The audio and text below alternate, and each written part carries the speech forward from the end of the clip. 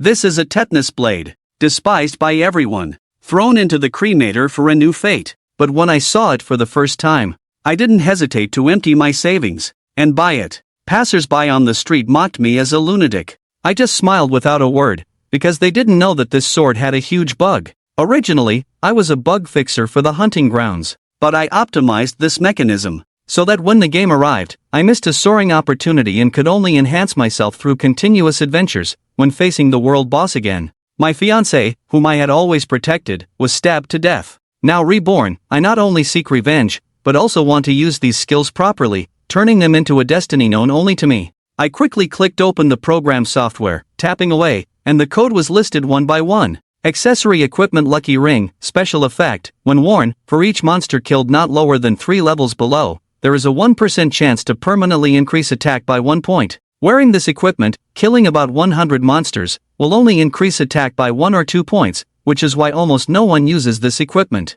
Moreover, it is a level 1 equipment. Besides this one attribute, there are no other benefits, so once the level is higher, people don't even have the desire to keep it in their backpacks. But during testing, I discovered that as long as I killed a monster with a critical hit, the carrier will permanently increase its attack power by 1 point. Without hesitation, I immediately started coding, and another bug quietly emerged. The rusty iron sword, with no additional hidden effects for any profession, has a 50% chance of critical hit with each attack. Originally, I intended to write it as 100%, but after the code was executed, the game immediately showed signs of crashing. I don't know if crashing the game will affect the normal arrival of the Beast God's domain after 12 o'clock. Time is running out for me, so I must make something practical within the limited time. Next, I debugged and modified the effects of the other 2 bugs in succession. After saying all this, I glanced at my phone, and there was still 1 minute left. The originally pitch black sky suddenly became as bright as day,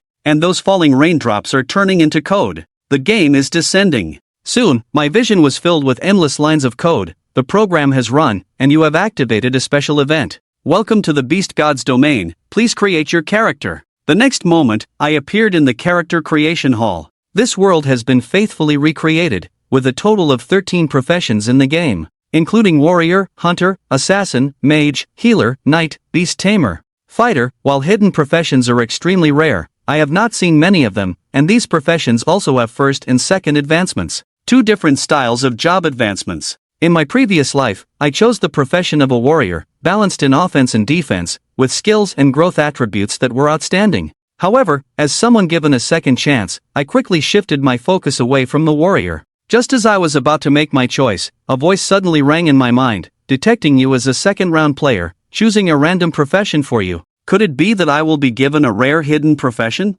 Excitedly looking ahead, without much thought, a beam of light moved back and forth over the silhouettes of these professions. After 5 seconds of pulsation, the beam finally landed on one of the silhouettes. Seeing this profession, I couldn't help but be surprised. Healers are also known as milk moms or milk dads. I sighed. Since I couldn't choose my profession, isn't it lucky to have a ring that permanently gains attack power from killing monsters? It would be useless, right? You can't have a healer character going around hitting people with a scepter. Hold on, who said healers must always heal? The programmer profession has been successfully created under the nickname Programmer. You are about to enter Novice Village No. 9527. Wishing you a pleasant gaming experience, the notification sound disappears. I found myself standing in a novice village. Many people around me stood still, looking bewildered. Meanwhile, I opened the novice gift package in my backpack, obtaining a novice wand, low-quality health potion, and resurrection coin. Looking at these 3 items,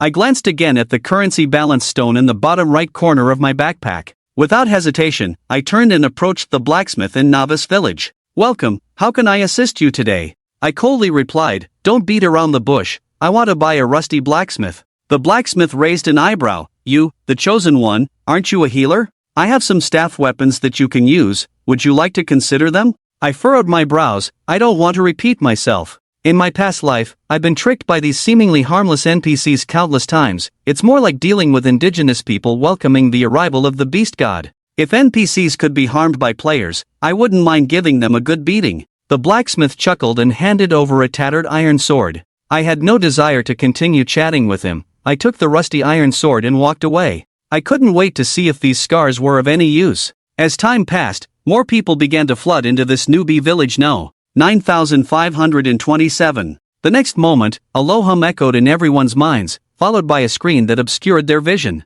As the chosen ones descended, I immediately read aloud close and shut off the information about the beast god's land. All the prompts could be ignored or closed, lasting for over 10 minutes, but for me now, it was completely unnecessary. I held the rusty iron sword, wearing the lucky ring, and headed straight to a leveling area filled with level 0 monster fireflies. With 2 strikes, the fireflies fell down, eventually turning into specks of light and disappearing. The firefly's health is only 10 points, with no armor, making it the least dangerous monster in the game. A line of small text appeared before my eyes, adding 3 experience points. Without triggering a critical hit, I felt a bit flustered. Could it be that the bug I painstakingly set up didn't work? I walked behind another firefly, raised my iron sword, swung down, -7, still no critical hit. Another swing -6, come on, wasn't it supposed to be 50%? I've already killed 2 fireflies in a row, each time slashing, but still no critical hit triggered. Somewhat incredulous, I aimed at a new firefly, swoosh -12.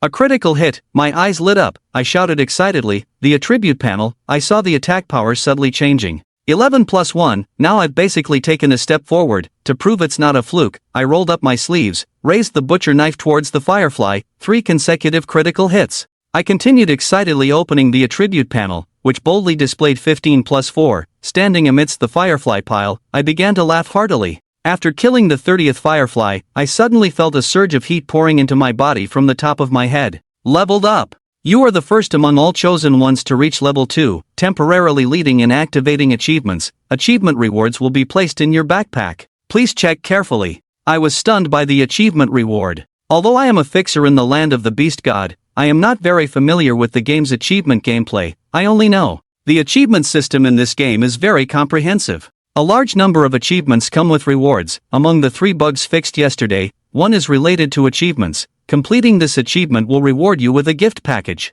Inside the gift package, there will be a skill book that allows you to choose a skill for any profession. It can be any level of skill, and there are no profession restrictions. The trigger condition for this bug is death. The first player to die will receive an achievement. I turned my head to look at the distant newbie village. At this moment, a large crowd inside the newbie village has already started to walk out one after another. We need to hurry. No matter how many newbie villages there are in the land of Beast God, at this time, they should all have just finished watching the system video, and the fastest people have not yet left the newbie village. To achieve the first death achievement, I need to speed up. If some panicked newbie accidentally kills themselves before me, I will be in trouble. Finally, I arrived at a small hill, where a group of scorpion-tailed mice gathered below. Without hesitation, I stabbed the monster with my iron sword, immediately provoking it to attack back. The scorpion tail tore into my body. -4, I frowned, losing 4 points of health. I started using the iron sword to stab the other scorpion-tailed mice in a neutral state. After a full minute, there were already 8 scorpion-tailed mice attacking me, the pain growing stronger.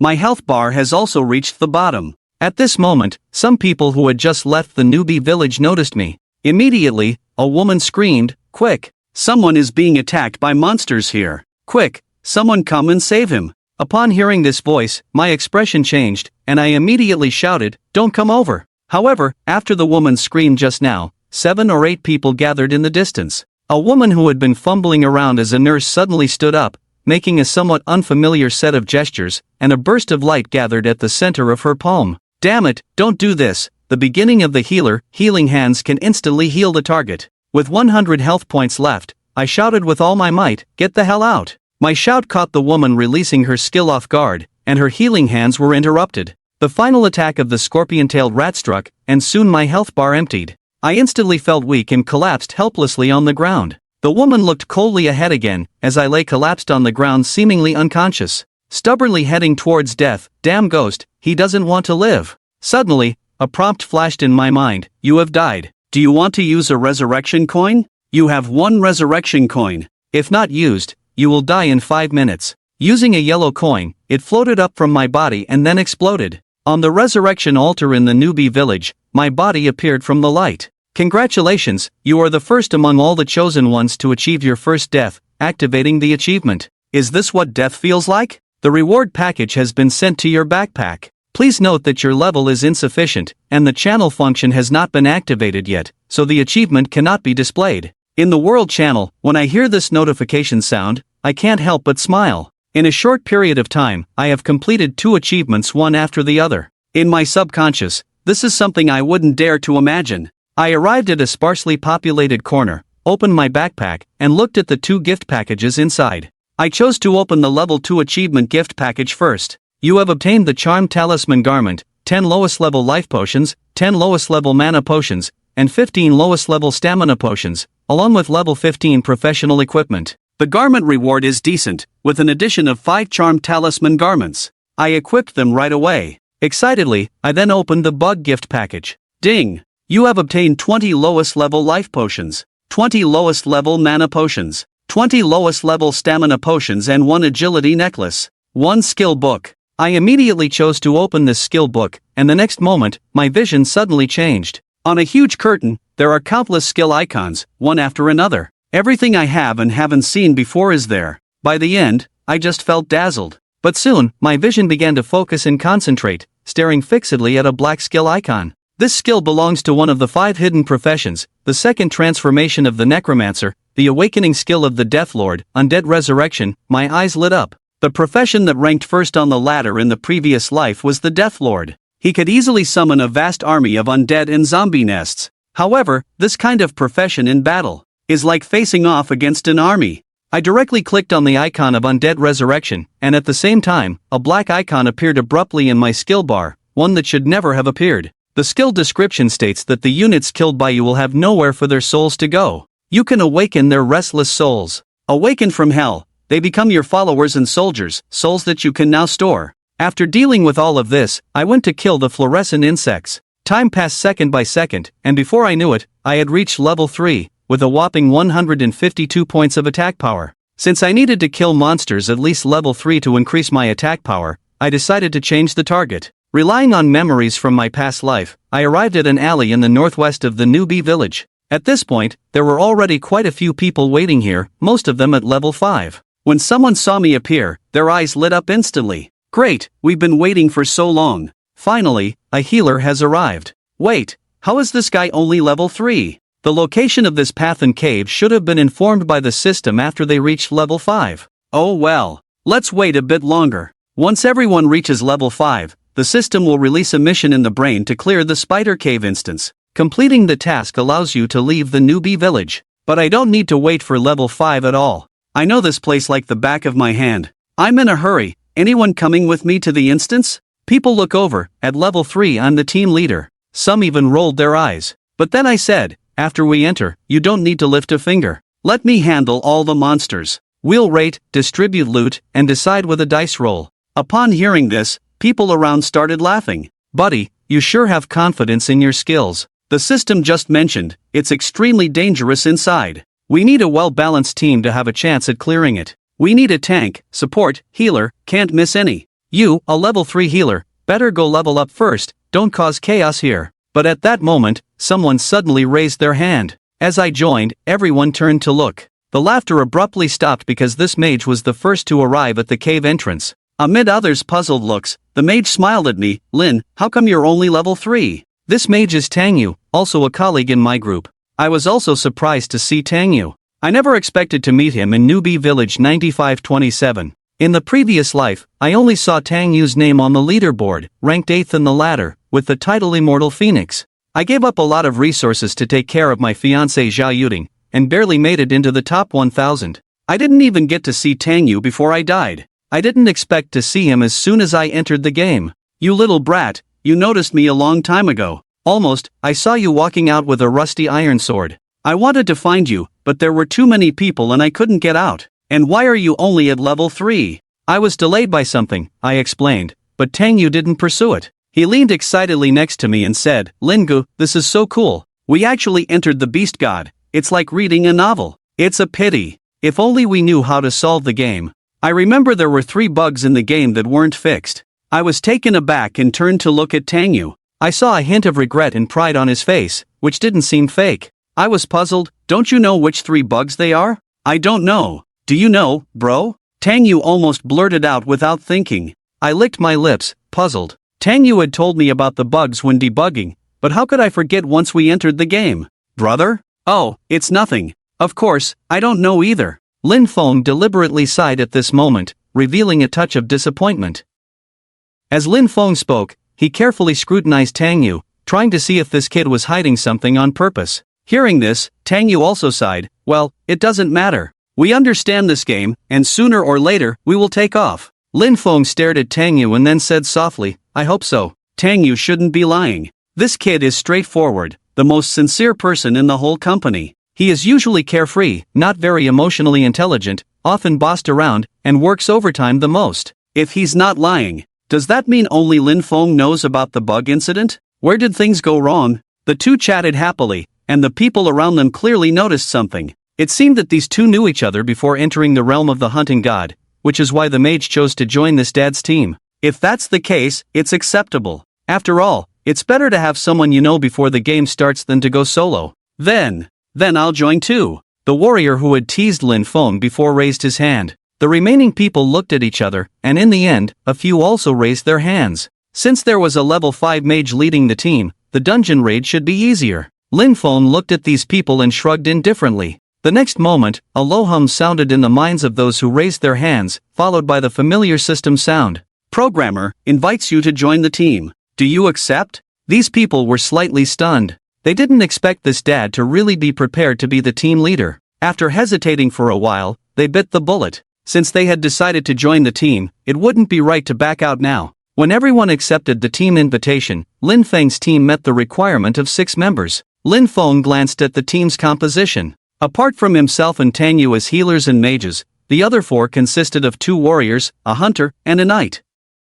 In theory, this class composition was good, but what people were concerned about was mainly Lin Feng, the level 3 dad. However, Lin Feng didn't care about that and immediately prepared to enter the cave. Hey, Captain, you're not level 5 yet. It seems you haven't learned any new healing skills. If there are casualties, the warrior with the crew cut, nicknamed Misfortune's Beauty, seemed to have some regrets. Lin Feng turned to look at him. I said you guys don't need to do anything. After saying this, the speaker clearly glanced at the mage named Shallow Smile above his head. Seeing the smile on the man's face, he didn't say anything more. The group approached the dark energy mass in front of the cave. The next moment, under everyone's gaze, they disappeared on the spot. When their vision returned, Lin Feng and his team found themselves in an unusually dark place. The cave walls were pitch black, extremely quiet around them. Besides hearing their own breathing, they occasionally heard the faint sound of dripping water, like a ghostly sigh, making everyone tense. Damn, what's that foul smell? The crew-cut warrior, nicknamed Misfortune's Beauty, covered his nose, his face full of disgust.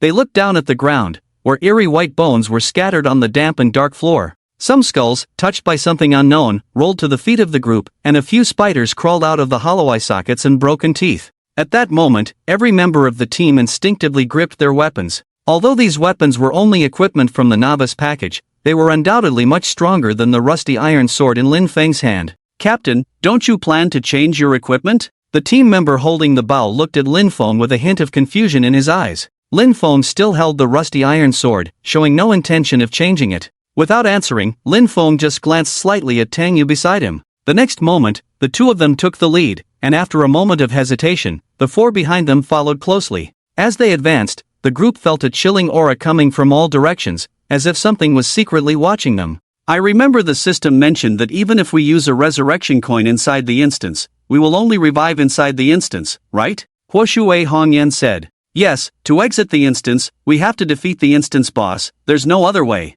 I feel like entering the instance like this is a bit abrupt. If we wait a few more minutes, I bet a level 5 healer will show up. People whispered among themselves. They were all beginners, entering an instance for the first time, unaware of the types and levels of monsters inside. But there was no turning back. Since they had entered the instance, they had no choice but to bravely face what lay ahead. As they cautiously ventured deeper into the eerie place, suddenly, a group of giant spiders emerged from the surrounding walls. Hiss! These spiders were as big as teddy dogs, their 8 eyes gleaming crimson, sharp claws leaving marks on the walls and ground, emitting a piercing sound. Be careful! Shouted the knight in the team. As the tank, it was his duty to absorb damage for the team. He tightly gripped his wooden shield, ready to face the sudden attack. The spiders were unusually sensitive to the scent of the 6 people and began to rush towards Lin Feng and the others. They spat sticky spider silk from their mouthparts, trying to bind the group. The 4 standing behind Lin Feng and Tang Yu quickly retreated, while 2 warriors swung their weapons,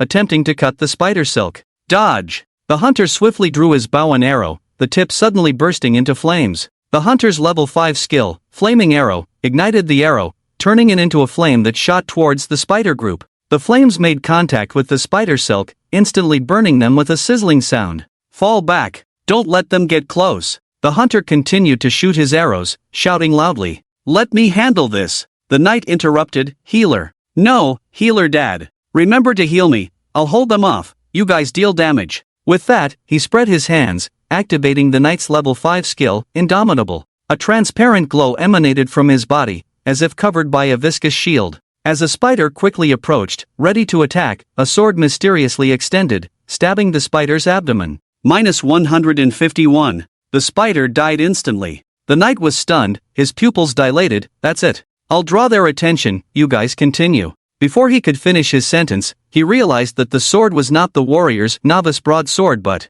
the rusty iron sword. Without waiting for him to react, two slightly larger spiders crawled over. Lin Feng swiftly grabbed the rusty iron sword that was hanging in front of him, and as the spider leaped, he struck down with a single blow. -300. Critical hit, causing severe overflow damage. Another spider was about to sneak up behind Lin Feng for an ambush when one of the warriors raised his broadsword and struck down fiercely. The warrior's level 1 skill, Powerful Swing, only dealt 75 points of damage. The surrounding spiders were level 5 monsters with a high HP of 120, not being completely killed by a single blow. However, he was just about to use a regular attack to finish off the enemy, but Lin Feng suddenly gave him a fierce glare. I said, you don't need to take action. The warrior was taken aback, and in the next moment, Lin Feng continued to charge forward with his sword. The scene was extremely bizarre. Everyone stared in astonishment as a level 3 healer, not holding a healing staff but a rusty iron sword, went after level 5 monsters to strike them down.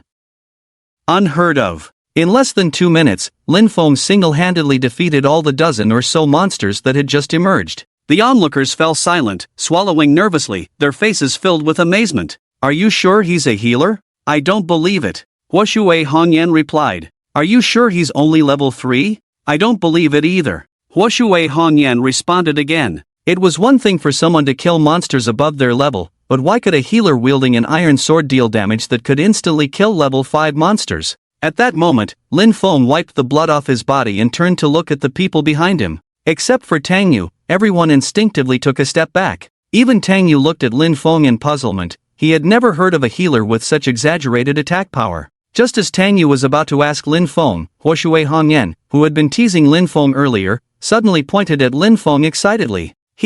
Could he be a hidden class? As soon as those words were spoken, everyone's eyes widened. A hidden class. Yes, when they were choosing their classes, they had seen the silhouettes of various classes, including the 5 black outlines that couldn't be selected. If they guessed right, Lin Feng was definitely not a healer. He had only one possibility, a hidden class. Upon hearing this, even Tang Yu seemed to believe it. Although the land of the hunting god was highly consistent with the game they had modified, they were not very familiar with the classes. They were only responsible for fixing bugs and refining the plot, and the classes they used during game testing were mostly warriors. They had no idea about so-called hidden classes.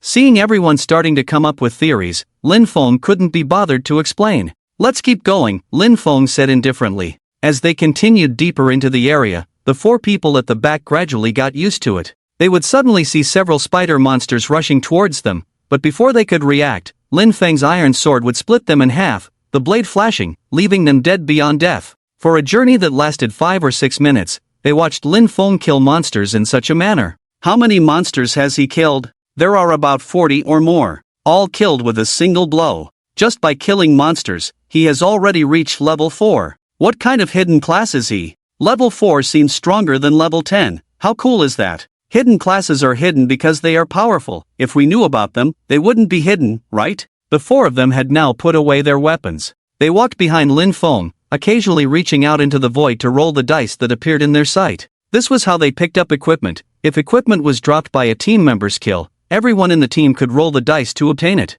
Lin Feng had killed 45 level 5 spider monsters, dropping equipment 7 times. All of them were level 5 equipment. Although the quality was average, it was much better than the level 1 newbie gear they were currently wearing. Oh, a green equipment drop, it's a ring accessory, the hunter said excitedly. A level 5 green ring. In the land of the hunting god, equipment quality was divided into 7 categories. They were distinguished by color, ranging from poor to top tier, namely, white, green, blue, pink, red, purple, and divine gear. Compared to the wilderness, the probability of monsters dropping equipment of corresponding levels in dungeons is much higher, and it's colored equipment. Everyone subconsciously glanced at Lin Feng walking at the forefront. He was the captain, and he was the one who killed the monsters from start to finish, so this ring should belong to Lin Feng personally. Everyone was ready to give up rolling the dice. However, Lin Feng waved his hand and said, "You guys roll, I'll pass." As he spoke, a faint prompt suddenly sounded in everyone's minds: "Programmer passes on rolling the dice."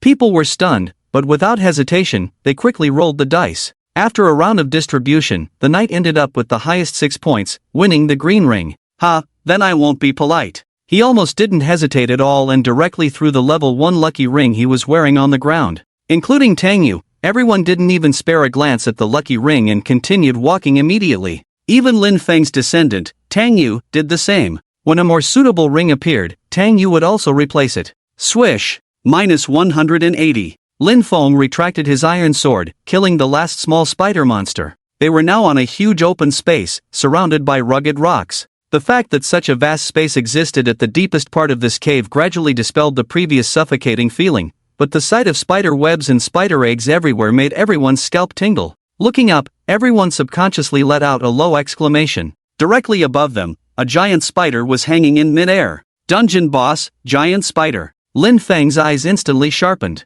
This novice dungeon boss was extremely difficult to deal with. In the previous life, 2 members of their team even died directly because of it. If it weren't for the tank in the team dropping a shield while killing ordinary spiders, their survival rate would probably be even lower. This was his second time facing this novice boss. He lowered his head and looked at the rusty iron sword tightly held in his hand. Rusty iron sword. Attack power, 2. Durability 16/100. Each equipment has its durability. The durability of basic equipment decreases faster, and it's unknown when the iron sword will become unusable. The giant spider hung in midair, its 8 long legs like steel pillars supporting its huge body. Its body was covered with thick armor, shimmering in the light. Its eyes were like 2 rubies, emitting a cunning and cruel light. Roar! The giant spider let out a deafening roar, suddenly plummeting from above and crashing heavily onto the ground, raising a cloud of dust. The spider's 8 long legs stomped violently on the ground, causing the entire open space to tremble.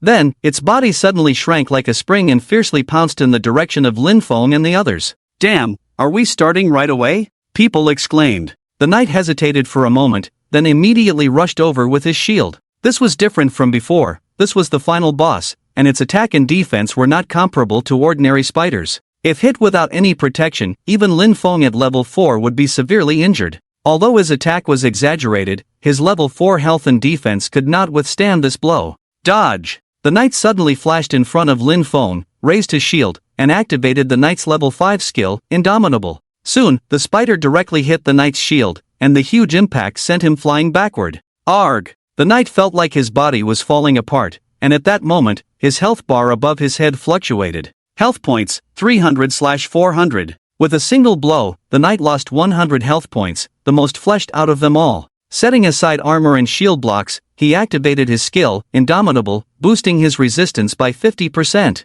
Although their resistances were currently very low, a solid hit on a squishy class would be no joke. Seeing this, Tang Yu quickly urged everyone to spread out. He took out his staff and headed towards Lin Feng's side, ready to face the incoming giant spider. However, at the next moment, a flash of swordlight, Lin Feng stopped Tang Yu with a hand. "Lin Ge?" Tang Yu paused. Lin Feng turned his head, signaling with his eyes that there was no need for him to intervene. In that moment, as Tang Yu was somewhat distracted, the giant spider charged forward. Lin Feng took a deep breath. Unlike anyone else, he was a second-round player, familiar with most of the rules and class mechanics in the hunting grounds. With the combat skills and experience of an 80th level warrior from his past life, even though he was now a support player, facing such a low-level boss didn't faze him at all. Just a spider. The spider's sharp forelimbs lunged forward, and Lin Feng swiftly lowered his body, thrusting his iron sword upward. Swish! -182. Giant spider.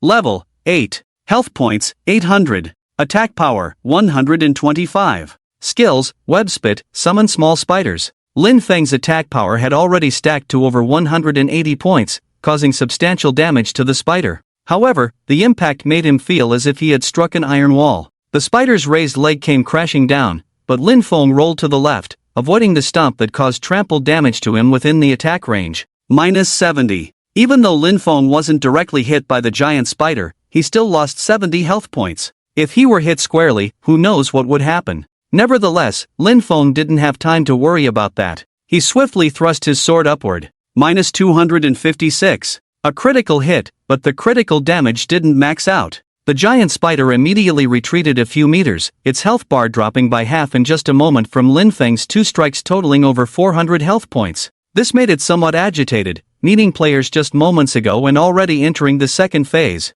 Roar! The spider roared to the sky, sending out shockwaves that shattered the spider eggs and cocoons around, releasing numerous small spiders that madly rushed towards Lin Feng. Seeing this scene, Lin Feng glanced at his iron sword. Only 3 durability points left. Lin Feng sighed, sheathing the iron sword and taking out the novice equipment, the novice staff. Squatting down, he gripped the staff as firmly as he would a sword. The people behind him were puzzled seeing the staff.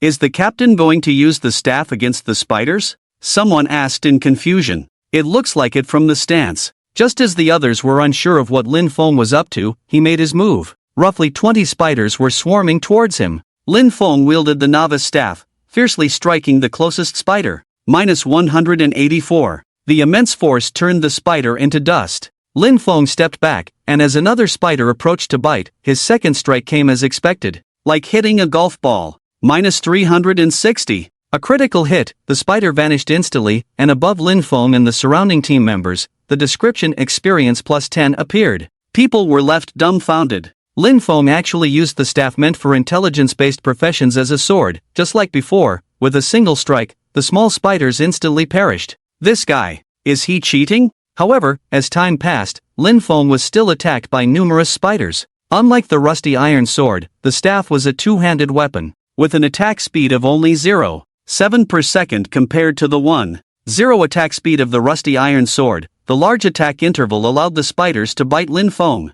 -30, -28, -33. Seeing Lin Feng's health about to decrease, the people behind were already prepared to take over from him. However, at that moment, a white light descended from above Lin Feng's head. +150. The healing hand of a level 4 healer instantly restored 150 health points to Lin Feng. The team members behind, who were ready to rush forward, were once again dumbfounded. What profession is he really? Didn't you say he has a hidden profession? Healing hand. That was the healing hand just now. So, isn't he a healer? One person felt like their CPU was about to overheat. Not just him, everyone fell silent, especially Tangyu, the mage, who was breathing rapidly at that moment. He never expected Lin Feng to have such exaggerated abilities. After his health increased, Lin Feng swung the staff once again, the immense kinetic energy raising a cloud of dust. Under the dust, 2 small spiders were killed by Lin Feng's strike. Experience +20. Over a minute later, all the small spiders summoned by the giant spider were killed by Lin Feng. However, without the rusty iron sword, even with a luck value of 5 points, he couldn't land a critical hit. Lin Feng's attack power still remained at 185 points. However, Lin Feng was starting to feel a bit tired. In the hunting grounds of the god of hunting, at lower levels, due to the existence of stamina points, beginners easily got fatigued. To replenish stamina, besides natural recovery, there was another way: drinking stamina potions. So, under everyone's gaze, Lin Feng took out a bottle of yellow potion from his backpack and drank it all. His stamina visibly increased rapidly. Lin Feng then cast the healing hand on himself once more. Apart from his mana points being halved, Lin Feng's health and stamina were full. He was in his prime state. The giant spider ahead seemed provoked by Lin Feng's actions, its movement speed and attack desire soaring. Its roars became more ferocious, and in the next moment, it lunged towards him again. However, this time, the giant spider's power had increased, and each attack made Lin Feng feel that much more pressure. Nevertheless, Lin Feng did not retreat. With his exceptionally eerie footwork, he dodged the giant spider's attacks time and time again. If he couldn't dodge, Lin Feng stood still, letting the spider attack him. Thud! The claws pierced Lin Feng, and the damage instantly shot up. -200. Lin Feng was now level 4, with a total health limit of 350 points. The spider's single strike took away 200 points, another hit and Lin Feng would surely die. But it was time for Lin Feng to strike back. He swung the staff in his hand fiercely, smashing it onto the spider's forelimb. Crack! Damage, -350. A significant critical hit. Lin Feng's eyes lit up. Even without the rusty iron sword, he didn't expect to land a critical hit with just 5 luck points. The spider began to retreat rapidly, its health reaching its limit. With Lin Feng's attacks, one more hit and it would be dead. But at that moment, Lin Feng was right next to it. Where do you think you're going? The spider's 8 eyes stared fixedly at Lin Feng, only to realize that the staff in the man's hand had changed, and the rusty iron sword was once again gripped in his hand. The spider roared and swiftly lunged at Lin Feng, but this time, Lin Feng didn't dodge. Hey, Captain! You're out of blood! Excited shouts came from behind as 2 soldiers even drew their swords and charged forward. However, only the hunter saw Lin Feng's move. Health potion? Yes, Lin Feng drank a bottle of the lowest level health potion at the critical moment. His health points were instantly restored. The spider's claw swung down, Lin Feng took a hit head-on, then slashed back. Minus 360. Critical hit. At that moment, the rusty iron sword in Lin Feng's hand suddenly made a crisp cracking sound, exploded directly, turning into pieces on the ground. Durability, 0. The giant spider suddenly stopped its attack, its body started trembling as if enduring immense pain. Accompanied by a deafening scream, the giant spider's body trembled even more dramatically, then rapidly shrank, finally turning into a beam of light and disappearing into the air. As the light faded, silence fell. Now, what's happening? Someone looked around, unsure of what to do next. However, soon, a special glow appeared on the bodies of everyone present. Once, twice, thrice. 3 flashes of light in succession, accompanied by system notification sounds ringing in their minds. All team members alive, experience bonus gained. Team rating S, experience bonus gained. Completion time less than 20 minutes, experience bonus gained. Congratulations, you have leveled up. Congratulations, you have leveled up. Congratulations, you have leveled up. The continuous notification sounds echoed in their minds, and after that, everyone present, except Lin Feng, jumped from level 5 to level 8 in one go. The sudden 3-level increase left everyone stunned in place, looking at each other in disbelief. Lin Feng, who was already 2 levels behind the others, reached level 7, which was only natural. Soon, there was movement in the quiet dungeon surroundings. Buzzing. At that moment, people were astonished to find a door appearing in the previously dark cave. People looked somewhat unsettled at this door shimmering with white light, the teleportation door, the symbol of their completion. Along with the appearance of the teleportation door, a chest suddenly emerged from the ground. Lin Feng's lips curled up. The reward for killing the boss. Lin Feng slowly approached the mysterious chest, and just as he was about to touch it, he turned back and gave a blank look at his teammates. Seeing this, the teammates instantly understood his intention and raised their hands in a gesture of unprecedented understanding. Captain, rest assured, no matter what items come out of the chest, I will automatically give up rolling for them, never competing with you. That's right, Captain, these are all rightfully yours, I won't roll for them either. Me neither. Lin Feng remained silent, turned back, reached out his hand, and gently touched the cold surface of the chest. At that moment, as if triggered by something, the chest suddenly burst open, accompanied by a dazzling light, items poured out like a spring gushing onto the ground. Although the teammates had vowed to give up rolling for items, their eyes involuntarily locked onto the items dropping from the chest. Oh my god! The hunter was the first to break the silence, the sound of him swallowing saliva resonating clearly in the silence. Following suit, other teammates also exclaimed in amazement. Among the dropped items, besides a large amount of copper coins, there were 3 pieces of equipment shimmering with green light. Green gear dropped. 3 pieces of green equipment, one of them a weapon named Wolf Fawn Blade, with a sharp blade gleaming coldly, causing the eyes of the 2 soldiers behind to light up slightly. There was also a top called Mitsubishi Armor, with triangular metal pieces embedded on its surface, aesthetically pleasing and sturdy, providing both armor and magic resistance. The last piece was a pair of gloves named Red Copper Gauntlets, made of red copper, durable and enhancing strength and agility primarily in terms of stats. These 3 pieces of equipment were green level 7 equipment, and since they were below level 10, they had no class restrictions, so almost everyone present could use them. Of course, if one used a weapon not belonging to their class, they wouldn't be able to use the corresponding weapon skills. Lin Feng glanced at these pieces of equipment, said nothing, and continued to wait. Soon, another new piece of equipment popped out of the chest. A blue light flashed, and people's eyes widened. Blue equipment. What good thing did it drop? People stepped forward. Lin Feng also looked with interest at this piece of equipment. A blue belt, dragon belt, effect, plus 10% maximum health, plus 10% maximum stamina. Opens 3 additional backpack slots. Seeing this description, Lin Feng nodded in satisfaction. At present, he didn't need to focus on attack methods, instead, his health was a bit low. If he could have equipment to compensate for this weakness, Lin Feng naturally wouldn't refuse. After the blue light faded, several ordinary white pieces of equipment appeared on the ground in succession, mostly sparse and ordinary armor and weapons. Lin Feng didn't bother to look and simply ignored them. After all the chests had spat out all the items, Lin Feng turned around quietly, holding the blue equipment in his hand and shaking it in front of everyone. "I'll take this blue belt, the rest is up to you."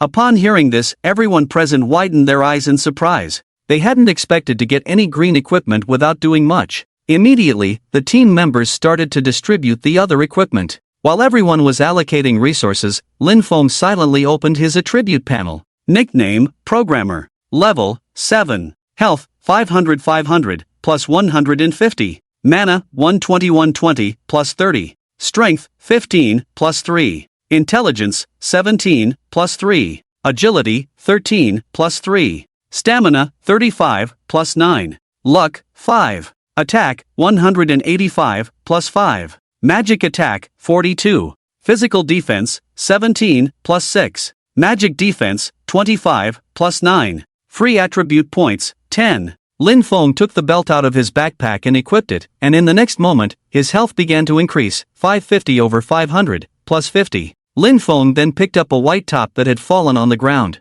A level 6 white top, a piece of armor when worn, increased his armor by 10 points and magic resistance by 13 points. Compared to before, there was some improvement, but the bonuses from low-level equipment were still somewhat limited, so Lin Feng had to make do with it. Lin Feng closed the attribute panel and noticed that the others had also made some adjustments to themselves, with varying degrees of improvement, all with smiles on their faces. "Captain," a warrior named Wuxue Hongyan grinned and asked Lin Feng, "What's next?" Lin Feng replied calmly, "Return to the city." "Oh, right, back to the city." Before the others could react, they received a message. "You have been removed from the team by the captain." They were surprised at first, but then they all smiled and walked into the teleportation gate. "Captain, we hope to team up again next time." "Goodbye, Captain." With that, everyone except Tang Yu left the team. In the vast instance, only Lin Feng and Tang Yu remained. "Lin Gu, what you just did?" Tang Yu looked at Lin Feng with some confusion. Up to now, he couldn't explain why a dad like Lin Feng could deal such exaggerated damage.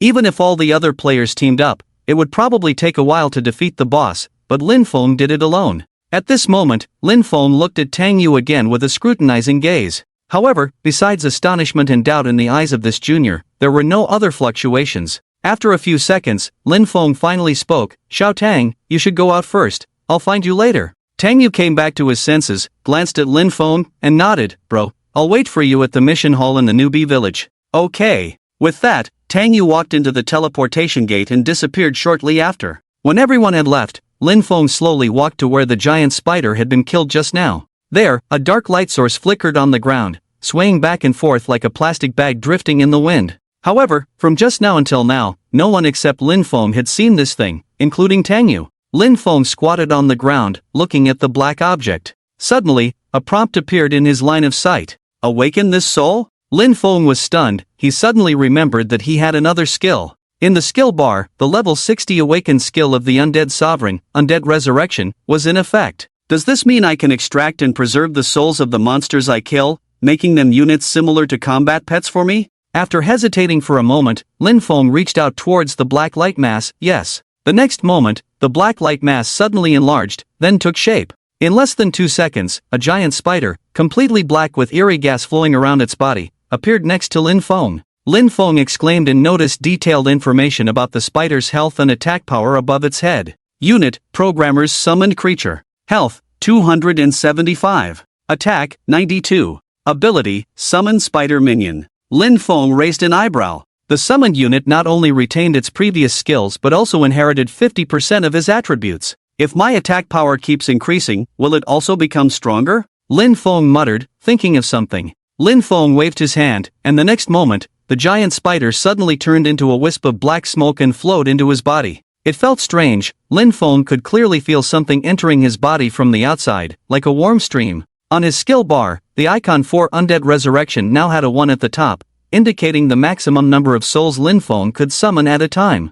"I'm only level 7 now, so I can only summon 1 undead at a time. I wonder when I'll be able to summon more." Using this skill for the first time, Lin Feng couldn't help but breathe quickly. After all, this skill was the awakening skill of the hidden class Undead Mage after the second advancement, requiring at least level 60 to learn. At his current level of just reaching level 7, he had already gained this ability. As his level and strength increased, the terror of this ability would also be revealed. Quite. Before Lin Feng could finish his thought, his brain suddenly heard a voice. The system voice sounded, "Ding, you have reached level 5. It is recommended that you proceed to a new mission location. Mission description, enter the dungeon. Note, it is recommended to form a team with a reasonable professional configuration." Close. Lin Feng said indifferently, and the system voice in his head disappeared. In the hunting ground of the God of Hunt, every player who reaches level 5 will receive such a message. Otherwise, there wouldn't be so many people gathered around the entrance to the Spider Cave dungeon.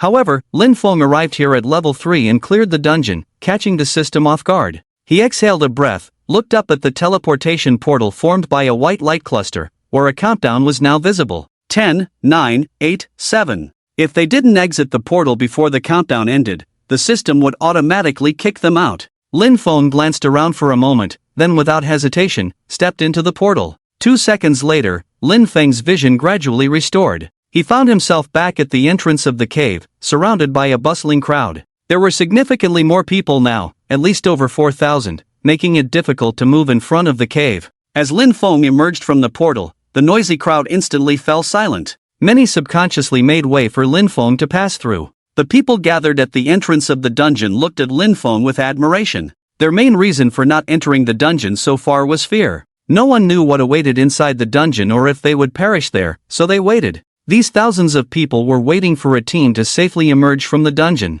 Lin Feng's team was the one they were waiting for. They're out. Everyone from this team has come out. Not a single one missing. Great, it only took about 20 minutes in total. It seems this dungeon isn't particularly dangerous. Let's start forming teams, everyone. DPS team looking for a healer and tank. Level 5 DPS seeking a group. We have healers and tanks in our team, looking for DPS. In no time, the surroundings became lively again, resembling vendors calling out in a market as team invitations and acceptances flashed back and forth at the entrance of the cave. Lin Feng walked through the crowd, surrounded by continuous shouts. He pushed through without a word, expressionless, moving towards the inner part of the newbie village. At that moment, a healer quietly called out to Lin Feng. "Excuse me, sir." Lin Feng's steps slightly paused as he turned to look at the young girl holding a staff. She was a level 5 healer, commonly known as a healer. "Is it really safe inside the dungeon?"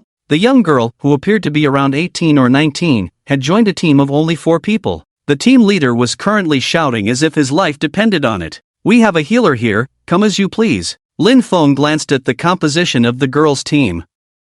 Besides her as the healer, the leader was a hunter, and the remaining 2 were an assassin and a beast tamer. Lin Feng looked back at the girl and shook his head. "I advise you to find a team with a more balanced composition. All squishies like you will be doomed once inside." With that, Lin Feng walked away, leaving the girl standing there somewhat dazed. The girl wanted to ask a few more questions, but when she came to her senses, Lin Feng had already disappeared. Later, Lin Feng made his way back to the inner part of the newbie village, and the system sound rang in his head. "You have entered a safe zone." Instead of immediately looking for Tang Yu, Lin Feng went straight to the NPC blacksmith.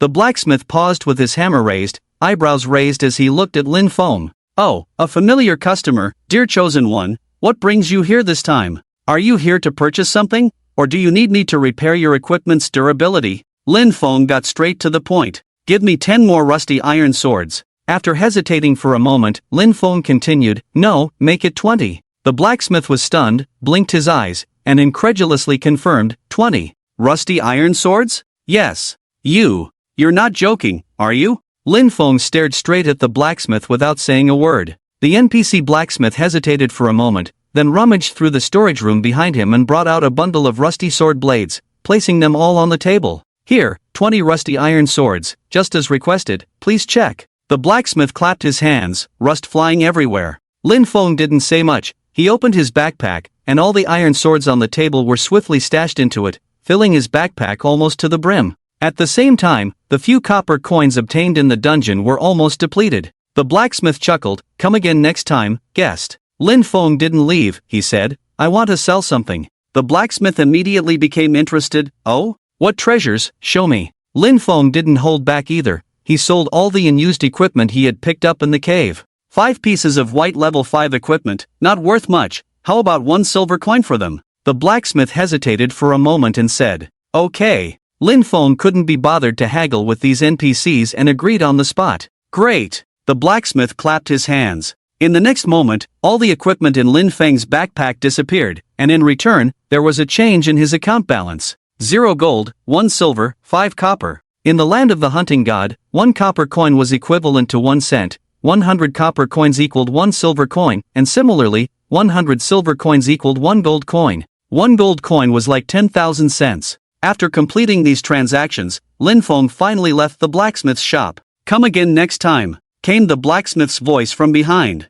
Lin Feng walked straight to the mission hall in the newbie village and found his junior Tang Yu already waiting there. Seeing Lin Feng approaching, Tang Yu immediately greeted him, brother. Lin Feng nodded at Tang Yu. Then, the two of them looked around the hall, which was almost empty at the moment because only those who had completed the spider cave dungeon would receive a prompt to enter this mission hall, where they would receive new tasks to level up to 10. After reaching level 10, players could leave the newbie village. Tang Yu looked at the NPCs in the hall and said, brother, let's go get some tasks. I remember the tasks ahead mostly involve collecting items, quite tedious. If we team up, we can collect them faster. However, Lin Feng smiled slightly, I have a faster way to level up to 10. Tang Yu was puzzled, what way? Let's go run the dungeon again, Lin Feng said. Meanwhile, outside the newbie village, at the exit of the spider cave dungeon, beams of light flashed one after another as members of a team walked out of the teleportation gate. The crowd gathered around the cave gradually made way, and almost everyone present covered their mouths, watching this group of battered individuals.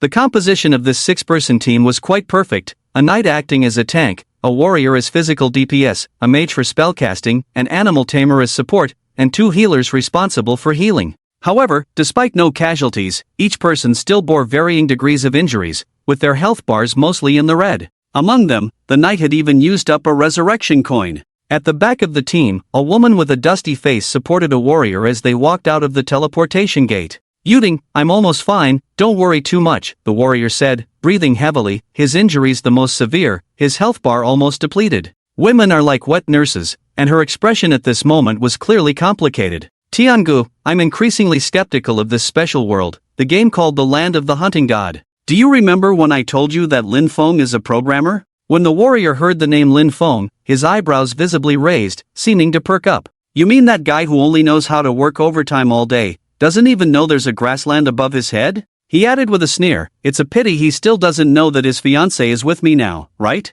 The woman beside him glared at him irritably, then said seriously, Tiangu, if this world is indeed the game land of the hunting god, we must find Lin Feng as soon as possible. He is the bug fixer of the land of the hunting god, he must understand the rules of the game. You're right, but how do you plan to find him? Don't worry, Tiangu, Lin Feng listens to me. Once we find him, with his understanding of the game, we will surely rise to the top. When the time is right, we can just kick him out. My Yuding is really ruthless. The warrior playfully pinched the woman's buttocks. The woman playfully scolded, you devil, do you like it? I like it very much. Shall we go for another round? Tang Yu looked at Lin Feng in confusion. Yes, let's go for another round, Lin Feng said as he walked out. Tang Yu hurried to catch up, but the newbie instance is different from other instances. Once you complete it once, you can't enter again. It's meant for players to familiarize themselves with the instance, not to enter a second time. Lin Feng didn't argue, he just smiled and said, you're with me, that's all you need. Soon, the two of them arrived at the entrance of the spider cave once again. However, this time, there were significantly fewer people here, with only a few hundred out of the thousands gathered at the entrance, indicating that various teams had already entered. Lin Feng glanced at his taskbar, the level 5 task enter the instance was still there,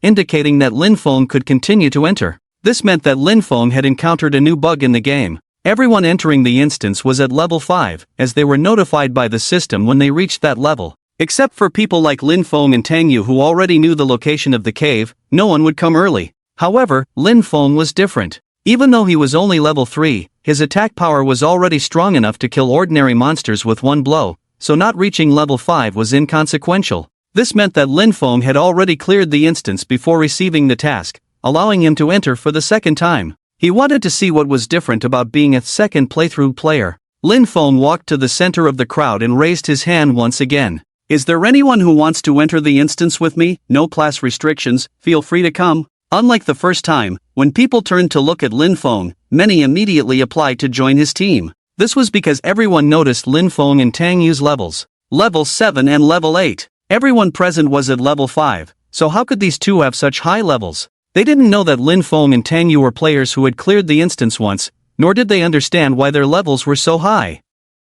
But after Lin Feng spoke, someone immediately approached. Hello. The voice was soft, as light as a mosquito, barely discernible if not listened to carefully. Lin Feng and Tang Yu turned at the same time, only to see a young girl looking somewhat embarrassed. Excuse me, can I come in? This girl was the nanny who had just inquired about the dangers inside the Lin Feng instance. At that time, the team she was in consisted of all squishy characters, and going in would have been a death sentence. Thanks to Lin Feng's blessing, she did not enter the instance with that team. Lin Feng shrugged indifferently, sure. With that, he sent a team invitation to the girl. Green silk turns to snow has accepted your team invitation. Half a minute later, the other 3 people also joined the team one after another. The 6-person team, including Lin Feng and excluding Tang Yu, consisted entirely of healers. Wow, I've walked right into the nanny's lair. Tang Yu facepalmed. Lin Feng walked to the entrance of the cave, took a deep breath, then reached out and touched the black portal once again. In an instant, a special ripple spread from before their eyes,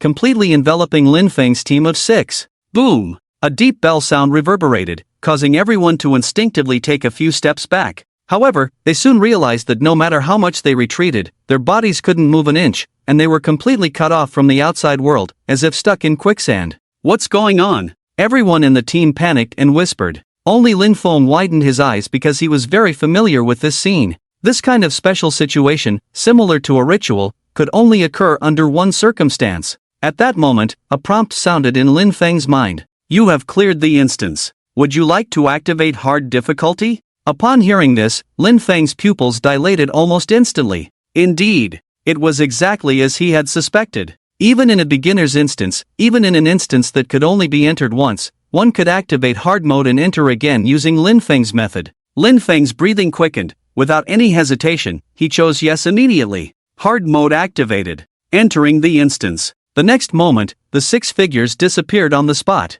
When they opened their eyes again, the 6 found themselves deep inside a cave, with faint light seeping in from an unknown source, illuminating a gloomy and mysterious space. Rustle, rustle. There were sounds of something crawling nearby, sending shivers down their spines. Captain, the girl whispered softly. In response, a fireball appeared. Bang! As the only mage in the team, releasing a fireball was a basic ability. At that moment, Tang Yu controlled the flames in his hand, finally fully illuminating the surroundings. The cave ceiling and walls were covered with various strange stalactites and stalagmites, shimmering with a deep luster in the firelight. The air carried a damp and slightly earthy smell, oppressive to the extreme. However, Tang Yu furrowed his brows. Because this place was completely different from the previous spider cave. Brother Lin, is this a beginner's instance? Why does it feel a bit off? Tang Yu didn't know that Lin Feng had entered a hard mode instance. He just felt like something was wrong with the game. Lin Feng took out a rusty iron sword from his backpack, nodded in response to Tang Yu's question, then turned to the 4 girls behind him, gesturing for them to stop. The 4 of you stay here and don't move. If you don't want to die, don't go anywhere. Lin Feng said sternly. The 4 girls, already extremely nervous, began trembling at this moment. They nodded incessantly, understanding without Lin Feng needing to explain further, they wouldn't run around randomly. After hesitating for a moment, Lin Feng added, don't equip anything. Yes, Captain, the 4 girls echoed in unison. After completing these instructions, Lin Feng and Tang Yu exchanged a glance before moving forward. Inside the cave, many strange plants grew, each with unique shapes, some vibrant in color, others dull and lifeless. Thriving in the absence of sunlight, these plants dug deep roots into the soil, their twisted branches and leaves reaching out in search of space to grow. As they ventured deeper, occasional glistening water droplets could be seen hanging from the tips of leaves in the corners of the cave, only to fall and form splashes on the ground moments later. Monstrous insect-like creatures roamed freely in the cave, either flying in the air or crawling on the ground, their massive and menacing forms dominating the space. Bro, watch out above. Tang Yu's voice echoed, prompting Lin Feng to look up abruptly. The insect's wings buzzed as a sense of impending danger loomed from above. However, Lin Feng did not dodge, the dark figure plummeted, and his rusted iron sword pierced the creature's body directly. -340. A critical hit, and the monster perished on the spot. Even in a dungeon under hard mode, no ordinary monster could withstand a single strike from Lin Feng. Approaching with a flickering flame, Tang Yu and Lin Feng peered down at the creature's corpse. What in the world is this? The monster had a human torso, spider-like lower body, and centipede-like upper body, with 8 eyes oozing dark green blood. Above the creature's lifeless body, its name faintly appeared, Cursed Spider. Level, 10. Health points, 260. Attack power, 100. Seeing this information, both Lin Feng and Tang Yu gasped in shock. In a regular dungeon, the final boss, a giant spider, might have 800 health points, but its attack power would only be around 120. Yet here, a mere minion had an attack power of 100? Truly befitting of a hard mode dungeon. Lin Feng smirked. Now, this is more like it. With those words, to Tang Yu's astonishment, a black mist enveloped Lin Feng, and a massive spider materialized by his side. The special skill Undead Resurrection was activated. Bro, what ability is this? Tang Yu exclaimed, circling the undead spider cautiously. Isn't this a boss from a regular dungeon? In Tang Yu's eyes, Lin Feng now appeared mysterious, shrouded in an inscrutable mist. Being able to slay monsters with a single blow was already impressive for a dad player, but summoning a creature akin to a beast tamer left Tang Yu utterly amazed. Lin Feng opened his mouth to explain but hesitated, deciding to remain silent. Sometimes, silence was more effective than excessive explanations. Seeing Lin Feng's reticence, Tang Yu, though curious, refrained from pressing further. He continued to marvel and even poked the undead spider's body, remarking, "It's cold." "Let's go," Lin Feng gestured, and the undead spider followed him, a mist trailing behind as they moved forward. "Wow, so cool," Tang Yu exclaimed. With Lin Feng leading the way and the undead spider trailing behind, they advanced cautiously, with Tang Yu casting fireball spells for illumination. After a few steps, a purple cursed spider emerged from the shadows. Gah! It emitted a bizarre screech as it charged, but before reaching Lin Feng, the undead spider raised its claws and viciously struck the cursed spider. -90. The undead kin were larger in size compared to the monsters opposite them, their attacks even causing the monsters to stiffen. At this moment, Lin Feng silently approached from behind and thrust his rusty iron sword without any flourish. -370. Critical hit, attack +1. The coordination between Lin Feng and the undead spider creature was seamless. Whenever a cursed spider appeared, Lin Feng and the undead spider creature would work together in this manner. First, the undead spider would inflict some damage, then Lin Feng would deliver the finishing blow to ensure they were not killed in one strike. And so, he slowly moved deeper into the dungeon. The scenes inside this challenging instance were grander than usual, with more forks in the road. As time passed, they arrived at a crossroads. Ahead were 3 unknown tunnels, each exuding a sinister aura. Bro, we still have time. Let's pick one at random. If we're lucky, we might encounter the boss directly, Tang Yu suggested. However, Lin Feng chuckled, that's no fun. I plan to eliminate all the monsters in the dungeon, leaving none behind. With that, Lin Feng entered the leftmost tunnel. Leave none behind? Tang Yu clearly didn't catch Lin Feng's meaning. By the time he realized, Lin Feng had already entered the tunnel, and Tang Yu hurried to catch up. -376. -380. -420. -444. Sometime later, Lin Feng had wiped out all the monsters in the other 2 tunnels, and now he and Tang Yu were back at the crossroads. The monsters in the side tunnels had been completely eradicated by Lin Feng. Even without wearing any weapons, just using the rusty iron sword, his attack power had reached 222 points. Along the way, he also looted some equipment. Besides the weapon he held, the rusty iron sword, Lin Feng and Tang Yu were now considered fully armed. Helmet, level 7, white, cloth helmet. Gloves, level 6, white, coarse cloth gloves. Upper garment, level 7, green, cotton battle robe. Lower garment, level 7, green, leather satin leg guards. Belt, level 5, blue, runic belt. Boots, level 7, green, swift cloth boots. Accessories, level 1, white, lucky ring. Talisman, level 5, white, fortune-protecting talisman. Weapon, level 1, rusty iron sword. Lin Feng's equipment was mismatched, but compared to others of the same level, it was considered luxurious. He glanced at his main attributes. His attack power had reached 222 points. With the support of other equipment, his health had reached 600 points. His armor and magic resistance were 30 and 35, respectively. These values would be unbelievable to other physical classes. After all, a warrior of the same level, equipped with level 7 gear, would probably only have 80 to 100 attack power. If they were wielding a rusty iron sword like Lin Feng, they would likely have only 45 attack power. Lin Feng looked down at the undead spider creature he had summoned. As Lin Feng's stats increased, the spider's abilities also grew gradually. Now, the undead spider creature could deal 100 points of damage with a single strike. Everything was in place.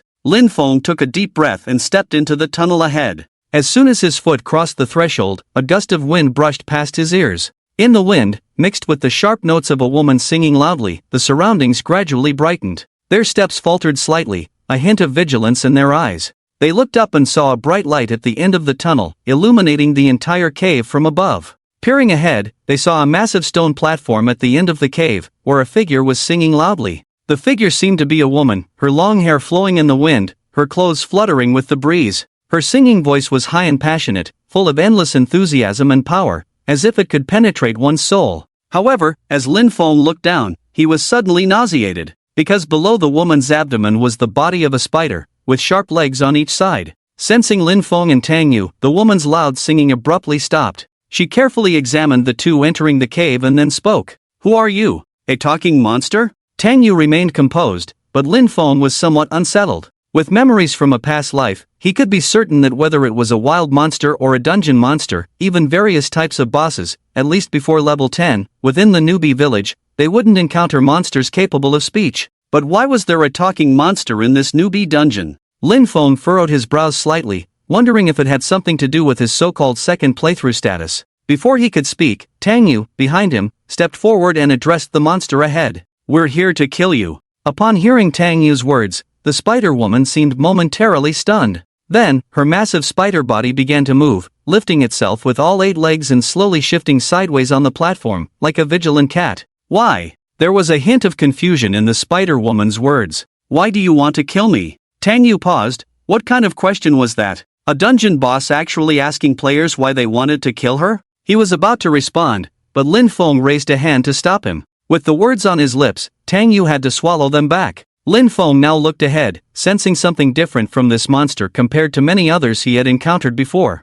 This spider-bodied woman seemed to have her own way of thinking, not just following attack commands like other monsters. She seemed more like a person. Yet, Lin Feng felt a strong sense of discord. Unsure of how to express it, he asked, "If we don't kill you, how do we get out?" After listening, the spider woman seemed to ponder for a few seconds before suddenly laughing. "Then don't leave, stay here with me. I'll do your makeup and make you look prettier." The spider woman's slender arms slowly lifted, her fingernails growing long like sharp blades. At that moment, words appeared above the spider woman's head. "Boss, Cursed Spider Queen. HP, 1500. Attack, 300. Ability Curse Aura, immune to critical damage, immune to frost damage, fire damage taken +2, chance to inflict curse damage with attacks." Lin Feng frowned. Immune to critical damage? That meant his rusty iron sword would be useless for critical hits? At this moment, the expression on the spider woman's face was strangely contradictory, appearing to smile yet with a sense of sadness in her eyes,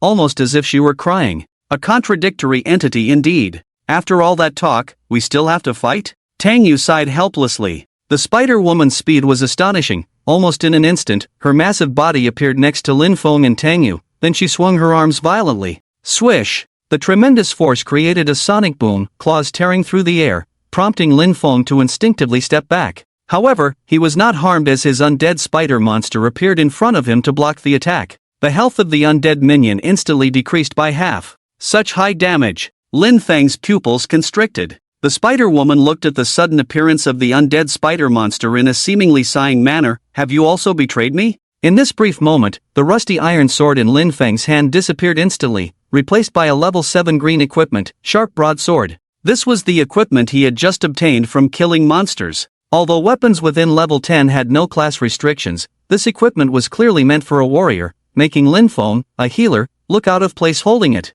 However, Lin Feng couldn't care less. Sharp broadsword. Attack +50. Chance to cause bleeding upon attack. With his own 220 points of attack power, Lin Feng's strike amounted to 270 points. It's a pity. If I could land a critical hit, I wouldn't have chosen to use this weapon, Lin Feng muttered. Then, he advanced, stepping over the undead spider, and fiercely stabbed at the spider woman's abdomen. -250. The damage was not full, indicating that the spider woman still had armor protection, and the bleeding effect of the sharp broadsword had not been triggered. The sensation of Lin Feng's sword thrust was extremely strange, as if he had struck a quagmire. The Spider-Woman screamed, pulling her hand away and swung it towards Lin Feng. He quickly retreated, not wanting to be injured by the Spider-Woman, as each of her attacks added a curse debuff that weakened his attack power. Although Lin Feng dodged the first strike, he couldn't avoid the swiftly following second strike. The Spider-Woman's attack speed was too fast, leaving Lin Feng no choice but to withstand it. Swish! Lin Feng's health instantly decreased by 270 points. The Spider-Woman's third attack came. Lin Feng cursed inwardly, quickly using Healing Hand on himself and releasing the healer's attack skill, Light Glyph. A white glyph suddenly floated towards the Spider-Woman's forehead, exploding abruptly, causing the Spider-Woman's swinging arms to pause slightly. Xiao Tang! Lin Feng found an opening and shouted, "Use fire!" The status bar above the Spider-Woman clearly stated her immunity to critical hits and freezing damage but vulnerability to fire. Before reaching level 10, mages had 2 skills that dealt fire damage. Tang Yu behind him regained his senses, chanted an incantation, and threw a fireball towards the Spider-Woman. Boom! The fireball hit the Spider-Woman squarely in the face. -50. Despite the Spider-Woman's fear of fire, Tang Yu only inflicted 50 points of damage. Why only 50 points of damage? Tang Yu was puzzled, watching Lin Feng deal several hundred points of damage with each strike while his skill only caused 50? Bro, I have a level 5 skill, with a casting time of 5 seconds. Help me by 5 seconds. Tang Yu shouted from behind. However, Lin Feng no longer needed it. The fireball had already forced the Spider-Woman to retreat continuously, with flames starting to inflict continuous damage on her. -5. -5. -5. Although the damage was not high, the Spider-Woman continued to emit a piercing wail. Why? Why are you treating me like this? The Spider-Woman howled, attacking wildly in place. Seizing the opportunity, Lin Feng quickly drank a bottle of the lowest level health potion and then continued to step forward. Following Lin Feng's lead was his undead minion. Swish! Swish swish swish! In just 5 short seconds, Lin Feng and the undead spider monster had dealt over 1,000 points of damage together. At this moment, the Spider-Woman's health was at its lowest, and the flames on her body finally extinguished. Get lost! The Spider-Woman suddenly swung the 8 sharp limbs at her side, swiftly retreated, and finally climbed up to the wall behind, hanging upside down on the ceiling of the cave. The Spider-Woman seemed to be regaining health. However, the bleeding effect of the sharp broadsword had taken effect. Every time the Spider-Woman regained some health, the bleeding effect made her lose some. At the same time, a large number of small spiders emerged from all directions. Lin Feng smiled when he saw these small spiders. "I've been waiting for you," he said, as he switched his broadsword, and the rusty iron sword reappeared in his hand. -520. -272. -522. -520. -524. With a series of multiple critical strikes, Lin Feng joyfully slashed through the incoming small spiders. These small spiders' attacks were not strong, seemingly meant to serve as distractions while the Spider-Woman recovered her health. Before the Spider-Woman fully regained her health, these spiders seemed endless. "Bro, my skill is ready, I'll burn all these small spiders," Tang Yu shouted. But Lin Feng suddenly turned around. "You dare!" A low shout from an ally even interrupted Tang Yu's skill casting. "Nobody steals my small spiders." Tang Yu let these small spiders hit him, but their damage was not as much as what Lin Feng's healing hands could recover. 3 minutes passed, and Lin Feng had killed more than 60 small spiders with the rusty iron sword. During this time, one iron sword even had its durability reduced to 0. 60 attacks triggered 45 critical hits. Lin Feng's attack power reached 265. Switching to the sharp broadsword, the attack power reached 315. At this moment, the Spider-Woman finally descended from above. Her health was not fully restored. The bleeding effect only allowed her to recover 2/3 of her health. Just a few more strikes. However, Lin Feng was not in a hurry to kill the boss. He had other plans as he looked at the ground covered with small spider corpses. The Spider-Woman attacked again at this moment, and after a few rounds of fighting with her, Lin Feng quickly reduced the Spider-Woman's health to a sliver. "Ah!" The Spider-Woman let out a cry, the sound spreading like ripples, forcing Lin Feng to retreat quickly. The 8 legs under the Spider-Woman's abdomen moved rapidly, carrying her to the ceiling above a distant stone platform. She hung from the ceiling, and her health recovered for the second time. +30. +30. +30. Seeing this situation, not to mention Lin Feng, Tang Yu behind him was obviously excited. He immediately shouted, "Bro, it's not good. She's regaining health again, let me bring her down." Flames flickered, and Tang Yu's fireball spell was already cast, just waiting to be thrown out. However, what puzzled Tang Yu greatly was that Lin Feng once again stopped him. No, don't move yet, wait for my signal. After Lin Feng said this, a large wave of small spiders appeared from unknown places in all directions to prevent them from disturbing the Spider-Woman's recovery. Seeing this scene, Lin Feng's mouth curved up. The sharp broadsword in his hand was hidden, replaced by the rusty iron sword being drawn out again. A small spider pounced first, and Lin Feng did not hesitate to strike it down. -702. -700. -353. Lin Feng joyfully wielded the rusty iron sword in his hand, his body still enveloped in the healing hand's skill status, so the continuous damage from the small spiders did not threaten him. Instead, with each strike he made, the small spiders gnawing on him died instantly. Attack power +1. Attack power +1. Attack power +1. 10 minutes later, another wave of small spider monsters surged over, each wave consisting of 60 to 70 spiders. Although they were not large in size, they were densely packed together. When they moved to attack, they made a clattering sound that was enough to make one's scalp tingle. However, for Lin Feng, these creatures were as beautiful as buds waiting to bloom, and the sound they made was as clear as silver bells. In the recent time, Lin Feng repeated the process 3 times. Each time he brought the boss spider queen to the brink of death, she would crawl to the ceiling to regenerate. During this time, she would summon a large number of small spiders to disrupt the players and heal herself. Lin Feng was waiting for this moment. One by one, the small spiders died under Lin Feng's rusty iron sword. He had already broken 3 iron swords, and the durability of the current rusty iron sword was at its limit. His attack power had reached 370 points. -720. With a critical strike, Lin Feng noticed that his attack power no longer increased at this point.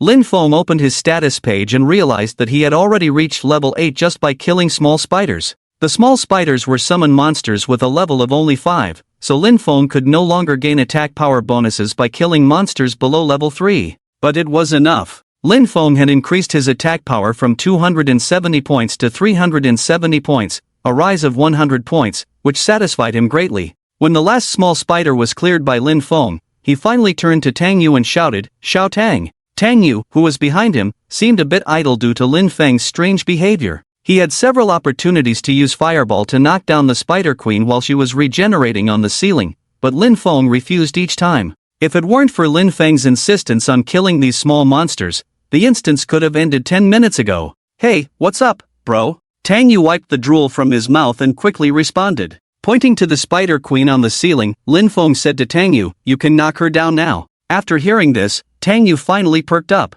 He had been waiting for this moment for 10 minutes. Alright. With that, a ball of flame gathered in his hands, and Tang Yu aimed slightly before fiercely throwing the fireball at the Spider Queen. The boss's health was only reduced by less than a third, and at that moment, Tang Yu's fireball hit her, causing her to fall from the ceiling. No! The Spider Queen let out a scream and madly rushed towards Lin Feng and Tang Yu, intent on tearing them apart. However, Lin Feng switched his rusty iron sword to a sharp broadsword. Attack power, 420. Before the Spider Queen could reach them, Lin Feng charged towards her. Swish! The broadsword in Lin Feng's hand struck the Spider Queen's body without any flourish. -412. There was no critical strike, but a single blow of 412 points of damage made the Spider Queen's health disappear instantly. The Spider Queen's charging body suddenly stopped, and although she tried to attack, she couldn't move forward. Her body gradually stiffened, and a low murmur between pain and relief escaped her throat. Ga. Eerie black blood spewed from the Spider Queen's mouth, and her massive spider body collapsed weakly on the ground. The upper half of the Spider Queen's human body emitted a thick gray-black mist at this moment. As the mist spread, the boss retracted its claws. "Thank you." In the mist, Lin Feng seemed to hear the Spider Queen speaking to him with a smile. Looking around, the thick fog obscured most of his vision, and Tang Yu, who had been standing beside him, was also blocked by this strange mist. Lin Feng and the Spider Woman were facing each other at this moment, like two long-lost old friends. "Are you thanking me?" Lin Feng was taken aback. Even though he had reached level 80 in his previous life, even though he had ranked within the top 1,000 on the ladder before his death, he had never encountered such a situation. It felt like he was not facing a mere boss in a dungeon, but a living person, a woman. However, at that moment, the black smoke emanating from the Spider Woman grew denser, and the body of this final boss was rapidly dissipating. It seemed like realizing her time was running out. The Spider Woman hastily said to Lin Feng, "It's useless, chosen one.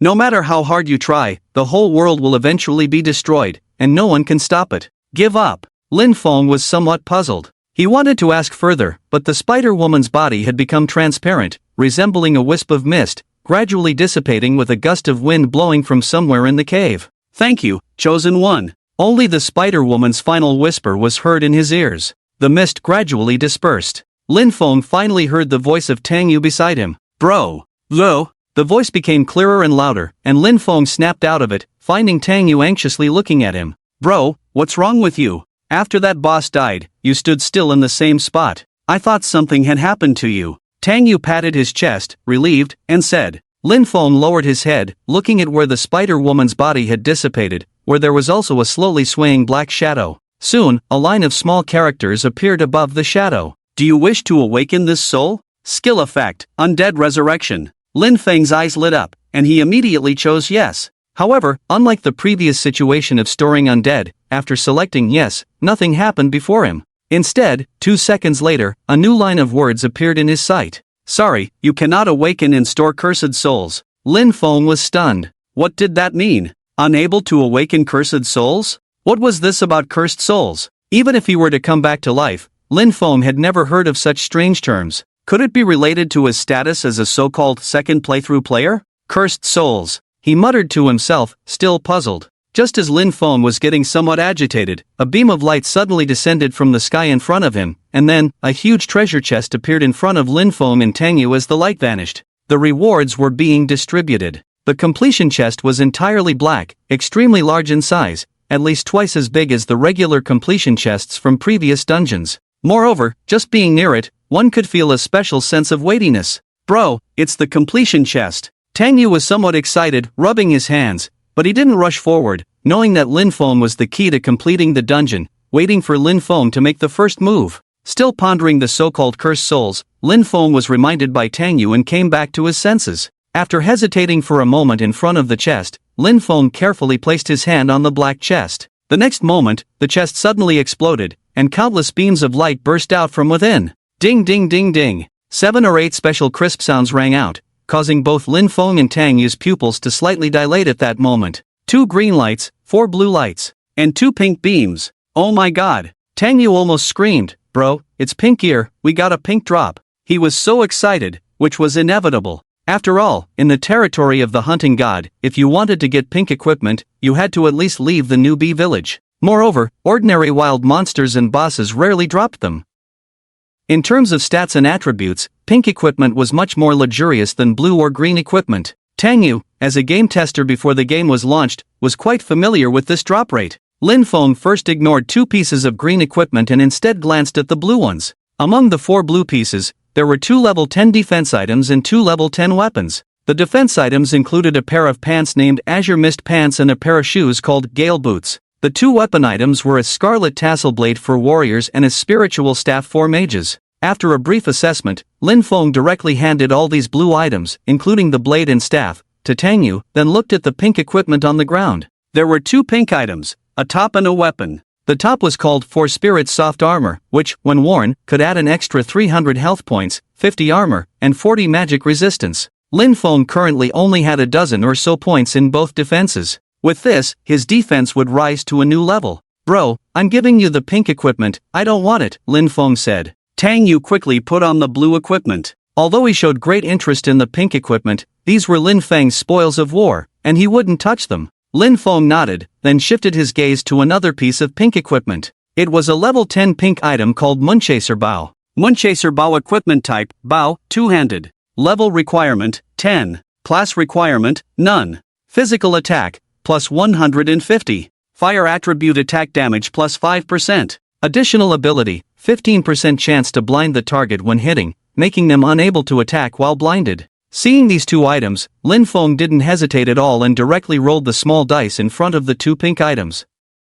Programmer's roll, 4. Programmer's roll, 2. Seeing Lin Feng roll the dice, the others in the team gave up one after another. In less than 2 seconds, Lin Feng obtained the 4 spirits soft armor and Moonchaser Bow in pink. Bro, what about the others? Tang Yu asked tentatively. I don't need the others, Lin Feng said calmly. Understood, Tang Yu replied softly. However, as time passed, the treasure chest continued to spit out rewards, the quantity of which even took Lin Feng by surprise. A large amount of copper coins, white equipment, and occasionally popping out green and blue items kept dropping, making crisp sounds one after another. At the same time, a series of system notification sounds rang in Lin Feng's head. You have cleared the hidden dungeon and gained an experience bonus. All members of your team are alive, gaining an experience bonus. You are the first player to clear the hidden dungeon, earning the achievement Hidden Deep Indeed. Achievement rewards will be sent to your backpack after you leave the dungeon. Detected that you are a second playthrough player, special rewards have been unlocked for you.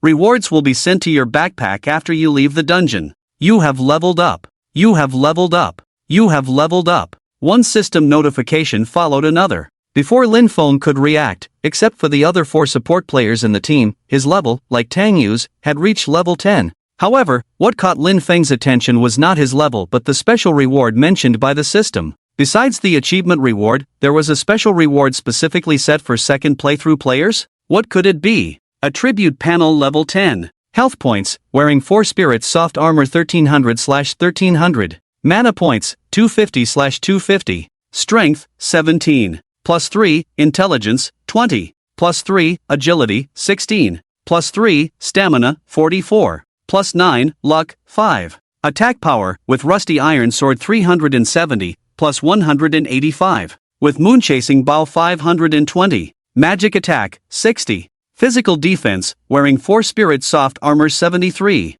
+50, magic defense, 74. +40, free attribute points, 20. As Lin Feng stepped out of the instance, his mind suddenly became lively. Yes, one after another, the notification sounds almost simultaneously echoed in his mind. Despite having experienced it once before, Lin Feng still instinctively covered his head. Congratulations, you have reached level 10 and can go to the Newbie Village Mission Hall to receive the task of leaving the Newbie Village. You have activated the store. You can open the store to purchase items. You have activated the equipment forging function. You can go to the main city to forge equipment. You have activated the world channel function. You can spend currency to speak in the world channel. You have activated the add friend function. You have activated the switch self-status function. After entering the neutral zone, you can switch your self-status. Be aware, you may be attacked by other players because of this. You have opened the exchange. You can buy and sell items in the exchange at any time. You have opened the ladder rankings. You have activated the guild function. Now you can establish and join a guild. These system sounds seem to be playing in rotation. Before one could finish, a new message followed. Lin Feng stood still for a full 2 minutes, the broadcast in his mind gradually fading away. Even so, Lin Feng still felt a buzzing in his brain. Not only him, but Tang Yu behind him also felt the same. Both shook their heads, only to find people around them looking at them with a hint of fear. The level 10 above Lin Feng's head seemed extremely dazzling, while the surrounding crowd gathered at the cave entrance were all level 5, mostly newbies who had not entered the instance, never having seen a level 10 person before. Why is this person level 10? Not just him, look at the mage behind him, seems to be level 10 too. The 4 healers behind, their levels are all at 9. But I just saw some people coming out of the instance, they were only level 8. Any explanation? I don't know. The surrounding discussions grew louder, but when Lin Feng and Tang Yu were about to leave, the huge crowd around them instinctively made way for them. Lin Feng didn't rush to leave quickly, instead, he hurriedly opened his backpack. When he saw 2 gift-like items suddenly appearing in the backpack, his breathing couldn't help but quicken. One was an achievement reward. The other was a special reward. Setting aside the achievement reward, he had never heard of this so-called second-round special reward. But before he could open the gift, Tang Yu behind him came over. Bro, are we going to accept the task to leave the newbie village? Lin Feng paused slightly, then nodded. Little Tang, you go first, I'll rest for a while. With that, Lin Feng patted Tang Yu's shoulder and walked straight ahead. Tang Yu stood still, and the next moment, a prompt came to his mind. The team leader has disbanded the team. Lin Feng squatted on a rock, surrounded by a quiet hillside where a group of level 0 monsters, the firefly bugs, were nearby. Most people had already adapted to the current environment, and almost everyone had reached level 5, so there were hardly any people near the firefly bugs. Lin Feng opened his backpack and clicked on the achievement reward. This gift package was a reward obtained by clearing a hidden dungeon first. In his past life, he had never achieved such a feat, so he had no idea what was inside. After a moment of anticipation, the gift package disappeared, replaced by 2 small vials. Ha! Lin Feng was taken aback. Just 2 vials of medicine? Nevertheless, he carefully examined the 2 vials of liquid. Marrow Cleansing Potion, non-tradable, ×1. Marrow Cleansing Potion, resets one's attribute points. Attribute Reset Potion? Lin Feng blinked. It was indeed an attribute reset potion, capable of resetting all attribute points allocated to different attributes back to free attribute points. The higher the level, the more valuable this item became. However, Lin Feng was only at level 10 now, with a whopping 20 free attribute points yet to be allocated. He didn't need it for the time being. Attribute Conversion Potion, non-tradable, ×1. Attribute Conversion Potion transfers all attributes and properties of one piece of equipment to another of the same type. The original attributes of the receiving equipment will not disappear, and the level difference between the two pieces of equipment cannot exceed 10 levels. Lin Feng suddenly stood up. He read the description of this attribute conversion potion repeatedly, even whispering it to himself twice. Transfer all attributes and properties of one piece of equipment to another of the same type? Lin Feng's breath quickened. Does that mean I can transfer the bugged attribute of the rusty iron sword to another equipment? Like the crescent moon bow? Wait. Lin Feng quickly forced himself to calm down. The special attribute of the rusty iron sword was a bug he had added himself, and it was in a hidden state, not even visible to himself. This wasn't a default game attribute. Could such a bug attribute be transferred? But following the description of this potion, Lin Feng could indeed transfer the bug attribute of the rusty iron sword to the crescent moon bow. Lin Feng paced back and forth. What if he failed? However, he soon made up his mind. Even if he failed, it would just be a waste of a potion. He had plenty of rusty iron swords in his inventory. If he succeeded, he could not only continue to use the rusty iron sword to cause a 50% critical strike, but the crescent moon bow could do the same. With this in mind, Lin Feng didn't hesitate. He immediately took out the rusty iron sword and the crescent moon bow. Then he opened the attribute conversion potion. The next moment, a special light suddenly emanated from the surface of the two pieces of equipment. In less than 2 seconds, a line of text appeared in his sight. Do you want to transfer all attributes of the rusty iron sword to the crescent moon bow? Lin Feng cautiously selected yes. Then, both pieces of equipment floated up simultaneously, and the light suddenly intensified, forcing Lin Feng to shield his eyes with his hands. Ding, sorry, operation failed. There are no attributes to transfer from the rusty iron sword. You have lost one attribute conversion potion. The light disappeared, and both the rusty iron sword and the crescent moon bow fell to the ground. Lin Feng stood frozen in place. What the heck? He was completely dazed for half a minute. Failed? Trying to steal a chicken only to lose the rice? Lin Feng suddenly cursed, damn it. He covered his forehead, looking like he had eaten something indescribable. After a moment of silence, Lin Feng's gaze fell on the crescent moon bow through his fingertips, but something seemed off. He picked up the crescent moon bow and carefully examined its description. Crescent moon bow, equipment type, bow, two-handed. Level requirement, 10. Class requirement, none. Physical attack power, plus 150. Fire attribute attack damage plus 5%. Extra ability, 15% chance to blind the target upon hit, rendering it unable to attack. The last line of the entry seems to have been blurred. Could it be successful? Lin Feng stood up abruptly, caressing the moonchaser bow in his hand. To confirm his suspicion, he took aim at a flickering firefly in the distance without hesitation. Drawing the bowstring, an energy arrow materialized automatically. Swish! Releasing the arrow, it struck the firefly right on target. Minus 520. No critical hit. Lin Feng's attack power had already reached 370 without wielding any weapon. With the moonchaser bow adding 150 attack power directly, even without a critical hit, a single shot could deal over 500 damage. Without hesitation, Lin Feng continued to draw the bow. Swish! Minus 520. Still no critical hit. Swish! Swish! 2 more arrows, each dealing 520 damage. Lin Feng sighed, realizing the transfer hadn't succeeded. He casually shot another arrow. Minus 1040. A line of blood-red numbers appeared above the firefly's head. Lin Feng paused. Huh? Doubting his eyes, he took another shot. Minus 1040. Critical hit. Swish! Minus 1040. If one critical hit was a stroke of luck from his luck stat of 5 points, what about 3 in a row? Lin Feng swallowed. Damn, that's incredible. Then, he looked at the second gift pack in his backpack. Second round special reward. He instinctively clicked on it. Sorry, your level is not high enough. Please reach level 20. A few minutes later, Lin Feng appeared in the central area of the Novice village at the mission hall. The vast hall now only had Tang Yu standing idly, looking around with boredom. The walls were adorned with murals and runic patterns, but Tang Yu couldn't make sense of them. In the center of the hall, an old man stood with a yellow question mark floating above his head. He was the village chief of the Novice village, where players could receive and complete tasks upon reaching specific levels. After completing tasks and reaching level 10, players could leave the Novice village and officially enter the land of the Hunt God. Suddenly, footsteps approached, and another person entered the hall. Tang Yu was surprised at first but then saw Lin Feng walking towards him and quickly went to greet him. "Bro, how are you?" Lin Feng replied, "Nothing much. Have you taken on any tasks?" Tang Yu glanced at the NPC and shook his head. "Not yet. I was waiting for you." With that, the two approached the old man. Seeing them approach, the village chief's face lit up with a smile. "Respected Chosen One, I have a task for you. If you can help me gather 30 samples of phoenix butterfly pollen from the mountainside, I will reward you generously, aiding you in reaching level 10. However, after he finished speaking, Lin Feng and Tang Yu remained silent, staring at him. The atmosphere grew awkward. The old man blinked, then shifted his gaze upward to realize that both players had reached level 10.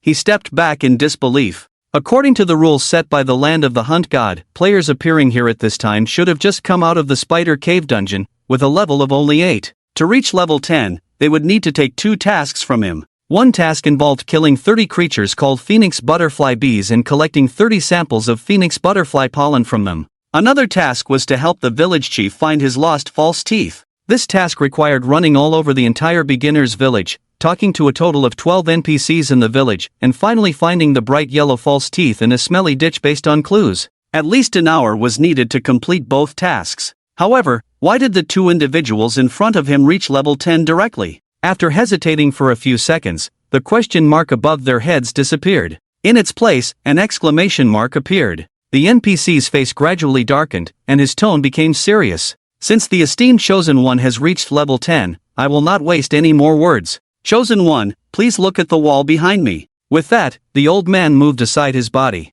On the wall with the mural, the strange patterns on it actually moved at that moment, like a projection screen playing grand scenes. Lin Feng had experienced this scene before, but compared to his previous life, he was now staring intently at the wall. He knew the old man was narrating the plot of the land of the Hunt God. In his previous life, Lin Feng didn't take the so-called game plot seriously at all, not paying much attention to it. Like everyone else, upon entering the land of the Hunt God, they all treated their situation as a bizarre dream. Many thought that as long as they completed certain tasks or left the beginner's village, they would wake up and return to the real world. But they were wrong, all of them were wrong. When they left the beginner's village, the so-called game of the land of the Hunt God had just begun. After countless ages, the gods seemed to grow tired of their creations and abandoned us. As the old man spoke, the patterns on the mural gradually changed with his words. Dozens of variously shaped figures floated above the heads of countless kneeling mortals and creatures on the wall. However, with a sigh from the old man, the so-called gods suddenly unleashed endless divine punishment.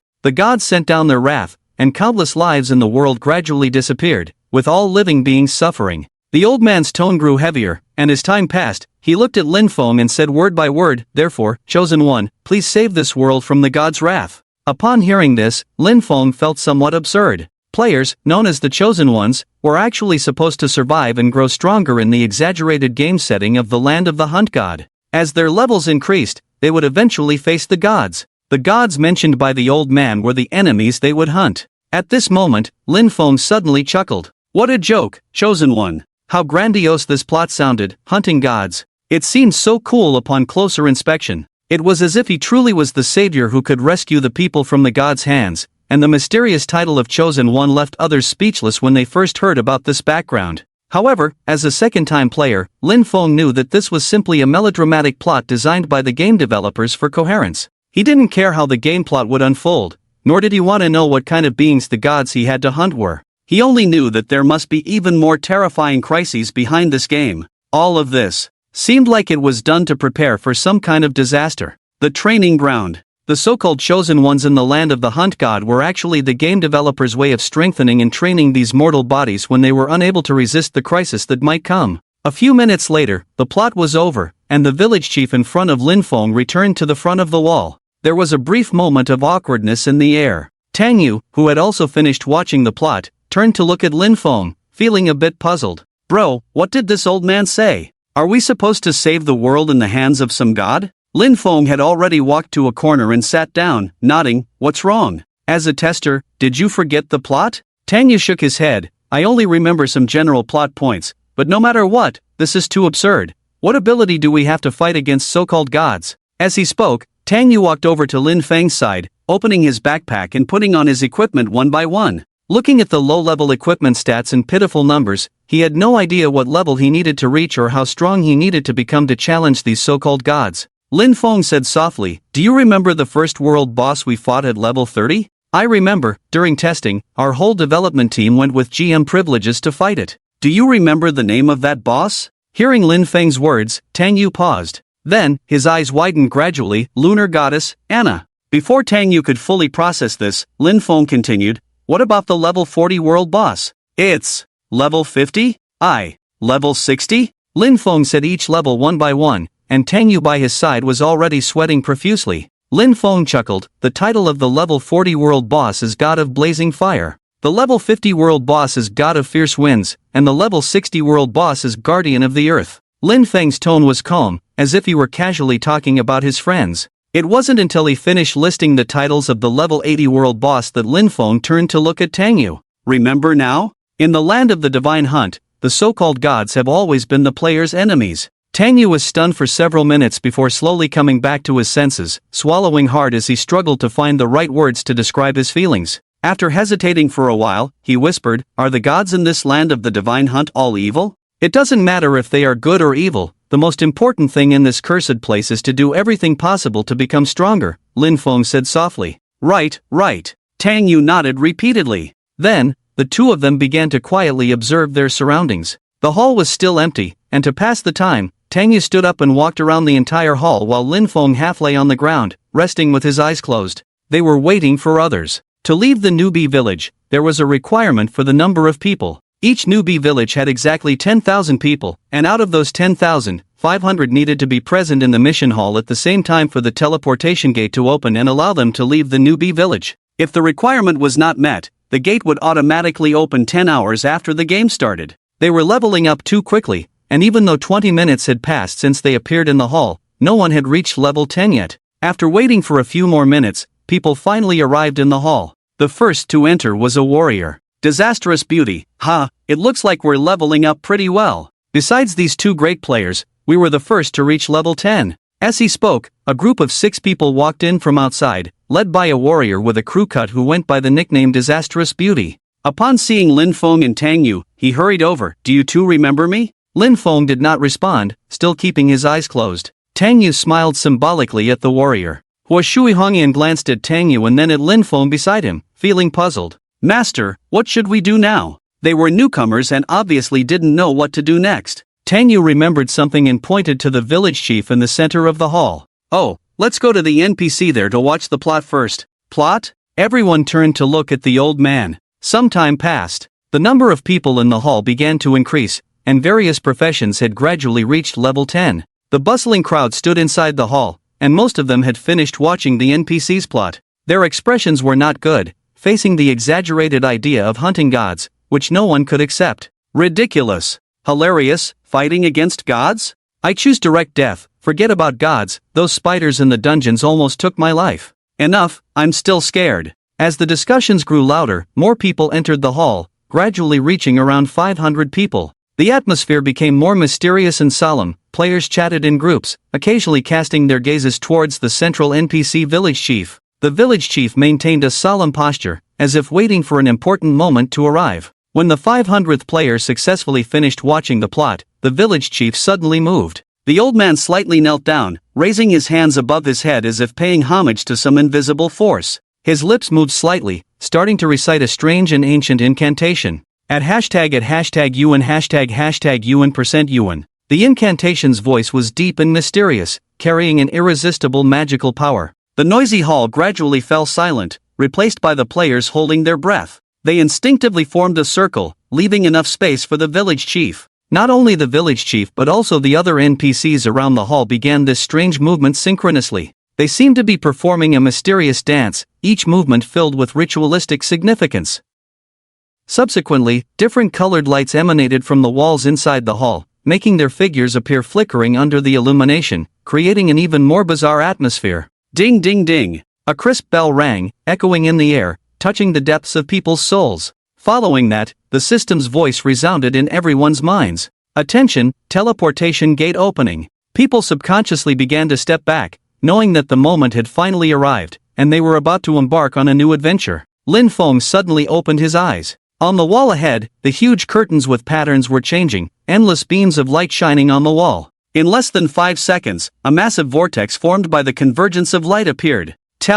Teleportation gate. Someone in the crowd shouted, startling everyone present. The ceremony finally ended, and the village chief slowly stood upright, bowing slightly to the players present. Chosen ones, enter this gate, and you will officially embark on your journey. I wish you a smooth journey. After speaking, he stepped aside. However, there was no scene of many people rushing into the teleportation gate eagerly. Instead, many people looked around, hesitant. Clearly no one wanted to be the first to take the plunge. Tang Yu turned to look at Lin Feng at this moment. Brother, what do you think will happen if we choose not to enter the teleportation gate? Not only Tang Yu, but many people present were thinking the same. No one knew what awaited on the other side of the teleportation gate. They were unaware of the creatures and players in the hunting god's land, nor did they know if there was a chance to return to the Novice village after stepping out of the gate. It wasn't a game to be taken lightly if they were to be killed by some creature right after stepping out. Naturally, people were hesitant to take the risk and walk in directly. Among the crowd, female players showed the most reluctance. They hesitated and many even started to leave the hall. Lin Feng replied calmly, not entering is equivalent to seeking death. Tang Yu was taken aback. Huh? What do you mean? The Novice village will automatically close within the first 5 days of the game. If you don't enter the teleportation gate after 5 days, the system will deem those inside as not qualified players, and everyone will die. Is that true? How do you know, brother? Lin Feng didn't answer. He was prepared at this moment. He took the lead and stepped forward, leaving Tang Yu standing still for a moment before quickly following. As they walked, Lin Feng spoke softly to Tang Yu. Xiao Tang, this teleportation gate is random, and everyone appears in a different location. So, remember what I'm about to tell you. First, don't rush to find the main city based on hints in your mind. Level up to 20 as soon as possible before looking for the main city. There are countless main cities in the hunting god's land, but remember, the best choice is to find the Greenwood City. Second, once you reach Greenwood City, don't worry about anything else.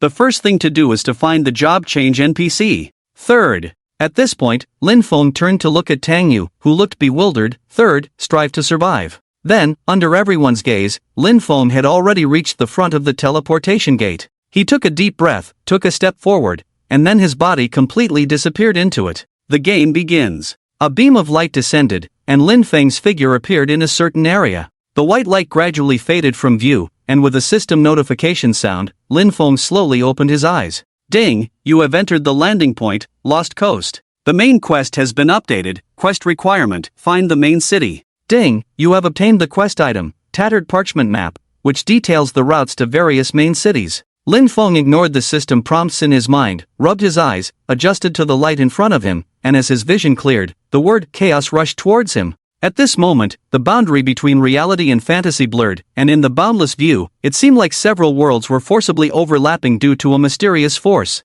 The sky above was no longer a single blue color but interwoven with countless different colored suns, each emitting its unique light. These suns' rays intertwined, as if vying for dominance of the sky. Lin Feng turned to look behind him, and at the same time, more moons hung at the other end of the sky. They varied in size, shape, and brightness. Pure white as jade, dark red as blood, stars moved slowly in the sky, their trajectories intricate, dancing silently. Hunting God's land.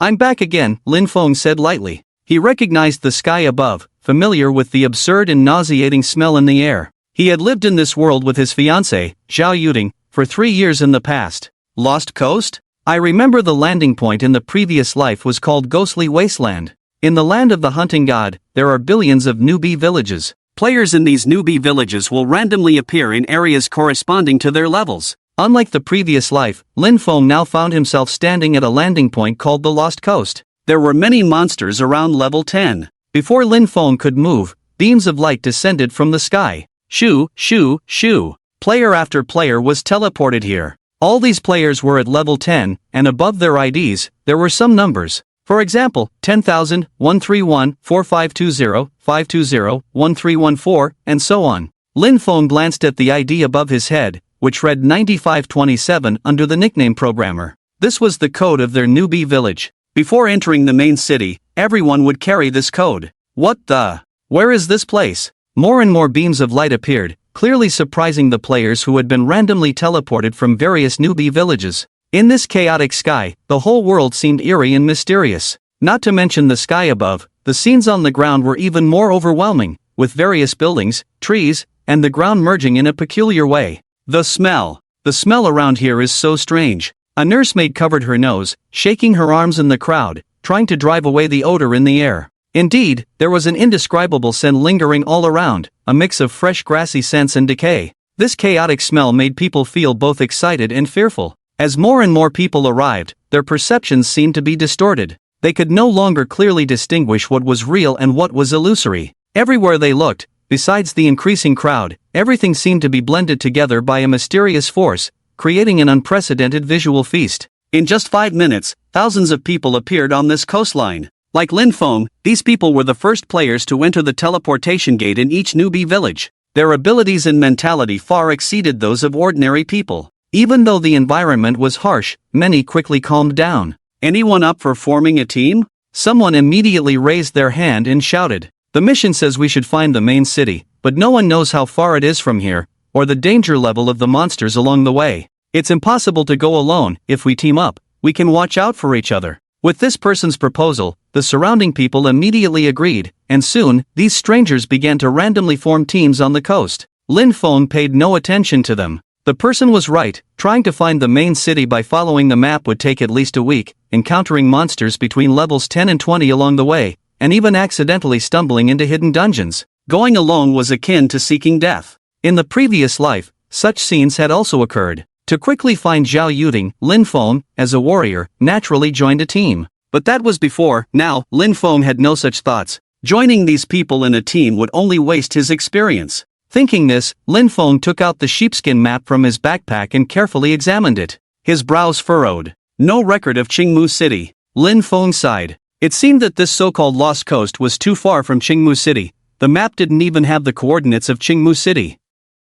There were a total of 6 main cities closest to this place. Lin Feng's finger moved on the map, finally landing on a symbol called White Moon City. White Moon City? I remember in the previous life, the headquarters of the guild ranked 5th on the ladder, the Floating Tower Guild, was in the White Moon City, Lin Feng murmured. However, just as he hesitated, a voice beside him asked, "Hello, would you be interested in forming a team?" Lin Feng looked up and saw 5 people standing beside him. The one speaking was a woman, a level 10 hunter, accompanied by 2 warriors, a knight, and a mage. With tanks and DPS covered, adding a healer would indeed be a clear choice. Don't get me wrong, I rarely see men choosing healers, so you must be a reliable healer. Let's team up. Many of us in the group have green gear, the female hunter, with exceptional looks and a tall figure, said. Her fair and slender legs were elegant and smooth, drawing glances from those around. It was hard to refuse an invitation from such a beauty. After saying this, she naturally sent Lin Feng a team invitation. Tomato has sent you a team invitation.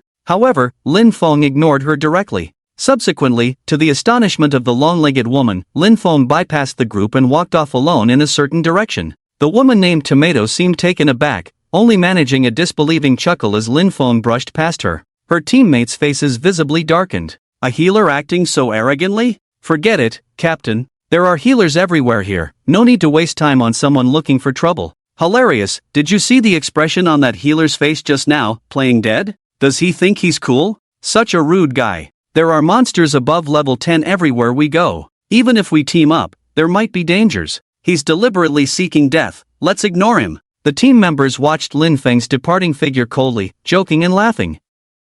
The long-legged woman turned to glance at Lin Feng, noticing the nickname above his head. Perhaps due to wounded pride, her face darkened. A programmer? Let's follow him and see how he dies. Lin Feng walked amidst ruins, now surrounded by roaming monsters. Unlike those in the newbie village, these monsters had red names above their heads, indicating they would attack upon entering their range, even if unprovoked. Glancing back, he saw beams of light descending from the sky, with more players appearing on the coastline. This place would soon be filled with tens of thousands, if not more. Most players were still regrouping, with few lone wolves like him. However, 100 meters behind him, the team that had invited him was slowly following. Here to watch me make a fool of myself? Lin Feng smiled helplessly, paying them no mind and quickening his pace. Soon, a group of roaming humanoid monsters noticed him. "Attention, bandits have spotted you." The warning sounded in his mind as 20 bandits with red names charged towards him, each at level 10. As they approached, their health bars lit up.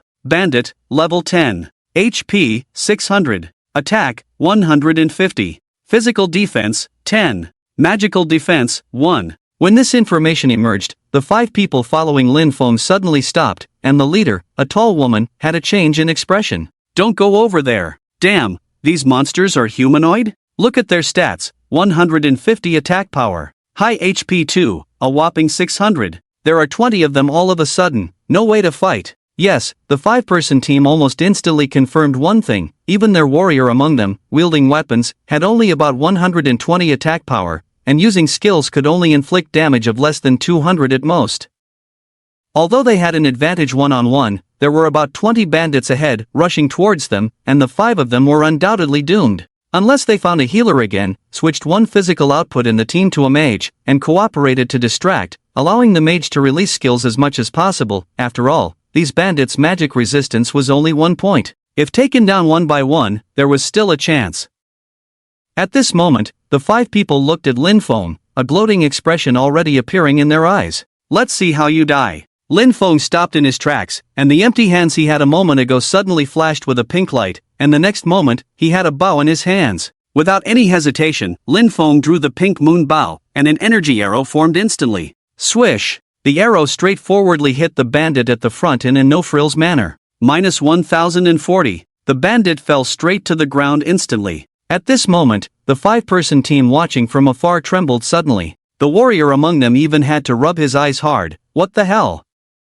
Not only him, but everyone in the team had their mouths wide open. They were not in the same team as Lin Feng, so they couldn't see the 1040 critical hit damage popping out from the bandit's head, but they knew how much HP and armor the bandit had. 600 HP, 10 armor. Lin Feng needed to deal over 610 damage to one-shot the bandit. But isn't he a healer? No, it's not about his profession. Who can deal over 600 damage in one hit now? Just casually. However, Lin Feng didn't pause. He took a step back and shot another arrow. Swish! Minus 500. The arrow hit the second bandit's shoulder blade, reducing his HP by half instantly, but not killing him, instead making him approach quickly. Lin Feng continued to retreat quickly, still at a distance from the monster, his attack speed allowing him to shoot 2 more arrows. Minus 501. The second monster fell. Swish! Minus 1042. Although not hitting the head, another critical hit, and the third bandit fell to the ground. The 5-person team could no longer speak normally. They began to doubt the fairness of this game.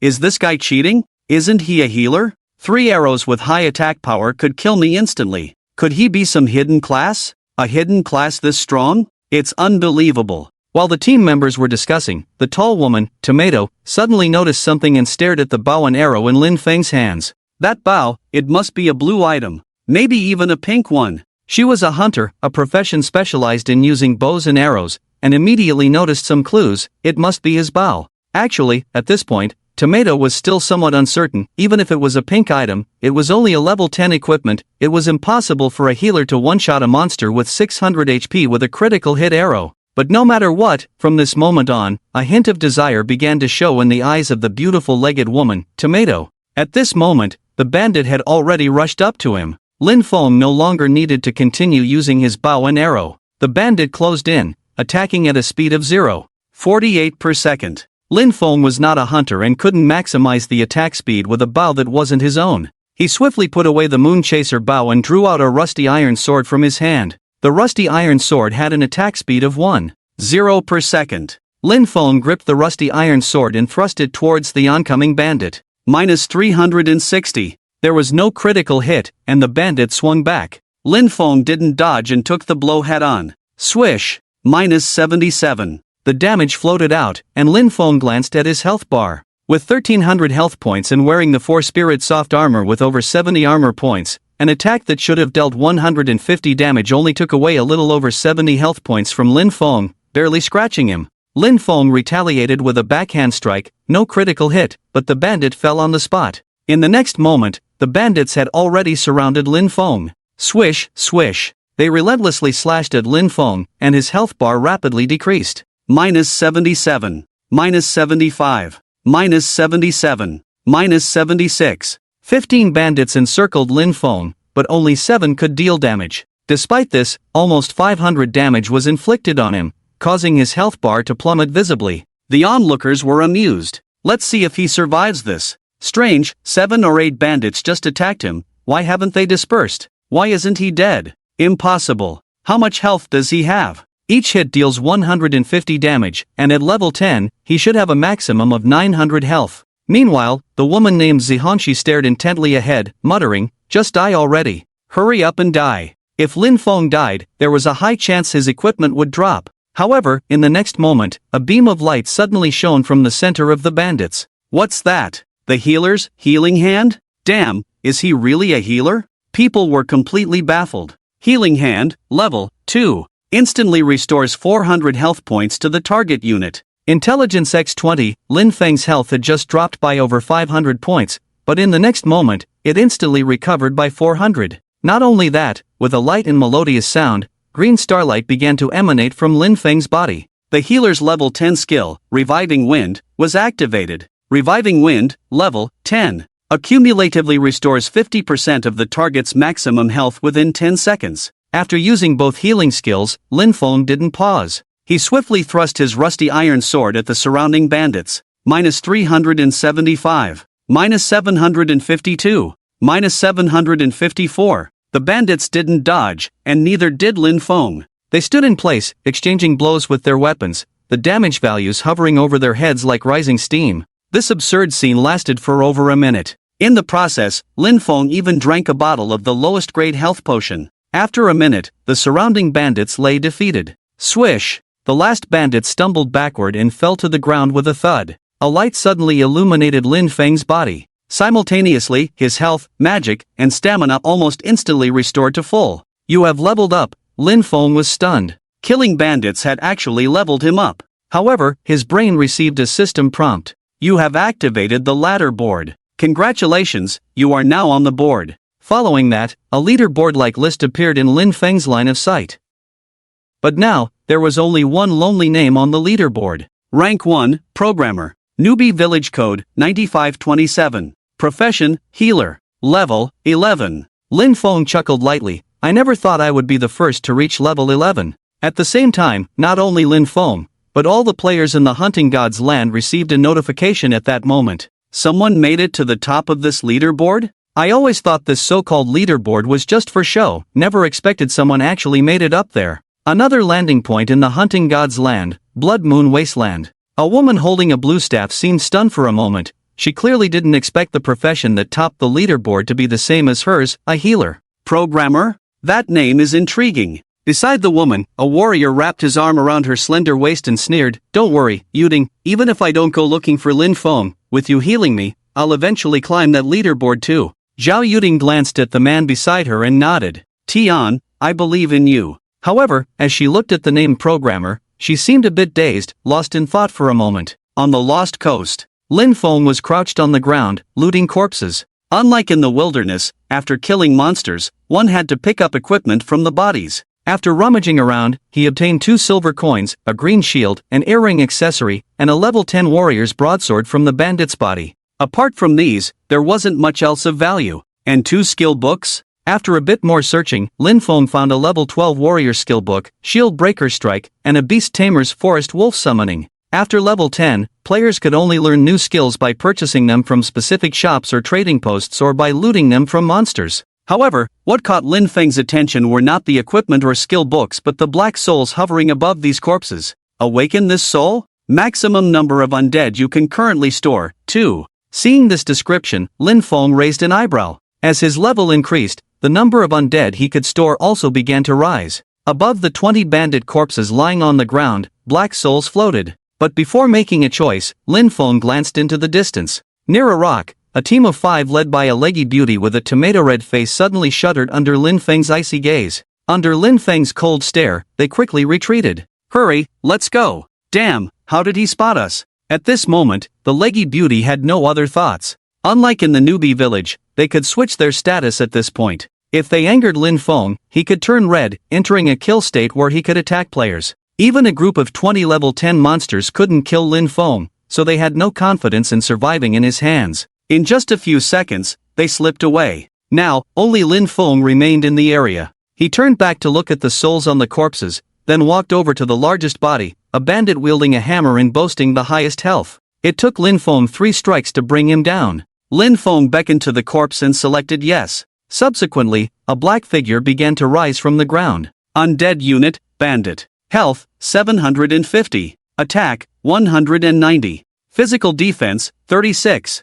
Magical defense, 37. Seeing these numbers, Lin Feng chuckled. Now, with his spider monster, he could summon an undead with attack power equivalent to a warrior holding a level 10 green weapon. His combat power sword. Lin Feng then continued to use the skill Undead Resurrection, summoning the undead spider. In an instant, 2 undead monsters stood by his side. Let's go find some monsters. Lin Feng wasn't in a hurry to find the so-called main city. His main focus now was to increase his attack power and level up. The 2 undead units followed him deeper into the area. The monsters lurking around here were mostly level 10 bandits. Although the wild monsters in each small area would respawn half an hour later after being killed, Lin Feng didn't need to wait around. As time passed, players from the coastline behind him would gradually form teams to come and hunt monsters. He didn't want to be disturbed. As Lin Feng went deeper, the number of monsters increased gradually. Halt! This mountain is mine. Another wave of bandits was attracted by Lin Feng and came running aggressively. However, in the next moment, an energy arrow whistled through the air, hitting the head of the bandit running at the front. The bandit instantly fell dead, but it didn't deter the others behind him, who continued their assault. Lin Feng stood his ground, drawing his bow and arrow, while his 2 undead creatures swiftly engaged. Sometime later, the tall and beautiful woman, Tomato, shot an arrow from her bow, hitting a wounded bandit. Damage dealt, -105. The health bar above the bandit's head disappeared, and he collapsed weakly. The team of 6 fell to the ground like deflated balloons, the knight responsible for tanking continuously asking the newly joined healer to heal him. Heal the doctor. The new healer was a timid girl named Snow in Green Silk, with the ID number 9527 preceding her nickname. She moved back and forth among the 5 team members, trying to heal each one. Sorry, not enough mana, still recovering, the healer replied anxiously, her face flushed. During this time, a team member approached Tomato, wearing an incredulous expression. Captain, it took us 10 minutes to kill this group of monsters, how did that healer just? He stopped abruptly, everyone pondering the question silently. Tomato sat on the ground, her long legs together, holding her level 8 green equipment, the fine vine bow, which she obtained from the spider boss in the newbie village. This bow added 40 attack power and had a 5 armor penetration effect. Among hunters of the same level, her stats were considered good. She mainly allocated her attribute points to strength and agility to ensure accuracy and attack speed while focusing on increasing her attack power. However, she needed to shoot 6 or 7 arrows continuously to kill a bandit, making sure not to get hit by them. It would be disastrous if she did. That guy named Programmer, clearly an intelligence-based class, why could he one-shot a bandit with an arrow? Enough, that person must have epic gear. Captain, should we try looting him? A warrior in the team approached, suggesting softly. The knight who was just asking the healer for healing changed his expression quickly upon hearing this. Loot? Are you crazy? Crazy? This world is already so insane, why not be a bit crazier? The warrior whispered, this world is more than just a game. We need to become strong at all costs. If one does not stand up for oneself, one will be condemned by both heaven and earth. But that daddy alone can wipe out a group of bandits. How can we stand a chance against him? The knight still seemed hesitant. The warrior continued immediately, that's the point. Think about it, even when 7 or 8 bandits attacked him together, they couldn't kill him. It means he must be wearing more than one rare item. What do you mean? You fool, we are all level 10. Even you, as a knight, would be on the brink of death after being attacked by bandits a few times. Even if he can heal himself, enduring attacks from 7 or 8 bandits without much harm, do you think the clothes and pants he's wearing could also be rare items? Upon hearing this, everyone around gasped. Could a level 10 person possibly have 2 rare items at the same time? But if not, there was no way to explain what they had just witnessed. But the knight still hesitated. Kill that guy, give the rare bow to the captain, and the rare armor to you. The warrior raised an eyebrow at the knight. I agree. The knight, who had just been indecisive, suddenly changed his tune and patted his chest. Let's get him. The warrior turned to look at Tomato with a sinister gaze and said, he just went through a tough battle. He must be hiding somewhere recovering. Find him and, as he spoke, he gestured with his hand around his neck. Everyone felt the warrior's words made sense, and they all turned to look at their captain, the tall and beautiful woman named Tomato. After listening, Tomato nodded. Let's go find him. Lin Feng dodged a bandit's sword swing, quickly got up, and his rusty iron sword slashed across, hitting the bandit's chest hard. Minus 399. The bandit's health bar decreased by more than half. He paused for a moment, then continued to swing his sword. However, when his sword was just a few centimeters away from Lin Feng's body, it suddenly stopped, and a black hammer smashed down on his head, abdomen, and the spider's claws pierced through his body. Minus 190. Minus 192. The bandit's body trembled, then collapsed like mud. Lin Feng took a deep breath, straightened his body, discarded the iron sword with zero durability in his hand, and drank a bottle of the lowest level magic potion. His mana instantly replenished, and he flexed his calf bones. This was the third wave of bandits he had killed, but his luck hadn't been great. Under his plain attire, his attack power had only increased to 410 points. If only killing a monster would definitely increase my attack power by 1 point. He was still somewhat dissatisfied with the speed of his attack power increase, but when he looked back at the two undead relatives behind him, their attributes had also risen along with his attack power. Truly worthy of the undead mage's divine skill. However, as Lin Feng was observing the two undead, a prompt suddenly appeared above their heads. Please name your relatives. Please name your relatives. Lin Feng paused. Could he really give them names? In his memory, the undead mage had never given names to the undead he summoned.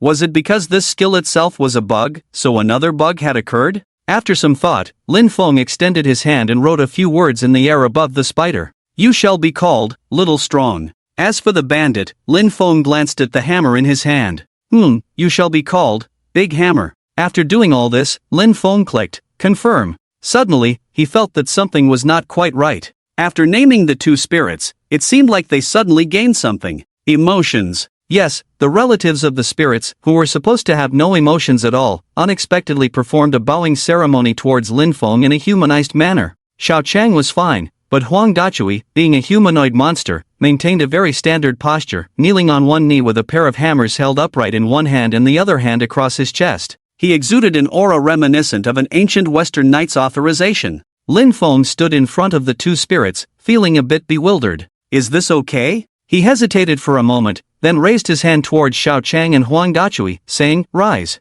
Stand up. Immediately, the two spirits stood up, and in Huang Dachui's originally dark eye sockets, there seemed to be something more now. Lin Feng temporarily did not pay attention to what was happening with the spirits. He brushed off the dust on himself, preparing to continue walking forward. Not far ahead was a place resembling an abandoned village, about 100 meters away from him. Lin Feng could already see the broken walls, ruins, and rising ashes. You have entered the plundered village. Holding the moonlit bow in his hand, Lin Feng cautiously walked through the abandoned village because each spawning point was different, and it was his first time in such a place. The village was shrouded in a dead silence, like a forgotten graveyard. As he entered this area, a sudden burst of sunset glow appeared in his line of sight, casting a faint light on the dilapidated houses with walls stained in black and red blood. Going deeper, Lin Feng could see some figures of bandits. It looks like this is the bandits' main camp. Lin Feng muttered softly to himself, I might even encounter the bandit leader. Not far ahead of Lin Feng was a bandit with his back turned, dozing off. Lin Feng pulled his bowstring taut. Swish! The arrow whistled past, hitting the bandit square in the back of his head. Minus 1110. Ignoring the bandit's 10 points of armor, this arrow truly maximized its critical damage, leaving the bandit speechless as he fell straight to the ground. Apart from instances, the monsters in the wild of the Godslayer's land had a very humanized design. As long as you carried out an assassination without being observed by other monsters, it wouldn't alert them. Lin Feng's current base attack power had stacked up to 410 points. With the moonlit bow in hand, the non-critical damage alone was 560 points. With some more attack stacking, he didn't even need a critical hit to take down enemies one by one.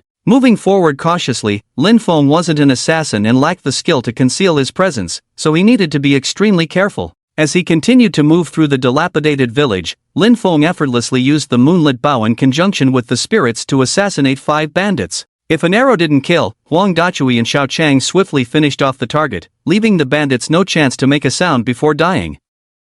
Pressed against the wall, he could hear the noisy voices of the bandits not far away. Upon careful listening, most of the dialogue consisted of "Ha! Let's drink! Let's fight in similar lines, mostly preset by the system. From these voices, Lin Feng could estimate that at least 40 to 50 bandits had gathered, and if he confronted them head-on, he wouldn't stand a chance. After hesitating for a moment, he glanced back at Huang Dachui beside him, who surprisingly mimicked Lin Feng by sticking close to the wall. Looks like I have to inconvenience you and have you distract the bandits, Lin Feng muttered. But the next moment, Huang Dachui suddenly nodded, understood. With that, the spirit was ready to move forward. However, as he started to move, Lin Feng grabbed his wrist, and Huang Dachui faced Lin Feng, only to find an expression on Lin Feng's face that was nothing short of intriguing. You. Lin Feng was worried about disturbing nearby bandits, so he spoke in a low voice. Can you speak? He couldn't help but be surprised. A spirit relative, a unit summoned by skills, how could it have the ability to converse with its master?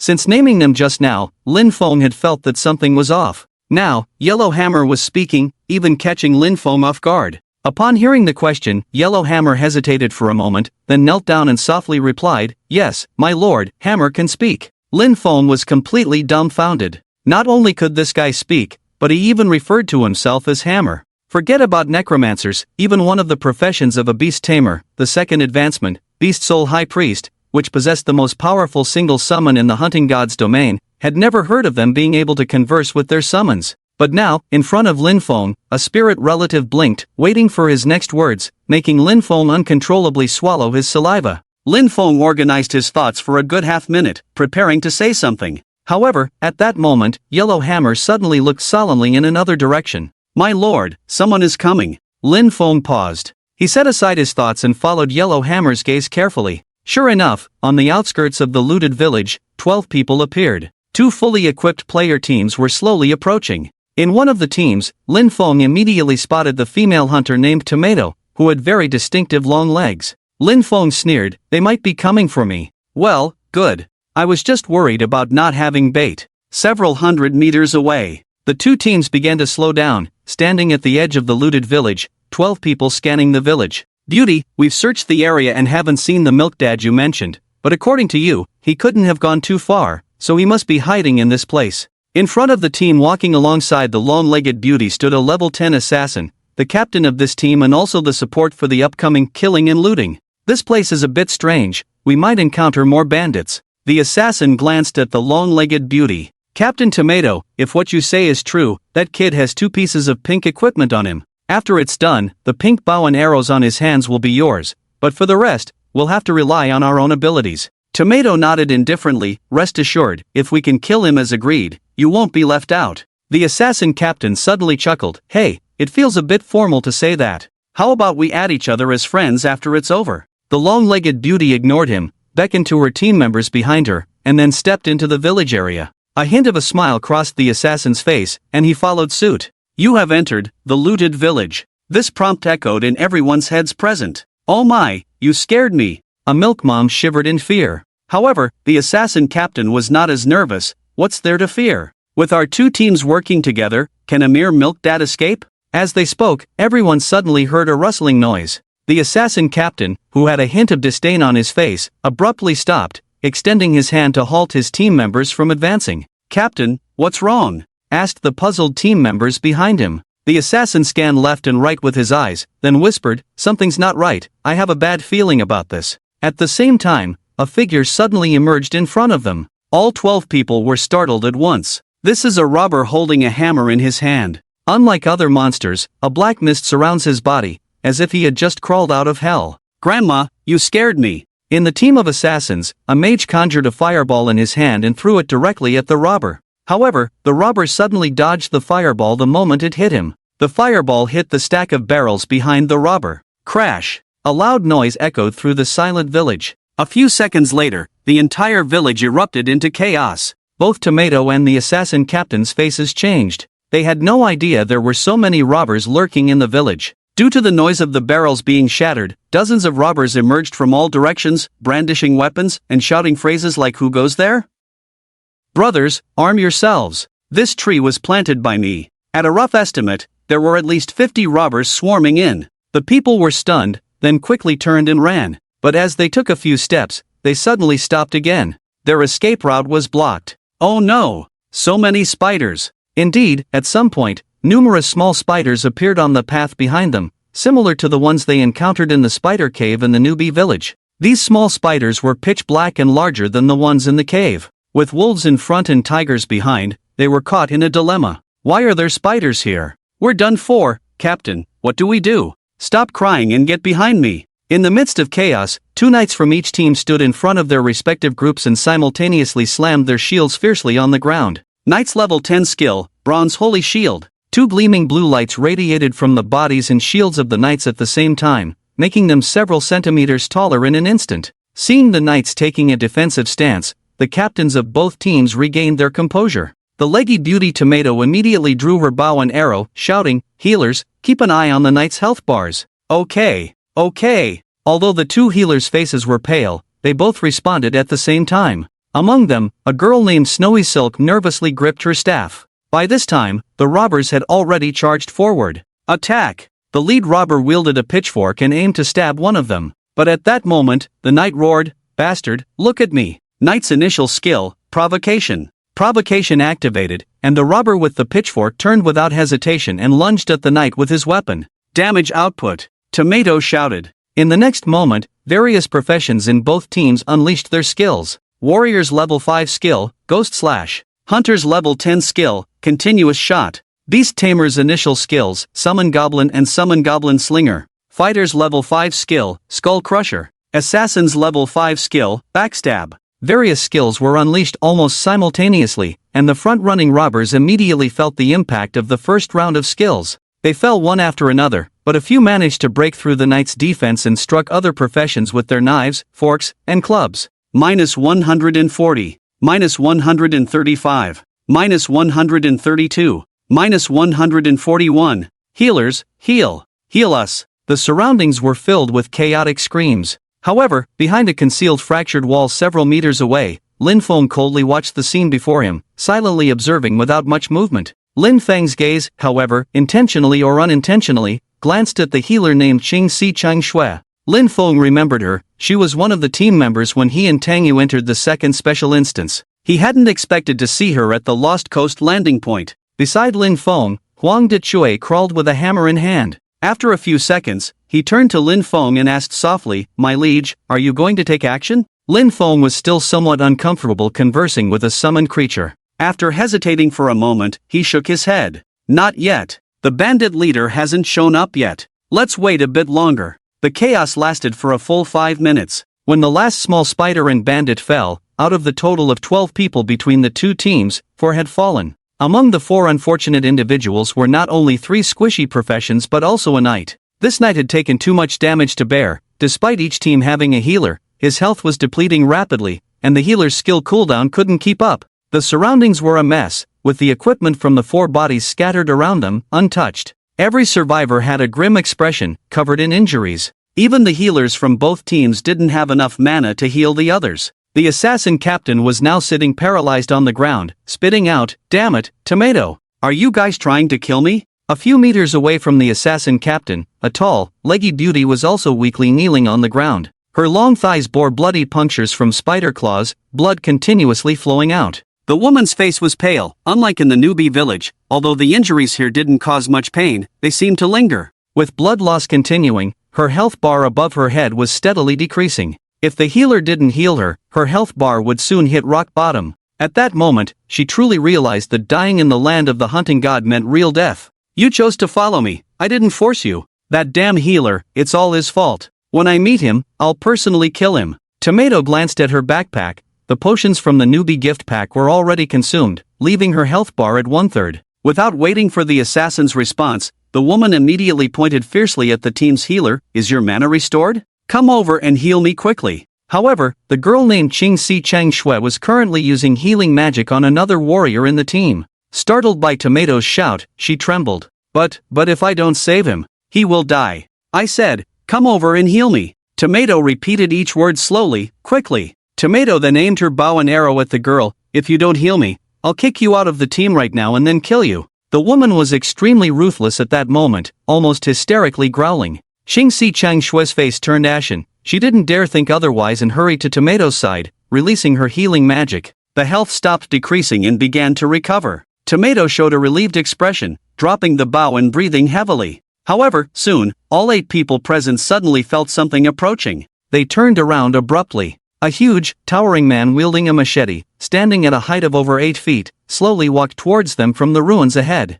"Who dares disturb my nap? Are you seeking death?" After this thunderous voice, a health bar suddenly appeared above the man's head. Boss, Bandit Leader. Health points, 5,000. Attack power, 300. Physical defense, 20. Magic defense, 20. Skills, Endurance Aura, effect, increases the life regeneration speed of units within range. Angry Roar, effect, roars, causing a stun effect on surrounding enemies, dealing 200 magic damage, and adding a 1.5-second stun effect simultaneously. Boss is here. Lin Feng raised an eyebrow, carefully observing the attributes of this bandit leader.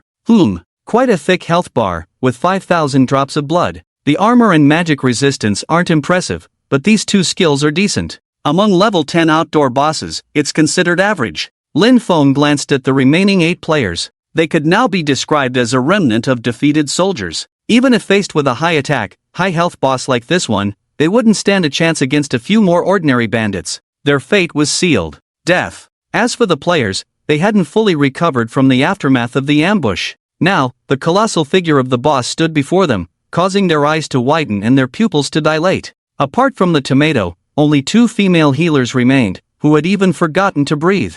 Damn it! The assassin captain didn't hesitate. He quickly got up from the ground, activated his last bit of mana, and used the assassin's level 10 skill, Shadow Step. His figure disappeared instantly. Shadow Step was a unique stealth skill of the assassin class. The assassin had no other thoughts at the moment. Survival was paramount. This monster was not someone he could handle now. Even if both teams were at full strength, they might not defeat this boss. As long as there are mountains, there will be no shortage of firewood. Screw this, I'm not playing with you guys anymore. The assassin swiftly left the team. Seeing the assassin flee, the bandit leader didn't pursue but brandished his butcher knife towards the group in front of him. Please, spare me. Don't. As the boss drew closer, the beast tamer nearest to him was already petrified. He knelt on the ground, bowing before the bandit leader. Are you crazy? Get up and run. Do you think these things will show you mercy? By now, the rest of the group had gotten up from the ground, ready to leave quickly.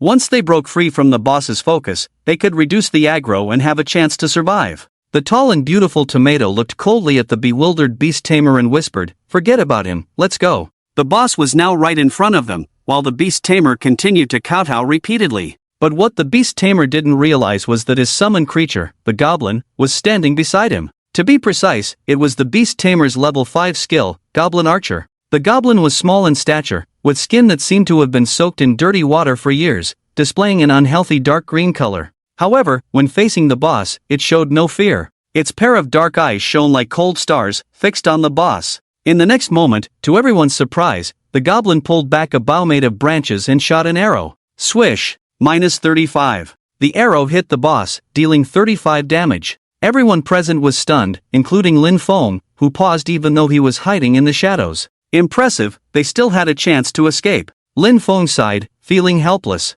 Sure, here is the translated text. Sure enough, after being attacked, the boss bandit leader suddenly moved. The health bar on the top of this huge monster's head turned red violently, and at the same time, he let out a roar. Kill! A huge oppressive force swept over, almost instantly making everyone present feel dizzy and overwhelmed. Ugh!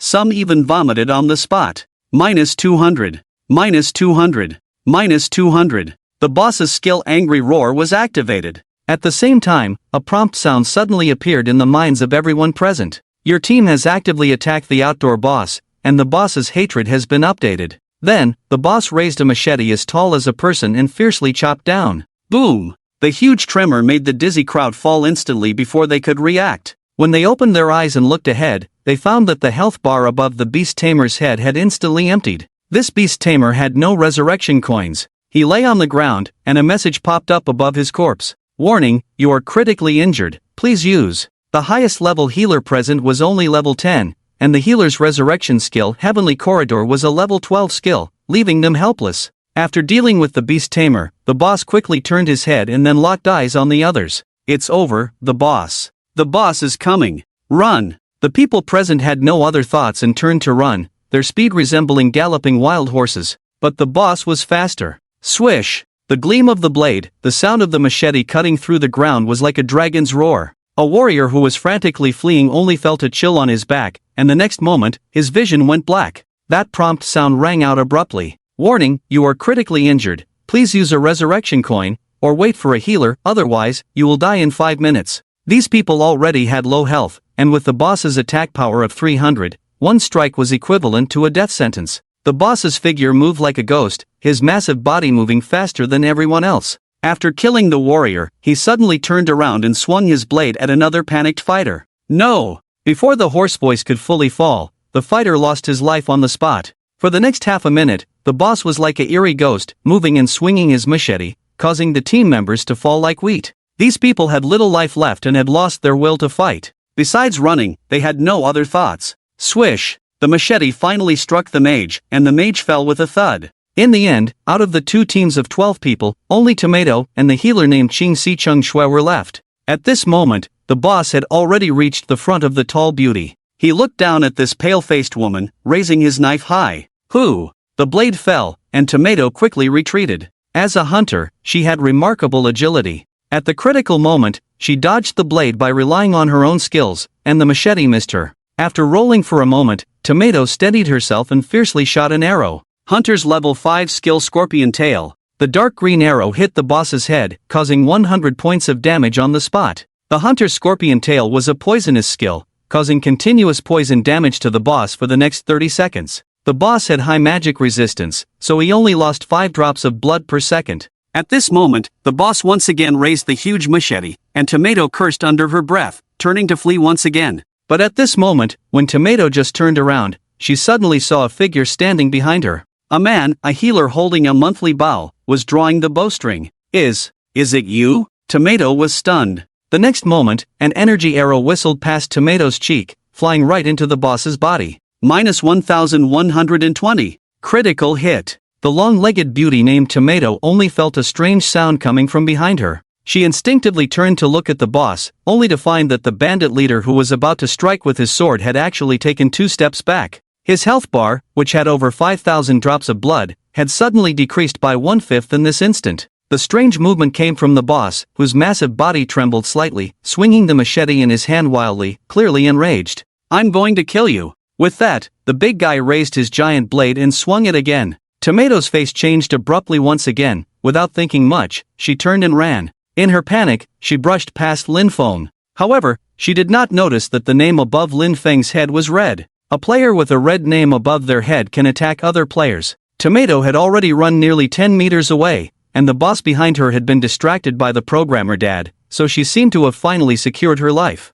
The woman gasped desperately, not daring to hesitate at all, afraid that stopping would allow the boss to catch up. That dad is as good as dead. I'll leave first. Except for that assassin, only I know the whereabouts of the pink bow. I'll come back after the boss's hatred value resets. The dropped pink bow will definitely be mine. With that in mind, Tomato gradually picked up her pace. Roar! The skill-angry roar of the boss bandit leader was activated. The huge sound was deafening. Even though Tomato was already out of the skill range, she was still affected by the sound wave as she ran, feeling her hair being blown by the shockwave. What's going on? According to her expectations, that dad with the pink bow should have already died at the hands of the boss, so why was the boss still using skills now? Somehow, the woman suddenly stopped in her tracks, looking back in confusion. But when she turned back, she found that the dad who should have died was still active near the boss, while the boss, on the other hand, had only 2/5 of his health bar left. 2020/5000. Tomato was stunned. How is this possible? Lowering her gaze, she was astonished to find that the dad seemed to be very familiar with the boss's attack patterns. His movements were like a ghost, dodging every one of boss's attacks perfectly. Not only that, this healer with the bow. No, with a rusty iron sword. This healer with the iron sword could actually seize the opportunity to stab during the intervals of boss's attacks. With one strike, the boss's health bar decreased by another 800 points. Tomato covered her mouth, her eyes filled with disbelief and fear. How is this possible? She had forgotten to run away, even though a pitch-black undead with a hammer appeared by her side, completely unnoticed. What made her break out in a cold sweat even more was that when the dad attacked, there was a giant black spider by his side that would rush forward to assist in the attack. After dodging the boss's attack, the boss had to resort to using his machete to strike the spider. With one strike, the spider's health dropped by half. However, the dad raised his hand, a shimmering light, and the spider's health bar seemed to be full again. Alone, a spider and a person cooperated, slowly chipping away at the monster boss's health bar under the watchful gaze of the tomatoes. Swish! The rusty iron sword made its final strike, and the boss suddenly roared to the sky. He then began to step back, the huge cleaver firmly planted in the ground as he knelt on one knee, one hand supporting the hilt, the other covering his chest, blood seemingly spilling from his mouth. No! No! The bandit leader howled before collapsing. Level 10 outdoor boss, bandit leader, defeated. At the same time, a beam of light descended from the sky, landing precisely on Lin Feng. You have leveled up. Lin Feng had gone from level 11 to 12. Tomato stared blankly at the man named Programmer standing beside the boss's corpse, his face calm but his profile emanating a chilling aura from his one visible eye. Lin Feng raised his hand towards Tomatoes and slowly descended. The tall woman paused, finally sensing something standing beside her. She turned abruptly, only to find a black undead holding a hammer high above her head. Tomatoes understood Lin Feng's gesture now. He wanted the undead to kill her. Before she could react, the hammer struck. Crack! Her vision blurred, and she collapsed weakly to the ground, the system's warning ringing in her ears. Warning, you are critically injured. Please use a resurrection coin or wait for a healer's treatment. Otherwise, you will die in 5 minutes. However, Tomatoes heard another voice in her head. You have died. Would you like to use a resurrection coin? You have 1 coin. Note that if you don't use it, you will die in 5 minutes. Tomatoes decisively confirmed the use of the coin, and a yellow coin floated from her body, exploding instantly. In the next moment, the tall woman's body vanished without a trace. Lin Feng watched indifferently as Tomatoes, the female hunter, disappeared beside the yellow hammer. Only then did he shift his gaze to what lay before him. After defeating the outdoor boss, a loot chest would drop. The boss's body had vanished, leaving a chest with a different design in front of him. Placing his hands on the chest, Lin Feng opened it, and 4 beams of light descended. 1 pink, 2 green, 1 blue. Seeing the 4 pieces of equipment, Lin Feng raised an eyebrow. Another pink drop? Pink shield, wall of storms, level 12. Class requirement, knight. Physical defense, plus 50. Magic defense, plus 45. Plus 10. 0% of 15. 0% block rate. Additional attribute, reduces damage taken from melee attacks by 25%. Special ability, increases the effective knight skill, steadfast, by 35%. Lin Feng examined the shield, finding its stats and attributes decent, but being a level 12 equipment, he couldn't equip it. Unlike equipment below level 10, starting from level 11, all equipment had specific class requirements. This shield could only be used by the knight class. After some hesitation, Lin Feng stored it in his backpack. He glanced over the remaining 3 pieces of equipment. The others are of no use. Lin Feng muttered as he stashed them away, planning to auction them in the trading post once he reached a safe zone.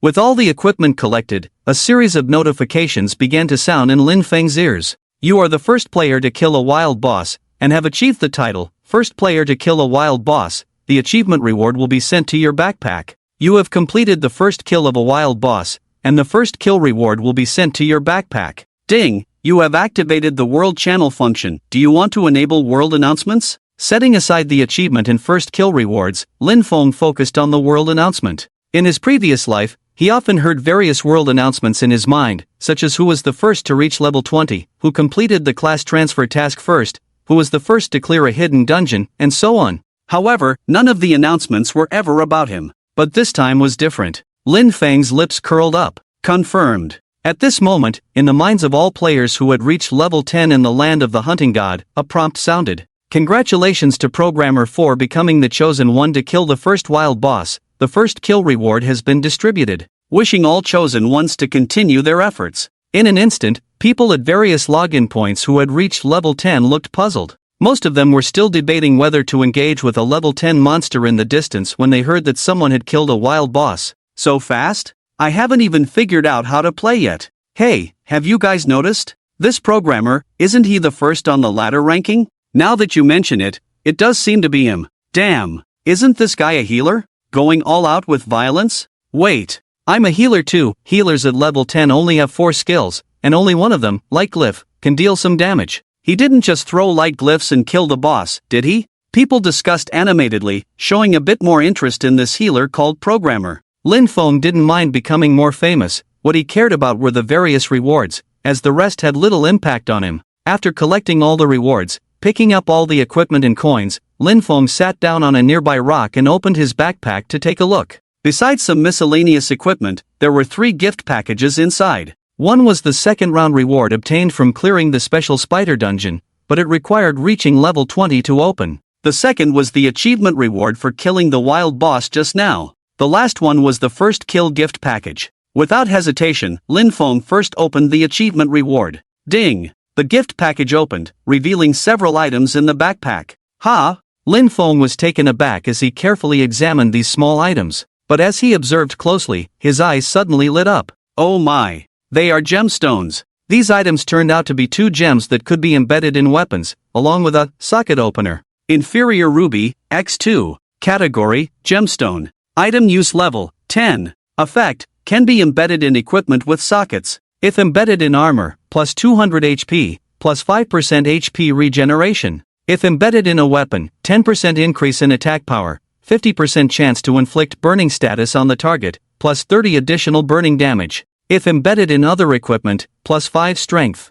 The second item was the socket opener. Socket opener, X2. Category, consumable. Item level, none. Can open a socket on equipment items. Wow, achievement rewards are so enticing. Gems at level 12 already? Lin Feng couldn't help but swallow hard. It's no wonder that Lin Feng was surprised. After all, having a second chance, he understood better than anyone the exaggeration and irrationality of obtaining low-level gems. Who would have thought that he could already have this kind of thing at level 12? It's worth noting that every player would only come into contact with gems and gem sockets after reaching at least level 25 for the first time. Among the gems, only Ruby and Amethyst are the hardest to obtain. Rubies mainly enhance strength and attack power, while Amethysts increase intelligence and spell damage. Even a low-quality ruby is invaluable in the marketplace. With this in mind, Lin Feng didn't hesitate at all. He quickly took out the rusty iron sword and crescent moon bow from his hand and drilled a hole in each of them. Originally, he planned to drill a hole in his 4 spirits armor as well, but he thought better of it. After all, in the early stages, he still needed the rusty iron sword and crescent moon bow to increase his critical strike chance and stack up his attack power. These 2 pieces of equipment were indispensable, whereas armor would be frequently changed. After a dozen seconds, both the iron sword and bow had a socket. Clang! The low-quality red gem was embedded into the hole, emitting 2 dull sounds. Since the rusty iron sword only had 2 points of attack power, no visible changes were apparent. However, the crescent moon bow was different. This bow and arrow, which already had 150 points of attack power, now increased by 15 points and came with a 50% chance to burn the target, along with an additional 30 points of burning damage. Burning damage is real damage. This completely ignores armor and magic resistance, making it the most real damage in the entire Hunting God's land.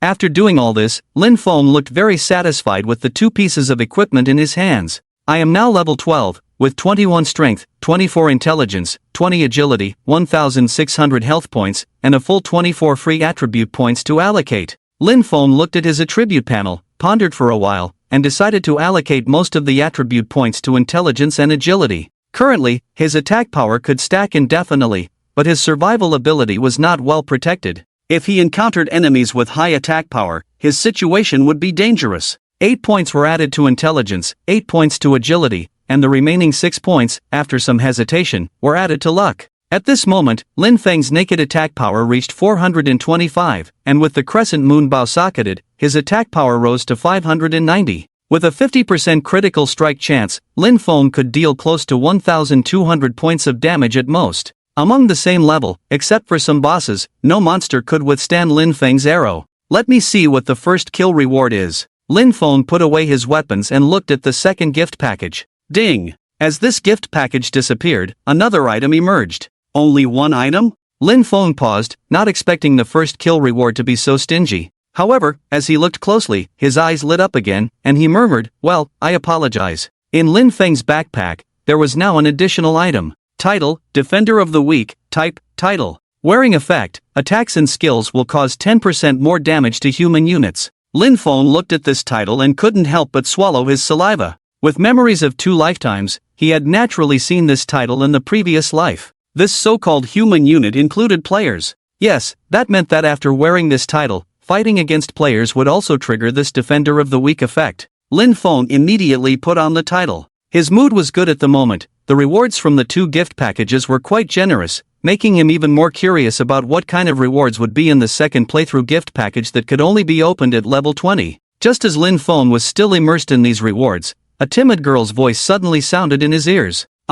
Excuse me, are you? Lin Feng was taken aback. He packed up his backpack, closed the attribute panel, and turned around to see a somewhat familiar face looking at him in fear. When their eyes met, the girl took several steps back. She was a young female healer with the nickname Green Silk Turned Snow on her head, with the same number as Lin Feng, 9527. Lin Feng recognized her, and she naturally recognized him too. God.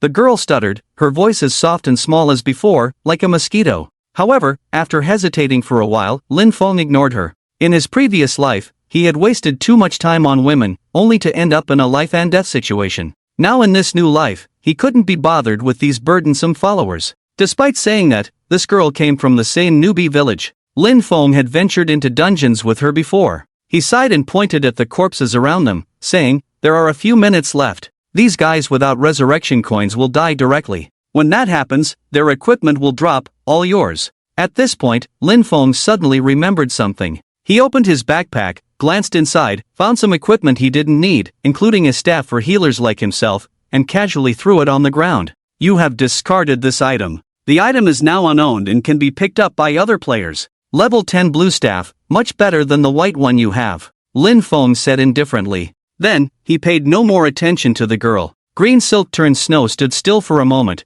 then cautiously approached and picked up the blue staff from the ground. Thank you." After thanking him, the girl immediately ran off. But before she got far, Lin Feng's voice came from behind. "Take a different path. There are more monsters on the path you're taking. Go to the right, where the monsters should not have respawned yet." The girl abruptly stopped, then followed Lin Feng's advice and ran to the path on the right. "Thank you, God." After saying this, her figure gradually disappeared into the distance. Lin Feng watched her leave, then shifted his gaze to where the boss had died. As expected, a black soul emerged from where the boss had died. "Do you want to awaken this soul?" Lin Feng smiled. Although each awakened undead inherited 50% of his basic attributes, they could retain their previous skills and passive auras. Therefore, this boss was much stronger than ordinary undead. Warning, you can store a maximum of 2 undead souls. You have reached the maximum limit. Do you want to discard your current undead souls? Select the soul to discard, Xiaoqiang. Select the soul to discard, Yellow Big Hammer. These 2 panels made Lin Feng pause slightly. After a moment of hesitation, he turned to look at Yellow Big Hammer and Xiaoqiang by his side, lost in thought. However, Yellow Big Hammer seemed to sense something. He placed his hammer on the ground and knelt down. "My lord, there is no need to choose. Big Hammer is willing to give up the precious seat." This humanoid undead had self-awareness. He was just an elite monster with no special abilities compared to Xiaoqiang's ability to summon little spiders. If a new undead were to join, there was no doubt that he would be of no use. Lin Feng looked down at the prostrate kin of the deceased, silent for a moment as he made his decision. "You have abandoned Xiaoqiang." Huang Dachui, who was kneeling on the ground, was taken aback. As Xiaoqiang's body gradually dissipated beside him, he looked at Lin Feng in disbelief. "Your Majesty, what are you?" Lin Feng didn't answer him but instead gestured towards the position of the boss's corpse. "Rise." However, in Huang Dachui's eyes, this gesture made the spirit bow its head even lower, showing even more reverence than before. In the next moment, a black light flickered suddenly with smoke, and the black soul began to sway and change. A massive body crawled out from the ground. Kin of the deceased, Bandit leader. HP, 800. Attack, 213. Physical defense, 41. Magic defense, 43. Skills, Endurance Aura, effect, increases the life recovery speed of units within range. Angry Roar, effect, roar, causing a stun effect and dealing 50 magic damage to surrounding enemies, while also adding a 1.5-second stun effect. When the bandit leader appeared and knelt down, a smile almost crept onto Lin Feng's face. Wow, this skill is truly a divine technique. No wonder it's the awakening skill of the second transformation of the Undead Lord, paired with Lin Feng's bug of infinite stacking attack power. It's truly heaven-defying. Please name your kin of the deceased. Lin Feng looked at the huge bandit leader, about 2.5 meters tall, and with this guy's skills, Lin Feng already had his own idea. "You have named this unit, Roaring Brother." After giving Roaring Brother a name, just like Huang Dachui, this spirit's body inexplicably showed an emotional fluctuation. The next moment, Roaring Brother, who had been silent with his head bowed, suddenly let out a deep voice. "Greetings, Your Majesty." Huang Dachui at his side also followed suit. "Greetings, Your Majesty." Lin Feng didn't know why, but as soon as he named his kin of the deceased, these spirits seemed to gain life in a way. He couldn't explain it for now, nor did he need to. Rise. After doing all this, Lin Feng slowly stood up. He glanced coldly at the 8 corpses on the ground. At this moment, their dying time was almost up. These poor guys were unlucky souls without resurrection coins. They had no choice but death. Lin Feng ignored them, tidied up, and then left. "Let's go, let's continue forward, time to stack the attack power." Less than half a minute after Lin Feng left, the 8 players on the scene died completely. However, what Lin Feng didn't know was that after he left, just like when monsters died, wisps of souls emerged from the spots where the 8 players' bodies lay, but these souls were white. On them was written a line of small words. "Would you like to awaken this soul?" Time passed slowly. According to the parchment map in their hands, players of all kinds began to converge towards the nearest main city. Teams of players, defending against monsters along the way, moved towards the record points of the main city. Since the players left the newbie village and landed in the hunting god's land, 7 to 8 hours had passed. During this time, some had successfully reached level 17. It wouldn't be long before more players would start entering the main city. At the same time, the names on the ladder board were increasing. However, what caught people's attention was that the ranking on the ladder board had changed. The first to top the ladder board, the programmer dad, was nowhere to be seen, and now the first place was a level 17 warrior, nickname called Super Invincible Tyrannosaurus God, but as time passed, this so-called ranking list added another list. Yes, besides the level ranking on the list, a new list appeared, Combat Power Ranking. Before people could understand how this list was arranged, a lone name appeared on the Combat Power list. Combat Power Ranking 1, Programmer. Newbie Village Code, 9527. Occupation, Healer. People were once again stunned. How could a support class responsible for healing climb to the top of the Combat Power list after being pushed down from the level ranking? There's something wrong with this list. Is this a joke? A healer at the top of Combat Power? Then what about me, the super invincible Tyrannosaurus God who painstakingly reached level 17? Wouldn't I become a joke? Who is this person? If I ever meet her, I'll have to cling to her for dear life, hoping she's a beauty. Healers are mostly women, maybe she's a mature beauty. Who says women can't lead the charge? As the sky gradually darkened, this strange world also had an extremely complex day-night cycle system. At this moment, if you looked up, you could see the stars gradually becoming clearer in the sky. Meanwhile, in an area where level 15 monsters roamed, a glowing orb floated faintly in a hidden spot. Upon closer inspection, the other end of the orb revealed an entrance to a ruin. The wilderness of the hunting god's land was filled with various ruins and caves. Unlike dungeons, these places contained monsters but were mostly used for puzzles and treasure hunting, with no bosses present. Inside this abandoned temple, an ancient and mysterious aura lingered in the air. Dim light filtered through the windows, casting mottled shadows on the walls, where moss had begun to grow. In the temple, a mummy stood beside a stone coffin, wrapped in bandages, with only its dry arms and face exposed. Its eyes flickered with an eerie light, reflecting a giant hammer under the light. 80. Yellow big hammer struck, and the mummy's head displayed -350. Before the mummy could retaliate, an arrow suddenly shot from the side, piercing the mummy's chest. -1730. Under a critical hit, the mummy died on the spot. Your Majesty, this is the last monster. Yellow Big Hammer moved his hammer away from the mummy and turned to Lin Feng. At this moment, Lin Feng stood behind Yellow Big Hammer, with Roaring Brother guarding by his side. What did it drop? Lin Feng asked. Yellow Big Hammer patted the mummy, 20 copper coins and a 15th level warrior skill book called Piercing Thrust. Keep it, Lin Feng replied. He walked slowly to Yellow Big Hammer's side, taking the skill book from him. At that moment, he held the crescent moon bow, and his equipment was considered extremely luxurious. Lin Feng's helmet was a blue equipment called the Phantom Master's Crown, mainly increasing magic defense and an additional 10% increase in maximum health for the wearer. His gloves were the blue wilderness gauntlets, providing an 8% critical strike chance. Coupled with the crescent moon bow and rusty iron sword's 50% critical strike chance per attack, Lin Feng now had around a 60% chance of landing a critical hit. He still wore the pink for spirit armor on his upper body, a level 10 equipment, but being pink equipment, its basic attributes were much better than the 15th level blue equipment. Lin Feng replaced his belt with a level 15 blue equipment, Guardian's Restraint, increasing his health significantly. Fully geared up, Lin Feng's health bar had reached 2,500 points. Considering that some knights of the same level would probably have around 1,800 health with decent equipment. His pants were upgraded to a level 15 green equipment, Serpent Spirit leg guards, providing armor and magic resistance. However, his boots were different, a pink equipment. Level 15 pink equipment, Mage's Shin guards. Plus 50 physical defense. Plus 60 magic defense. Plus 10 agility. Plus 10 stamina. 12% chance to automatically dodge incoming physical damage. Lin Feng put away his bow and arrows. He had been grinding monsters for 7 hours straight, starting with level 10 bandits, then level 12 stormwolves, followed by level 14 and 15 creatures. Just now, he had spent over half an hour clearing out all the monsters in this relic without leaving a single one. Now, he opened his attribute panel. Level 15, his base attack power had stacked up to a solid 700. Holding the crescent moon bow, his attack power rose to 865.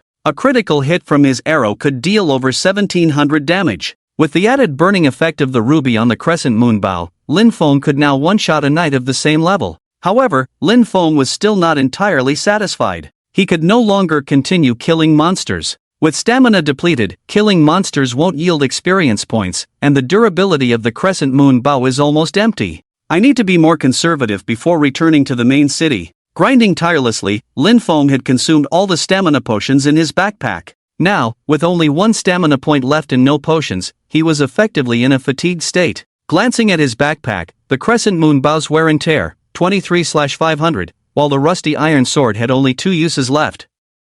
After all, it was a level 1 equipment, and killing such high-level monsters caused rapid deterioration. Let's go, time to leave. Lin Feng retrieved the crescent moon bow into his backpack and replaced it with a blue equipment.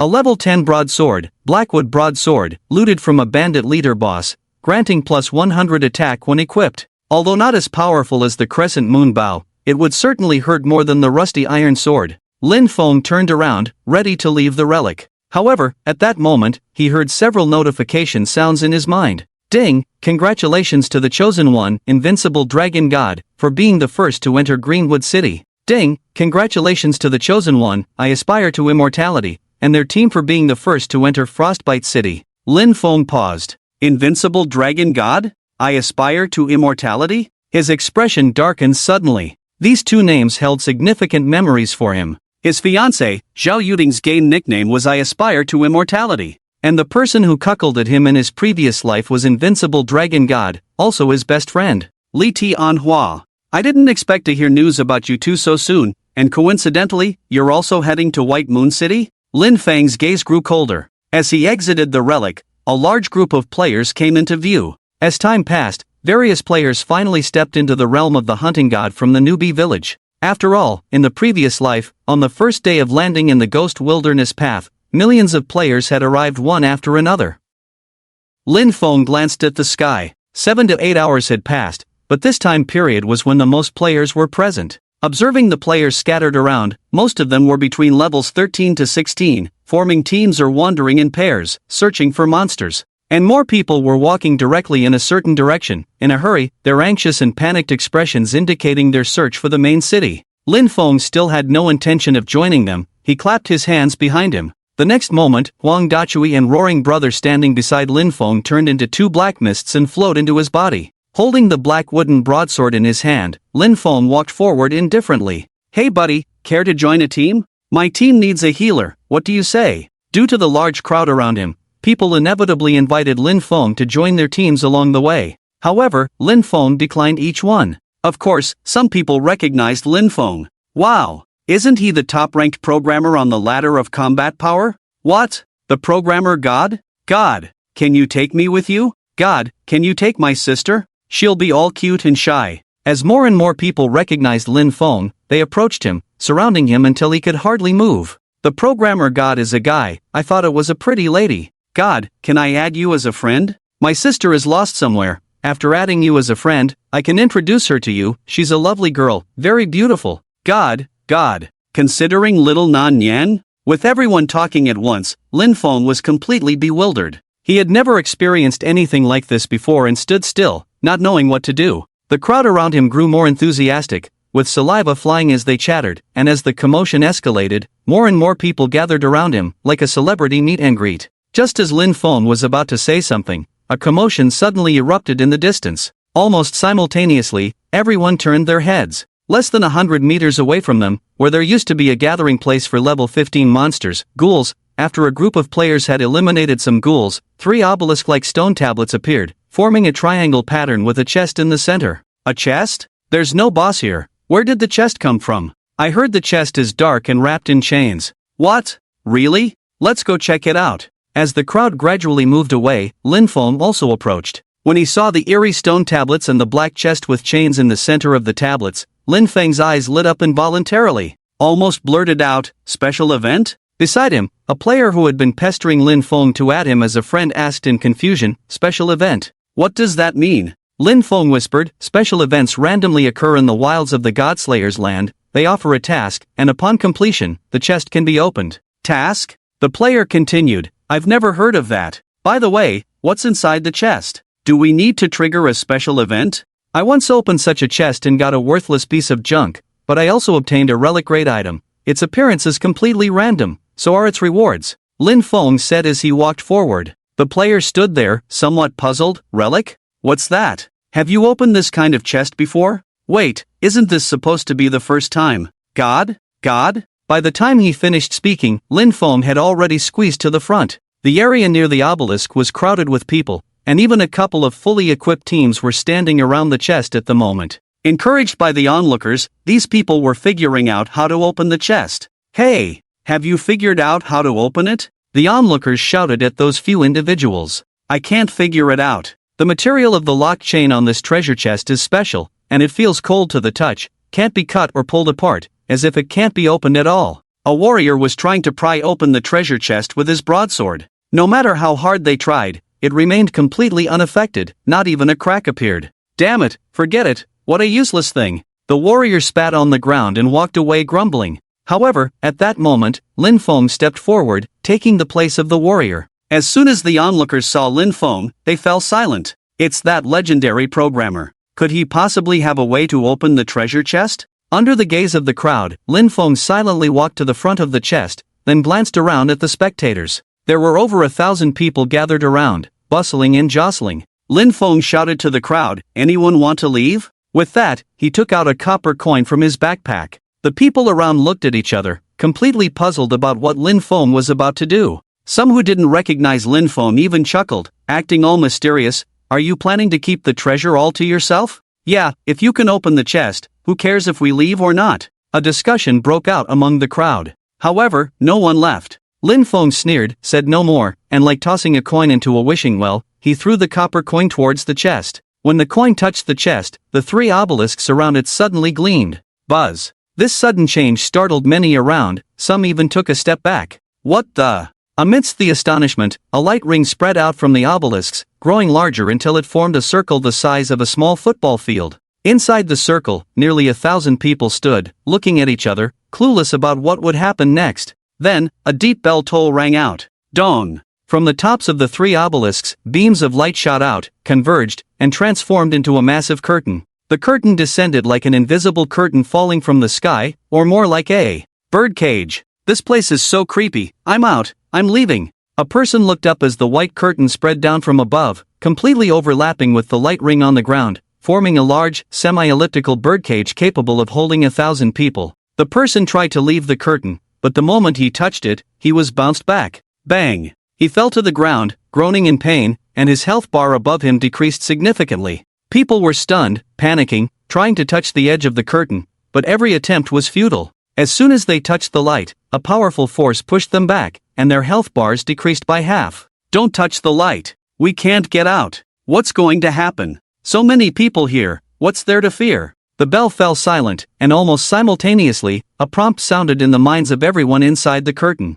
"Special event initiated. You have entered the domain of the Zombie King. Survive within the specified time. The event will commence after the countdown, 15, 14, 13. The territory of the Zombie King? People were almost stunned for a moment. They had no idea what this alert tone represented. Over 1,000 people looked around, their hearts pounding. However, Lin Feng appeared relatively calm. He silently repeated the so-called territory of the Zombie King in his mind several times. Although each special event was random, Lin Feng had never heard of this event name in his 2 lifetimes of memories. Although he had never heard of this event, he probably knew the rules of this event. Survival, Lin Feng murmured. Now the countdown had begun in his mind. When the countdown ended, monsters would surge from the 3 sides of the triangular light screen, and everyone present would need to survive under the monster's attack within a specified time. An old event, he knew it like the back of his hand. Lin Feng glanced at his attributes. After the special event started, the status of everyone in the circle would be fully restored. Lin Feng's depleted stamina was unusually abundant, and he glanced at the crescent moon bow in his backpack, but unfortunately, the durability of the equipment would not automatically recover. 5, 4, 3, 2, 1, start. The alert tone disappeared, and people only felt the surrounding air drop by more than 10 degrees in an instant. When they breathed, they even felt a chill, and at the same time, mist rose around them. In the mist, people seemed to hear the roar of some creature. Roar! Almost instantly, the 1,000 players came to their senses. Shivering, they all assumed a fighting stance. Don't panic. Gather together. Protect the healer in the center. Knights, where are the knights? Come out and take the damage. Mages, hunters, don't hesitate when you see the monsters, attack first. Although the players present were generally lower in level compared to the common level 17 on the ladder, their average level was only around 14, these people still showed remarkable unity. Even though they looked somewhat fearful, in a short time, they also orderly assigned their professions. They stood ready. Over 1,000 people did not make a sound. Roar! The mist was pushed aside, and a figure rushed out from the mist. At this moment, people finally saw what this monster was. It was a zombie with a decaying body and detached retinas in its eyes. Zombies broke through the thick fog from all directions, running at an extremely fast speed, their low growls making people's scalps tingle. As these zombies rushed in, their health bars lit up one after another. Common zombie. Level, 10. Health points, 500. Attack power, 100. Physical defense, 10. Magic defense, 10. At this moment, facing the oncoming zombies, the players also roared in anger. Watch out! Then, the knights stepped forward one after another, placing their shields in front of them, almost at the same time activating their level 5 skill Steadfast and level 10 skill Bronze Holy Shield. Dozens of bright lights emanated from these knights' bodies. By this time, the zombies had already rushed over. Countless zombies formed a small wave. They came in succession, their roars merging into one. Swish, swish, swish. The zombies' claws fiercely scratched the shields in the knights' hands, but the knights stood firm. These common zombies belonged to the weaker tier of level 10 monsters. Their attacks on the knights in skill state did not even cause much damage. -5. -8. -6. -7. -5. This discovery boosted the morale of the knights. They laughed heartily, as if the number of the undead wave doubling was nothing to worry about. Ha, these zombies are tickling me. You scared me, I thought it was exaggerated. The output at the back, it's up to you guys. Amidst the hearty laughter of the knights, the attacks from the output profession were unleashed at this moment. Countless dazzling long-range skills shone like bright fireworks. Fireballs, arrows with flames and poison, spells, these skills continuously whistled from behind the knights. Boom! A huge explosion instantly caused wave after wave of shockwaves and turbulence, the zombies' figures being blown away as soon as they emerged under this saturated attack. Subsequently, warriors, martial artists, assassins, professions that engaged in close combat stepped out from the side of the knight's protective circle, engaging the zombies head-on. They had long adapted to the bizarre nature of the god-slaying land, not to mention zombies. Their morale was high at this moment, as if facing the appearance of so-called deities, they dared to fight them. Unlike the main force, Lin Feng stood alone in a corner, and naturally some zombies noticed his presence. However, before the zombies could approach, a pitch-black giant hammer swooshed towards them. AD. With one strike, the zombie perished on the spot. Huang Dachui put away his hammer, coldly surveying the chaos around him. As time passed, the number of the undead tide gradually decreased, and after another minute, the oncoming zombies were completely eliminated. Surprisingly, not a single casualty appeared on the player's side. Lin Feng glanced at the time. Only 5 minutes had passed. Killing too quickly is not a good thing. It seems stronger zombies are on their way, he said nonchalantly. Indeed, a few seconds after Lin Feng's words fell, another howl echoed from the mist. However, this time, the howl was more chilling, accompanied by eerie hoarse growls from the throat, intensifying the sense of crisis, while the surrounding mist thickened once more. But with the recent victory, the people present evidently had no fear. They were eager, with the leading knights even impatiently waiting for the monsters to charge at them. The next moment, another round of zombies emerged from the mist. However, compared to the ordinary zombies before, these zombies were noticeably larger in size, and their speed was faster, with many zombies running as fast as some skilled assassins. Oh my, they're fast. Everyone, be careful. At the people's reminder, they finally saw a new term above these zombies' heads. Adaptive zombies. Level 12. Health points 800. Attack power 150. Physical defense 30. Magical defense 30. The health and defenses of these so-called adaptive zombies had increased a level compared to ordinary zombies, and their attack power had directly increased by 50 points. Just this additional 50 points of attack was enough to break through a knight's defense.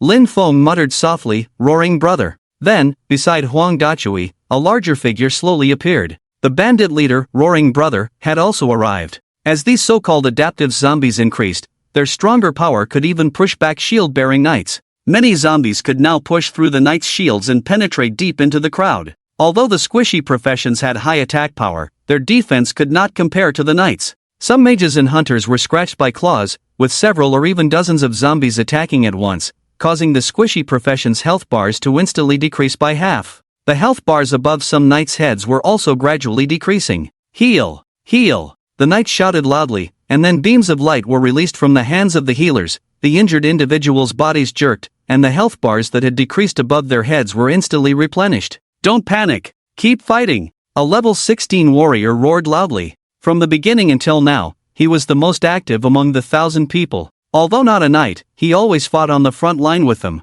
His level was among the highest in this group, and the broadsword in his hand emitted a special glow steadily. With just 3 swings, he could basically kill a zombie directly, and if he used a skill, he could kill an adapted in 2 strikes. Lin Feng also noticed the warrior nicknamed Dusty Wine on his head, but his attention was on the weapon in his hand. Your Majesty, the weapon in his hand is a level 15 pink equipment, Craftsman's Fiery Broadsword, with an additional 200 attack points and 20 armor penetration, someone informed Lin Feng. Upon hearing this, Lin Feng suddenly realized that a level 15 warrior's base attack was already around 100. If all attribute points were allocated to strength, the highest attack power could reach nearly 200. Holding a pink equipment, indeed, he could kill an 800 HP zombie in just 2 or 3 strikes. It was truly a physical profession. The attack power increased smoothly. Lin Feng nodded thoughtfully, but then he suddenly thought of something and looked back at the one who spoke, Yellow Big Hammer, with some confusion. Ha! How did you know? Lin Feng couldn't tell what kind of equipment the warrior had in his hand. How could Yellow Big Hammer, as an undead summon unit, directly mention the equipment's name? Yellow Big Hammer scratched his head. Your Majesty, can't you see it? At that moment, a zombie howled and charged towards them. Lin Feng swung his broadsword casually, cutting the zombie in half instantly. I remember that you need to reach level 20 to view a target's equipment, and it needs to be out of combat, Lin Feng said. However, Yellow Big Hammer seemed puzzled and turned to look at Roaring Brother standing on Lin Feng's other side. Roaring Brother, can you see it? Roaring Brother hesitated for a moment, then nodded and said in a deep voice, I can see it too. The warrior is wearing a level 15 blue equipment, Smith's fine breastplate. This made Lin Feng uneasy. Not only Yellow Big Hammer but even Roaring Brother could see it? He could be sure that a normal necromancer's skills could not have this effect. It was indeed an interesting skill obtained through a bug. Yes, that's right, keep up the pace, healer, be mindful of your mana, don't heal recklessly, Dusty Wine continued. At this moment, he was like the anchor of this team, steadying everyone's minds. Indeed, despite the large number of zombies, as long as they cooperated well, they could still pass through unscathed. Each player had their unique skills and role positioning. As long as they could fully utilize their advantages and cooperate with each other, they had the chance to achieve 0 casualties, just like they did against the ordinary zombies they had just faced. Finally, after another 10 minutes, the last zombie was also defeated. Lin Feng looked up at the time prompt. It had been 20 minutes. Usually, the time requirement for such special events was half an hour. If that was the case, there would probably be another wave of undead. The eerie silence lasted for a few seconds. Everyone looked around in confusion, wondering why the light screen around them had not disappeared yet. Dusty Wine, the warrior, took a few steps forward and carefully observed the mist ahead. Weird. The mist seems thicker, he said, waving his hand. The mist swirled, revealing a strange dark green color inside. Dark green mist? Just as the warrior was puzzled, a pitch-black arm suddenly reached out from the front. Gah! The sudden turn of events made the warrior's pupils contract. He abruptly stepped back, finding an empty space in front of him. However, at that moment, the warrior saw clearly it was an extremely hard arm covered with strange scales, with 5 nails like long blades. Black bone-like spikes protruded from various parts of the arm, as if undergoing a transformation. Wind and Dust began to retreat instinctively, eventually standing beside the knights. "Quick, get ready!" He urgently patted the shoulder of the knight next to him, his tone tinged with fear. People didn't know what he had experienced, but they still assumed battle stances. Soon after, almost everyone heard a low, eerie murmur. Zombies of various shapes and sizes suddenly materialized from the mist. In that instant, not only the over 1,000 people present but even Lin Feng himself couldn't help but have his pupils contract. "What are these things?" people exclaimed, as the monsters before them were still zombies, but this time they were noticeably different. These zombies had peculiar bodies, with bone-like structures appearing on their surface, sharper nails and claws, most of their bodies covered in scales. Every step they took closer filled people's hearts with a chilling fear that pierced their souls. Hunter Zombies. Level, 15. HP, 1200. Attack, 200. Physical defense, 50. Magical defense, 50. Passive ability, Exoskeleton, weakens physical attacks by 12%. At that moment, everyone gasped in shock. The basic panel of these so-called Hunter Zombies monsters had even surpassed some players of the same level present. If these zombies charged, they wouldn't stand a chance. Damn! Even Wind and Dust, at this moment, felt a chill in his heart,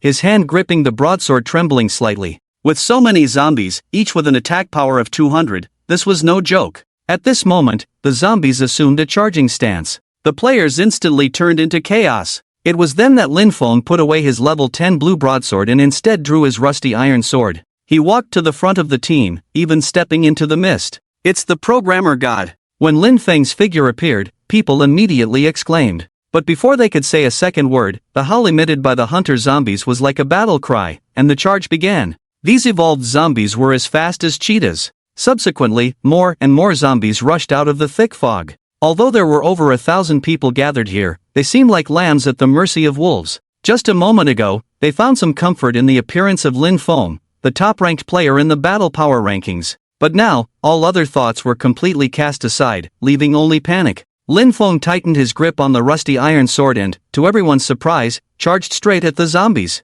God! Behind him, Lin Feng could still hear someone calling out in panic. But as Lin Feng rushed into the thick fog, those behind completely lost sight of him. Alongside Lin Feng's charge, Yellow Big Hammer and Roaring Brother followed. "No need for further explanation," Lin Feng said in a low voice. "Understood." Yellow Big Hammer and Roaring Brother echoed in unison. The next moment, they were already engaging the zombies in close combat. Roaring Brother plunged into the horde of zombies, carrying Lin Feng's level 10 skill, Wind of Revival. Despite the zombies clawing at him, he paid no attention, as the Wind of Revival gradually restored his health. Suddenly, he raised his head and let out a loud roar to the sky. Roar! Roaring Brother's special skill Angry Roar is activated. Angry Roar effect, emit a roar, causing a stun effect on surrounding enemies, dealing 200 points of magic damage, and adding a 1.5-second stun effect. A huge sound wave swept through instantly, causing at least 30 zombies around to tremble violently. In that moment, Yellow Hammer swung his hammer and charged directly into the group of zombies still stunned.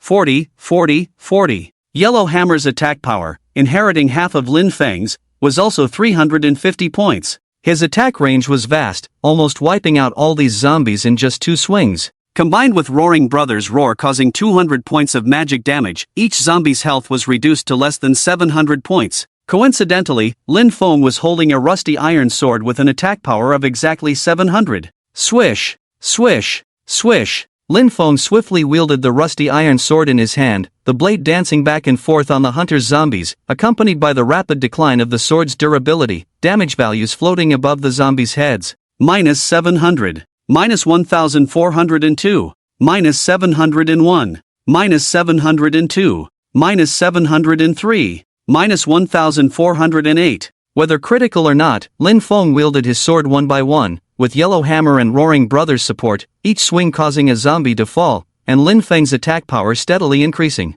As more and more zombies appeared, Lin Feng sometimes needed to dodge back and forth, coordinating with Yellow Hammer and Roaring Brother to protect himself. Although his health and defenses were still optimistic, the increasing number of zombies posed a threat. Tear! 2 zombies attacked from both sides, clawing viciously at Lin Feng, one of them even landing a critical hit. Lin Feng quickly stepped back, while Yellow Hammer's hammer swept over. AD. Lin Feng reacted swiftly, stabbing both zombies with 2 strikes. However, 2 more zombies rushed in. Before Lin Feng could act, Roaring Brother swung his huge machete, creating a whistling wind. Lin Feng followed up with 2 more strikes. Soon, he was ambushed from behind by another zombie, but he swiftly turned around and landed a critical blow, causing the zombie to collapse. Without time to heal himself, a zombie broke through Yellow Hammer and Roaring Brother's defense, biting into Lin Feng's shoulder blade. Lin Feng quickly stepped back, bringing down the rusty iron sword on the zombie's head. -1440. 2 minutes later, half of Lin Feng's health bar was depleted, but the number of zombies remained the same. Lin Feng was starting to sweat profusely. TSK. It's troublesome having such a low level. Looking at the sea of zombies in front of him, Lin Feng couldn't help but miss his level 80 warrior from his past life. Back then, he could easily clear the area with a few swings of his weapon, without needing to strategize to avoid being overwhelmed. But now, Lin Feng had to carefully calculate his moves to ensure he didn't get swarmed to death. Healing Hand and Reviving Wind floated back and forth between himself and the 2 undead units. As Lin Feng moved like a dancing monkey in the forest, zombies advancing relentlessly. Relying on his combat experience and agility, Lin Feng pulled and pushed, seizing any opportunity to strike. After some time, Lin Feng had methodically taken down over 80 zombies. If someone were to witness Lin Feng's methods, they would probably be scared silly. The attributes of each so-called zombie hunter are no less than those of a level 15 player. However, Lin Feng, with the assistance of 2 undead units, almost effortlessly takes down each one, while his defense is also exceptionally strong. Even knights who manage to land a few blows on him end up needing a good rest, but when it comes to hitting Lin Feng, it's like hitting air. Nevertheless, Lin Feng personally feels that the efficiency is too low. He has already consumed almost all the health and mana potions in his backpack. Combined with his critical hit rate, Lin Feng's attack has increased from 700 points to 754. Glancing at the time, he notices that time has stopped flowing. The number of zombies is dwindling, and the explosions and cries from the fog are gradually weakening. The fog is too thick, and Lin Feng has no idea how things are on the player's side, considering he is alone here, with only a few zombies targeting him. Swish! Lin Feng's hand rises and falls with the blade, and the last zombie charging towards him instantly loses its vitality. He breathes lightly, his stamina and mana are completely depleted, and his health is down to only 1/3. The hammer and the Roaring Brother by his side have long been absorbed back into his body. If the monsters continue to charge, Lin Feng estimates the odds are against him. The mist around him begins to dissipate.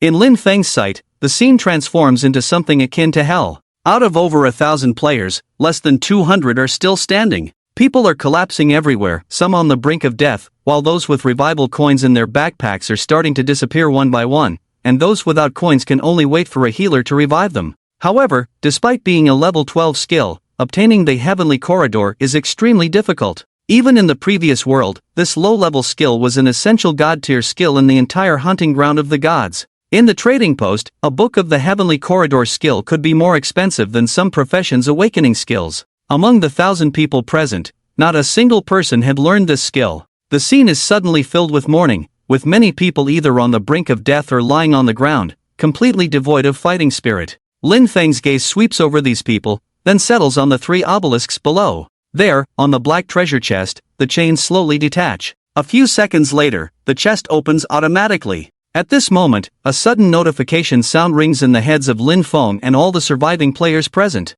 You have completed a special event and received the event reward, which has been added to your backpack. However, a moment later, Lin Feng hears another notification sound that only he can hear. You are the player with the highest activity in this special event, receiving additional experience bonus. You are the player with the highest number of kills in this special event, earning the favor of the Zombie King, and the additional reward has been added to your backpack. You have leveled up. You have leveled up. A series of notification sounds pop up, prompting Lin Feng to quickly open his backpack. He first checks the main reward of this event. What is this? Not just him, but everyone present is stunned. They look into their backpacks and find an inexplicable addition, a key. Is this the reward for the special event? Just a damn key? What a joke! Yes, the reward item for the event is a key called King's Invitation. There are no elaborate descriptions, not even decent attributes, just the lonely words, consumable item and a level requirement of 30. It's not just unclear, the fact that the usage level requirement is 30 is also puzzling. Even Lin Feng is a bit puzzled at this point, as he has never heard of this type of reward for a special event. According to past memories and experiences, events of this difficulty level usually yield some valuable treasures. However, apart from leveling up 1 or 2 levels, the only thing the surviving players had around them was this inexplicable key. Lin Feng fell silent for a moment before deciding to keep the key. Let's wait until level 30 before deciding. Ignoring the main rewards of the event, Lin Feng finally glanced at the so-called extra reward. It's an equipment? Unexpectedly, the extra reward seemed more reliable than the main one. Lin Feng examined the amulet called the Blessing of the Zombie King. Blessing of the Zombie King, unique, type, amulet. Level requirement, none. Luck plus 10. Strength plus 10. Intelligence plus 10. Skill, King's Domain, creates an area shrouded in mist where your attack speed increases by 100%, life recovery speed by 100%, enemy attack speed decreases by 10%, and movement speed decreases by 10%, needs manual activation. Growth type equipment, the wearer gains 1 evolution point for each unit killed. Current evolution level, 1. Evolution points, 0 out of 100. Lin Feng let out a low exclamation, surprised not by the King's Domain skill but by the fact that the equipment was a growth type item. He had seen similar growth type equipment before, but never in this direction. Evolution? Lin Feng muttered, wondering if it was related to the name of this special event. The Zombie King. An event name he had never heard of before. It's even a unique equipment, meaning there's only one of this thing in the entire hunting god's land. Perfect, I can already increase my attack power by killing, and with this amulet, I can kill 2 birds with 1 stone. Without hesitation, Lin Feng immediately put on the amulet. After doing all this, Lin Feng opened his attribute panel. At his current level of 17, coupled with the Blessing of the Zombie King amulet, the increase in attributes compared to when he was level 15 was quite significant. Nickname, Programmer. Level, 17. Health points, wearing all equipment 2400/2400. Mana points, 600/600. Strength, 41. Plus 4, plus 10, Intelligence, 55. Plus 4, plus 10, Agility, 42. Plus 4, Stamina, 61. Plus 4, Luck, 10. Plus 10, Attack Power, with Rusty Iron Sword 766. Moonlit Bow, plus 165 930.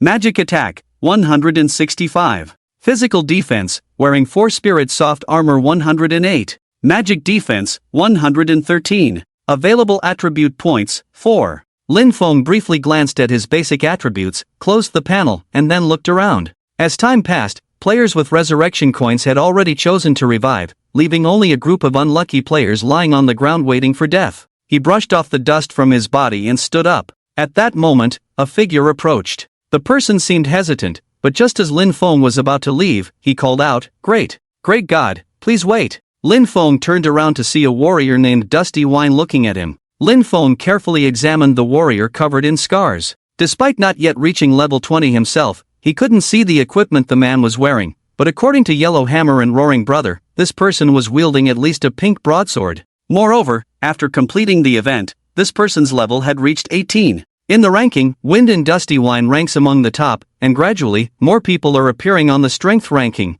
with Wind and Dusty Wine also in the top 100. As for the top spot on the strength list, it's still Lin Feng. "Something on your mind?" Lin Feng asked casually. Wind and Dusty Wine scratched his head awkwardly, glancing around before speaking. "Great God, would you be interested in joining our fixed team? You could be the captain." Lin Feng had already anticipated this outcome and waved his hand slightly, not interested. With that, Lin Feng turned away. However, Wind and Dusty Wine hurriedly added, "Great God, I don't mean anything else.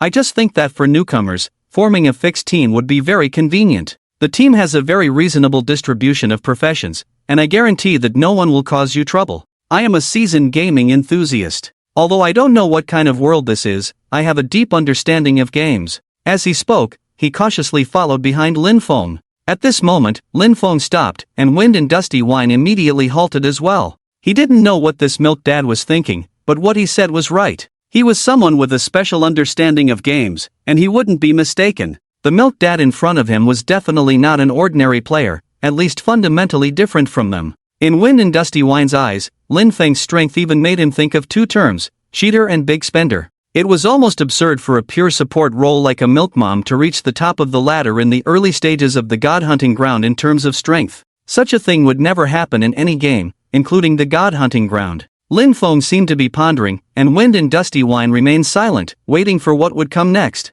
After a few seconds, Lin Feng turned around. All right. Upon hearing Lin Feng's reply, Wind and Dusty Wine's eyes immediately lit up. But Lin Feng suddenly raised a finger. I have a question and some conditions. Wind and Dusty Wine paused, then quickly nodded. Please go ahead. Does everyone in your team, like you, have rare equipment? Lin Feng pointed to the broadsword in Wind and Dusty Wine's hand. Upon hearing this, Wind and Dusty Wine subconsciously tightened his grip on the broadsword in his hand. A hint of doubt flashed in the warrior's eyes. He was surprised at how Lin Feng knew that his weapon was rare equipment. However, he quickly shook his head. I'm the only one with rare equipment. Lin Feng lowered his finger and said calmly, in that case, I will have to set a condition. If you want me to join your fixed team, I need to recruit new members. Wind and Dusty Wine was taken aback. He turned to look behind him, where several people were clearly part of Wind and Dusty Wine's fixed team. Great God! What do you mean? Except for you, I don't need any of your other teammates.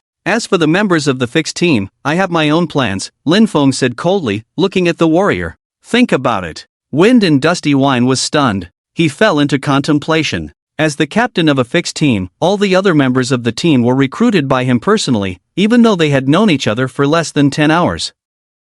Now, to abandon them was not a decision he could make lightly. Moreover, the team members were eagerly awaiting his good news. The man furrowed his brows, showing signs of both relaxation and tension. The milk dad in front of him had an extraordinary secret. Joining forces with him would bring benefits without harm, but the price was betraying his own team members, something he was clearly reluctant to do. After a while, Wind and Dusty Wine asked softly, God, are you asking me to betray my teammates now? If I do that, aren't you afraid that one day I might betray you? Feng Chenjuozhou tried to make this statement sound very serious, while carefully observing Lin Feng's expression, hoping to detect any emotional fluctuations. However, Lin Feng remained unaffected and calmly replied, if you come across a better choice later on, feel free to leave. Similarly, if I feel you are no longer valuable, I will not hesitate to abandon you. So, I hope you consider this carefully. After speaking, Lin Feng didn't hesitate any further and sent a friend request to Feng Chenjuozhou. If Feng Chenjuozhou accepted, they would become friends. If not, he would simply reject Lin Feng's request.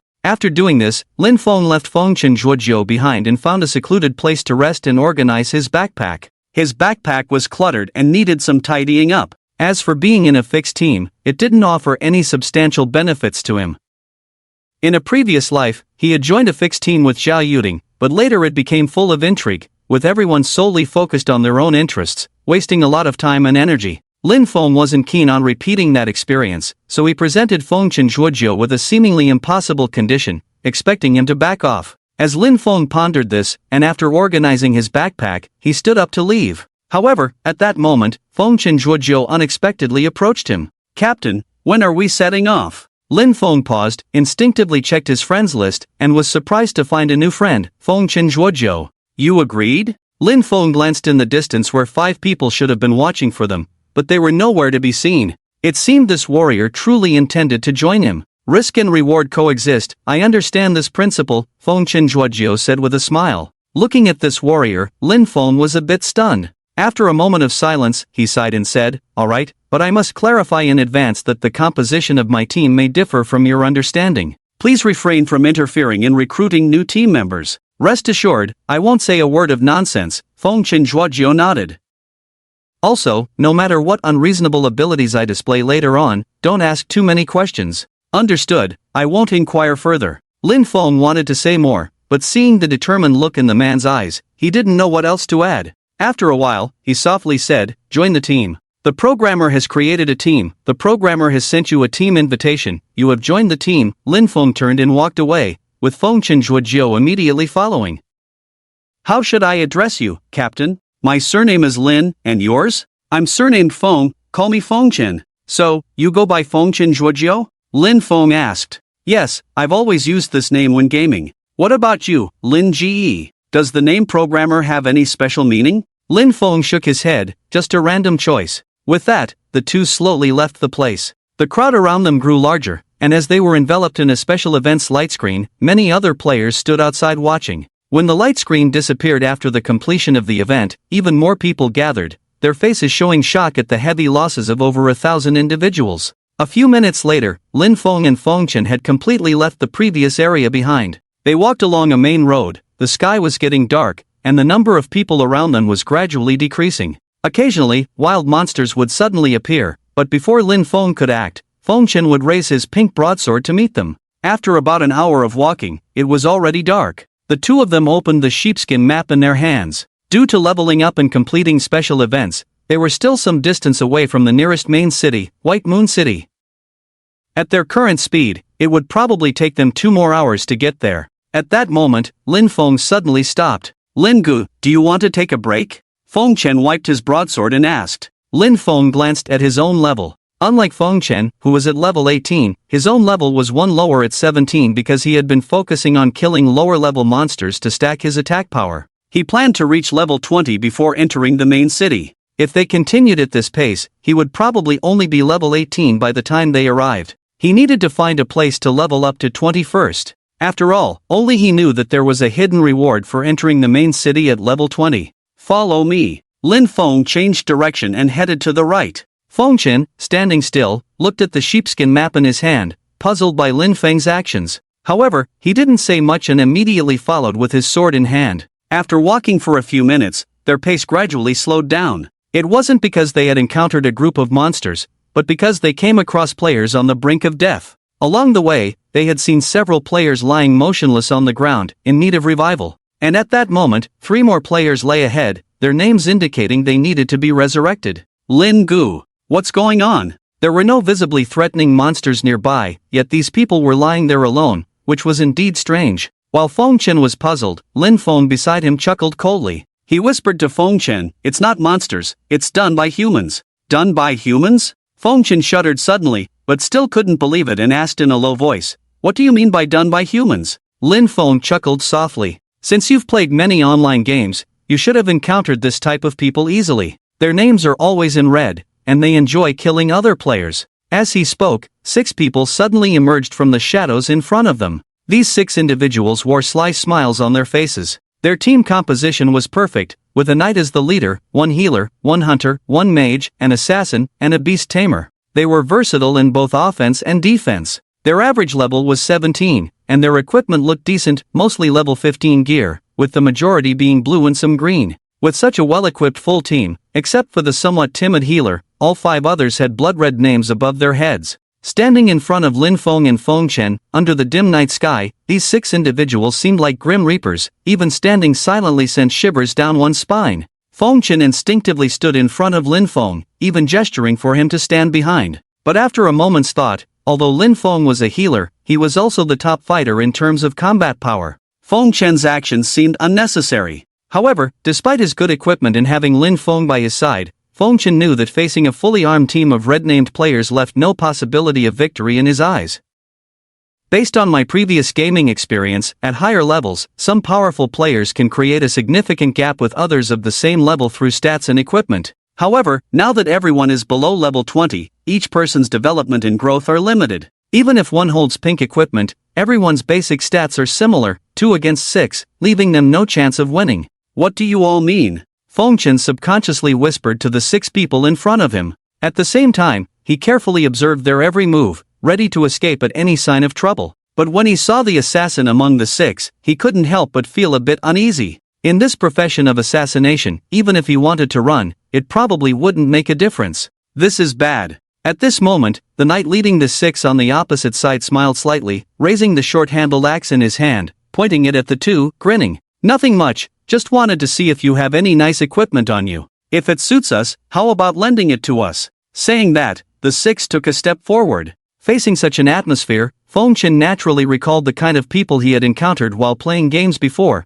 the red name players who enjoyed slaughtering low-level characters. He just didn't expect to encounter such scum even here in the land of the Hunt God. No wonder this group appeared on this sparsely populated path, making it easier for them to kill scattered players. "Impossible," Feng Chen growled. "It's okay if you don't lend it." The knight chuckled. "Anyway, when players die in this game, their equipment drops. We'll just camp the corpses. By the way, you guys probably don't have any resurrection coins on you." With that, the knight raised an eyebrow at the hunter behind him. In the next moment, the hunter behind him immediately drew his bow and arrow, a poisonous arrow whistling towards them. You are under threat of attack from other players, please be cautious, the system's voice rang in the minds of Lin Feng and the others. At the same time, the arrow hit Feng Chen's shoulder blade. -226. If Feng Chen's armor wasn't decent, this arrow could have caused even higher damage. The arrow was poisoned, a level 5 skill of the hunter called Scorpion Tail, causing continuous damage to the target for a short period. A few seconds passed, and Feng Chen's visible health bar of 1,900 points was rapidly decreasing. Damn, these bastards! Feng Chen no longer hesitated, his broadsword shining as he swung it down, activating the warrior's level 5 skill, Ghost Slash. But the next moment, the Ghost Slash was instantly blocked by the knight's shield. -256. The low-level shield did not trigger a block, but the Ghost Slash only caused this much damage. Low-level knights are natural enemies of physical classes of the same level. At this moment, the knight's eyes lit up. Wow, your sword is pink equipment, does it hurt to slash people with it? After a brief exchange, both of them began to create distance and retreat. In a situation without interference from others, even the tough-skinned knight was no match for Feng Chen, the warrior with pink equipment. This increased their hostility towards Feng Chen even more. Nice, we actually encountered a piece of pink equipment. The 6 of them laughed together. Hunter cover, assassin and I will attack together, others stay put. The knight waved his short axe in the air. Finish them quickly in case other fools come to meddle. Got it, Captain. The assassin swiftly drew his dagger and activated stealth mode. Feng Chen quickly retreated, gripping his broadsword tightly, his eyes fixed on his surroundings. It's a good thing that the opponents underestimated the situation, leaving them no room to maneuver together. However, even so, facing a tough knight with an unknown assassin by his side, Feng Chen couldn't unleash his full potential. Most importantly, he needed to be on guard against the dark arrows that could come flying at any moment from a distance. Damn, if only I had learned the level 15 skill, Piercing Thrust, I could easily break through this knight's defense. Just as he cursed under his breath and his mind raced, he suddenly felt a chill beside him. The assassin's initial skill, Throat Slit, was activated. Feng Chen quickly turned around, simultaneously using the warrior's basic skill, Parry, preparing to block the attack with his broadsword. However, although the posture was set, the assassin's dagger had yet to strike. Feng Chen looked puzzled at his side. At first glance, everything seemed normal, but upon closer inspection, Feng Chen was stunned. The assassin was now lying on the ground, on the brink of death. What's going on? Not just Feng Chen, even the other 5 opponents across from him had their eyes widened. In the next moment, everyone's gaze shifted to Lin Feng, who was standing on the side with a bow and arrow in hand. Lin Feng had just finished the motion of drawing the bow and aiming at the assassin. In the distance, even the hunter in the opposing team subconsciously took a step back, because he had just witnessed Lin Feng's arrow hitting the assassin. It dealt 1760 critical damage. Was this damage dealt by a support class player? It's worth noting that assassins, with their high attack and low defense, typically have less than 1,700 health points. Even though most assassins focus on strength and agility rather than defense, how could a level 17 assassin be taken out in one shot? At this moment, the remaining 5 opponents finally realized that something was amiss. The knight who was initially targeting Feng Chen suddenly shifted his focus directly towards Lin Feng. What kind of damage is this? The knight roared, instinctively taking 2 or 3 steps back, looking at Lin Feng in horror. Lin Feng, at this moment, drew his crescent moon bow again, taking aim. The twinkling starlight converged into an energy arrow, startling the knight. Swish! The arrow suddenly whizzed through the air. The knight paled, although he didn't believe that a level 17 healer could one-shot an assassin with a level 10 bow. He didn't dare to take the risk. If this support player indeed possessed some special item that they were unaware of, capable of instantly killing, he couldn't afford to take that arrow head-on. The arrow was already flying towards him, and the knight swiftly dodged, letting the arrow graze his armor before flying past him. Hiss! The energy arrow embedded itself into the ground. It missed. Lin Feng sighed inwardly. After all, he wasn't a dedicated archer. If his accuracy wasn't high enough, there was a chance of missing when the opponent was on guard. Lin Feng was about to draw his bow again, but seeing the dwindling durability of the crescent moon bow, he slowly lowered it. This action did not go unnoticed by the knight and his companions, who raised their eyebrows almost simultaneously. Captain, this guy was able to instantly kill the assassin with one arrow. He probably has some special item on him, but judging by his current state, that item should only be usable once. The hunter behind them murmured, he shouldn't pose a threat right now. Are you sure? Not entirely, but at this level, there shouldn't be any item that can continuously cause instant death. That would be too unbalanced and affect the game. Makes sense. Being in the same team, they used team communication that Lin Feng and Feng Chen couldn't hear. Although the knight thought the hunter's words made sense, he didn't dare to advance recklessly. With a lingering fear, he glanced at the assassin lying ahead on the verge of death. After a moment of hesitation, he turned to his teammates and said, "You two, use ranged attacks to kill him." The knight said fiercely, "If he and that warrior get close, I'll stop them." Since he didn't dare to gamble with his life, he decided to snipe from a distance. As the knight finished speaking, the hunter and mage behind him exchanged a glance, then without hesitation, the hunter's scorpion tail and the mage's level 10 skill, Ice Spike, were both unleashed. Facing the incoming green arrows and massive ice hammer, Lin Feng didn't dodge at all. He just put away his bow and arrows, switching to a rusty iron sword. He wasn't planning to use the level 10 broadsword Blackwood broadsword because he noticed that his attack power had increased by 1 point when he shot the assassin to near death with just one arrow. It was interesting, not only could he stack attack power by killing monsters, but he could also kill players. Feng Chen, who had just snapped out of the scene where Lin Feng shot someone with an arrow, saw the ranged attacks coming and hurriedly shouted to warn the motionless Lin Feng. "Careful, master." But Lin Feng paid no attention and let the poison arrows and ice spikes hit him. Thud! Unlike the hunter's scorpion tail, the mage's level 10 skill, Ice Spike, was area damage. The moment the ice spike hit Lin Feng, it exploded into a snow-white ice flower, spreading around. If Lin Feng's magic resistance was low, this hit combined with the ongoing damage from the scorpion tail would be quite a blow. After all, the healer's healing would be suppressed by this bleeding effect. However, the floating characters above Lin Feng's head and the amount of his health bar decreasing left everyone looking astonished. -112, the damage from the scorpion tail hitting Lin Feng. -70, the damage caused by the ice spike explosion. -2, -2, -2. This was the ongoing damage from the scorpion tail's poison. In just a few seconds, the total damage was less than 200, and looking at Lin Feng's health bar, he only lost a bit of health. Not to mention asking Lin Feng to use a healing skill, he didn't even have the desire to look up. Stepping out of the icy ice flower, Lin Feng held the rusty iron sword and approached step by step. Feng Chen, who was worried about Lin Feng's safety a moment ago, had completely lost his ability to speak at this moment. When they fought zombies in a special event due to the thick fog, they didn't see Lin Feng's actions but only knew that as a healer, he unexpectedly topped the combat power rankings, which seemed a bit off. But now, Feng Chen felt he was completely off track. This is not just a bit off. He felt that abandoning the original fixed team to climb onto Lin Feng's bandwagon was such an important and correct decision. At this moment, as Lin Feng walked forward slowly, the five of them felt that it wasn't a healer approaching but a demon from hell. "Damn it! Stop pretending to be a god. If you have the guts, come and kill me." The knight raised his shield, activating his level 5 and 10 skills simultaneously, shouting to his teammates behind him, "Don't hold back, use your skills on him." Before the teammates behind could react, Lin Feng was already in front of the knight. Lin Feng slightly raised the rusty iron sword in his hand and struck the knight's shield. Thud! Block, the strike didn't cause any damage. Without hesitation, Lin Feng struck again. Thud! Still no damage floated out. This knife was blocked again. The knight was stunned, feeling lucky that his shield had triggered the block effect twice in a row. He burst into laughter. "Kid, my shield is a level 15 blue equipment. If I'm not mistaken, the weapon in your hand should be a rusty iron sword. This thing was never used after opening the newbie gift in the newbie village, and you dare to come at me with it?" Laughing, he was about to raise the short axe in his hand when Lin Feng struck with a third slash. Crack! This time, although no damage was dealt again, it wasn't due to the shield's block function. The knight looked down in astonishment at the broken iron shield in his hand, feeling something was amiss. His shield was a level 15 blue equipment, the exquisite magic iron shield, providing the wielder with 50 armor and an additional 200 magic life points. He hadn't used it much, so the shield's durability should have been full. However, a message popped up in his mind. "Your equipment, exquisite magic iron shield, durability is 0, damaged."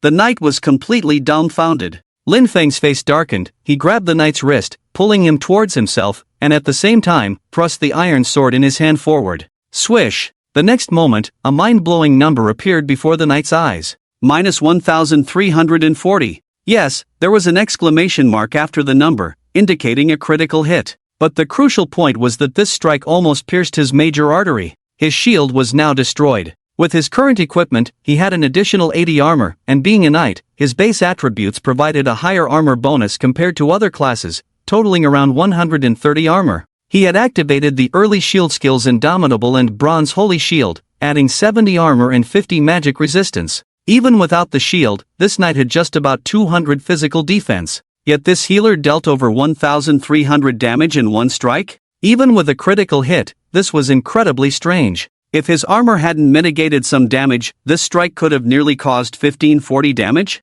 Damn! You're cheating! With no other thoughts, he only had 2,000 health left. Lin Feng, wielding a rusty iron sword, a level 1 equipment, almost fatally wounded him with a single strike, leaving him in a daze. As the knight broke free and ran back, Lin Feng didn't pursue, he stood calmly in place. Big hammer, roar brother, Lin Feng said calmly, as if calling out to someone. The remaining team members, seeing their knight leader almost being taken down, lost all will to fight. If this healer had some special item causing high attack and low defense, it would be understandable. But this person was even tankier than the knight. And he was a healer. Even if they attacked together and brought his health down, Lin Feng's healing hand would probably top him off instantly. No point in fighting, retreat. These so-called red name players were not desperados, they disregarded others' lives but cared deeply about their own. However, before they could run far, a mist suddenly rose around them. A dark green mist spread rapidly from where Lin Feng stood, as fast as a beam of light. Within a radius of about 10 meters,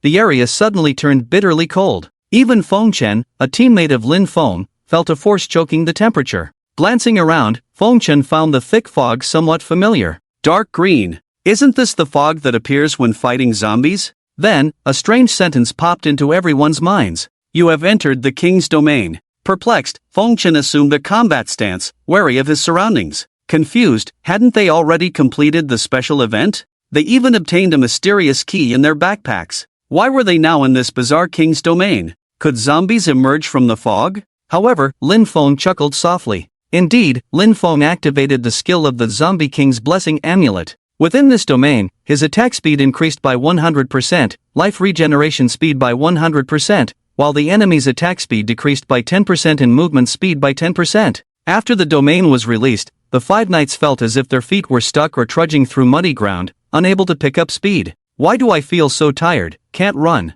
Is it that Dad's doing? Damn, don't look back, run. At that moment, they were too preoccupied to consider if that Dad was behind this mess. They felt like they had hit a wall. Just when they were relishing the thrill of combat, they encountered a tough challenge. The fog thickened around them. The knight at the front of the group, despite being injured, displayed a strong will to survive. He pushed through the fog with his hands, running and breathing heavily. Seeing a glimmer ahead, he accelerated in excitement. Just need to get out, just need to leave here, just need to. But in the next moment, a howling sound echoed. AD. A black double-handed hammer hurtled from the fog, its storm breaking through the mist and slamming into the knight who was only focused on fleeing. The immense force made the knight feel like his insides were being crushed. His remaining 700 health points dropped by 350. With a grunt, he was sent flying. Before he could react, a furious roar erupted from the dense fog. Roar! Another 200 health points were deducted from the knight's health bar. Feeling dizzy and disoriented, he clutched his throbbing head. The pain subsided quickly, but his health was now barely over 100 points. 80. The rhythmic sounds ahead resembled classic lines from a skit. Looking up at the fog ahead, he saw his teammates flying back towards him, also struck by the hammer. To their astonishment, a bandit wielding a double-handed hammer and a burly man carrying a massive cleaver emerged from the fog. Covered in black, with a liquid-like black mist swirling around them, they appeared more like undead or spirits than bandits. Have we encountered a boss? The 4 red-named players huddled together, devoid of any resistance, crouching in silence, too afraid to make a move. But the Captain Knight was different. At that moment, he suddenly turned around and knocked his head hard against Lin Feng. He could tell that these two things were not some wilderness boss, they were definitely brought about by Lin Feng. Master, I'm sorry, it's my fault, I shouldn't have targeted you, please don't kill me. With just over 100 health points left, a breath from Lin Feng could end him. He didn't want to die. Feng Chen followed Lin Feng to the front. The 5 people in front of them were now crouching on the ground, holding their heads. The knight at the head kept kneeling and knocking his head, repeatedly saying I'm sorry and please don't kill me. As Feng Chen approached, he glanced at Huang Dachui and Roaring Brother standing on the other side of the 5. He swallowed, finding it hard to understand these 2 undead units. As Lin Feng approached, these 2 undead immediately showed extreme respect towards him. If Lin Feng hadn't gestured for them to calm down, they would probably have knelt down already. But why? Why would a support player summon such followers? In his impression of the god of hunting land, only beastmasters could summon low-level monsters for their use, like goblins. But these two tall humanoid units in front of him seemed more like some kind of undead units. Could it be that this support player called a programmer was not a healer, but a mysterious hidden class? Necromancer? The words flashed through Feng Chen's mind, but he tactfully didn't ask. He just stood to the side, somewhat expectantly watching Lin Feng's next move. With an iron sword in hand, Lin Feng walked up to the 5 people. Without hesitation, he struck down the knight. The knight, who had been muttering apologies moments ago, fell silent and collapsed. Near-death status appeared instantly. Lin, brother. Feng Chen subconsciously called out softly. He hadn't expected Lin Feng to act so decisively. Lin Feng didn't reply. He stared at the knight at his feet and said calmly, "If I'm not mistaken, this guy should have a resurrection coin on him, useless." Generally, red-named players who enjoy killing for pleasure wouldn't act recklessly without a guarantee of survival. Lin Feng then walked to the other side, the mage beside him. Seeing Lin Feng approaching, the mage suddenly began to retreat. However, he didn't back up a few steps before bumping into Roaring Brother. A chill ran through him as the mage hadn't reacted yet. Roaring Brother swung his blade, reducing his health bar and sending him right next to Lin Feng. Lin Feng's rusty iron sword swung. The mage was instantly on the brink of death. Feng Chen stood to the side, utterly stunned. Lin Feng then approached the hunter, saying, "Don't worry, killing red-named players won't increase the sin value, so I won't turn red-named. On the contrary, I might even get a reward." In the God of Hunting land, killing red-named players did indeed offer a chance to receive rewards. Unfortunately, at this moment, after striking the hunter and the assassin earlier, Lin Feng had put 4 people into near-death status, but no reward had appeared. Now, Lin Feng stood before the support player in the team, whose presence was somewhat low-key compared to the others. Unlike the rest, the name above this woman's head was not red but green. In the God of Hunting land, each player's name had 3 color states. The first was blue, the universal color for most players, symbolizing safety and peace. The second type is red. As long as they activate their personal status and successfully kill a player in the wilderness, their name will be stained red with sin. The third type is green. These players have a certain amount of sin, but it is relatively low and has not reached the level of a red name. The nanny in front of them belongs to this group. She did not personally kill anyone but is part of the team where red-named players are, distinguishing between masterminds and accomplices. A rusty iron sword dangled in front of the woman, and the nanny's staff fell to the ground as she sat on the ground, causing her chest to tremble. "Brother, I was forced. They threatened me if I didn't participate." Then, Lin Feng sheathed the rusty iron sword, gave a cold glance at the nanny, and walked away. He approached the last beast tamer and struck down with his blade. At this point, everyone except the nanny was on the brink of death. After completing these actions, Lin Feng waved his hand, deactivating his skill King's Domain. The thick fog around began to gradually dissipate and eventually disappeared completely. Along with the disappearing dark green mist were Yellow Hammer and Roaring Brother. Despite killing 5 red names in a row, Lin Feng did not gain any benefits, evident from his displeased expression. However, Lin Feng subconsciously glanced at his equipment called Zombie King's Blessing, which unexpectedly gained 5 evolution points, 5 out of 100. Similar to stacking attack power, this equipment could also earn evolution points by killing players. As Lin Feng checked his attributes, a series of crackling sounds suddenly came from the surroundings. Without turning his head, Lin Feng knew it was the sound of resurrection coins shattering. As expected, each of the 5 individuals carried resurrection coins. Soon, only Lin Feng, Feng Chen, and the nanny remained in the area. Feng Chen hurried over to Lin Feng, opened his mouth to ask about the exaggerated and bizarre methods Lin Feng had just displayed. "Lin, brother." However, he swallowed his words back. He remembered Lin Feng's warning not to question him, no matter how unreasonable his abilities seemed.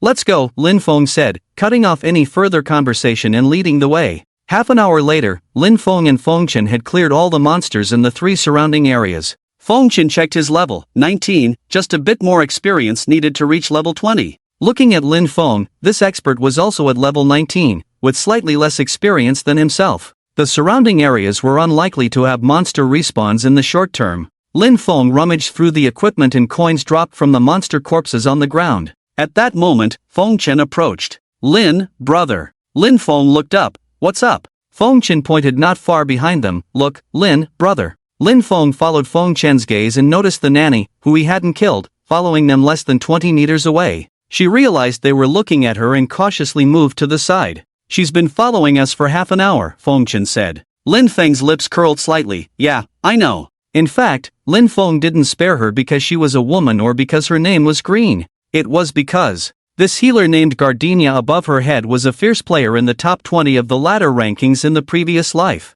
Yes, a nanny whose combat power ranked in the top 20 of the entire hunting god's land. She was once a notorious figure in the hunting grounds of the god of hunting, a complete violent milkmaid. Although some were surprised to see her in this place, what puzzled Lin Feng even more was the unexpected nature of this woman's original character. Interesting. Lin Gu, do you want to drive her away? Feng Chen asked. In fact, when Feng Chen said this, he himself was still somewhat hesitant. The girl behind him looked just of age, appearing to be barely 20, with delicate features and a well-endowed figure that swayed enticingly as she walked, even from a distance. A girl with such looks and figure would never be safe traveling alone. If she were to encounter a group of notorious players like the red-named ones, her situation would be precarious. But upon second thought, this girl had just been a member of a red-named player group. Although she hadn't acted, strictly speaking, she was an accomplice. After much hesitation, Feng Chen continued, Lin Gu, how about I go talk to her and ask her to leave? However, just as Feng Chen was about to say something to the milkmaid, Lin Feng stopped him. Call her over, Lin Feng said. Feng Chen was taken aback, not understanding what Lin Feng meant. After standing still for a couple of seconds, he quickly nodded, oh, okay. Feng Chen waved to the girl from a distance. The milkmaid standing far away seemed a bit hesitant. She looked around and realized she was alone. She stood still for over 10 seconds before mentally preparing herself. She then cautiously approached. But in the end, the girl stopped at a distance from Lin Feng and Feng Chen. Although she didn't come closer, they could hear each other speak. Why are you following us? Feng Chen asked. The girl lowered her head, visibly nervous. I didn't know how to play games before, so I don't really know how to use equipment and skills, and I don't know where to go. As she spoke, she glanced at the two in front of her, but when Lin Feng's gaze shifted to her, she quickly lowered her head again. Upon hearing this, Feng Chen was clearly puzzled. Not knowing how to use equipment and skills? What did that mean? In other words, this girl was a newbie?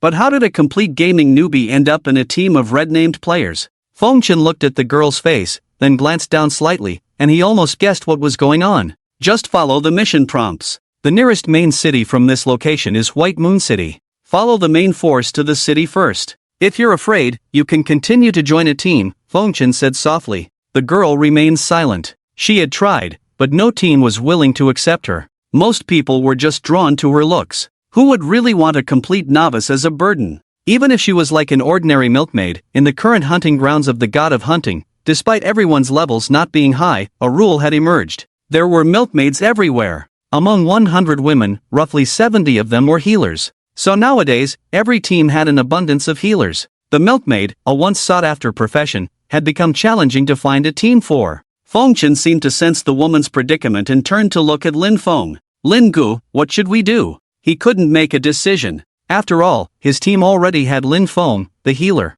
It was unlikely for a fixed team to have two milkmaids. That kind of profession setup would be too odd. Moreover, looking at the demeanor of this young girl and the way she held the scepter, she should not be lying. She really didn't know how to operate herself. However, Lin Feng smiled slightly at this moment, then he said to the girl, GZ, you said. You don't know how to use skills? The girl named GZ nodded timidly.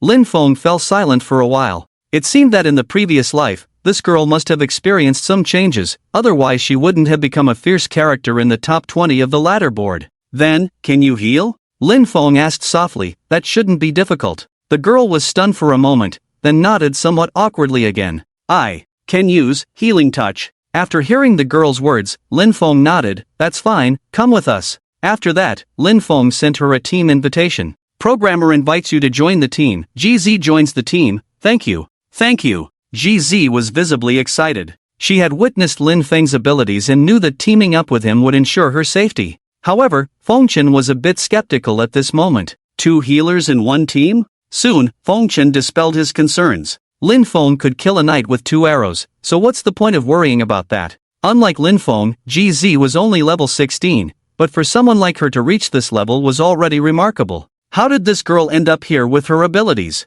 According to her skills, she would be more suitable to stay in the beginner's village. Feng Chen glanced at GZ's beautiful face again. Well, no matter where you are, a beautiful face can still accomplish a lot. The three of them quickly packed up and then started moving towards the direction of Baiyu City. The sky had already plunged into darkness, everything around them became extremely quiet, except for the distant monster roars. They couldn't even hear the footsteps of other players. Because in the land of the hunting god, the wilderness at night was very dangerous. Most monsters became more dangerous at night, their attack power and movement speed increased significantly. Monsters that could be easily defeated during the day could easily take a player's life at night. Therefore, most players chose to rest in safe areas. However, Lin Feng completely disregarded this. They walked in the darkness. If a monster rushed over, Lin Feng didn't need to do anything. Huang Dachui would swing his hammer and shout, 80. Shi Zi, who had been nervously gripping her scepter, finally relaxed. She had been keeping an eye on Lin Feng's health, thinking that if the captain was injured, she could release a healing touch to help him.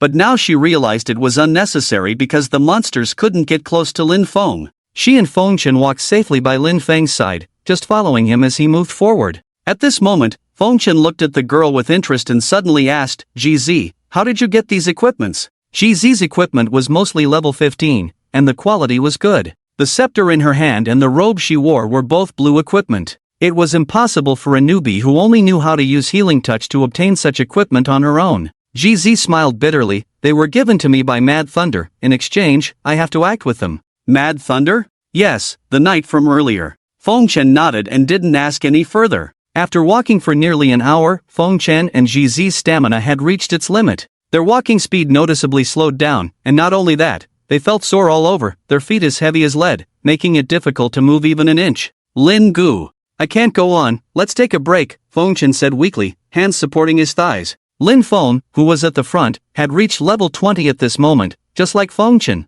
He took out a sheepskin map and glanced at the distant huge city with a white tone throughout. We're here, White Moon City. White Moon City. The main human city located in the northern part of the Lost Coast. This city was incredibly huge, with the massive towering walls around it warning everyone that it was an immensely majestic fortress. It stood at the other end of the mountains, with an endless inland sea behind it. Lin Feng and his companions walked slowly beneath the towering city walls. Feng Chen couldn't help but swallow hard as he looked up at the walls that were 50 to 60 meters high. The walls were tall and sturdy, bearing the marks of time and scars of war. On the walls, NPC soldiers could be seen in bright armor, wielding sharp weapons, vigilantly patrolling the surroundings. Wow! The torches around and the flames in the braziers on the walls danced like alternative lampshades, illuminating the surroundings brightly. The three of them walked slowly to the wide city gate, and as they looked inside, Lin Feng was fine, but Feng Chen and GZ's pupils constricted instantly. Protected by the city walls, the buildings inside the city were arranged in a picturesque manner,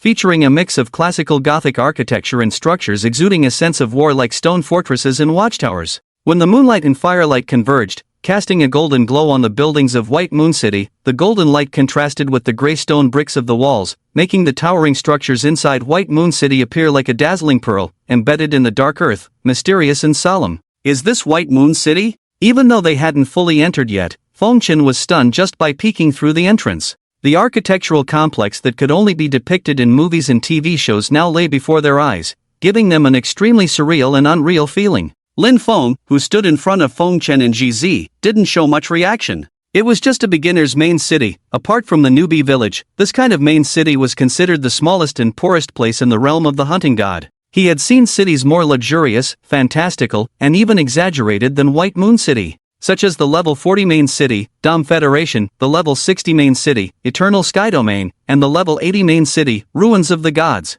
Follow me, Lin Feng said softly. Then, Lin Feng walked into White Moon City, and the NPC soldiers standing on both sides scrutinized them carefully, but then made no move, allowing the three of them to enter. As soon as the three of them stepped into the city, their brains were filled with a series of prompt sounds almost instantly. Congratulations, you have entered the main city. You have entered a safe zone. Ding! You have entered White Moon City, the main quest has been updated. Please go to the central mission hall in the main city to receive new tasks. Ding! You can create and join a guild. Lin Feng ignored these prompts ringing in his mind and moved slowly according to the map's directions. It was already night, and the wide main street gradually blended into the darkness. This huge street, bustling during the day, could vividly imagine the cries of vendors selling their wares echoing in their minds. On both sides of the street, a variety of shops and buildings filled the view, from weapon shops to clothing stores, skill bookstores to general stores. Everything that should and shouldn't be there was present. In these shops, dim lights were flickering.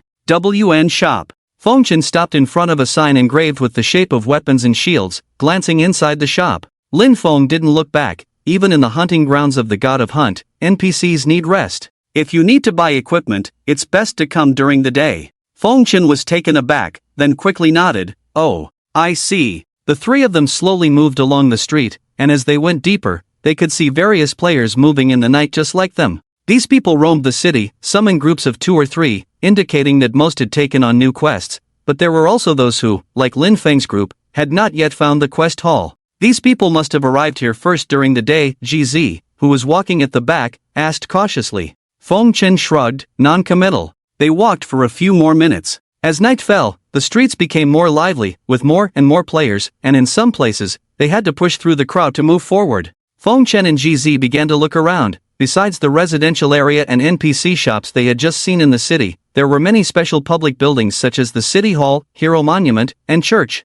The City Hall was the political center of Baiwei City. In Feng Chen's previous gaming memories, grand buildings like this in the game often housed senators discussing world events. If he guessed correctly, they would need to come here one day to receive or hand over quests. Wow! They were amazed as they arrived under the huge monument, resembling a scene from a grand garden. Hero Monument. A place commemorating the heroes who made outstanding contributions to certain people or events, their names and deeds engraved on the tombstones, witnessing their glory. Every main city had its own, and Lin Feng had seen many of them. Next was the church. Lin Feng stopped at the entrance of the church and glanced back at GZ. Pointing at the church, he said to GZ, "The church is the exclusive building for healers. When you reach level 20 and complete the job change quest, remember to come here to deliver it." Okay. GZ was taken aback, not sure if she understood, but nodded quickly, "Thank you." The church was a building exclusive to the healer profession in Baiwei City, where healers' various exclusive tasks were handed over, similar to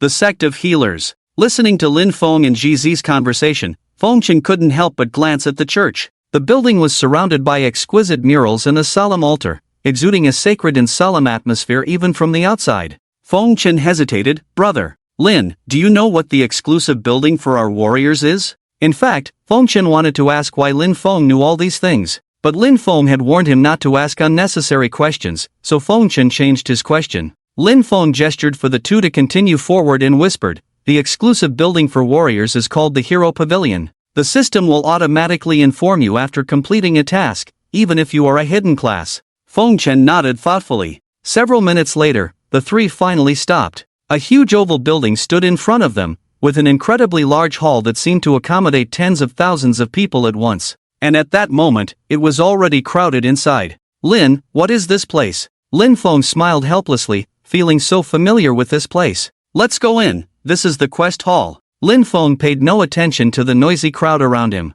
Based on his rough understanding of something from his memory, he went straight to the counter where an NPC was located. The hall was filled with countless small counters, and various NPCs resembling receptionists stood quietly behind them. When players approached, they would greet them with a smile. Lin Feng and his two companions walked up to a counter where a sweet-looking girl was stationed. "Welcome, esteemed three chosen ones. How may I assist you?" The girl smiled sweetly, her eyes crescent-shaped like a moon. Without hesitation, Lin Feng replied, "I would like to take on a side quest." The girl nodded politely. "Certainly. May I ask what quest you or your team would like to undertake?" With a swift motion, the NPC turned to reveal a huge blackboard behind her. Lin Feng, Feng Chen, and GZ were surprised to see numerous notices covering the board, totaling over 30 quests. "All of these are quests?" Feng Chen exclaimed in disbelief. Lin Feng nodded and approached the blackboard, tearing off a piece of paper without hesitation. He then said to the NPC, "I'll take on this quest."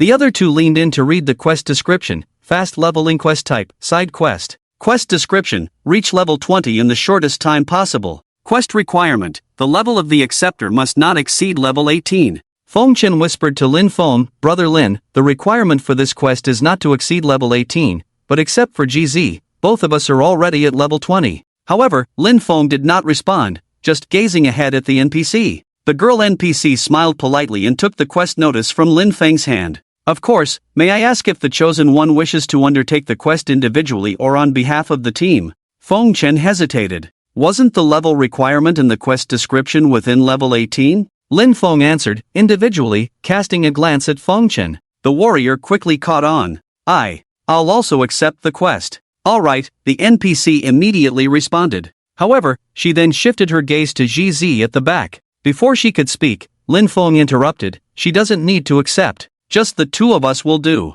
GZ had intended to decline initially but nodded immediately, saying, I'll follow the captain's lead. The female NPC nodded and smiled at the two. Alright, you have accepted the side quest fast leveling. Please check your quest panel. Thank you, Lin Feng replied. With that, he led Feng Chan and GZ out of the quest hall. Unlike GZ, who seemed detached, Feng Chan was utterly confused. He wanted to question the inconsistencies but before he could say anything, Lin Feng led them back the way they came. Indeed, they had barely stood outside the quest hall for 10 seconds before they found themselves back in front of the same girl NPC. The NPC was puzzled. Welcome, how may I assist you? Lin Feng calmly stated, we're here to turn in the quest. The NPC glanced at Lin Feng and Feng Chan, then blinked in slight disbelief. After a few seconds of hesitation, she smiled and said, certainly, both of you have indeed completed the requirements for the quest fast leveling. The quest is completed. As the girl finished speaking, Lin Feng and Feng Chan's minds were filled with a simultaneous sound of notification.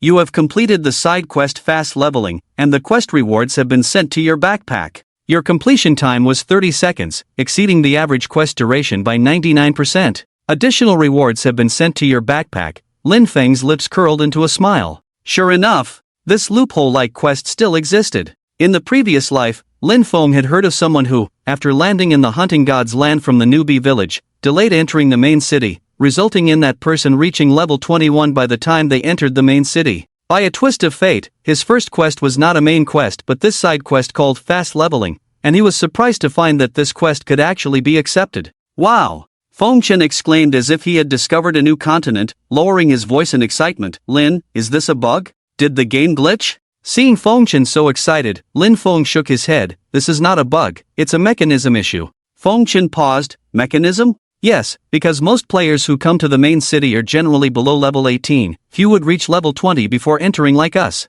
So the system mistakenly assumes that those entering the main city are around level 17 or 18, Lin Feng explained in a low voice. That's why the quest description states acceptor's level not exceeding 18. Then why can we accept it? Feng Chan still didn't understand. Lin Feng opened his backpack to confirm the two new quest rewards and said with a smile, in the hunting god's land, every player's first quest after entering the main city will directly ignore the level requirement lower than their own. Do you understand what I mean? Feng Chan remained silent for a while before nodding. You mean, we can accept these kinds of quests but not those with higher level restrictions? Yes, for example, if a quest has a level limit of 30, we won't be able to accept it. I see. But isn't this still a kind of bug, Lin? How do you know all this? Feng Chan couldn't help but ask. In his understanding, everyone was entering the hunting god's land for the first time, so why did Lin Feng seem so knowledgeable about these things? As if. Let's go, it's time to accept the main quest. Lin Feng didn't answer him, walking towards the center of the hall. Feng Chan swallowed nervously and quickly followed behind him. Soon, the three of them arrived at the center of the hall. There stood a person with a body entirely covered in fur. As they approached, Feng Chan and GZ were visibly stunned. It wasn't a precise human, but a special creature that looked similar to a human, but with a short stature, only reaching GZ's chest, and his skin seemed burnt, with large patches of crimson skin sticking to each other. Although they had seen all sorts of monsters in the hunting god's land, facing this strange being made Feng Chan and GZ instinctively take a step back. At that moment, the dwarf-like person raised his head, and his eyes, shining with a greenish hue, immediately lit up. Good evening, chosen ones. May you be unstoppable and awe the gods, he said, making a comical gesture with his hand.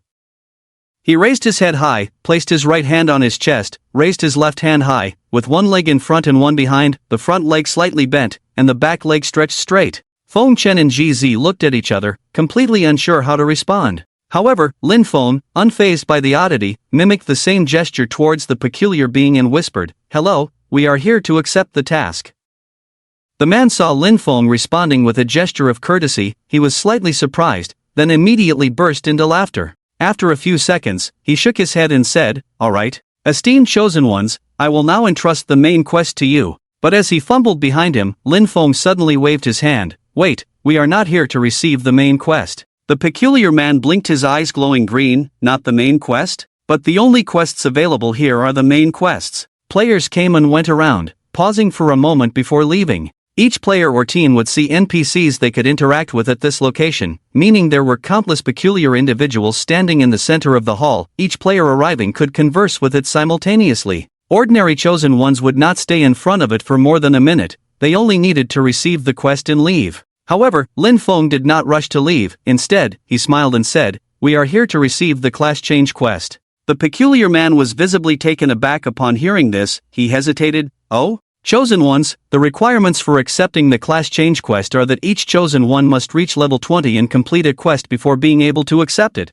You." Looking at Lin Feng and Feng Chen's levels above their heads, he continued, "Your level is sufficient, but you need to complete a quest before you can accept it. I'm sorry." With that, he raised 3 glowing golden task commissions. As long as the 3 reached out to take them, the details of the main quest would appear in their task list. After all, the first task that every player accepted upon entering this hall was usually the golden commission in their hands. However, Lin Feng did not move. He stood still waiting as if ignoring the peculiar man's outstretched hand. Feng Chen and GZ behind him didn't know what to do, so they could only stand quietly behind Lin Feng without saying a word. After half a minute, the peculiar man suddenly retracted his hand. He grinned and said, "I see, you two have just completed a rapid leveling task. In that case, you can indeed accept the class change quest. Please wait a moment." The peculiar man put the 3 golden glowing commissions back behind him and then took out 2 purple glowing commissions. He held up the 2 commissions. "I'm sorry, there are only 2 here because one of the chosen ones in your team does not meet the requirements." Lin Feng knew the peculiar man was referring to GZ. He didn't say much and reached out to take one of the purple commissions handed to him by the peculiar man. Feng Chen hesitated for a moment, then followed suit and took one too. "Thank you." Lin Feng didn't want to say much more to the peculiar man. He led Feng Chen and the others out of the hall. The peculiar man gave a standard gesture to Lin Feng who was leaving, then he hugged his body again, standing silently in place, but his eyes were fixed on Lin Feng, as if in deep thought. Leaving the task hall, Lin Feng's brain received a notification, and suddenly, there were some new images in his field of vision. "Ding, you have accepted the class change quest Goblin's Nest." Quest description: go alone to rescue the girl in the Goblin's Nest. Completion conditions: rescue at least 4 girls kidnapped by goblins, or kill 100 goblins. Upon seeing this quest notification, Lin Feng was visibly stunned. Goblin's Lair. So, the healer's class change quest isn't about a locust plague. In the previous life, when I was a warrior, my class change quest was to eliminate a large number of locusts that were plaguing villages. I went through a lot of hardships to complete that task, even facing death and using a revival coin for the first time during it. I just didn't expect that this time, as a healer, the class change quest would be different. As Lin Feng was examining the description of the so-called Goblin's Lair quest, his companion Feng Chen hesitated and asked, "Lin, can only one person go on the class change quest?" Lin Feng closed the quest panel and nodded at Feng Chen. "Yes, what's your task?" "Locust plague. Do I have to kill bugs?" Feng Chen asked, puzzled. Lin Feng grunted, glancing at Feng Chen. Unlike his past self, Feng Chen was equipped with pink gear and decent defensive equipment, so the chances of completing the task wouldn't be too low. However, just to be safe, Lin Feng opened his backpack and looked at 2 skill books inside. Level 12 skill, Shield Breaker Slam, level 15 skill, Piercing Thrust. Coincidentally, both were warrior skills. "Feng Chen, let's trade." With that, Lin Feng initiated a trade request with Feng Chen. Feng Chen was puzzled but accepted immediately, and soon, Lin Feng handed over the 2 skill books. Upon seeing these 2 skills, Feng Chen's eyes lit up. These were the skills he was currently lacking. "Lin, this. I don't need them, you can use them," Lin Feng said casually. "Thank you, Lin," Feng Chen said earnestly. After completing this exchange, Lin Feng turned to look at the bewildered GZ. This girl with a beautiful face attracted a lot of attention. Even as they stood at the entrance of the hall, many eyes were on her, some openly appraising her. Looking around, it seemed like someone was about to approach GZ for a conversation. "GZ," Lin Feng called out, "go to the church and wait for me, it's safer there. I'll come find you after completing the task." GZ snapped out of her daze and nodded quickly. Okay.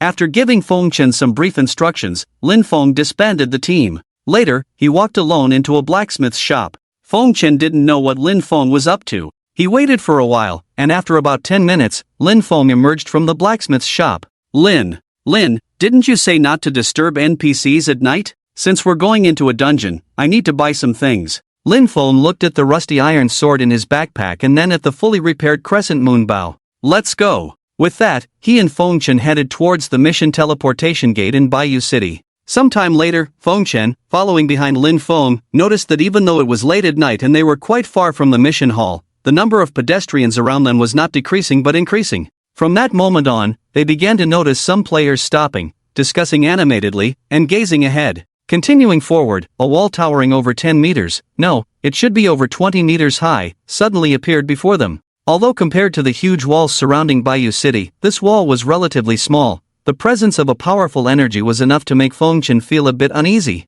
We're here. Ahead is one of the teleportation gates specifically for class change quests. Lin Feng stopped and said calmly, Oh, Feng Chen replied, his voice tinged with awe. When he faced this high wall, a strong smell of blood rushed from afar beyond the high wall. The sky in the distance was completely different from the other side of the high wall, murky and giving a sense of oppression and unease. As his gaze moved down from the top of the high wall, a huge vortex of energy was constantly swirling. He knew that this portal was the key to their access to the mission site. It wasn't the first time he had encountered a portal. When he left the newbie village, everyone entered the land of the hunting god through the portal behind the village chief of the newbie village. But he had never seen such a massive portal before, so large that it seemed to swallow everything up. At this moment, the portal seemed to merge with the high wall, and everything around it seemed to have been scorched by intense fire. The closer he got, the stronger the smell of blood and burning became. In front of the portal, the crowd was densely packed, with thousands of people as far as the eye could see. The flickering light of torches barely illuminated the area, but the noise and clamor of the crowd grew stronger. Among these people, some were dressed in magnificent gear, exuding confidence, some looked nervous, constantly communicating with their companions, while others stood silently on the side, seemingly pondering something. Feng Chen and Lin Feng stood at the back of the crowd, where every person who appeared here was diverse in appearance, of all ages and genders, but without exception, every person here was a player, what NPCs called the Chosen Ones. Brother Lin, why are there so many people here? Feng Chen followed Lin Feng as they pushed forward, and the closer they got to the portal, the more crowded the crowd became. After 2 minutes of struggling, he finally followed Lin Feng to the front of the portal. It's normal, everyone here entered the main city during the day, most have already completed the main quests by now. Everyone is around level 20, and all have received the job change quest, Lin Feng replied in a low voice. I estimate that many have already completed the job change by now. Lin Feng glanced at the ladder board, where someone had already reached level 25, far ahead. However, looking at the power ranking, Lin Feng was still in first place. Then, why aren't they going in? Feng Chen asked. Even though it's a job change quest, the danger level is not to be taken lightly, and the quest requires entering alone. No one is willing to recklessly enter, they should be waiting for others of the same profession to come out and ask for clearance experience. Then, what about us? Feng Chen hesitated. No need, you can definitely make it now, go in. After saying this, Lin Feng didn't hesitate either and stepped forward immediately. At this moment, many people around suddenly gathered around because they had just discovered that Lin Feng, who was about to enter the portal, was a healer. Hey, girls, a healer is about to go in. It was unclear where a person's shout came from, and then a large number of women in the scene immediately gathered around. It's a man, a healer dad. I've been waiting for so long, from day to night, for such a long time, finally a healer is going in. It's not easy, huh? Wait a minute. Why does this person's name sound familiar? Now that you mention it, it does ring a bell. Oh my god. Isn't he the programmer god who's number 1 on the ladder power ranking? Programmer god? Upon hearing this, the discussions around started spreading from the nursemaids, and eventually, everyone gathered around. Originally, there was just a group of nursemaids waiting in anticipation for a healer to be the first to enter and then come out with some strategies. After all, nursemaids were not combat professions, and no one was willing to risk being the first to stand out. Goblin's Lair, just the name alone doesn't sound like a safe mission. Many present have seen these monsters called goblins before, and just their appearance is enough to make these healers feel nauseous. Facing those creatures alone, they didn't have the courage for it. But now, the top-ranked player on the strength leaderboard, the healer programmer, appears before them, seemingly ready to enter. This is fantastic news for all the healers present. This is the top player in strength, and if he enters, he can definitely clear it and come out with a complete strategy. Godly player, go for it. Programmer, we hope you come out soon. Programmer is so cool, can I add you as a friend when you come out? What do you mean cool? He's absolutely handsome. As a healer, being the top player on the strength leaderboard really does us healers proud. The healers around wave and cheer, creating a lively atmosphere, like an idol fan meeting. Feng Lin's friend, Feng Chen, is taken aback by this enthusiastic atmosphere. He even gets pushed aside by a few women, looking bewildered. Wow, Lin is really popular. Might is, after all, a part of some women's nature, especially when it comes to Feng Lin, the top player in strength, who shares the same profession as them. Even Feng Lin himself, as the person in question, has never experienced such a scene before. The healers rush towards him like fervent fans, causing him to step back repeatedly. What's going on here? Some healers are about to reach out and grab his arm. Feng Lin quickly takes a big step back, but it's this step that causes him to inadvertently step into the teleportation gate. You have entered the teleportation gate. Please select your destination. A mission has been detected for you. Would you like to go to the Goblin's Lair? You have confirmed, heading to Goblin's Lair. Detecting you as a second-round player, activating special event for you. The light in Feng Lin's eyes begins to dissipate. He looks around and sees a dark forest deep in the surroundings, surrounded by dense trees and twisted vines. There was originally a halo of light from a teleportation gate behind him, but as Feng Lin's figure fully appears, the mist gradually dissipates. In his mind, a system prompt sounds. You have entered the instance. Goblin's Lair, mission initiated. Related mission items have been placed in your backpack. Please rescue at least 4 imprisoned girls, or kill 100 goblins. Rescued girls, 0/4. Goblins killed, 0/100. As the prompt ends, Feng Lin instinctively takes a step forward, but the next moment, he smells a strong stench. The smell is extremely unpleasant, like a mix of kitchen waste that has been rotting for months in the hot summer and the odor of decaying biological remains, accompanied by a sharp and eerie sound coming from an unknown direction, making his scalp tingle. Is this the healer's class transfer mission? The difficulty seems a bit high, Feng Lin mutters to himself. Looking into the distance, there is a huge cave ahead, with a strange bulge at the entrance, a huge lump made of rocks and dry branches, completely out of place with the surrounding natural environment. Feng Lin releases Undead Resurrection, and softly calls out, "Yellow Hammer, Roaring Brother." With that, 2 undead companions turn into mist and separate from his body. The mist falls to the ground, then slowly rises and surges, eventually forming Yellow Hammer wielding twin hammers and Roaring Brother carrying a huge cleaver on his shoulder. "Your Majesty!" The 2 of them spoke simultaneously, but in the next moment, perhaps influenced by the pervasive aura within the instance, the 2 undead instantly assumed a battle stance. "Follow me." Lin Feng took out the Moon Chaser bow, walking ahead nonchalantly.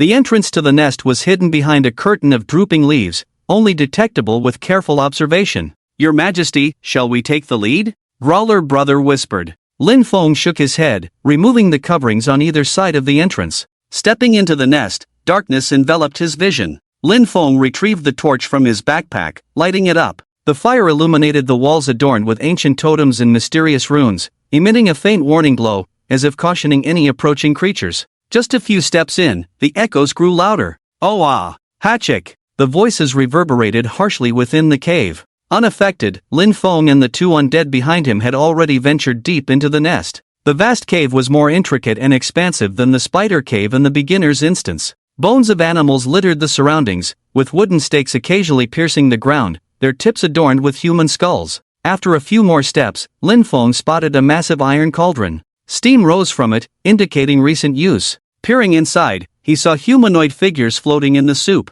Lin Feng felt a sense of disorientation. How many women could withstand such an atmosphere? Since entering the nest, Lin Feng had begun to feel sorry for the nurses who were about to enter. Despite not knowing the difficulty level of this instance, the horrifying scenes and pervasive stench alone would deter most people. Suddenly, a deep warning cry echoed from the side. "Ah Lu!" Lin Feng snapped back to reality, gazing towards the right where a greenish creature emerged from beneath a stone step. It was a small and deformed creature, its dark green skin covered in rotting leaves and moss, resembling repulsive psoriasis patches. Raising his torch, Lin Feng illuminated the goblin's face, revealing grotesque wrinkles, sharp and uneven teeth like rows of blades, sparse greasy hair sticking together.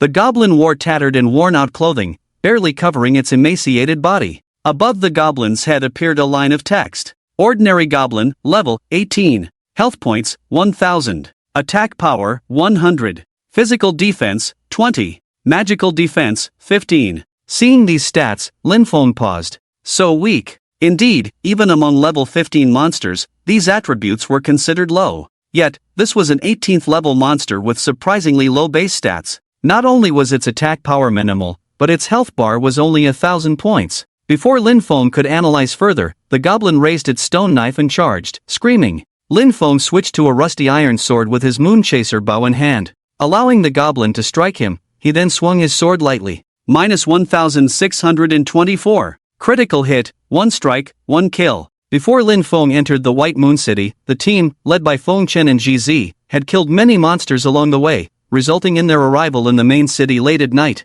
During this time, Lin Feng had stacked his attack power to a base attack power of 812 points. With a rusty iron sword in hand, a single strike could deal over 1600 damage if it landed as a critical hit. Lin Feng easily dispatched the small monsters one by one. As a goblin let out a miserable cry and fell to the ground, struggling briefly before lying still, Lin Feng suddenly heard a faint scream in the distance. Lin Feng and the 2 undead behind him looked in the same direction almost simultaneously, where the goblin had just appeared. "Your Majesty, it sounds like a human voice," Huang Dachui whispered. Lin Feng nodded and quickly approached the area. After circling through several dark passages, Lin Feng saw a woman huddled in a wooden cage resembling a prisoner, her body almost naked. Lin Feng was taken aback as he approached with a torch, causing the girl to immediately turn her head and start trembling violently, as if greatly frightened. "What's going on?" Lin Feng paused, incredulously looking at the girl before lowering his voice. "Is she really human?" He remembered the first time he entered the class transformation plague as a warrior in his previous life. The NPCs in that so-called village were different from those elsewhere. The people in the instance were all fake people set by the system, living according to the system's settings. Although communication with them was smooth, it was clear they were not real living beings. Not only in class transformations, but in many future tasks, most NPCs were emotionless entities. In the entire Hunting God's land, only the NPCs in the main city were the indigenous people who appeared after the arrival of the Hunting God's land, and only they possessed life and emotions. But now, Lin Feng could be 100% sure that the trembling girl before him was a living woman. But how could this be possible? "Hey, how are you?" Lin Feng asked softly. "I'm here to rescue you." Upon hearing Lin Feng's voice, the girl visibly froze, turning her head to look at him in disbelief, a glimmer of long-lost emotion slowly appearing in her eyes. Hope. Ignoring her tattered clothes, the girl grabbed the wooden cage and let out a hoarse roar. Her entire body stretched out, revealing numerous wounds all over, some covered with scabs and others oozing fresh blood. At this moment, regardless of anything else, she vigorously shook the cage, but despite its lack of sturdiness, the girl had little strength left and couldn't destroy it even with the creaking sounds it made. Lin Feng's eyes dimmed. "Big hammer." Huang Dachui understood and walked up, effortlessly breaking open the cage with his bare hands, scattering wood chips as the girl fell to the ground. Without hesitation, Lin Feng took out a novice robe from his backpack, the one he wore when he first entered the novice village, and draped it over the girl. The moment the clothes touched her, they were stained with blood. Lin Feng carefully lifted her up. She was very light, almost like holding a scarecrow. Even in his arms, the girl continued to tremble incessantly. At that moment, a prompt sounded in his mind. "Rescued girl, 1/4. Lin Feng's eyes turned cold. Was this girl really someone he had to rescue, and if so, why? Apart from the spider cave and the newbie village, this was the second instance he had entered. Logically speaking, for a job change mission instance like this, even if the difficulty was not low, the current situation should never have occurred. At the very least, the damsel in distress in his arms should have been a complete NPC, devoid of consciousness and emotion. But now, the lingering warmth in his arms felt so real, the girl's faint breath and trembling body were so genuine. So where exactly was the problem? Could it be related to my status as a second-time player? Lin Feng muttered softly to himself. When he first entered the instance, amidst the noisy chatter of numerous healers like fans, did Lin Feng overlook something important? Had he triggered some special events similar to being a second-time player again? Just like with the spider cave before? Lin Feng shook his head, feeling completely puzzled. He had no idea about the current situation. Even if he were to start over, his knowledge of this hunting ground would still be minimal. Forget it, no use thinking about it. Lin Feng carefully handed the girl in his arms to the burly Huang Dachui standing beside him. Huang Dachui, who had been alert, looked somewhat at a loss when the girl was passed to him by Lin Feng. Monarch, take her. Lin Feng placed the girl entirely in Huang Dachui's embrace. With that, Lin Feng took out a bottle of low-quality life potion from his backpack and poured it into the girl's mouth. As the potion went down, the girl's complexion visibly improved. Not only that, the wounds on her body began to stop bleeding, but the basic nature of the potion meant the recovery was limited. If only there were more healers around, Lin Feng muttered. But in the next moment, he suddenly remembered something. Oh, I am one. Lin Feng slapped his forehead. Immediately, he waved his hand towards the girl and activated the healing skill, Healing Touch. A beam of light burst from the girl's body, and under the radiance, the scars on the girl's body that Huang Dachui held began to heal rapidly. Not only that, the swelling and bruises on her body also dissipated at a visible speed. The girl stopped trembling, her breathing calmed down, and she fell asleep in Huang Dachui's arms. Monarch! Now! The nervous Huang Dachui began to transform into a more composed figure. The undead had never encountered such a situation before and was somewhat at a loss. Lin Feng waved his hand. Dachui, take her out and wait for me. Ah, Monarch, but Dachui wishes to stay by your side. Lin Feng stood up. Do you think I need you? Roar brother, let's continue forward. Yes. Roar brother first cast a sympathetic glance at Huang Dachui, then followed Lin Feng. Huang Dachui looked awkwardly at the girl in his arms, sighed, and then carefully carried the girl, walking out of the cave with light steps. The torches began to dim from this moment on. As they delved deeper, a cold, damp air hit them. In the dim light, the narrow and winding passage ahead, sometimes uphill, sometimes downhill, seemed endless. The walls around were covered with greasy moss and blurry claw marks, making Lin Feng imagine the goblins living and breeding here. Faint moans and strange cries came from the depths, prompting Lin Feng to quicken his pace. At the end of the passage, there was a spacious cave interior, with a rudimentary altar made of stacked stones in the center. On it lay some peculiar items and withered flowers, surrounded by scattered old weapons and tattered clothing. Above the altar, there was another young girl kneeling there. Her condition seemed to be slightly better than the previous girl, but more tragic. Yes, the girl was completely naked, her body trembling violently, covered in bloody wounds. She was forced to kneel on the altar, her hands shackled. Several goblins were pouring some kind of animal blood over her, seemingly conducting a ritual. A goblin, towering over a normal person, wore a headpiece resembling a floral wreath and held a wooden scepter, chanting incantations. Around the altar, 20 goblins stood below, wielding stone knives and wooden spears, leaping and dancing joyfully, their hoarse cries sounding like throttled ducks. Seeing this scene, Lin Feng furrowed his brow involuntarily. At that moment, the priest-like goblin abruptly stopped and noticed Lin Feng. Haru! The priest pointed at Lin Feng with his scepter. In the next moment, all the goblins turned to look at him. In the darkness, 20 or 30 pairs of shiny green eyes beamed towards him like laser beams, chillingly eerie. However, Lin Feng just smirked coldly. Roar, go ahead and give them a good shout, Growler. Roger! After Lin Feng appeared, he could clearly see around the altar above, there were giant braziers burning fiercely. Roughly counting, there were a total of 7 of these massive braziers burning inside. Directly below them were the goblins cheering around the altar. Lin Feng raised his head and glanced at the braziers, noticing a hollow orifice above them.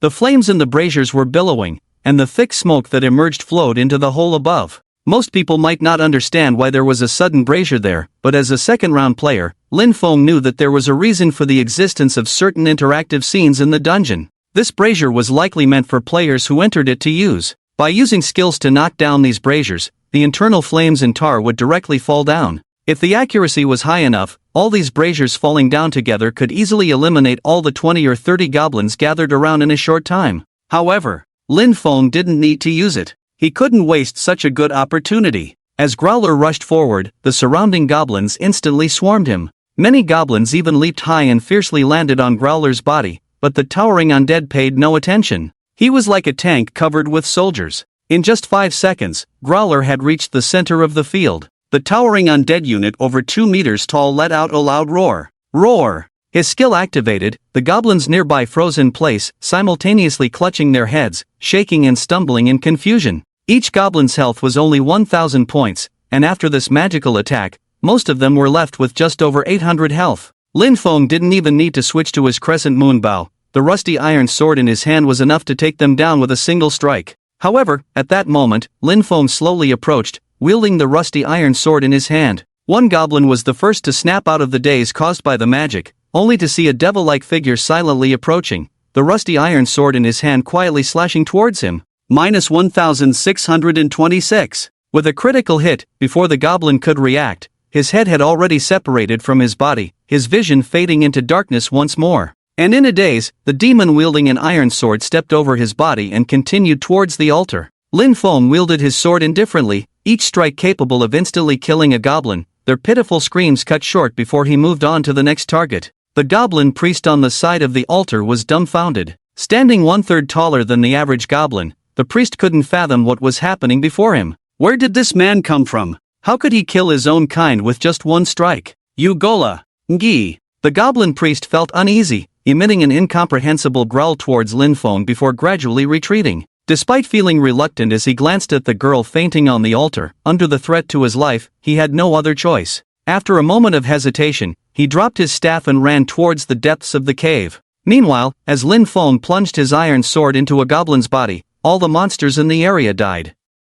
His mission prompt updated. Goblins killed, 28 out of 100. Ignoring the message, Lin Feng sheathed his sword and approached the altar. The girl lying there seemed to be in slightly better condition than the previous one, but only marginally. Her injuries, though not severe, were gruesome, her skin seemingly drenched in some foul-smelling, viscous liquid. The girl blinked, her eyes reflecting an unknown emotional turmoil as she gazed at Lin Feng with a nearly vacant expression. Who are you? 5 seconds passed before the girl spoke. Despite being prepared, Lin Feng couldn't help but furrow his brow upon hearing her address him. As he suspected, this sense of dissonance was absent in NPC characters within the instance. This girl before him was a living person. Without a word, Lin Feng also extended a healing hand towards the girl. A glow enveloped her as her wounds rapidly closed, yet her eyes still held a hint of confusion. If these girls were indeed living beings, the healer's skill could only mend their physical wounds, leaving their mental scars untouched. Roar, take her outside and find Big Hammer.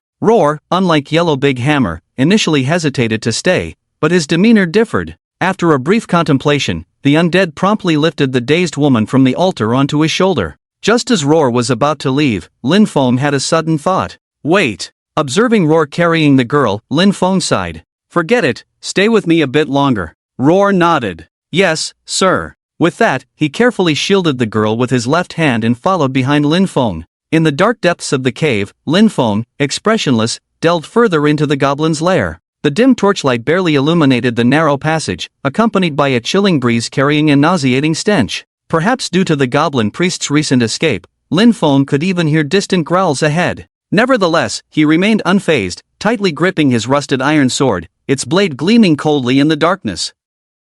Your Majesty. Behind him, Roaring Brother was blocked in a narrow passage, his undead body too massive to pass through the gap, standing over 2 meters tall with a young girl on his shoulder. If it were just Roaring Brother, Lin Feng could have easily recalled him and released him in a more open area. But with the young girl, Lin Feng couldn't do that. Wait here, I'll be right back. Roaring Brother could only nod. However, as soon as Lin Feng stepped into the passage, a bone arrow whistled towards him. Lin Feng instinctively moved, causing the arrow to embed itself in the wall. In the firelight ahead, he could see several goblins holding bone bows and arrows, glaring at him with cold eyes. Goblin Archer, level 20. HP 1000. Attack 160. Physical defense 10. Magic defense 10. Archer? Lin Feng was surprised, then muttered to himself, a level 20 monster with 1000 HP. But the attack has increased significantly. High attack, low defense, it made sense. Before Lin Feng could react, another bone arrow shot towards him. This time, Lin Feng didn't bother dodging. With his current 116 armor, the arrow could only deal 44 damage? TSK.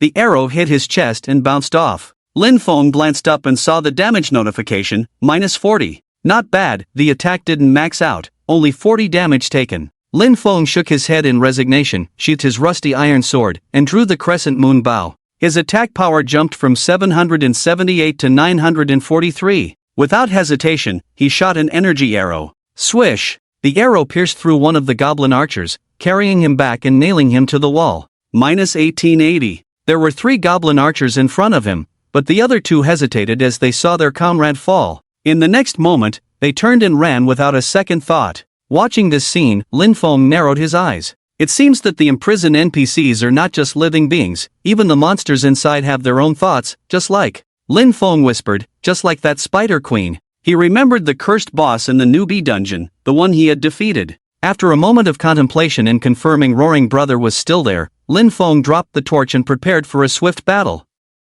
The stench grew stronger as he advanced confidently through the nest, goblins emerging and falling before him, some stabbed by his rusty sword, others pierced by the energy arrows of his bow. Their screams echoed in the cave like wailing demons of hell. Goblins killed, 51/100. Minutes later, Lin Feng stood in a wider area, frowning at the sight of 2 more human girls imprisoned by goblins. However, Lin Feng's pupils gradually widened. What he saw here was not just two young girls, it was a vast open area, like a huge activity hall, with a dozen or so women standing on either side of the room. Yes, including the two in the center, there were a total of 16 women. Their skin was dry and withered, exposed in the dim light ahead. Iron chains, rusted and tight, were wrapped around their necks, causing their skin to turn red and purple from the constriction. The women seemed like imprisoned beasts, completely unable to move. As Lin Feng appeared, nearly 50 goblins were already lined up on the vast open space ahead, each holding weapons like stone knives, rocks, wooden spears, bone bows, or shovels.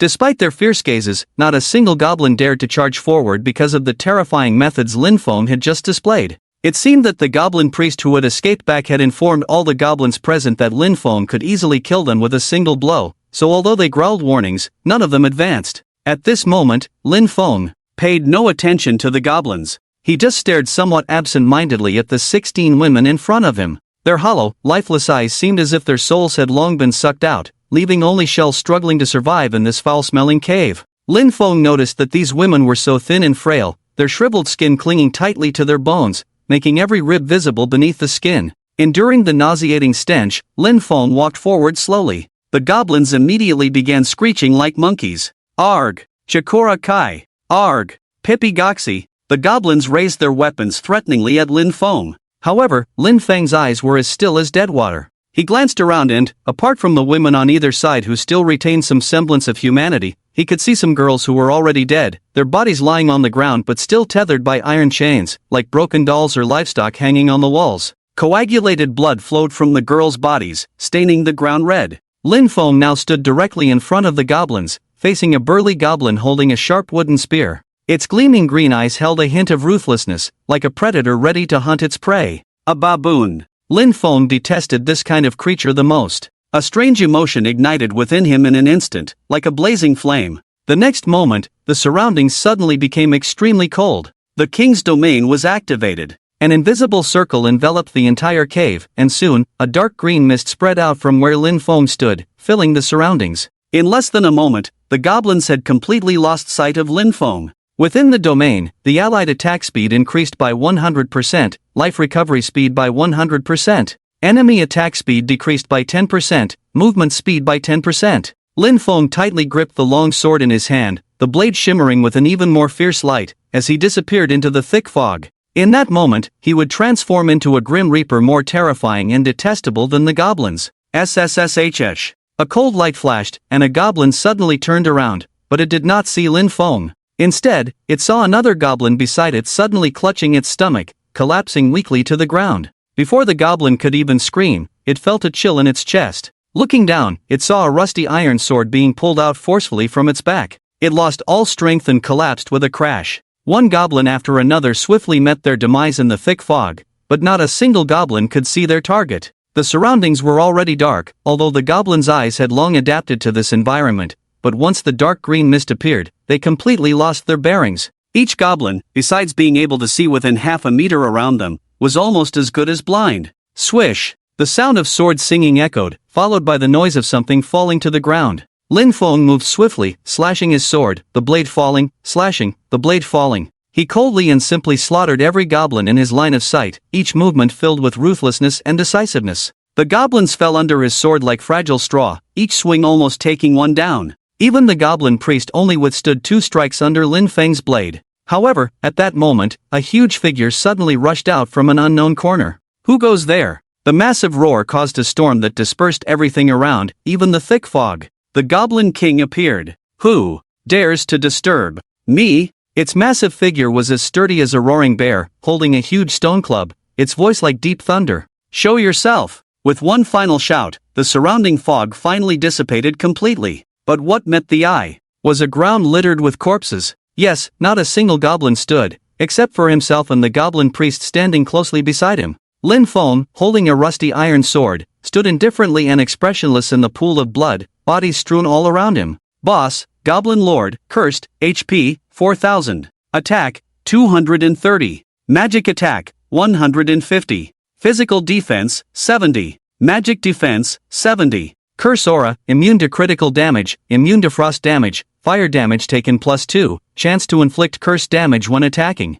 Skill, decay breath, spews decaying energy from its mouth, causing magic damage to targets in a line and inflicting a curse effect. Seeing the words above the Goblin Lord's head, Lin Feng furrowed his brows slightly. Another curse. Just like the second time he entered the spider dungeon outside the newbie village, this boss was also a so-called cursed one. But what exactly is a curse? And what cursed them? However, before Lin Feng could ponder too much, the Goblin Lord was slowly tapping the ground with the huge stone club in its hand, making a thudding sound as if warning. Yet its gaze seemed to be scrutinizing Lin Feng. Chosen one. These 3 words flowed smoothly from its mouth without any hesitation. Lin Feng put away the iron sword in his hand and took out the Moonchaser bow, pulling the bowstring without hesitation, directly aiming at the boss. He had no need to consider the rationale of this matter, nor did he need to converse with these articulate monsters. Right now, the goblin in front of him had to be killed. Even if the mission prompt already showed as completed. Rescued girls, 2/4. Goblins killed, 100/100. Completed. Completing either of the 2 conditions would allow him to leave the lair. In the place he had just entered, a portal would surely be opening, and stepping into it would take Lin Feng back to the city of White Moon. Without hesitation, Lin Feng released the arrow. Whoosh! The energy arrow whistled through the air, hitting the Goblin Lord's shoulder. -1005. Units under the curse aura cannot land critical hits, but Lin Feng's current attack power, boosted by the Crescent Moon Bow, has surpassed 1,000. Not only that, a burst of flame damage suddenly emerged from the boss's head. The effect of the ruby embedded in the Crescent Moon Bow was triggered, but this damage was merely scratching the surface, causing a gradual loss of blood drops. The Goblin Lord was clearly stunned by this arrow.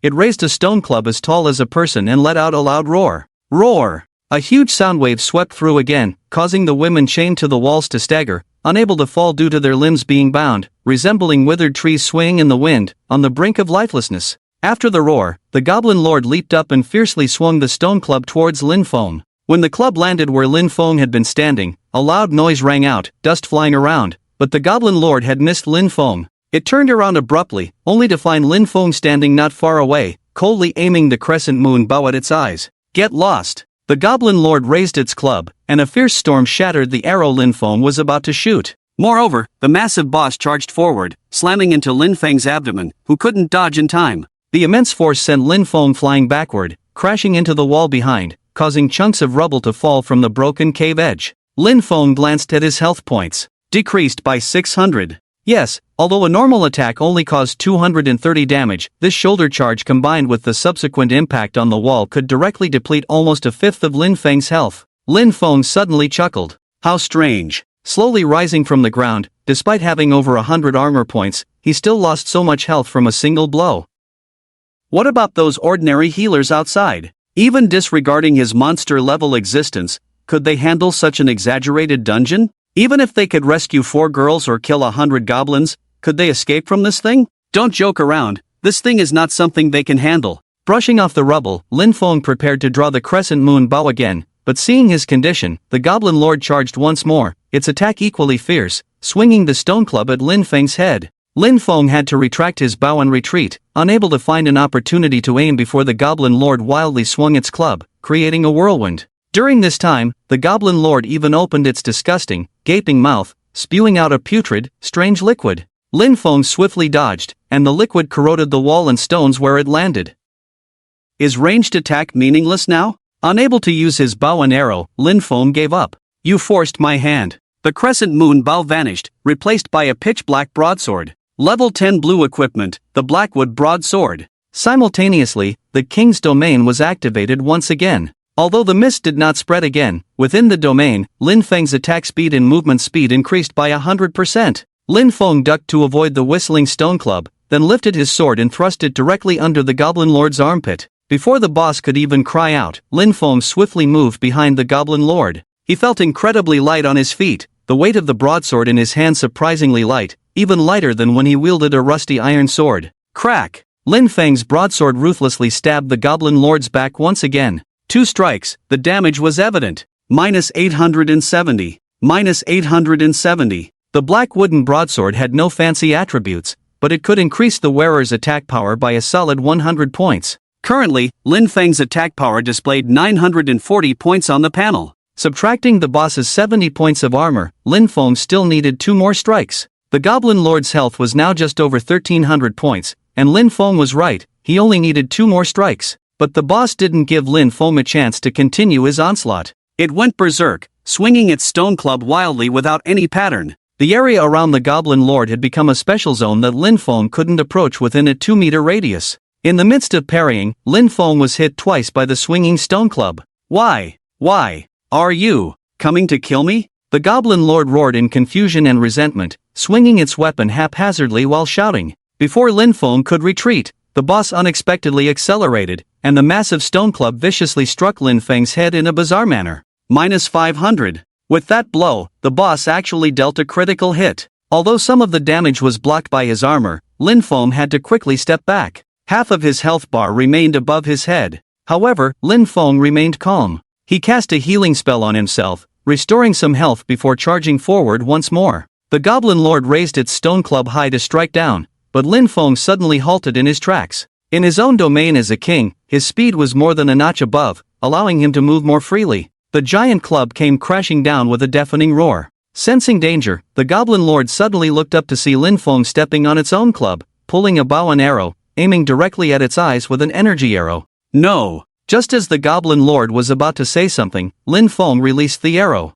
The arrow flew such a short distance that he didn't even hear its whistle, embedding the energy feather arrow directly into the Goblin Lord's forehead. Goblin Lord's HP, 270/4000. At this moment, the boss's health bar was almost depleted. This amount of health could be taken down by almost any regular player with just one skill. Without hesitation, Lin Feng switched weapons once more, wielding the black wooden broadsword and decisively struck down. Wait a moment. When the blade was just a few centimeters away from the Goblin Lord, the giant goblin suddenly knelt on the ground. Yes, once again, Lin Feng was astonished by this almost absurd and eerie scene before him. Another unprecedented event he had never encountered before. A boss or monster in a dungeon, actually begging for mercy from a player? In all his time spent in the Godslayer's land in his previous life, he had never heard of such a thing, but now, this trembling Goblin Lord lowered its huge, ugly head, looking extremely fearful. Don't kill me, please, don't kill me. The Goblin Lord spoke human language, albeit stuttering, but Lin Feng could understand him clearly. Interesting, you are the second autonomous copy monster I've encountered in the hunting grounds of the God of Hunt. Compared to the previous spider, although you speak hesitantly, you seem more. At this point, Lin Feng intentionally or unintentionally glanced at the goblin who had been bowing his head all alone. Yes, Lin Feng could sense intense emotional fluctuations from this big guy. It was in fear. The goblin leader kept its head low, chuckling, and subtly shifted its bulky body backward. Chosen one. Esteemed. Chosen one, could you let me go? It cautiously raised its head to look at Lin Feng, saying, "Let me go, please." Lin Feng was taken aback. The goblin leader continued, "You have completed the task. Could you let me go?" Lin Feng pondered for a moment. How did this ghostly creature in front of him know that he had completed the task by killing 100 goblins? Seeing Lin Feng deep in thought, the goblin leader mistakenly thought he was hesitating and immediately seized the opportunity. "I don't want to die," the goblin leader said. "Let me go. All the women here, they are all yours." Hearing this, Lin Feng looked around at the miserable sight. 16 women, no longer resembling humans, were still chained to the wall, suffering even more after the aftermath of the battle between Lin Feng and the goblin leader. Lin Feng's eyes gradually turned cold. Yes, if not for this goblin reminding him, Lin Feng almost forgot about the 16 women imprisoned here. He retracted his king's domain. The surrounding negative effects disappeared instantly, and the goblin leader visibly brightened, thinking it had caught Lin Feng's interest, and continued speaking. "Have you agreed? Can I leave now?" The goblin leader slowly stood up, saying, "All the women here are yours." With that, the goblin began to move slowly to leave. Possessing high intelligence, it naturally knew it was no match for Lin Feng, aware of its own condition. A simple swing of the blade from Lin Feng would mean its demise. Fortunately, by trading all the human women here, Lin Feng seemed to accept its proposal. The goblin hesitated whether to retrieve its club but found it under Lin Feng's foot, shaking its head in resignation. It was a pity for those human women, but as long as it survived, it could start anew. Human women? Humph, by raiding a human village, there would be countless women to be found. Then, making those women into breeding tools to give birth to more goblins, it wouldn't be long before it established another goblin nest. However, just as the goblin leader was about to reach the entrance of the room, a deep voice suddenly sounded behind it. "Hey! The goblin leader paused, a hint of malice flashing across its face, but it still turned around with a smile. Chosen one. You. But before it could finish speaking, the goblin leader suddenly saw Lin Feng gesturing as if pulling a bowstring and shooting an arrow in its direction. Ha! Something was amiss. Where did it go wrong? The goblin leader felt something rapidly draining from its body, and as it looked down, it saw a luminous energy arrow gradually turning into twinkling stardust embedded in its bloated belly. The goblin lord suddenly raised his head, but before it could even question why Lin Feng wanted to kill it, a wave of powerlessness swept from head to toe, leaving it with no extra strength,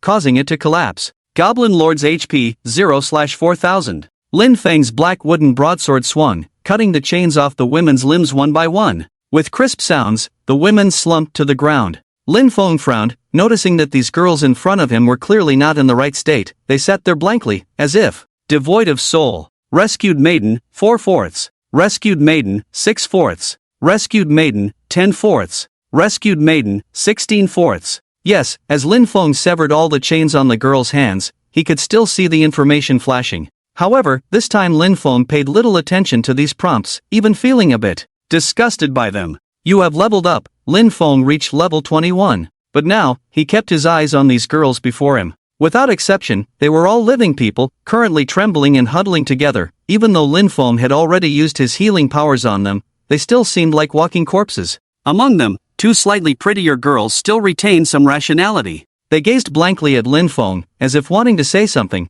but when they opened their mouths, only a hoarse sound came from their throats. Lin Feng's face turned serious as he uttered, "Yellow Hammer, roaring brother, settle the maidens in your arms and come to me." In his mind, Lin Feng quickly heard the responses from Yellow Hammer and Roaring Brother. Understood. In the next moment, another notification sounded in Lin Feng's head. You have completed the job transition, Goblin's Lair. Please deliver your task at the church in the major cities. Detected as a second-round player, second-round rewards have been sent to your backpack. In less than half a minute, Roaring Brother and Yellow Hammer arrived somewhat flustered by Lin Feng's side. However, upon seeing the scene around them, both undead units seemed dazed. They stood still, lost in the moment, until Lin Feng softly reminded them, snapping them out of their trance. My lord, are these women all dead? Yellow Hammer asked cautiously. Lin Feng shook his head, not yet. You and Roaring Brother, take them out carefully. The two glanced at each other, then nodded, approaching cautiously. Although the maidens had received the healing touch,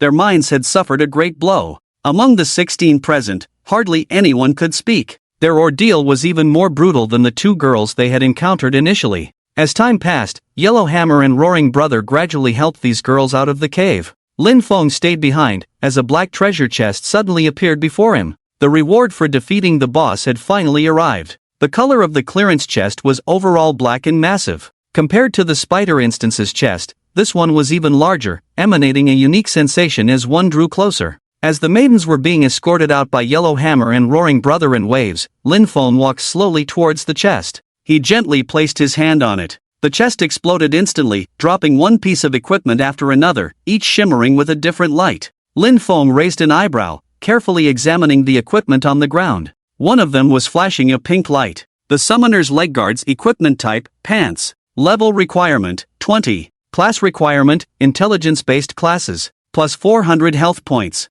Plus 60 physical defense. Plus 80 magic defense. Plus 10 intelligence. Plus 10 stamina. Plus 8% mana regeneration rate. 2 socket slots. Chance to reduce first magical damage received by 15%. Cooldown 30 minutes. Lin Feng's eyes lit up when he saw this pink equipment. It was perfect for him since he was currently wearing a level 15 green equipment, the Snake Spirit Leg Guards. Without hesitation, Lin Feng immediately put on the new leg guards. Looking around, he saw mostly level 20 blue equipment on the ground, mostly weapons for other classes, but also a few accessories he could use. After equipping the Moonchaser Bow, Lin Feng now had 4 pieces of pink equipment, the Moonchaser Bow, the 4 Spirit Armor, the Sorcerer's Shin Guards, and the newly acquired Summoner's Leg Guards. As he finished equipping himself, Lin Feng glanced at the ground again. However, his eyes widened when he saw another item. Wow! When did my luck become so good? I actually got this. Yes, it was a skill book. A skill book named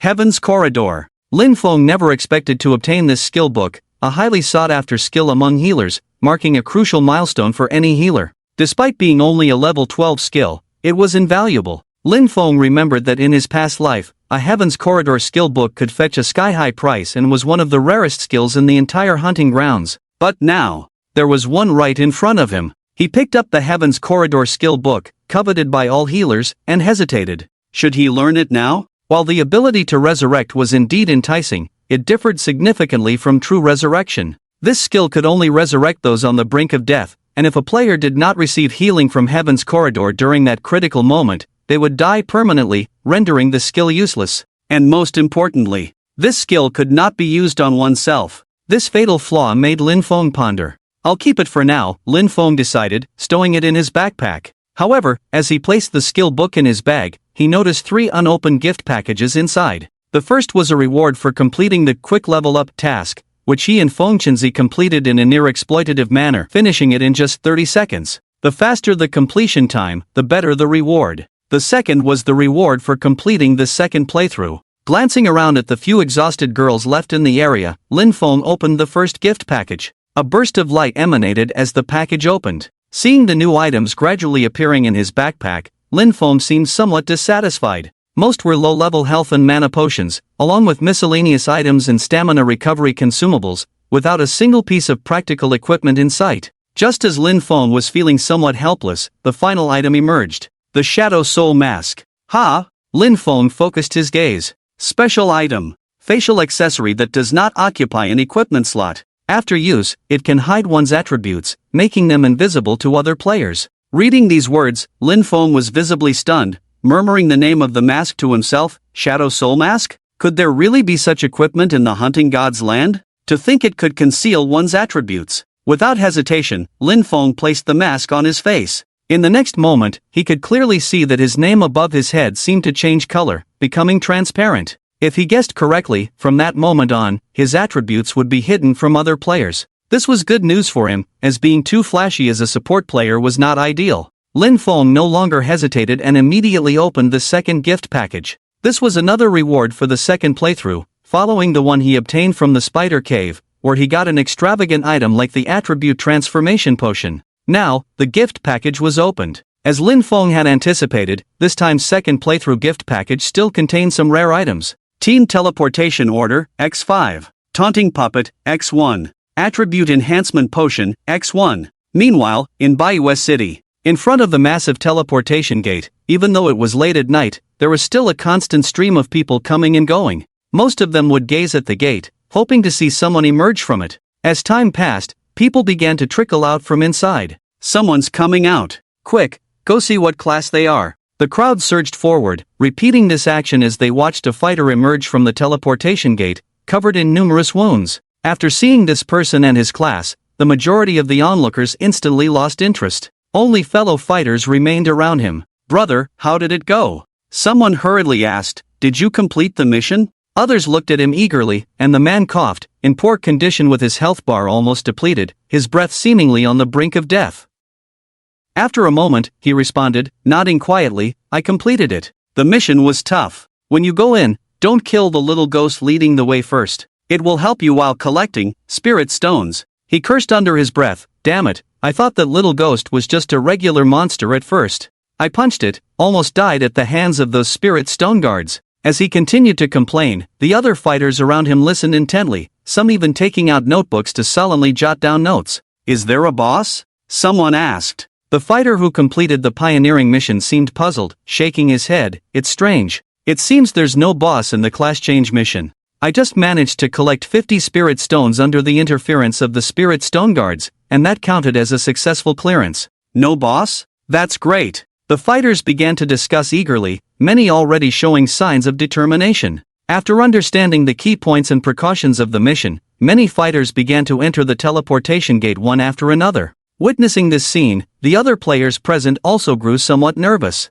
The fighters have also completed the task of changing jobs in the instance. Apart from the knights and hunters who had completed their respective job changes during the day, there were still 5 professions left within the 8 major ordinary professions that no one had come out of yet. However, just as some people were anxiously rubbing their hands, the teleportation gate lit up again. Someone is coming out. The crowd gathered once again, with many people's eyes shining. Walking out was a warrior. Compared to the fighter who had just come out, this warrior's condition was obviously not bad. He still had more than half of his health bar left on his head, and he seemed to be wearing some equipment he had just obtained from the instance. Hey, can you share some strategies, master? Brother, any tips to keep in mind? However, faced with the enthusiastic crowd, the warrior ignored those around him and directly pushed aside the other warriors beside him, heading to a corner. Hey, who does he think he is? Come on, acting aloof? They were at a loss for a moment, many warriors looking at each other, completely unsure of what to do. But the next moment, someone pointed at the teleportation gate and shouted, "Another warrior is coming out."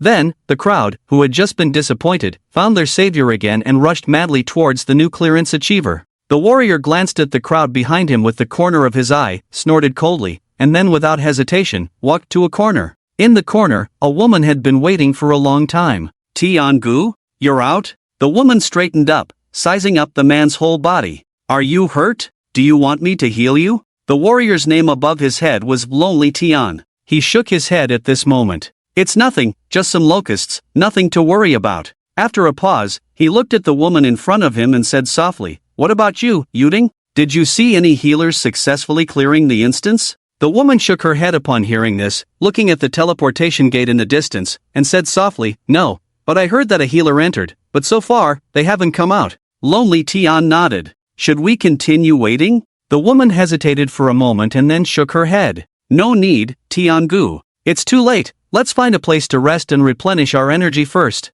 Lonely Tian also nodded. "Let's go." On the other side, the second warrior surrounded by the crowd suddenly felt awkward and at a loss. Players of the same profession almost stuck to him, making it impossible for him to move. "Hey, don't push. Master, share some strategies." "Dust in the wind, I'm a girl, I'm a female warrior. Can you tell me something? Can we be friends?" This warrior was none other than Fengchen, Dust in the Wind. However, Fengchen had never experienced such a situation before. He had been envious of Lin Feng being surrounded by players before, but now it was his turn. Fengchen first looked at his friends list, and behind Lin Feng's name on the list was a line of text. In the instance, it seemed that Lin Go had not come out yet. Fengchen hesitated for a moment and reluctantly raised his hand. Don't push, I'll tell you some strategies." Upon hearing this, the warriors immediately danced with excitement. Seeing that the crowd had backed off a bit, Fengchen finally breathed a sigh of relief. He first sorted out everything that had happened in the instance just now and then began to speak. First of all, the locusts are divided into 4 waves. The first wave has the fewest numbers, so everyone must not consume mana, just use basic attacks. The number of locusts won't hurt you. Secondly, when the second wave arrives, the NPCs will come out to help you. Remember, have the NPCs guard the granary gate and don't let them run around. You are responsible for clearing the locusts flying over the main road. You can use skills at this point, but be careful. If you are low on mana, don't consume it excessively. The crowd around Fengchen grew larger, prompting him to raise his voice. Thirdly, you can use the quest items in your backpack at this point, but don't use them randomly. Ignite them at the right moment. Once ignited, the locusts will be attracted by the smell. Remember to use all your skills at this point, don't hold back. Lastly, the 4th wave of locusts is the largest. The best method is to retreat to the granary with all the NPCs and block the entrance to defend against the locusts. Following my advice from the first 3 points, at this stage, there will only be the remaining locusts from the 2nd and 4th waves. Just hold on for 10 minutes, and you should be able to make it through. Fengchen finished speaking and clapped his hands, indicating that he had shared all his knowledge. People around him showed exaggerated expressions of admiration. Such a detailed strategy. Yes, Fengchen's strategy was very detailed, covering every wave and decision. However, amidst their surprise, someone raised their hand and asked, "Master, is there a boss?" Fengchen shook his head. "Boss? No." Inside the goblin nest, Lin Feng had already left the cave. As his footsteps returned to the entrance, a huge portal had appeared where he had just come from. Now, as long as he entered it, Lin Feng could return to the White Moon City. But in front of the portal at this moment, along with the 2 girls he had rescued earlier, a total of 18 girls were sitting together, surrounded by Yellow Hammer and Roaring Brother. When they saw Lin Feng emerge from the cave, everyone present was stunned. Lin Feng was wearing a mask on his face at this moment, so apart from his deep eyes, his face was completely hidden. "Your Majesty!" Yellow Hammer and Roaring Brother quickly bowed their heads,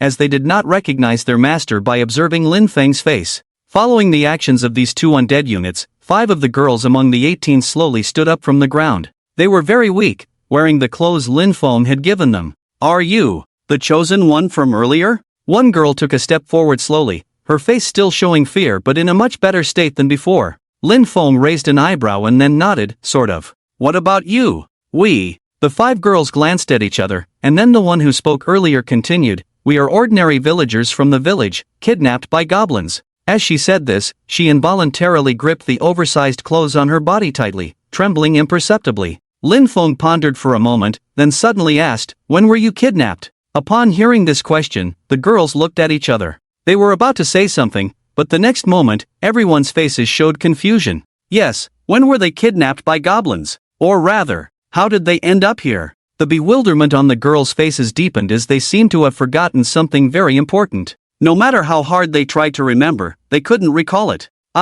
We. The girl's speech became fragmented, her gaze gradually becoming blank. I don't remember. I feel like I woke up and found myself in the cave. How was I captured? How long have we been here? It wasn't just her, a few other girls behind her were also in a state of panic. Some of them even pinched their own arms, thinking it was a dream. Watching this scene, Lin Feng slowly furrowed his brow. The girl in front of him kept trying to say something, but every time the words reached her lips, she swallowed them back. Their memories seemed to have strange gaps, remembering only their lives in the village and the present. As for how they ended up in the goblin's lair or when they arrived, they had no recollection at all. The leader of the girls knelt down, covering her head, trying to think. Her robe slipped off her body, revealing a back covered in scars. Lin Feng knew he couldn't keep asking questions. He pointed to a nearby portal, attempting to divert their attention. Stop thinking, the priority is to enter the door and leave quickly. As Lin Feng finished speaking, a countdown appeared above the portal. If he didn't enter before it ended, he would be forcibly ejected from the instance. The girls turned to look at the direction Lin Feng pointed to in confusion. Enter the door? The girls said, what door? Seeing the girls' bewildered expressions, Lin Feng was stunned. What did they mean? The large portal was right beside them, shimmering with white light. They could enter by taking just a few steps. However, not a single girl seemed to see the portal. Can't you see this portal? Lin Feng asked softly. The girls shook their heads repeatedly, clearly not understanding. Seeing the girls' puzzled expressions, Lin Feng's brow furrowed slightly beneath his mask. Could it be? These NPCs, although human, cannot see or use the portal? Only players, only the so-called chosen ones can? It made sense. In his previous life, even at level 80, he had never seen real people in instances. NPCs in instances were always emotionless beings, following system commands. If they couldn't leave through the portal, what would they do? These girls were covered in wounds, physically and mentally exhausted. If there was no village nearby, they wouldn't survive long. The countdown above the portal was less than 10 seconds now, each passing second echoing loudly. 9, 8, 7. After a pause, Lin Feng sighed softly. He rummaged through his backpack, taking out the last of his low-quality health potions and placing them on the ground. I can't help you any further. Take these potions, they might save your life when needed. After a moment, he dropped some items he didn't need, including low-level weapons and armor for self-defense. This was all he could do now. As he finished, the countdown ended. Countdown over, forced teleportation in progress. A notification sounded, and the portal suddenly expanded, enveloping Lin Feng in a bright white light. In an instant, Lin Feng and Huang Dachui, 2 undead, disappeared. What Lin Feng didn't know was that the moment he left this world, the entire world suddenly froze. The sunlight solidified in the air, refracting intersecting rays of light. The wind ceased to blow, the leaves stopped swaying, and those leaves that were supposed to fall were now frozen in mid-air, each maintaining its pre-fall posture, elegantly and eerily suspended in the air. The actions of the girls present were also frozen in the strangest moments. Their facial expressions varied, some with mouths open as if saying something, some frowning, and many shielding their eyes as if avoiding bright light. Everything was frozen in this moment. Outside the teleportation gate, Feng Chen had been waiting for some time, but Lin Feng had not come out yet. He kept looking at the time, and it had been half an hour since Lin Feng entered. Was the job change quest for a nanny so difficult? Even someone like Lin Feng would be delayed for so long? As time passed, more and more people came out of the teleportation gate, most of them warriors and martial artists. Seeing these people coming out of the gate, there were no longer onlookers crowding around as before. They were now waiting for professions that had not yet been explored, such as healers. After a few more minutes, there was another exclamation. Someone else is coming out. People looked closely and saw a person stepping out of the teleportation gate carrying a broad black sword. People scrutinized this person closely, their eyes widening. The person was dressed in colorful armor, which seemed to belong to the intelligence class, but he held the warrior's broadsword in a peculiar manner, and most puzzling was the mask on his face. Another warrior? Strange, why can't we see the nickname on this person's head clearly? How much longer before the programmer god comes out? People chattered, quickly losing interest in the masked person. They were mostly waiting for pioneers of their own professions, especially the healers. Seeing no one approaching, the masked person breathed a sigh of relief, said nothing, and silently walked in a direction. In the distance, Fengchen, who had been waiting, suddenly looked puzzled. He also had a mask on his face, and he quickly glanced at the identical mask in his backpack. Isn't this the gift item for that mission? He pushed aside the people around him who kept asking to be friends and hurried to catch up with the masked person. Lin Go? Lin Feng paused in his steps and then turned to look at the person named Fengchen above his head. Lin Feng replied softly. Hearing Lin Feng's familiar voice, Fengchen also breathed a sigh of relief. He first looked at the equipment Lin Feng was wearing, then at Lin Feng's condition. Lin Gu, why did you come out so late? Was the healer's task difficult? Before Fengchen could ask, Lin Feng interrupted him. It's fine. What about you? Why didn't you go to the warrior's hero pavilion to complete the job change quest? Oh, I was waiting for you. He paused here, seeming to remember something, and quickly asked, by the way, Lin Gu, what happened inside? Why can't I find your name on the leaderboard anymore? After speaking, Fengchen double-checked the name on the leaderboard. As players' levels increased, all kinds of people gradually climbed the leaderboard. Previously, the top spot was held by Lin Feng, but now, the top spot had changed hands. Behind the name at the top of the leaderboard was clearly written Cool Clouds and Twilight Leaves. Cool Clouds and Twilight Leaves? Who is that? Leaderboard 1, Cool Clouds and Twilight Leaves. Newbie Village Code, 10325. Profession, Assassin. Current Main City, Rain Lin City. Leaderboard 2, Peerless Azura. Newbie Village Code, 354677. Occupation, Alchemist. Hidden Occupation, Current Main City, Dragon Vein City.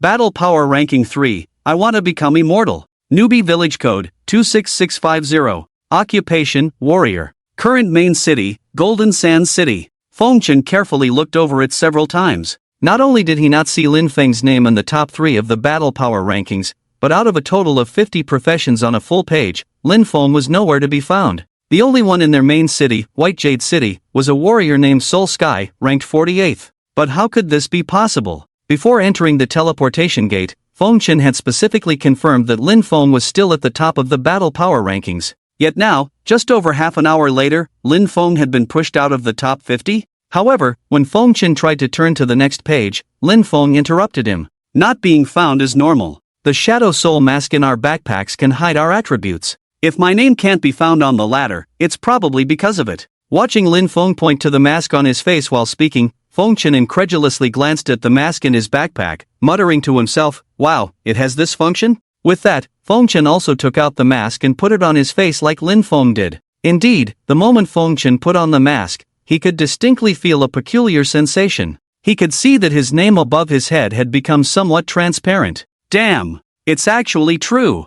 Fengchen exclaimed behind him, clearly surprised to have obtained such a special item. At this moment, Lin Feng turned back somewhat helplessly, pointing to the right path and saying to Fengchen, alright, I need to go to the cathedral now. You should go to the Hero Pavilion to deliver the class transfer mission. Following Lin Feng's gaze, Fengchen also saw a massive building at the end of that path, where warriors who had completed the class transfer mission were starting to enter. Lin Gu, I'll find you at the cathedral after completing the mission, Fengchen immediately said. Lin Feng shook his head. After you finish, wait for me at the gnome in the center of the mission hall. Got it. With that, Fengchen hurriedly left. Seeing Fengchen depart, Lin Feng did not linger either. 10 minutes later, Lin Feng stopped at the entrance of the cathedral. As he was the first person in White Moon City to successfully complete the Goblin's Nest, the healers inside the cathedral were very scarce, with only a few people moving around the vast hall. Among them was the girl from their fixed team, the nursemaid Jizi. Captain. Jizi hurried over, softly greeting Lin Feng. Seeing the girl's chest sway as she ran, Lin Feng seemed somewhat dazed. He couldn't connect Jizi with the violent nurse who ranked in the top 20 of the Battle Power Rankings in the previous life. Lin Feng nodded, wait for me. After rejoining with Jizi, Lin Feng quickly approached an NPC in the hall. Seeing someone approaching, the nun-like NPC immediately bowed slightly to Lin Feng, her voice low and solemn, Honorable Chosen One, how may I assist you? Lin Feng didn't beat around the bush, I'm here to deliver the class transfer mission. The nun's eyes flickered slightly, hesitating for a moment before slightly bowing to Lin Feng. Honorable Chosen One, please follow me. Lin Feng paused. Almost instinctively, he glanced at Jizi. In her puzzled gaze, Lin Feng almost unconcealedly furrowed his brows. Another scene entirely different from the previous life unfolded. He remembered that in any profession, there wouldn't be a situation like this during the completion of a job change task. Usually, after delivering the task, the NPC would directly infuse some kind of power into the player's body, granting them new strength. Very brief, very quick. From completing the task to the first job change, it probably only took about a minute, without any delay. But now, the NPC in front of Lin Feng responsible for the job change task kept a pleased posture, leaving Lin Feng completely clueless about what to do next. After standing still for a full 10 seconds, Lin Feng turned back to reassure Jizi. Continue waiting for me, Lin Feng said softly. Jizi nodded quickly. Yes, Captain. Lin Feng slowly turned to the NPC. Please lead the way. When Lin Feng was a warrior, he had also entered a church. Although he was not originally a healer, there were many quests and tasks that could be taken inside the church. However, he had never known that inside the church, there were such intricate and complex passageways and rooms. Just like the interior of other buildings, shouldn't a church only have one hall? All NPCs stood in the hall, and tasks were given and completed in the hall. Lin Feng had never heard of these walkable areas inside such a building. Was the hero's pavilion for warriors also constructed like this? What's going on? Lin Feng looked around and his expression gradually became serious. He followed the nun in front through one passage after another, opening one door after another. During this time, he tried to talk to the nun in front, but no matter what he said or asked, the nun turned a deaf ear. The woman walked quietly, neither fast nor slow. Seeing the NPC's demeanor, Lin Feng simply gave up. As time passed, he finally followed the nun and stopped in front of a huge double door. Chosen One, we have arrived. The nun opened the door with her hand and stepped aside. Lin Feng shifted his gaze away from the nun and onto the room. On the other side of the door was a huge room, decorated in a European classical style, with various medieval objects scattered around. In the center of the room stood an old man in a monk's robe, hands behind his back. In front of him was a high table resembling a lectern, with 2 books placed on it. One white book, one black book. Lin Feng glanced somewhat dazedly at the room and then stepped inside slowly. At that moment, the old man who had been standing in the center of the room all along suddenly smiled. Ah, esteemed Chosen One, hello. Lin Feng stopped in his tracks, the door behind him slowly closing by the nun. Now, there were only him and the old man in the room. You are? Lin Feng asked tentatively, the job change NPC? Lin Feng had never seen an NPC responsible for job changes standing in a specific room like this. His expression and posture were also different from other NPCs. Although the NPCs in the main city appeared with the land of the Divine Hunter, Lin Feng rarely encountered this situation. Hearing Lin Feng mention this term, the old man showed a slight surprise, then smiled and said, NPC? The old man chuckled and said, Chosen One, indeed I am in charge of the job change for healers, but I am different from other staff.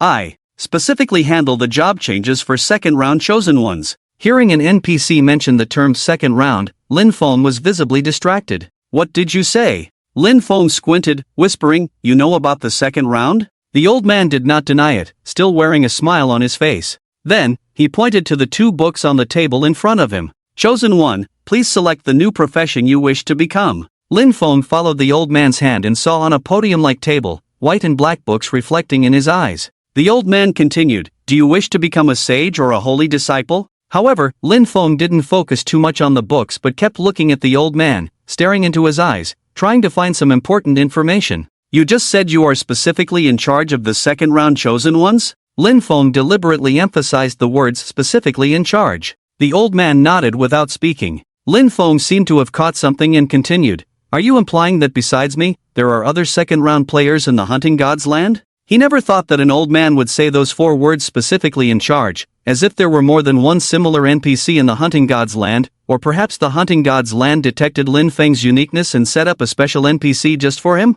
However, no matter how Lin Feng inquired further, the old man remained silent throughout, just smiling at him. Well, Lin Feng sighed, let's choose a profession then. Upon hearing this, the old man raised an eyebrow instantly. Chosen One, which profession do you choose? Sage or holy disciple? Lin Feng softly said, then I'll trouble you to explain it to me. As he said this, Lin Feng continued to carefully watch every move of the old man. Unfortunately, it seemed that the old man had decided not to mention the second round anymore and instead explained very responsibly. Sages specialize in healing and support, providing buffs to increase intelligence, strength, physical and magical attack power, and health recovery for teammates or themselves, making them indispensable in a team. The second-tier profession is universalist. The old man held up the white book. While holy disciples focus on maximizing their own damage, using powerful judgment skills to inflict great damage on opponents, possessing output capabilities that rival other professions, and decent self-defense abilities. Although their support abilities are significantly reduced,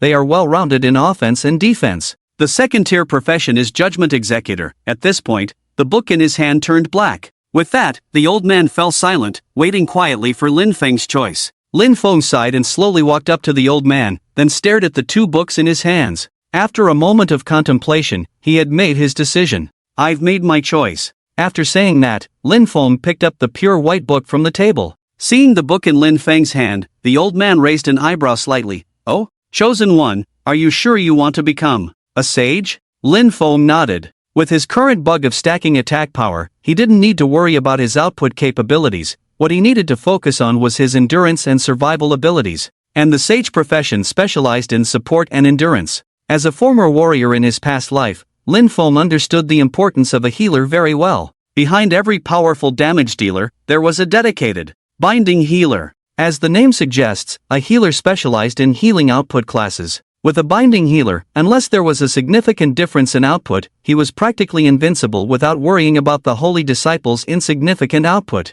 "Yes," Lin Feng replied. Then, the old man immediately set down the black book and raised the white class change book with both hands. Uttering some words under his breath, after a few seconds, a special light suddenly descended from the ceiling above, enveloping Lin Feng completely. Lin Feng felt as if his body was burning at that moment. A sudden inexplicable pain struck him. "What's going on?" Lin Feng barely had time to shout before the fast-approaching pain had already disappeared. He was now bathed in light, looking bewildered. After a dozen seconds, the light vanished completely. Lin Feng extended his hand to look at his palm, asking somewhat puzzled, "Is it over already?" Unlike the previous reincarnation process, Lin Feng couldn't make sense of the current situation. The elderly man before him, with a kind smile, nodded and said, "Esteemed chosen one, congratulations on successfully transitioning.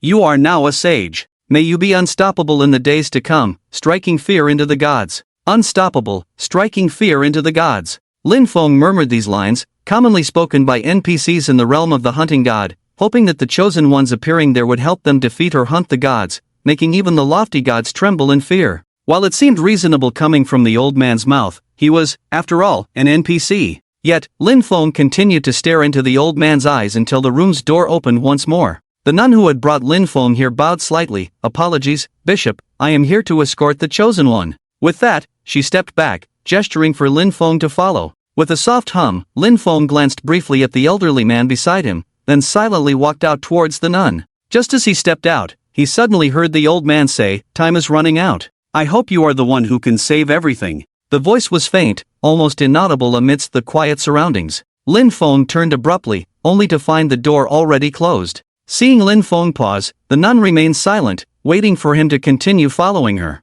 Frowning, Lin Feng hesitated for a few seconds before resuming his steps behind the nun. Back in the hall, there were still no people around. GZ, who had been waiting in the corner, stood up in a fluster upon seeing Lin Feng. "Captain." She was about to approach when she noticed Lin Feng still conversing with the NPC. Seeing this, GZ could only step back slowly. Lin Feng turned to glance at the somewhat flustered and embarrassed girl beside him, gesturing reassuringly before turning back to the nun ahead. "So, you mean to say that you cannot answer any of the questions I just asked due to your authority?" Lin Feng asked in a low voice. The nun in charge of the transition shook her head regretfully. "I'm sorry, chosen one, besides the bishop, no one here can answer your questions." "Then when can I see the bishop again?" "I'm sorry, I don't know." Lin Feng was about to ask more questions, but the nun in front of him maintained a stoic expression, making him give up, realizing he wouldn't get any useful information from the NPC. He was still puzzled. What did the old man mean by "time is running out"? How did an NPC know about events from the second playthrough? All these thoughts weighed heavily on Lin Feng's mind. After a moment of contemplation, he sighed. "Never mind, now that I am a sage, do you have any skill books for sages?" Lin Feng inquired. The nun's face suddenly lit up with devotion as she nodded in response. Of course, esteemed chosen one, I have skill books available for sale that wise ones like you can use. Feel free to take a look, said Lin Feng, as a page suddenly appeared in his line of sight. On the page, various skill books were displayed before him, and Lin Feng glanced around. Mostly low-level ones. Skill books could be obtained through player trades, monster drops, or purchased from job change NPCs in various main cities. However, some very powerful and practical skills couldn't be bought from NPCs and required efforts to obtain from monsters. But at his current level of 21, Lin Feng could only learn 2 sage skills, and he had no other choice. After a brief look, Lin Feng used the currency in his backpack to purchase 2 low-level skills, Bathing in Holy Light, and Blessing of the Sound. The former summoned a holy light to temporarily increase his or his teammates' maximum health points. With his current level of 21 and the bonus from 4 pieces of pink equipment, Lin Feng's total health points were 3,400, much higher than that of a knight of the same level. According to the skill's description and intelligence bonus, Lin Feng could gain an additional 400 points within 5 minutes. The latter skill released a range-shaped sound wave that enhanced the strength, intelligence, and agility of teammates or himself within the wave for 10 minutes. However, due to their low levels, the enhancements were not significant. Without much hesitation, Lin Feng immediately learned both skills on the spot. After completing these tasks, Lin Feng didn't waste any more time with the nun in front of him. He just gave her a meaningful look and then walked towards the direction where GZ was. GZ was a bit nervous, rubbing her hands with a smile on her face. Captain, what should we do next? Lin Feng glanced at the dark sky outside the church and whispered, do you need to rest? GZ hesitated for a moment and shook her head. I don't know.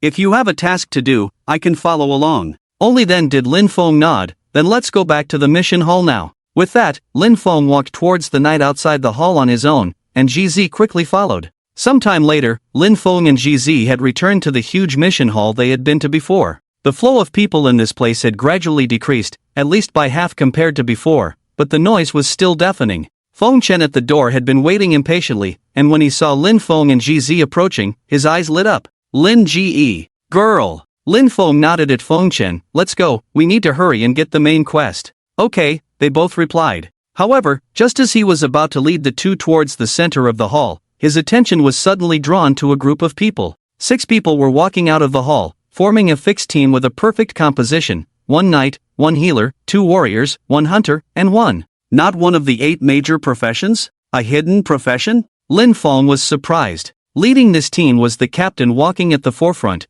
who was indeed of that hidden profession. Looking at the man's appearance, Lin Feng had some recollection. If he wasn't mistaken, he should be a witch doctor. The man walked proudly, with a woman by his side. She had long legs and was a hunter, holding a stylish bow. When Lin Feng saw this woman, his eyebrows raised involuntarily. Tomato. He sneered, not expecting to see her here. Tomato had a smile on her face at that moment. Her other teammates were now gathered around her and the witch doctor, wearing varying degrees of flattery on their faces. Captain, you're amazing. Not only are you the first one in Baiwa City to complete the job transfer task, but you also have a hidden profession. The vice captain is also strong. She's the first one in the hunter class to complete the transfer, and she just got a level 20 pink bow. Yes, the captain and vice captain are truly a perfect match. Not only are they powerful, but they are also handsome and beautiful. Where can we find anyone to reason with them? Hearing these words, the witch doctor clearly did not respond, just smiling slightly as he walked towards the hall. The female hunter, however, rolled her eyes behind them and deliberately said, "Stop flattering, our brother Hai is a hidden profession, with limitless potential. How can I match up to him?" Saying this, the woman named Tomato even turned her head away on purpose. Indeed, after she said these words, the witch doctor named Hai immediately reached out and pulled Tomato into his arms. "Oh, Tomato, what are you saying? You should know, my favorite fruit to eat before was tomatoes." As he spoke, his arm moved down, discreetly pinching Tomato's buttocks. Although Tomato's face showed a hint of coquettishness, there was a trace of pride in her eyes. However, at this moment, the knight behind him scratched his head. "Captain, tomato isn't a fruit, it seems to be a vegetable, right?" "Nonsense." The warrior beside him rolled his eyes. "The captain said it's a fruit, so it's a fruit." "Oh, right, fruit." They laughed and walked towards the main gate, attracting many people's attention along the way. After all, no one had truly seen a hidden profession before, and now there was one here, naturally drawing many people over.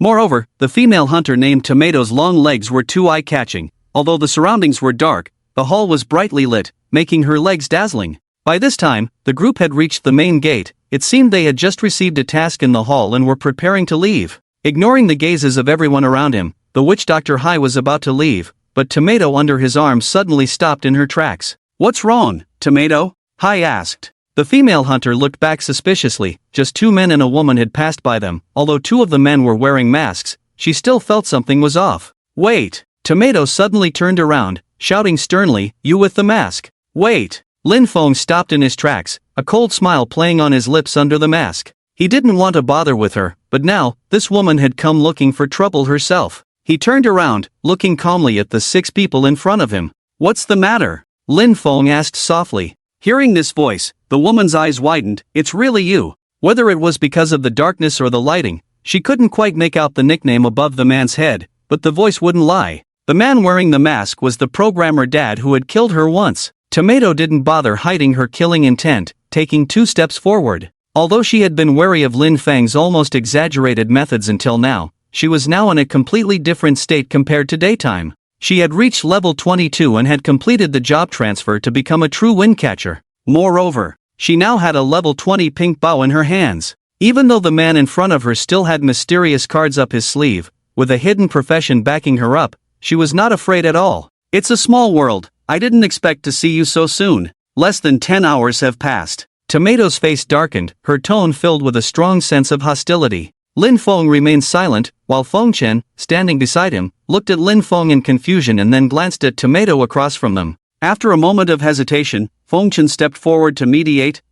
Is there a misunderstanding between you two?" In Feng Chen's understanding, the intimidating woman in front of him was probably a notorious player. After all, Lin Feng had almost wiped out a notorious team before, and based on his knowledge of Lin Feng, if he had a conflict with someone, it was likely the woman's fault. However, regardless of the situation, they were not in the wilderness, and with 6 people glaring at them, including one with a hidden profession, any trouble could be detrimental to Lin Feng. Before Feng Chen could continue speaking, Tomato sternly exclaimed, "Who do you think you are? Get lost." After her words, Feng Chen's peacemaker expression gradually faded, his tone turning cold. "Miss, I hope you watch your attitude." Feng Chen had completed his class transfer and was now a true berserker. However, Tomato completely ignored him, keeping her gaze fixed on Lin Feng. At that moment, her teammates behind her approached. "Little Tomato, are you saying that the masked man in front of you is the one who made you waste a resurrection coin earlier?" The witch doctor Hai Ji's tone also turned stern, as he held Tomato's slender waist, his eyes assessing Lin Feng ahead.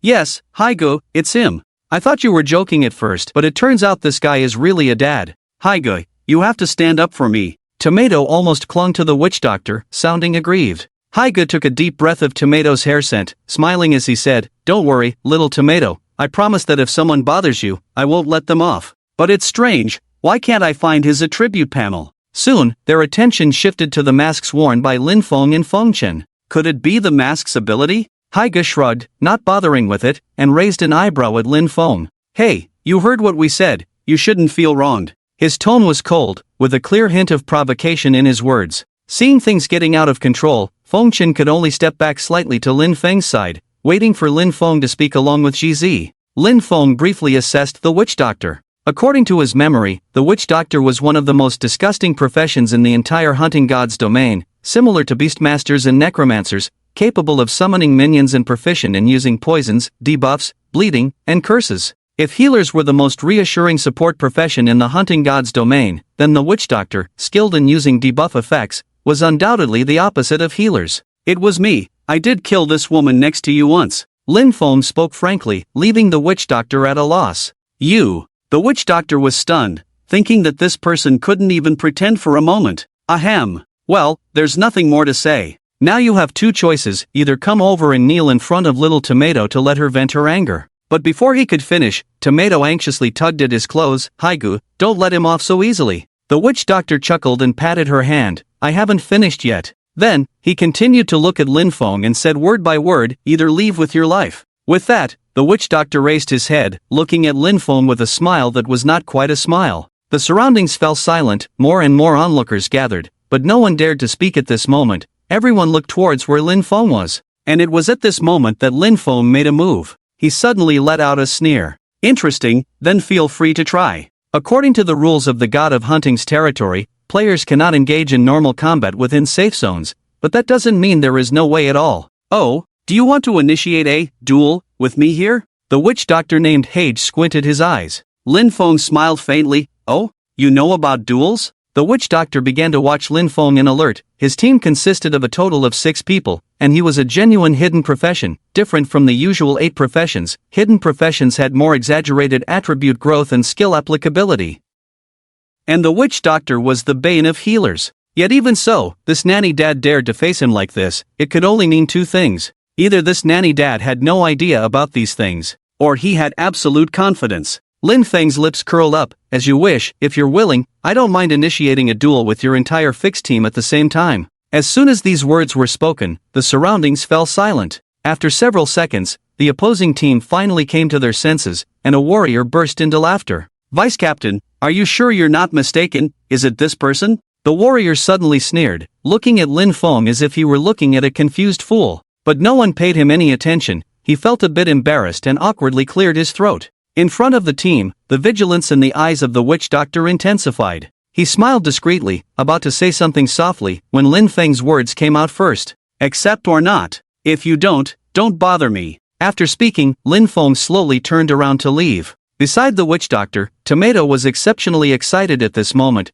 She held onto the witch doctor's sleeve tightly. Hage, you can't just let him go like this. Seeing Hage hesitating at this moment, the woman was obviously anxious. Hage, help me kill him. I'll owe you anything. More and more people gathered around. Many were interested and came over to see what was happening. Hearing that there was someone here who was arrogant enough to challenge a whole team to a duel, they naturally wanted to see what was going on. But when people came to see, the masked man was actually in the lead, while the team hesitated. The witch doctor suddenly felt a bit awkward. He coldly called out, "No need, just me and you." With that said, the people around suddenly became interested. They no longer cared about tasks or not, and started discussing. Seeing the lively atmosphere around, the girl Jizi was a bit nervous. She kept leaning back against Lin Feng, her eyes filled with worried expressions. Beside her, Feng Chen, also wearing a mask, seemed a bit dazed. But unlike Jizi, Feng Chen tried several times to stand beside Lin Feng, but was stopped by Lin Feng. Lin Ji? Feng Chen whispered softly.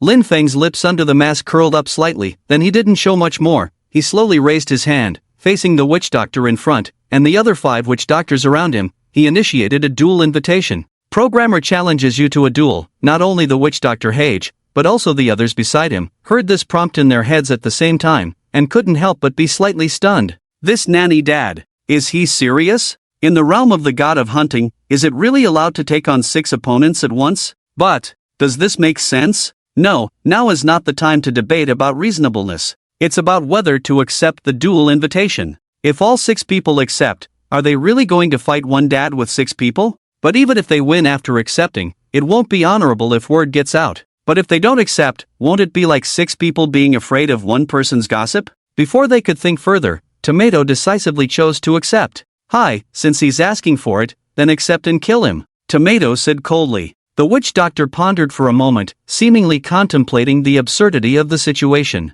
He stared at the dad in front of him again, wondering if the man had gone mad. How could he think of taking on 6 opponents alone? After hesitating for a moment, the witch doctor sighed and his gaze turned cold. So be it, don't blame us then. Not only him, but the rest of the team also confirmed their acceptance. The next moment, everyone saw a beam of light suddenly descending from above, slowly spreading around and forming a semi-transparent arena, pushing the surrounding audience further away with an invisible force. At the entrance of the task hall at this moment, a space set up by mysterious forces had formed. It was the first time people had seen such a scene, and they couldn't help but discuss it. In the arena, Lin Feng stood alone at one end, while the witch doctor, Tomato, and the other 5 stood at the other end, both sides tense. A hint of killing intent flashed across Lin Feng's face as he silently drew his crescent moon bow. But before the 2 sides could engage, the newly formed arena suddenly turned into twinkling starlight, as if a giant soap bubble had burst. Ha! Not only the onlookers around, but even Lin Feng in the arena paused slightly. What's going on? Tomato pointed at Lin Feng. What did you do? You dare not make a move at the critical moment? Ignoring the aggressive woman, Lin Feng caught sight of a figure slowly approaching in his peripheral vision. Oh my, this is really troublesome. Why are you esteemed chosen ones so quick to draw swords against each other? The voice was male, sharp and slightly hoarse. People turned their heads simultaneously and found an NPC standing in the middle of both sides. When everyone saw this person, they couldn't help but be stunned. Wasn't this NPC supposed to be distributing tasks in the main hall? How did it appear here? Lin Feng thought of something as he looked at the NPC and then put away his bow. As if nothing had happened, he turned to Feng Chen and GZ and said, "Let's go." Seeing Lin Feng leave, Tomato shouted, "Stop." But Lin Feng walked towards the center of the hall without paying any attention. Tomato wanted to follow, but was stopped by the NPC. "Hey, Chosen One, if you want a duel with that Chosen One, please wait a moment," the NPC said softly. "Wait? Wait for what?"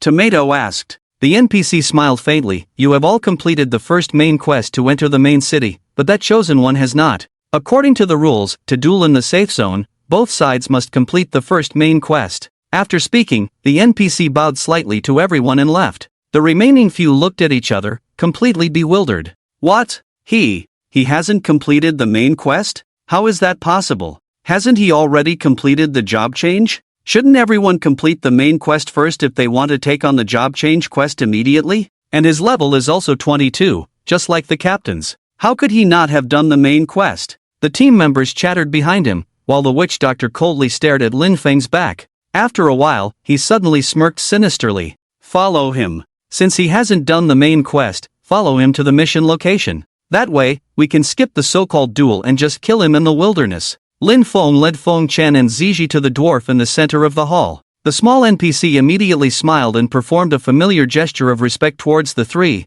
then respectfully asked, "Honorable Chosen Ones, how may I assist you?" Lin Feng didn't say much, just extended his hand towards the NPC and beckoned. 3 main quest commissions. The dwarf's eyes lit up, and after rummaging behind him for a moment, he handed over 3 shiny golden commissions a few seconds later. "Honorable Chosen Ones, please be careful. May you be successful in all your endeavors, and may the gods tremble." It bowed its head, its tone devout. Taking the commissions, Lin Feng didn't spare them a second glance and directly placed them in his backpack, then nodded at the dwarf and left. The dwarf looked at Lin Feng's back, as if wanting to say something, but hesitated and remained silent. Feng Chen and Ziji quickly followed behind, but during the process, Feng Chen couldn't help but glance at the golden commission. "Lin, aren't you going to take a look?" As he spoke, Feng Chen glanced at the mission description. Main quest. Go to the Survivor Sanctuary, find the Vanguard Captain, and help the Vanguard eliminate the servants of the gods. A simple description, yet it sent a chill down Feng Chen's spine.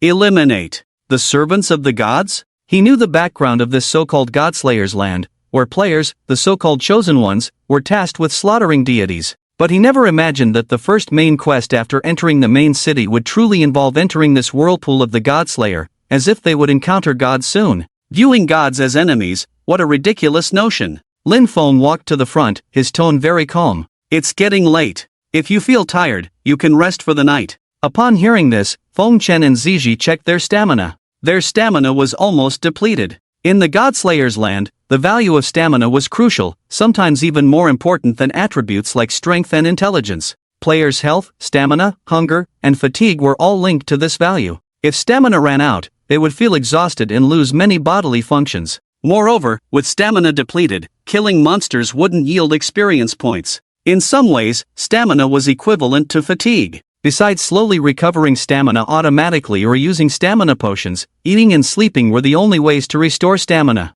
Even upon leveling up, stamina wouldn't fully replenish like other values. Bro, now that you mention it, although our stamina isn't at rock bottom, there isn't much left. Feng Chen scratched his head and continued, "So, how should we rest?" They had now reached the exterior of the mission hall building, enveloped by the dark night. If not for the faint reflections of equipment around them, they wouldn't be able to see each other's faces. At this moment, Lin Feng pointed into the distance. "Every main city has an inn. If you have money, you can sleep for a night."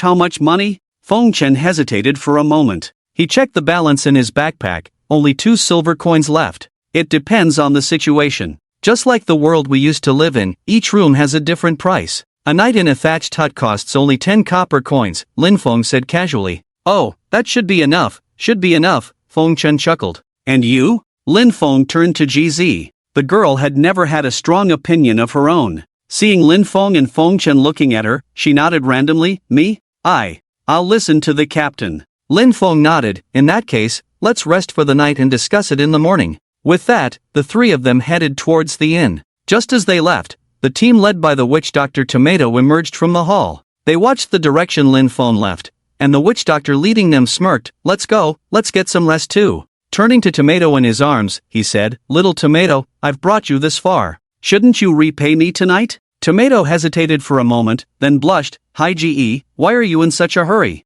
That milk dad isn't dead yet. The witch doctor pinched Tomato's buttocks. Whether that kid lives or dies is just a matter of time. What, does little Tomato want to back out? Seeing the witch doctor being so bold, the others behind him all stared at his hand. The witch doctor's hand kept wandering on Tomato's buttocks, leaving the others behind stunned. But the next moment, Tomato immediately turned and glared at them, and they quickly turned away as if they hadn't seen anything. Then she turned to the witch doctor, hesitated for a moment, and nodded. Hi GE, you promised. That milk dad must die. Hearing the woman's agreement, the witch doctor grinned. Don't worry, he's as good as dead. Early the next morning, Feng Chen yawned as he walked out of the inn. He looked at his status bar in disbelief and rubbed his hands back and forth. Real. Too real. After a good night's sleep, all the fatigue in his body disappeared, and now his stamina was full. He felt light and refreshed. Shortly after, the girl Jizi also walked out. Standing outside the inn, she stretched her body, revealing her delicate figure in the morning sunlight, leaving Feng Chen somewhat stunned.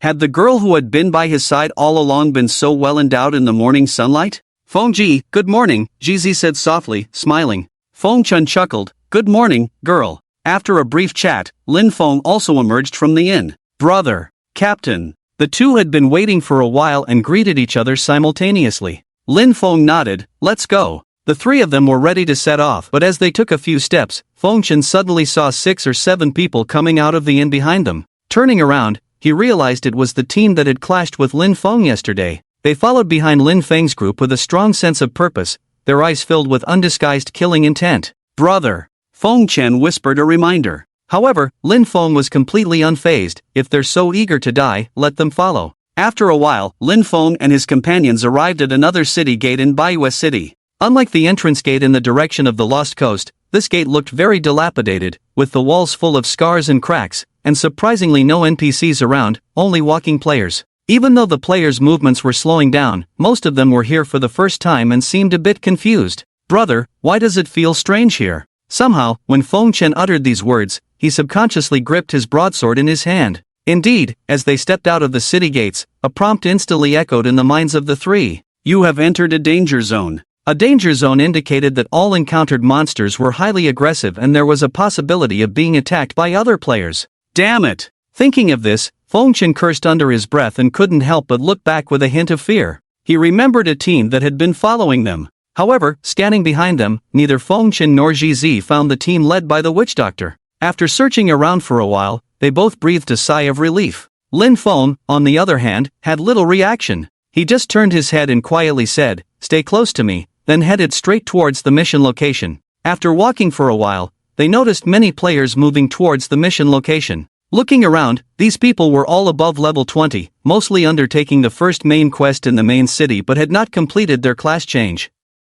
It was uncommon to see individuals like Lin Feng and Feng Chen who were still here after completing their class change. As time passed, about 10 minutes later, something unusual began to happen. Be careful! A mage screamed, causing everyone to startle. In the distance, a huge figure appeared in their sight. Looking over, it was a giant humanoid monster made entirely of stone, towering about 5 to 6 meters high, and no one knew where it came from. But before people could react, the stone giant had already raised its massive arm and viciously slammed it down on a warrior in front of it. Boom! Dust rose instantly, and the warrior's health bar above his head dropped by half in an instant. Before he could get up, the stone giant raised its hand again and struck once more. A dull sound echoed again, and the unfortunate warrior fell into a near-death state. This scene unfolded in just 3 or 4 seconds, causing people to witness the warrior collapse before screaming in frenzy. It's a field boss. Quick, come and fight the boss. In no time, various teams and individuals rushed over, many knights taking the lead with their shields raised.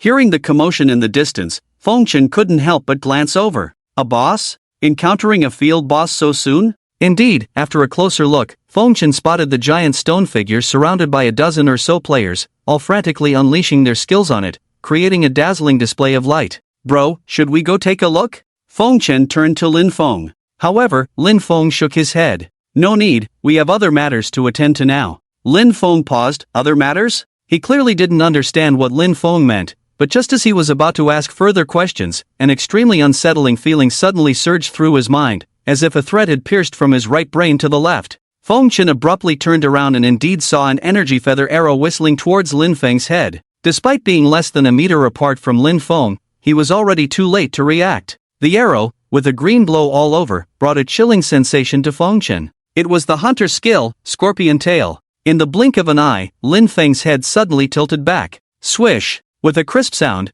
the arrow that should have hit Lin Feng's temple flew past his forehead. Everything happened too quickly, and Feng Chen hadn't even processed it. Bro! Feng Chen took a step forward, but before he could steady himself, he was pushed back by Lin Feng. Yes, a fireball from a mage whistled towards them at that moment. As Feng Chen was pushed back by Lin Feng, he felt a sudden rush of heat in front of him, then saw a basketball-sized flame whiz past him and explode on the ground to the side, instantly setting the grass beneath on fire. In a brief moment, Lin Feng dodged two skills. The three of them looked towards a nearby group led by a witch doctor, who was smiling at them. Feng Chen quickly got up, his face darkening. It's really them. Because the other players around were currently focused on the wild boss, no one noticed the player-on-player combat happening in this spot. Seeing the archer Tomato and the mage with a lingering flame in her palm behind her, Lin Feng's eyes flashed with a barely perceptible killing intent. But Tomato sneered cunningly at this moment. Missed again, Li, how could you miss? The mage shook his head in confusion. I don't know, it's the first time I've missed so far. Can skills really be dodged?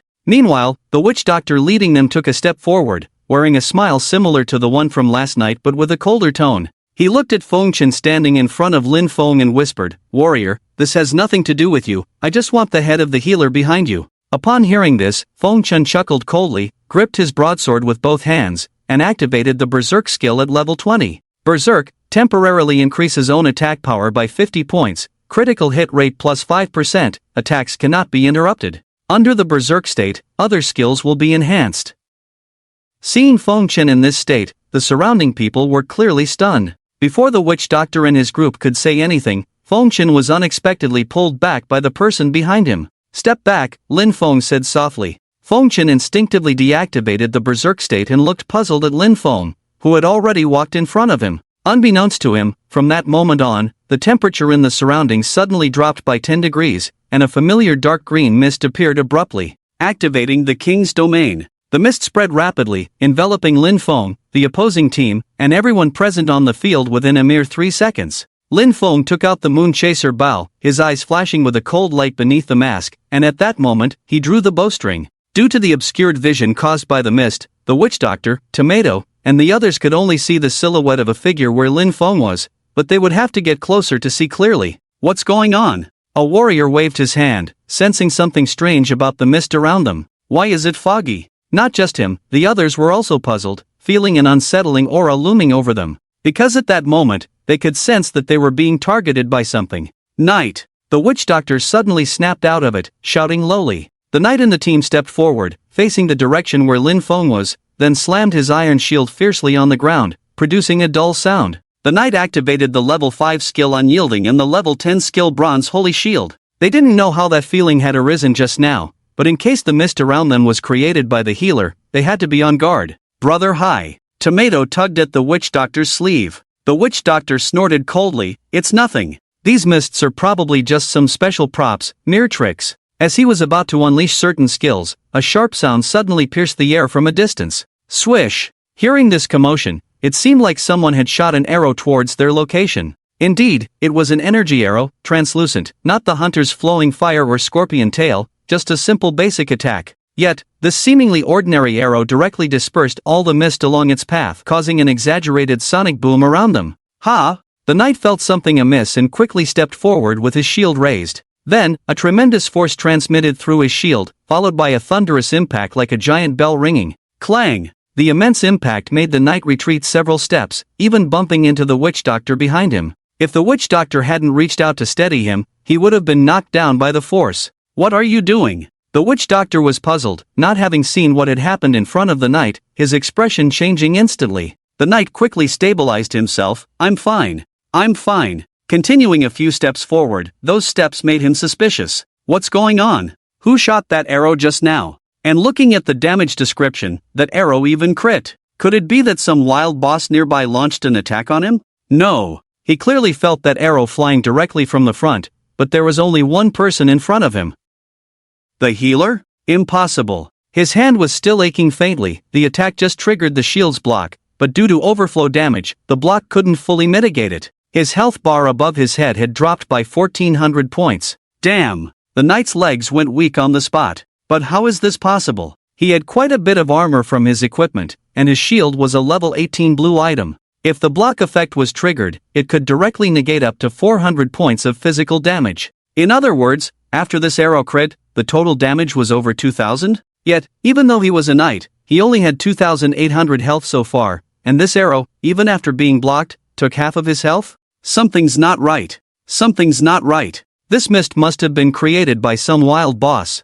I need to tell the captain and the others that besides the healer, there's an unknown wild boss here. The knight thought to himself, refusing to believe that the healer shot that arrow. Before he could share this discovery with the others, another whistling sound rang out. Swish! The knight felt his scalp tingle, with no other choice but to grit his teeth and face it head-on. Damn it, if he had completed the class change task and become a holy crusader or avenger, he would have more means to resist these cold arrows coming from who knows where. Clang! Another loud noise resounded, but this time, unlike before, the sound was no longer dull but rather crisp, like something had shattered. The knight looked blankly at his hands. Strange. He should have been holding something just now. Why are they empty now? Right, where's my shield? The knight wondered. Staring at his hands in a daze, yes, the shield was damaged. At the same time, his health bar dropped by another 1200 points. 2 arrows, just 2 arrows, not only left him with only 200 health points above his head, but also directly destroyed his level 18 blue shield?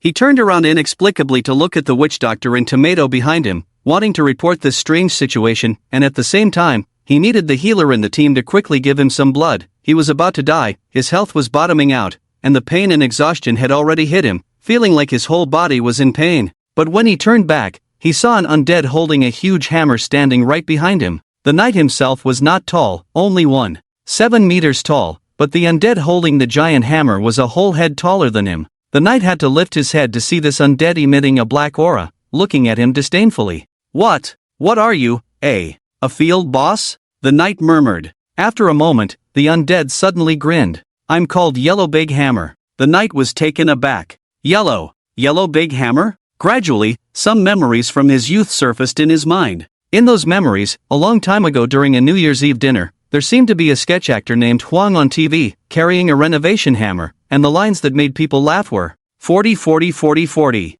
or maybe 80. The undead suddenly said softly. The knight's eyes lit up. Yes, that's it. But he only felt a chill down his spine, then raised his head blankly, realizing that the undead was not reciting lines but raising the hammer, aiming at his head.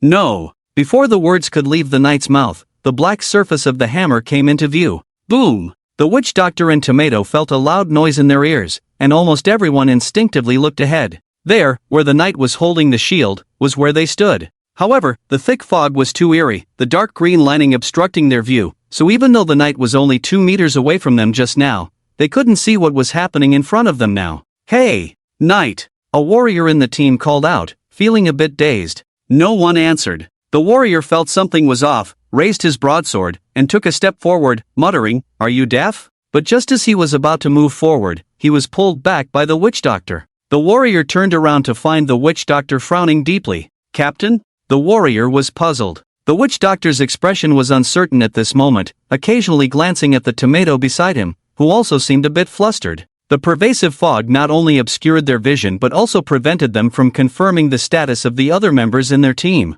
This was not their first time in this place. Yesterday evening, everyone in the team received the main quest to go to the Survivor Sanctuary, and this path. They had walked it for the second time. "Step back a bit and let me handle this," the witch doctor said in a deep voice. Although he didn't know the knight's condition, whether it was the dense fog in front of him or the sudden loud noise, it must be related to that damn healer. He was starting to regret it now. He didn't take the tomato's description seriously at the time, that the healer alone killed a field boss and indirectly wiped out 2 teams. Even though their levels were only around 10 at that time, it sounded absurd, and he didn't pay much attention to it. But now, things might not be that simple. Thinking of this, the witch doctor hesitated no more, raised his arm abruptly, and the next moment, the witch doctor's skill plague bat was activated. The plague bats summoned 5 bats carrying the plague to fly towards the enemy, infecting enemies along their flight path and upon impact. Under the plague effect, targets initially suffer slow damage, which gradually increases over time, potentially causing up to 500 points of poison damage.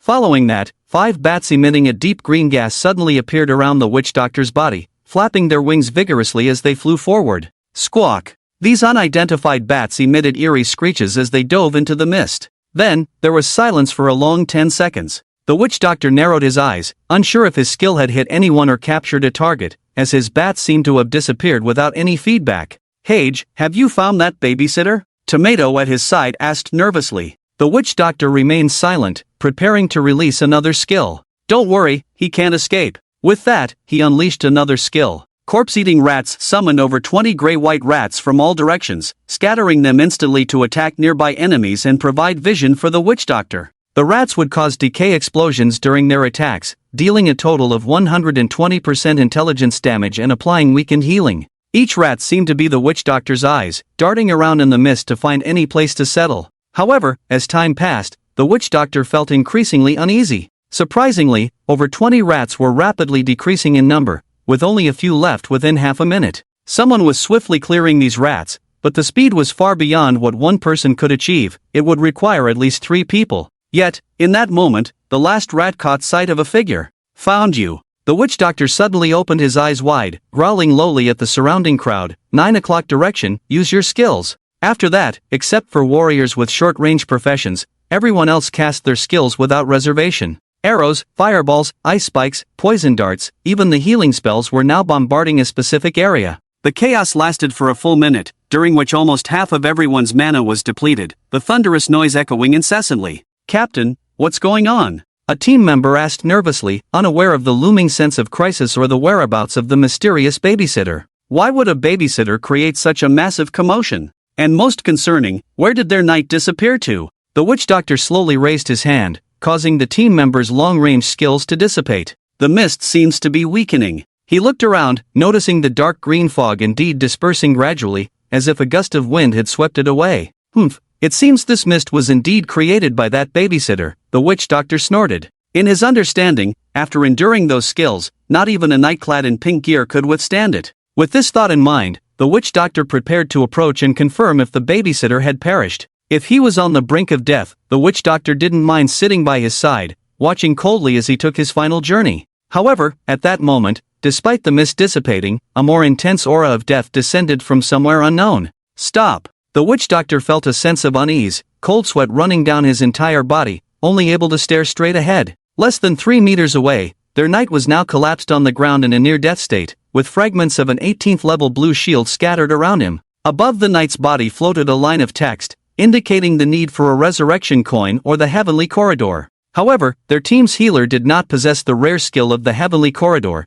and the knight himself did not have enough resurrection coins to use. The other members beside him widened their eyes and moved forward to check on the knight's condition, but only the witch doctor and Tomato remained still, because behind the knight stood a black figure wielding a giant hammer. He. The figure seemed to smirk, even raising an eyebrow at them. Who was that? No, what was that? Before they could ponder further, the two felt a chilling sensation behind them. The witch doctor's eyes suddenly narrowed as he turned around involuntarily. A towering figure over 2 meters tall stood behind him, holding a massive cleaver that was almost as tall as a person, resting on his shoulder. As the witch doctor turned to look at him, the undead figure shrouded in eerie black mist just glanced at him, sending a shiver down his spine. In the next moment, the colossal shadow plunged the huge blade into the ground, raising his head towards the sky. Roar! Yes, this undead creature was howling. The skill angry roar of the roaring brother was activated. All 5 present, including the witch doctor, felt dizzy and disoriented, falling to their knees, with the healer even vomiting. Ugh! The woman even spat out blood. In a daze, she felt a semi-transparent energy arrow pierce her shoulder. Ha! Before the healer could react, another arrow shot, symmetrically piercing her other shoulder. Just 2 arrows, yet the healer's dizziness vanished, replaced by a profound sense of weakness. She lost control of her body and limbs, collapsing helplessly, unable to muster any strength, not even to speak, before falling to the ground. Yes, this state was near death, but she couldn't understand why just 2 arrows had brought her to the brink of death. She was a healer, a crucial point in the team, yet she hadn't even shed a drop of blood and now lay on the ground. The witch doctor also sensed something amiss, shaking his head and turning abruptly to the healer beside him. "Hey, what's wrong with you?" But before he could finish his sentence, a howling wind swept through, and he could clearly see in his peripheral vision that the undead with the giant hammer had lunged forward, attacking the warrior beside him in tandem with the massive cleaver-wielding undead. Crack! Thud! The warrior had not fully recovered from his previous days when he was suddenly caught in a pincer attack. -460. -455. His health bar plummeted by nearly half, and he felt something was wrong. Just as he was about to unleash a skill, he realized his speed had significantly decreased, feeling like a rusty gear, severely limited in movement. However, the two undead foes were unaffected, their attack speed surprisingly fast. 80. The giant hammer swung once again, and he had no time to dodge, only to be struck hard by the giant hammer, the immense force causing him to step back a few steps, and then the giant blade behind him also swung over. -462. -450. It's over. The warrior finally roared. Just as he was about to do something, an energy arrow shot out from the lingering mist in the distance. Puff! The arrow hit him right in the abdomen. The warrior felt something inside him being suddenly drawn out, as if his soul was dissipating. Damn it! He only managed to curse before losing all bodily functions in the next instant, unable to say a word, on the brink of death. The transition from the lively warrior to the dying one happened so quickly that everything just occurred within a short 6 or 7 seconds, leaving everyone in shock. Tomato! Cover me! The witch doctor shouted at this moment, vigorously moving his body at the same time, extending his hands forward abruptly, a skill quietly activating. I am a hidden class, and I have already completed my job change. His fierce appearance completely revealed on his face. Now I am the evil spirit master, you, a healer, although I don't know where you got these undead units from, but no matter what, you cannot be my opponent. Witch doctor, as a healer, you are my natural enemy. With that, he waved his hands vigorously. Evil Spirit Master's level 20 skill, Evil Spirit Curse, activate. A circular-shaped aura rapidly spread around, growing larger and larger, completely dispersing the mist along the way. Under the cover of this purple aura, Lin Feng's body was now fully exposed. Found you! The witch doctor stared firmly ahead at Lin Feng. Lin Feng stood calmly in the distance, a smile on his face. The witch doctor first stared blankly into Lin Feng's eyes, but in the next moment, he immediately turned sinister, a smirk appearing on his lips. To be so arrogant as to stand in the midst of my formation, seeking death. Indeed, at the next moment, tentacles suddenly emerged from the ground where Lin Feng stood, gathered by a mysterious force, swiftly climbing up his legs to his abdomen, sharp spikes protruding from the tips of the tentacles, fiercely stabbing towards Lin Feng. However, Lin Feng completely ignored them, letting these things pierce him. -20. -19. -16. The spikes attacked Lin Feng 3 times in succession within 10 seconds, but only dealt less than 60 points of damage in total. Lin Feng looked down at the things on his body, waved his hand to disperse them. But soon, a new wave of things crawled up from under his feet, this time not tentacles, but numerous insects resembling ants, scurrying up his legs at a very fast pace. Then, a multitude of numbers began to appear above Lin Feng's head. -2, -1, -2, -1, -2, -1. After another dozen seconds, Lin Feng looked up at his health bar, which had hardly budged. He furrowed his brow, admitting that it was his first time fighting against a hidden class like the witch doctor, although he might not have a handy exclusive weapon, so his damage was not very high for now, but these skills were truly disgusting. A toad lying on its belly doesn't bite, but it disgusts people. However, this situation appeared as if he had seen a ghost in the eyes of the witch doctor across from him. What's going on? When did his skills become so weak in damage? Even if this person had over 80 points of magic defense, it was impossible to deal only this little damage. He was completely baffled. Lin Feng seemed to have guessed the thoughts of the witch doctor. He chuckled. Oh, according to the characteristics of a witch doctor, it should be an intelligence-based profession, right? I forgot to tell you, my magic resistance is 200 points, you are at level 22, and since the exclusive weapon of the hidden profession is not easy to obtain, your spell attack power should be around 300. Am I right? With that, Lin Feng took step by step towards the witch doctor, appearing like a demon in the eyes of the latter. You have 200 magic resistance? The witch doctor's face turned pale. Nonsense. Even if you are a support player, how could you have such high magic resistance? Could it be? Lin Feng shrugged. Apart from the bow and arrow in my hand, I also have 3 pieces of purple equipment on me, plus the level 20 skill blessing song from the sage class. So, to be precise, my magic resistance is now 235 points. You can't break through my defense at all. WH. What? The witch doctor couldn't believe his ears. Due to Lin Feng wearing a mask, The witch doctor had been unable to view his attributes from the beginning, naturally unaware that this support player had already changed professions. Sage. Suddenly, he thought of something and turned abruptly to look at the tomato behind him. Little tomato, physical output. Yes, in his mind, if his intelligence-based profession couldn't deal much damage, then he would try the physical output of a hunter. After all, the bow and arrow in Tomato's hand was a genuine level 20 purple equipment. They had put a lot of effort into obtaining that equipment for her, as it could increase damage by 200 points when equipped and had various attributes and effects. As long as he could land a few shots, he could cooperate with her to dodge the two undead and contend with Lin Feng. There might still be a chance. Without waiting for the witch doctor to speak, Tomato was already prepared. As a wind catcher, she drew her bow and prepared her level 20 skill, Arrow Rain. You can go to hell. The woman's expression turned exceptionally vicious, but Lin Feng didn't give her the chance to release her attack. An energy arrow struck Tomato right in the chest. In the realm of the monarch, his movement speed and attack speed had doubled, making it impossible for him to be slower than Tomato, who had her attack speed reduced. Ugh! Tomato felt that the arrow had almost brought her to the brink of death, forcing her to cancel her skill immediately. She looked up at her health bar. Only 300 left? A profound sense of fear suddenly engulfed her from all sides once again. Just like last time, this man was completely out of her league. At this moment, Yellowhammer and Roaring Brother had finished dealing with the others and were now standing vigilantly beside her and the witch doctor. A team with two fixed members who had changed professions was on the verge of collapse in an instant. It's over, I'm going to die. Tomato had completely lost her ability to think, a chill enveloping her from head to toe, causing her to tremble uncontrollably. She had no more revival coins left, and if she died here, she would truly be beyond saving. At that moment, she suddenly thought of something and looked up at Lin Feng. Then, she forced a somewhat ugly smile, tinged with fear, and softly pleaded, "Brother, can you not kill me? If you spare me, I can promise you anything." Tomato's complexion was terrible, pale with a strong sense of fear. Her slender thighs began to tremble uncontrollably, like two shaky chopsticks, completely devoid of grace. Despite this, she seemed to have figured something out and hurriedly continued, "Brother, as long as you spare me, I really can promise you anything. Whatever you want to do, I'll agree to it." She even took a step forward, trying to grab Lin Feng's hand. However, Lin Feng took a slight step back, a cold smile on his face, then spoke with interest, "Oh, you can promise anything?" Hearing Lin Feng's words, Tomato's eyes lit up almost instantly. This could be interesting.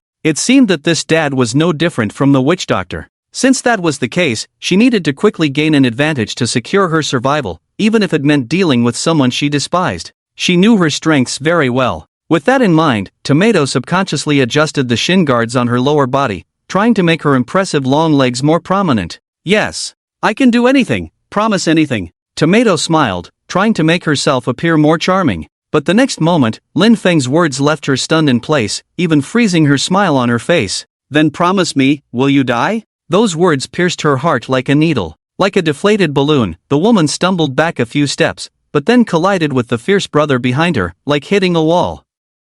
Tomato looked back at the killer with a giant blade on his shoulder. She remembered this undead. If she wasn't mistaken, he was the leader of the bandits in the abandoned village near the Lost Coast. But now, she didn't know why he was here, fighting for Lin Feng. No, please don't kill me, I don't want to die." Tomato completely lost her ability to think, sitting on the ground. However, during her muttering, the witch doctor was not idle. He aggressively unleashed skills on Lin Feng, consuming a large bottle of mana potion in the process.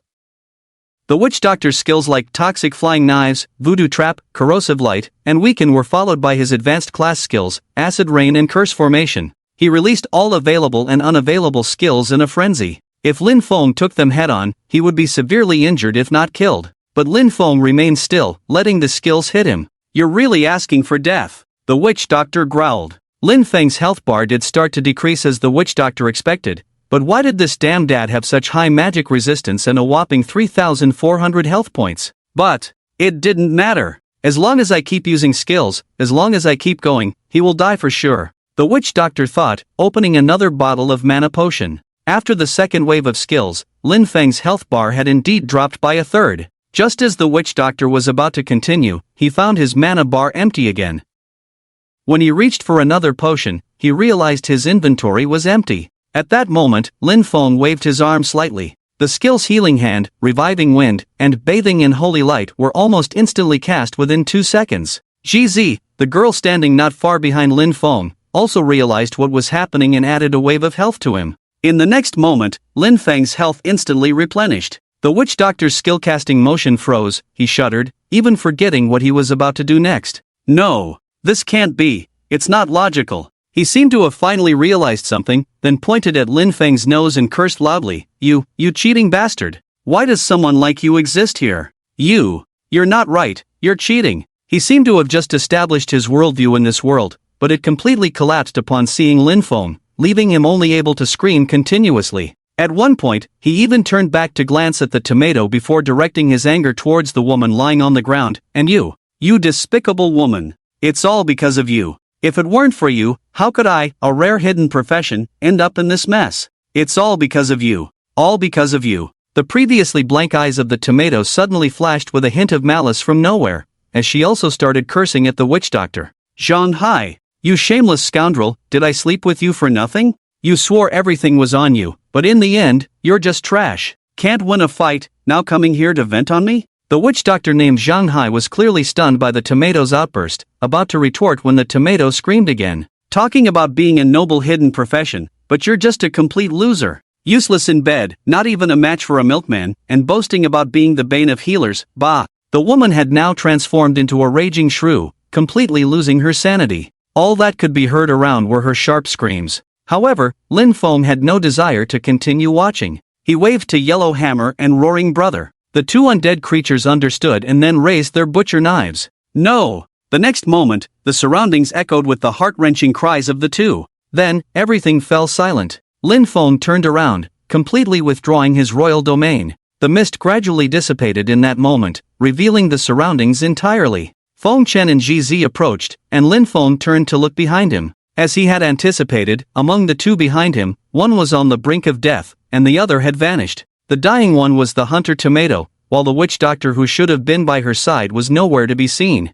Oof! Lin Feng snorted coldly, surprised that this guy still had resurrection coins left and used. It made sense upon reflection. This profession, inherently superior to others in terms of growth speed and foundation, would naturally hold on to such coins. At this moment, 5 dying individuals lay around, none disappearing. These people had essentially lost their eligibility for resurrection and could only await death. Brother! Captain! Feng Chen and GZ called out and walked to Lin Feng's side. They surveyed the surroundings. Although they had long known of Lin Feng's abilities, seeing it again was still incredibly shocking. Could a milkman really achieve such feats? How was this any different from a boss-level monster? No, even a boss of this level couldn't deal damage equivalent to taking down a level 20 player in 2 arrows. As the mist completely dissipated, distant cries of battle could be heard. Turning back, they found that the huge outdoor boss, the Stone Man, was still alive. Damn, still fighting? Feng Chen glanced at the boss's health bar above its head, showing nearly 2,000 health points.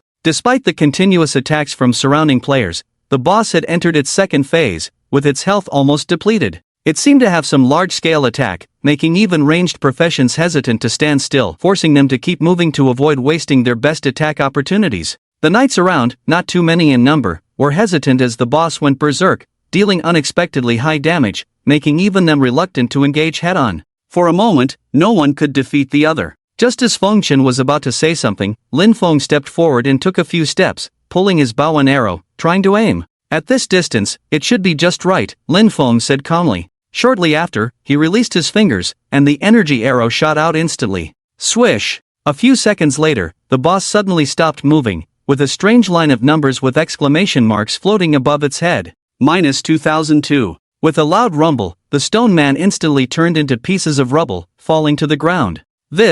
Feng Chen and GZ, who witnessed this scene, were stunned again. They could only swallow their saliva, looking somewhat dazedly at Lin Feng. Lin Feng put away his moon-chasing bow at this moment, standing still as if waiting for something. Sure enough, 2 seconds later, a prompt popped up in their minds. Your team has killed the outdoor boss, gaining experience bonus, and a separate prompt appeared in Lin Feng's mind. You delivered the final blow to the outdoor boss, gaining additional experience bonus. You have leveled up. Lin Feng looked at his level, which had reached 23, nodding satisfactorily. Not only him, Feng Chen beside him also reached level 23 at this moment, while GZ, who had been at level 17, also reached level 18. In the distance, players who had been attacking the outdoor boss also gained some experience to varying degrees, but since they didn't land the final blow, the rewards they received were not commensurate with their efforts. Moreover, they couldn't even pick up the equipment dropped on the ground. Damn, who stole the boss? Immediately, someone shouted angrily. Exactly. We formed teams in advance to kill the boss, and now it's been stolen by someone else. Who the hell is it? Show yourself. How could they not be angry? They had spent so much time, the healers in each team had depleted their mana bars several times, their equipment durability had been hammered to the bottom by the boss, they were covered in injuries, and their stamina had decreased significantly. But after all that hard work, someone else reaped the benefits? The equipment scattered on the ground was even out of their reach. According to the rules of the hunting god's land, equipment dropped by monsters was in a protected state for 10 minutes, during which only the player or team that killed the monster could pick it up, and others couldn't. Unless, after 10 minutes, the protection state was lifted, and the equipment on the ground became unclaimed, then anyone could take a share. The group of people began to surround the equipment on the ground, preparing to wait out the 10 minutes. Keep an eye on this equipment. Look, there's a level 20 pink broadsword here, and I'm a warrior, can't let others touch it. Let's wait for 10 minutes, that bastard who wanted to steal the boss won't dare to come. Yeah, after 10 minutes, we can take it. The cursing gradually subsided there. In their eyes, even if they didn't get better experience bonuses, as long as they could guard the equipment, it was considered a gain. Seeing the crowd guarding the equipment like wild animals protecting their food, Fengchen turned to look at Lin Feng. Bro. But Lin Feng didn't answer. Instead, he looked up at his own name. Yes, Lin Feng felt a bit troubled. His name was in red. Damn it. Lin Feng muttered helplessly. Unlike before, this time, no one in the wiped out team was in a red status. Even after killing 6 people in a row, accumulating a considerable amount of sin value, Lin Feng's name was now prominently red with the words programmer above his head. Captain, your name. GZ noticed the change in Lin Feng's nickname. After all, she had dealt with those red-named players before and had even been forced to join a team that specialized in killing players for fun, so she was quite concerned about the red color of the names. Fengchen also looked up at this moment, his face changing slightly. Red-named players. It's nothing. Lin Feng shrugged indifferently. But, bro, Fengchen still had some concerns. Didn't you say before that there's a chance of getting rewards for killing red-named players? What if someone comes after you? However, at this point, Fengchen swallowed the words he was about to say. Lin Feng could single-handedly wipe out a team of skilled players, including one with a hidden profession. His worries were completely unnecessary. Lin Feng's gaze shifted away from his own nickname, focusing on something else that started to catch his attention. Yes, at this moment, the knight he had first killed had passed the brink of death and now lay lifeless in a pool of blood. It was at this moment that Lin Feng bizarrely saw something above his corpse. Holy crap! Lin Feng's eyes widened in shock. He actually saw a line of text on the player's corpse. Awaken this soul? What was going on? Lin Feng had never imagined that one day he would see this line of text on a player's corpse. Wasn't this his own bug skill, Undead Resurrection, which allowed him to awaken the souls of slain monsters for his own use, like Yellow Hammer and Roaring Brother? But now, he could clearly see the words floating above the knight who was the first to die by his hand. Is this real? Lin Feng opened his skill bar and saw that the skill Undead Resurrection had changed. Undead Resurrection. Maximum number of undead you can store, 3. After reaching level 20, Lin Feng hadn't paid much attention to this skill, but now he realized that it had upgraded, allowing him to summon an additional undead. However, the main point was, he could actually awaken the corpses of dead players? With this in mind, Lin Feng beckoned to the 2 people beside him. Xiao Fengchen, GZ, come over and cover me. Fengchen and GZ looked at each other in confusion, then quickly ran to Lin Feng's side to shield him. Lin Feng, crouching on the ground, seemed as if he were relieving himself in the wilderness, while the 2 stood guard to protect his modesty. But Lin Feng paid no attention to this. He took a deep breath and then grabbed the white soul floating beneath the line of text on the knight. In the next moment, a new line of text appeared before him. Would you like to awaken? Yes. Moments later, strange black mist suddenly emanated from beneath the knight's corpse, followed by a flash of black light accompanied by smoke. The white soul began to sway and change, and a body crawled out from the ground where the knight's corpse had been, which had now completely disappeared. When Lin Feng saw the knight standing before him, he instinctively took a step back. This was unbelievable. Undead Companion, Knight, Unnamed, Health Points, 3000. Attack Power, 643. Base, 213, Additional Inheritance, 430. Magic Attack, 165. Base, 50, Additional Inheritance, 115. Physical defense, 240. Base, 150. Additional inheritance, 90. Magic defense, 215. Base, 112. Additional inheritance, 103. Skills. Seeing these descriptions, Lin Feng was completely stunned. Is this a joke? Yes, players could not only be turned into undead but their attributes, inheriting 50% of their base attributes, would automatically carry over their original base attributes? For example, this knight originally had an attack power of 213, and now as an undead, he inherited half of Lin Feng's attack power, reaching over 600 points? What was even more terrifying was that his combined defenses were even higher than Lin Feng's, making him able to withstand damage that Lin Feng couldn't handle. Gulp! Lin Feng could clearly hear the sound of his own swallowing. If all these attributes were true, then there was one more thing Lin Feng had to confirm. Could it be? You can even wear equipment. Lin Feng checked the detailed status of this undead unit. What he saw shocked him. Yes, after becoming undead, players could indeed wear equipment. Damn, I'm invincible. Please name this kin. A line of text appeared before him. Lin Feng stared blankly at the line. Please name this kin, he muttered to himself. Yes, he was a bit flustered now. He had never heard of a player being resurrected as an undead before. He had dealt with so-called undead mages many times before, but none had ever resurrected a player's corpse as an undead. Why could he do it? Was this skill a result of a bug? But if that was the case, what would happen after naming this undead? Previously, whether it was the spider, yellow hammer, or roaring brother, as long as he named them, it was as if he had infused them with a soul. But what about this knight? He was different from other monsters. He had been a real person in his past life. If he was given a name, would something also happen to him? Thinking this, Lin Feng let out a sigh and then wrote a few words above the undead knight's head. Shield Mountain. The next moment, when the name Shield Mountain appeared above the knight's head, Lin Feng could clearly sense a flicker in the undead's eyes.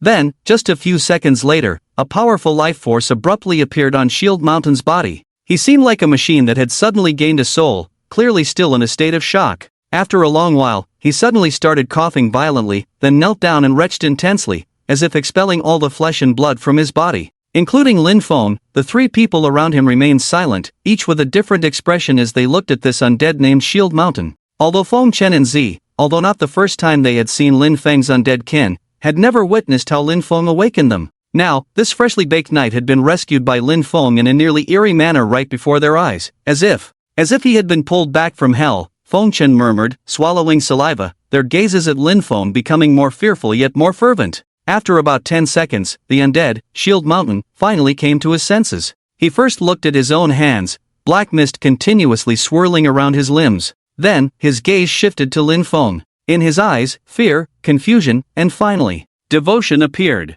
Subsequently, Shield Mountain suddenly squatted down and then knelt directly in front of Lin Feng. My liege, he said solemnly, his posture even more standard than Yellow Hammer and Roaring Brother. Facing Shield Mountain's salute, Lin Feng raised an eyebrow. Rise. With that command, Shield Mountain immediately stood up straight. There were some noticeable differences in his body compared to before, such as his height. Originally around 1.7 meters tall, he was now taller, and there was a sense of power emanating from his entire being. Lin Feng looked at this new companion up and down, pondered for a moment, and then asked softly, do you still have the memories of your previous body? Lin Feng was particularly concerned about this because unlike Yellow Hammer and Roaring Brother, Shield Mountain was a living person, a player. After being turned into his undead kin, Lin Feng wanted to know if he still retained his previous memories. Upon hearing Lin Feng's inquiry, Dunshan pondered for a moment, as if earnestly delving into his own memories. After a few seconds, Dunshan nodded seriously. Your Majesty, I indeed remember my previous memories. He turned his head to look around at the people who had not completely died yet, including that tomato, and said, I can remember everything about teaming up with them. Lin Feng raised an eyebrow again. Oh? What about memories before coming to the land of the hunting god? Like, on Earth? Although the chosen ones appearing on the land of the hunting god came from endless worlds, with Earthlings being only a small part of them, as their levels increased and they entered higher-level main cities and regions, they could discover many people from many other worlds. Or creatures. Some had pointed ears, some had sharp fangs, and some even had non-human body shapes, looking bizarre. But now, the Lost Coast where they were was only about a level 20 area, so low level that it was impossible for people from other worlds to appear. Dunshan, naturally, also came from Earth. At this moment, Dunshan suddenly seemed a bit off. He shook his head vigorously, looking very puzzled. Your Majesty, I can indeed remember everything from before, including everything about Earth where I was. But, I just. Seeing him somewhat at a loss, Lin Feng seemed to understand something and immediately asked, You just? What happened? Dunshan had just died, and after being on the brink of death, he was in a state of complete death. Could it be that something happened during the brief period of death? After all, there was a few minutes of vacuum period between being awakened by Lin Feng after death. Could it be? Your Majesty. Dunshan seemed dazed, saying, Just before you summoned me, I seem to have gone back to Earth. As soon as these words were spoken, not only Lin Feng but even Ji Zifengchen beside him was startled. But, Dunshan continued, holding his head, but there was no one on Earth.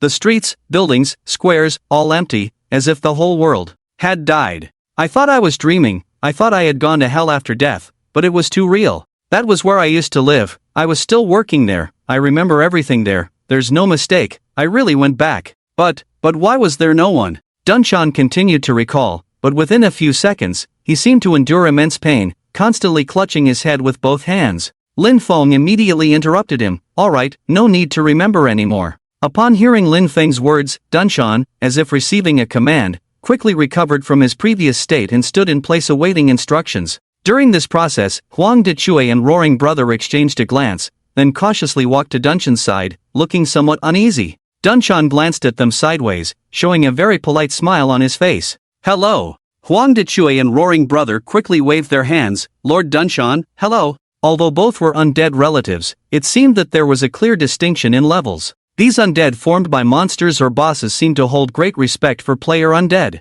However, at this moment, Lin Feng did not pay attention to them, instead falling into a moment of contemplation. Back to Earth? What does this mean? Could it be that Dunshan, like himself, would return to the land of the hunting god the day before they died completely on the land of the hunting god? No. Lin Feng quickly dismissed this idea. If Dunshan were like himself, he would not say such a thing as not a single person in the whole world. Instances like what happened to Shield Mountain are more likely to be truly back on Earth at the present time, because people from all over the world have descended to the land of the hunting god, so there is no one normal left on Earth. But, after people die, will they really return to Earth? Or rather, does Earth really still exist? It seems like I have more things to understand again, Lin Feng muttered softly. 2 minutes later, Lin Feng stopped pondering whether he would return to Earth after death. Compared to this confusing matter in the short term, Lin Feng was more curious about the skill of undead resurrection. He now had a rough understanding of the characteristics of this bug skill.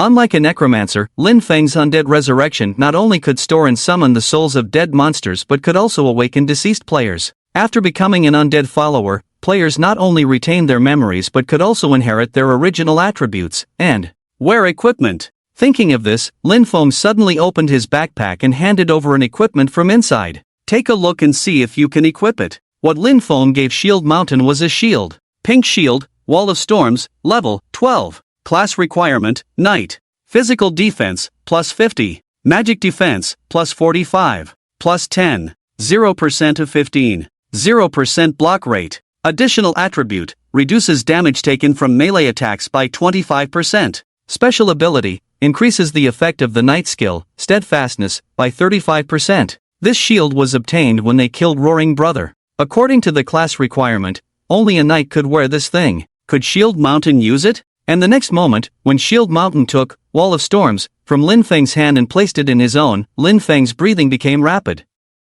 Yes, Shield Mountain could indeed wear it. Not only the shield, he could wear all the knight's equipment. Just like a true knight, one who could inherit half of his own attributes. Pink gear? Shield Mountain's eyes lit up, showing a delighted expression, immediately kneeling on one knee. Thank you, my lord. And as Shield Mountain equipped the Wall of Storms, Lin Feng could clearly see that Shield Mountain's dual defenses had increased by about 50 points each. Now his physical defense alone had reached close to 300, while Lin Feng himself only had about 180 points in his bare state. Shield Mountain had directly surpassed him by twice as much. With this, Lin Feng no longer worried about having high attack and low defense. On the side, seeing these scenes, Feng Chen and the others were completely speechless. They seemed to want to say something to Lin Feng, but they hesitated. The situation before them was too exaggerated. Although everyone had only been in this land of the hunting god for 2 days, the current situation could not be explained in just a few words. Captain, aren't you a healer? GZ finally gathered the courage to ask softly.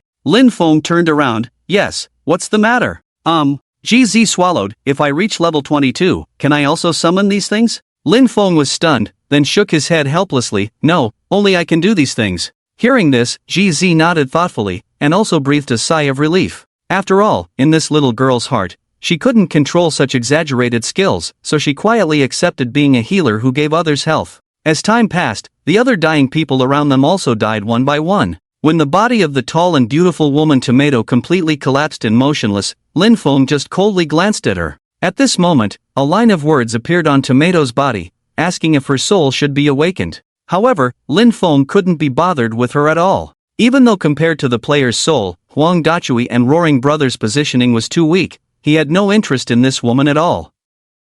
You two go back first. Lin Feng waved his hand, and Huang Dachui and Roaring Brother instantly turned into a wisp of black smoke and disappeared on the spot. However, Shield Mountain was not recalled. He stood quietly by Lin Feng's side with a shield in his hand. Lin Feng gestured to Shield Mountain again, threw out a rusty iron sword, and a piece of equipment called the Lucky Ring. Put on these two pieces of equipment. Yes, sir. Shield Mountain respectfully took the rusty iron sword and the ring without any retort and immediately put them on. Lin Feng nodded and continued forward. The few people behind followed closely. In the distance, the group of people still stood where the wild boss had died.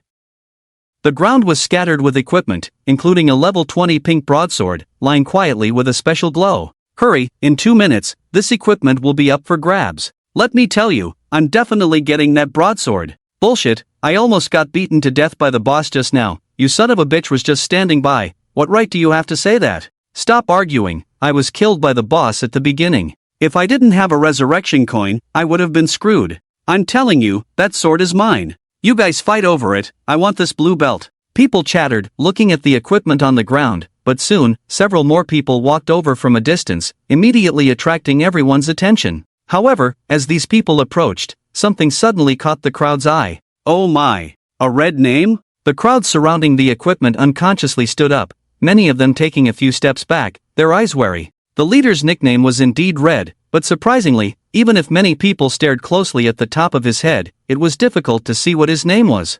Although there was a hint of red on his head, the writing was unusually blurry, as if it had been processed. People could only see that he wore a mask, and beneath the mask, his eyes resembled those of a snake or a scorpion. Beside the masked man were 3 others, 2 men and a woman. One of the men also wore a mask but held a broadsword, appearing to be a warrior. The other woman. No, it shouldn't be said she was a woman, but rather a well-developed young girl. Many people's gazes lingered unnaturally on her, especially on her chest. But the last person was a bit strange. There was no name above his head. Yes, this was somewhat unbelievable. Regardless of what equipment the other 2 men were wearing to hide their names and attributes, some details were still visible. But why was this guy, holding a shield and a rusty iron sword, completely nameless above his head? What's going on? Some people were unaware of the current situation, staring at the masked man walking at the front. The man arrived in front of the equipment and squatted down, picking up each piece without hesitation. In just over 10 seconds, he had collected all the scattered equipment into his backpack, leaving nothing behind. After doing all this, they nonchalantly prepared to leave. What the hell? People finally snapped out of it and immediately shouted at the top of their lungs. Stop right there! 2 warriors even drew their broadswords. Who the hell are you, strutting around like this? But before the words were finished, in the next moment, the masked figure slightly turned his head, the eyes peeking out from the mask filled with a strong sense of killing intent. The person's tone suddenly softened, not knowing what to say next. Lin Feng turned around, silently continuing to walk away. The name above his head had turned red, indicating that a player's infamy had reached a level where they had at least participated in or even personally killed an entire team of people. Although there was a chance of getting a kill reward for defeating a red-named player, the current state of the people present was not good. Clearly no one was ready to confront such a person head-on. However, it was a pink broadsword. A level 20 broadsword, much better than the junk they had in their hands. Wielding that thing would be like trading a bird gun for a cannon. Indeed, as these thoughts crossed people's minds, many directly blocked the path of Lin Feng and the others. Among them, the warrior players were the most active. Friend, does that mean you were the one who stole the boss's head just now? A warrior stood in front of Lin Feng, less than 2 meters away, arms crossed, looking displeased. Lin Feng glanced at him indifferently, then stopped in his tracks. Yes. Hearing Lin Feng's straightforward admission, the warrior sneered. Oh, you're really not polite. Do you know how long we fought that boss? How much effort we put in? As he spoke, he slowly approached, the broadsword in his hand already resting on the ground. However, Lin Feng did not react much, just shrugged. So what? So what? The warrior said in a low voice, here's the deal, you keep the other equipment, leave the pink sword, and I'll let you go. As he said this, the warrior pointed to the red name above Lin Feng's head, as if to make him realize his own red status. You're a red-named player, although I don't know how you killed people, but if you don't agree, I don't mind having the people around us attack you and chop you up. He deliberately emphasized the words chop you up, trying to force Lin Feng to comply. But Lin Feng remained unmoved. The atmosphere around them became somewhat strange for a moment. Just as the warrior's face began to contort, the man holding a shield who had been standing behind Lin Feng slowly walked over. The warrior was taken aback. He had also noticed the man emitting a strange black mist, holding a shield in one hand and a sword in the other, looking like a knight. The knight walked in front of Lin Feng, blocking the warrior. In that moment, due to the attitudes of Lin Feng and the knight, the warrior was clearly provoked. With everyone's eyes on him, he felt a bit embarrassed, not daring to make the first move. The situation became awkwardly tense. The warrior's eyes flickered, then he suddenly raised his hands high, and with an indifferent expression, took a step to the side. Oh well, since none of the brothers around here intend to stop you, it would be too embarrassing for me to stand alone. Forget it, go ahead, how could I possibly take on the four of you alone? With that, he actually moved to the side, then smirked as he watched Lin Feng and the others pass by him to leave. This caused unrest among the onlookers. Although some were enjoying the spectacle, letting Lin Feng walk away with a pink broadsword and a pile of equipment after all the hard work they had put in was unacceptable. No, he can't leave. Stay right there. Don't move. Finally, like a stone causing ripples in the water, all sorts of people gathered around. Seeing everyone approaching, the warrior smirked, then moved closer once again. Ah, my friend, it seems you can only leave things behind, he said with a smile. We have a total of 13 people here, and with you, that makes only 4. Are you planning to swagger off with your gear like this? As he spoke, he actually reached out and stopped Lin Feng's shoulder with his hand, completely unaware of personal boundaries. But just as he was about to continue, Lin Feng suddenly spoke up. Tell me, how much physical attack do you have now? With these words, the warrior was slightly taken aback, but he didn't hide it and pointed to the broadsword in his hand. Me? I'm level 21 now, all my attribute points are added to strength. My base attack power is 222 points, and my sword is a level 18 blue equipment, adding not much attack. Altogether, I have 386 points of attack now. What? Are you planning to let me take a few hits at you?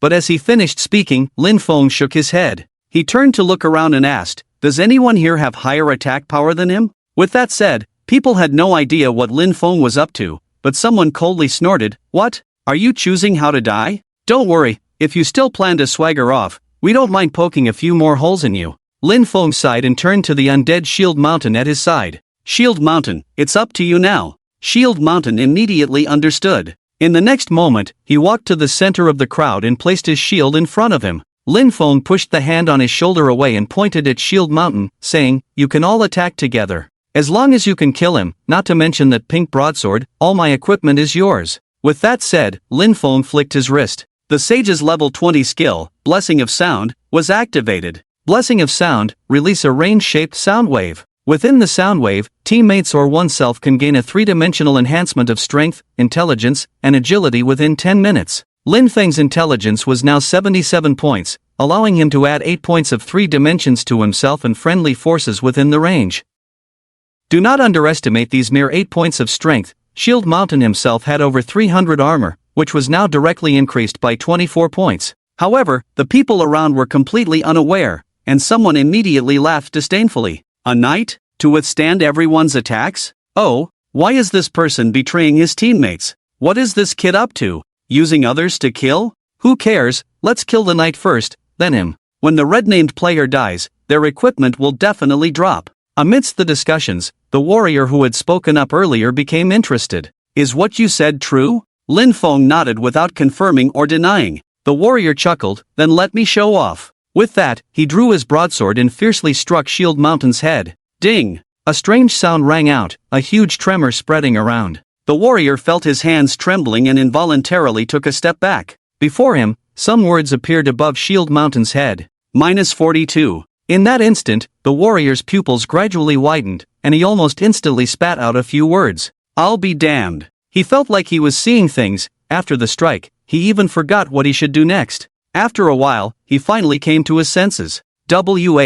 What's going on? The sensation in his hand was very real, and the red damage numbers floating up were particularly striking. Just as the warrior was getting confused, another person beside him quickly approached. He skillfully raised his blade, but this time, Shield Mountain turned around and blocked the blow with his shield. Clang! The sound of metal colliding rang out, and unlike before, this time there was not even a damage number appearing. Blocked. With this move, people began to show surprise. Their gazes all focused on Shield Mountain, and quite a few even took a step back. The first warrior hesitated for a moment, exchanged a glance with the person beside him, then both raised their swords almost simultaneously to strike. Shield Mountain remained unmoved as the two blades fell upon him. Clang, clang. -40. Blocked. Yes, consecutive strikes, yet the knight's health bar above his head barely budged. This knight is peculiar. Everyone, shall we attack together? Attack my foot, let's just chop down this red-named brat. After these words, a rogue nearby stealthily circled around Shield Mountain and headed towards Lin Feng.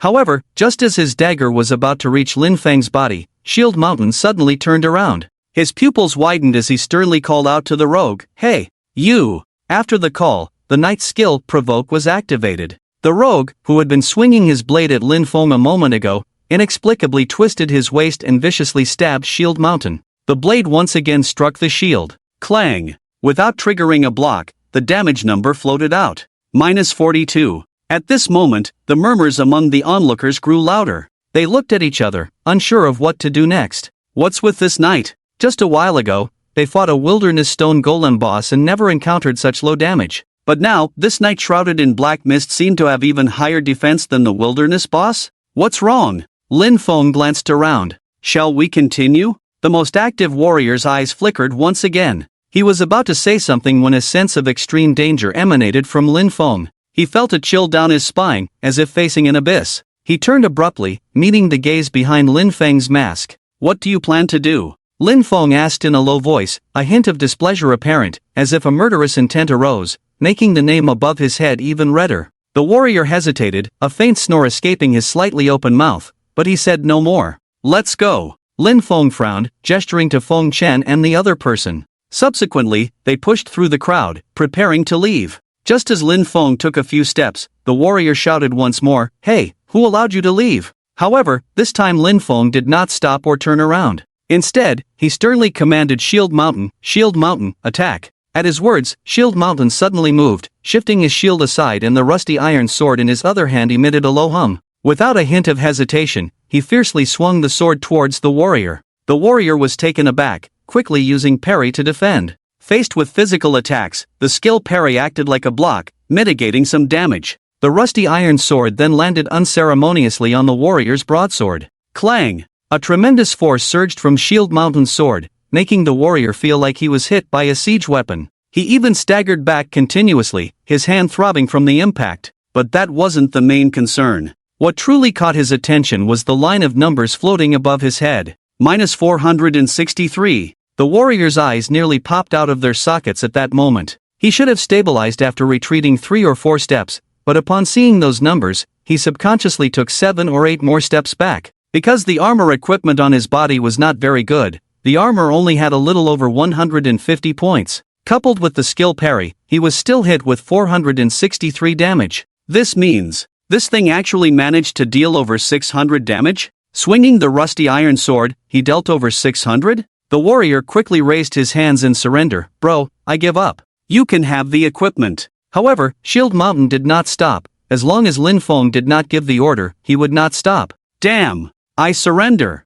The warrior quickly retreated. However, what was life-threatening was that this knight was unexpectedly fast. He couldn't dodge in time and was struck by Shield Mountain again, but this time the damage was not 463, but -920. Yes, there's an exclamation mark after the number. Critical hit. Everyone present was stunned, looking at the knight with the rusty iron sword as if they had seen a ghost. This guy actually landed a critical hit? At this point, the warrior's health bar above his head was already less than half, and a few more hits would surely kill him. He shouted loudly to those around him, "Help! Are you just going to watch?" But no one stepped forward. If this knight was just tough, they might have been able to help. But with a single blow dealing nearly 1,000 damage, who would dare to go? It was clear that whoever went would die. Seeing no one coming to help, the warrior's face turned pale. He quickly turned to Lin Feng and pleaded, "Bro, I was wrong, please tell your friend to stop." But Lin Feng said nothing, wearing a mask. No one knew what expression he had underneath.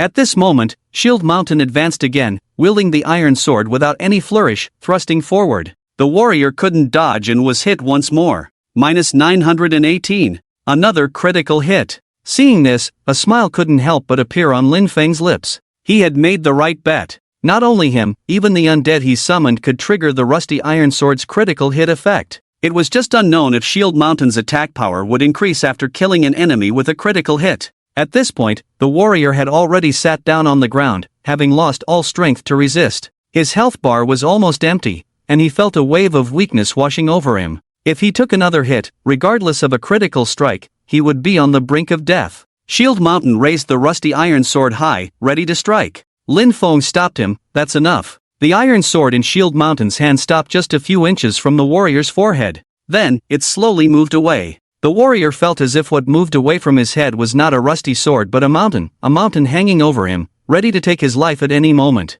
Beads of sweat the size of beans fell uncontrollably to the ground. The warrior, still in shock, kept swallowing saliva, unable to utter a word. He felt that if he said one more word now, he would die beyond death. "I'm sorry. Please don't kill me." As his health bar turned red, he could already feel the threat of death looming close. This feeling was not groundless. If he fell into a near-death state, he would probably, truly die. Seeing the warrior in such a state, Lin Feng waved his hand forward, signaling Shield Mountain to come back. As Shield Mountain respectfully returned to his side, Lin Feng glanced around at the others, then said no more and turned to leave. This time, no one dared to stop them, only watching as Lin Feng and his companions walked away. Some wanted to intervene, but recalling the scene just now, they glanced fearfully at the knight beside Lin Feng. Was this really just a player? Are we sure he's not a field boss? In the end, no one dared to step forward. Until Lin Feng's figure disappeared into the distance, no one said a word. The soldier, trembling all over, finally breathed a sigh of relief and slumped to the ground.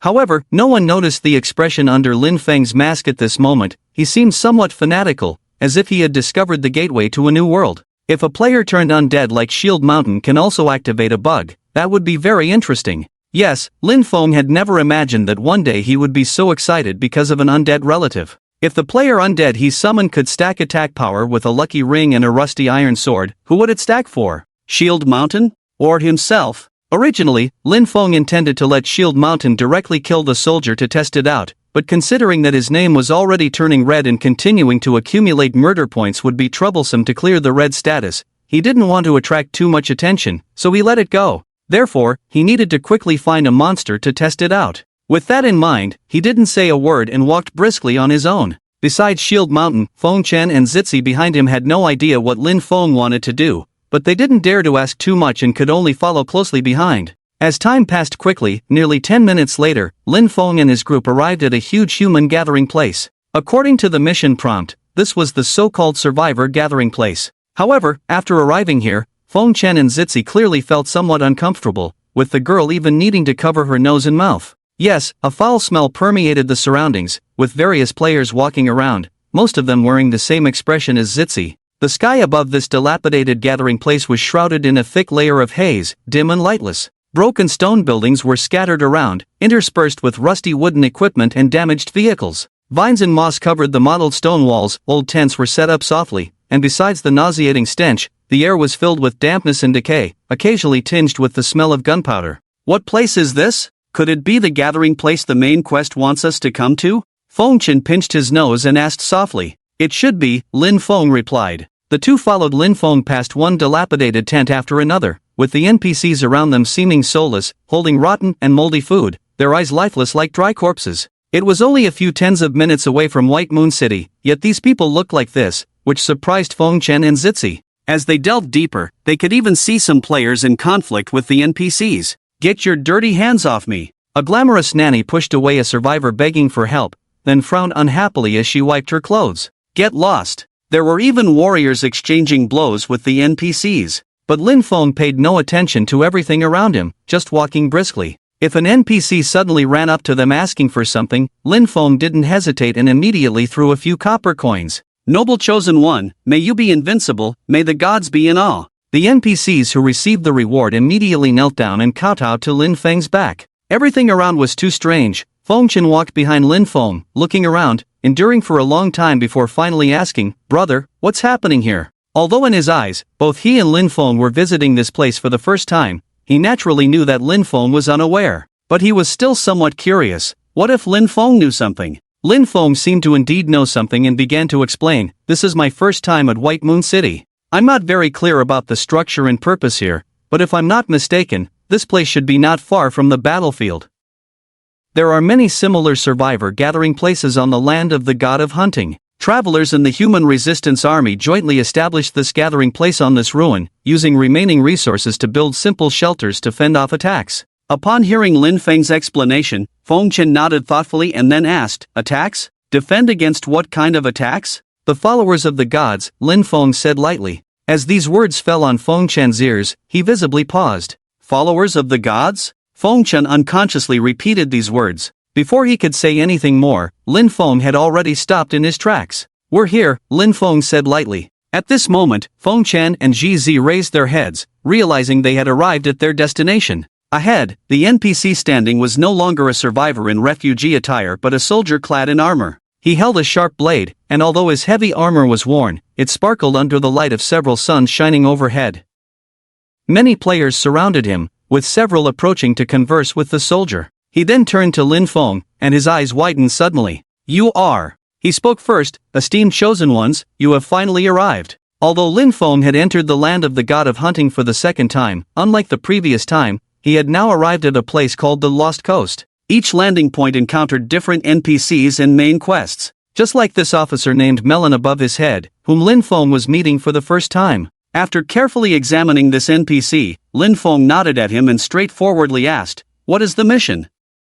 Melon did not hesitate much and quickly took out a small, shiny stone from his pocket, then said to Lin Feng and the others, 5 minutes north from here is the battlefield where the first reconnaissance team is defending against the god's messengers.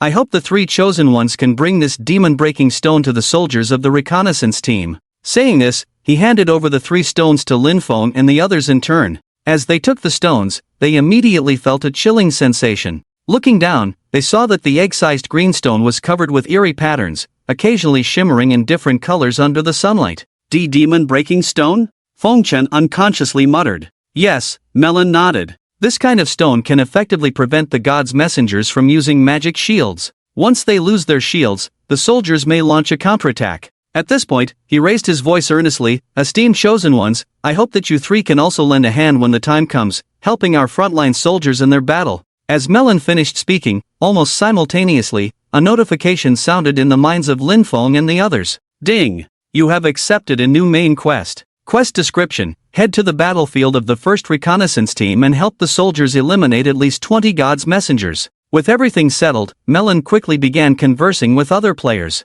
Lin Feng and the others exchanged glances before stowing away the stones in their hands. "Let's go." Lin Feng took the lead towards the mission location. As they walked, the 3 could clearly see slight changes in the surrounding scenery. The population gradually decreased, replaced by the scars of war. Corpses and charred flesh were scattered around, the acrid smell of burnt flesh stimulating their nostrils. A few minutes later, the sounds of fighting and shouting even reached their ears. "We're almost there," Lin Feng, who was leading the way, said softly. Feng Chen and Zizi behind him gradually slowed their steps. Yes, from this point on, the number of bodies at their feet increased. If they observed carefully, they could even see 1 or 2 players lying on the ground on the brink of death. It was from this moment that Feng Chen drew his broadsword and carefully shielded Zizi behind him. He felt a bit nervous because from now on, they would be dealing with the so-called gods, and no one knew what enemies they would encounter next. After walking for a while, the scene around them became even more horrifying. What met their eyes were piles of bodies, among which there were humans, players, and some.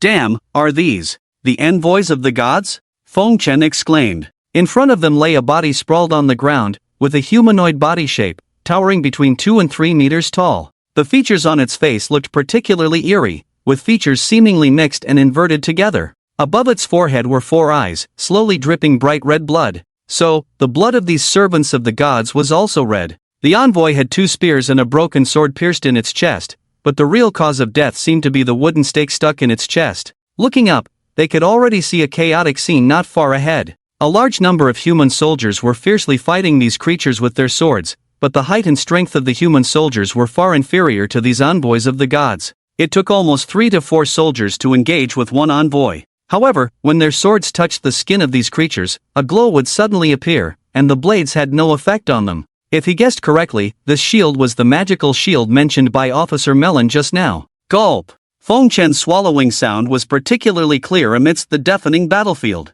Although he was already accustomed to this so-called hunting ground of the gods, he had never seen such a scene before.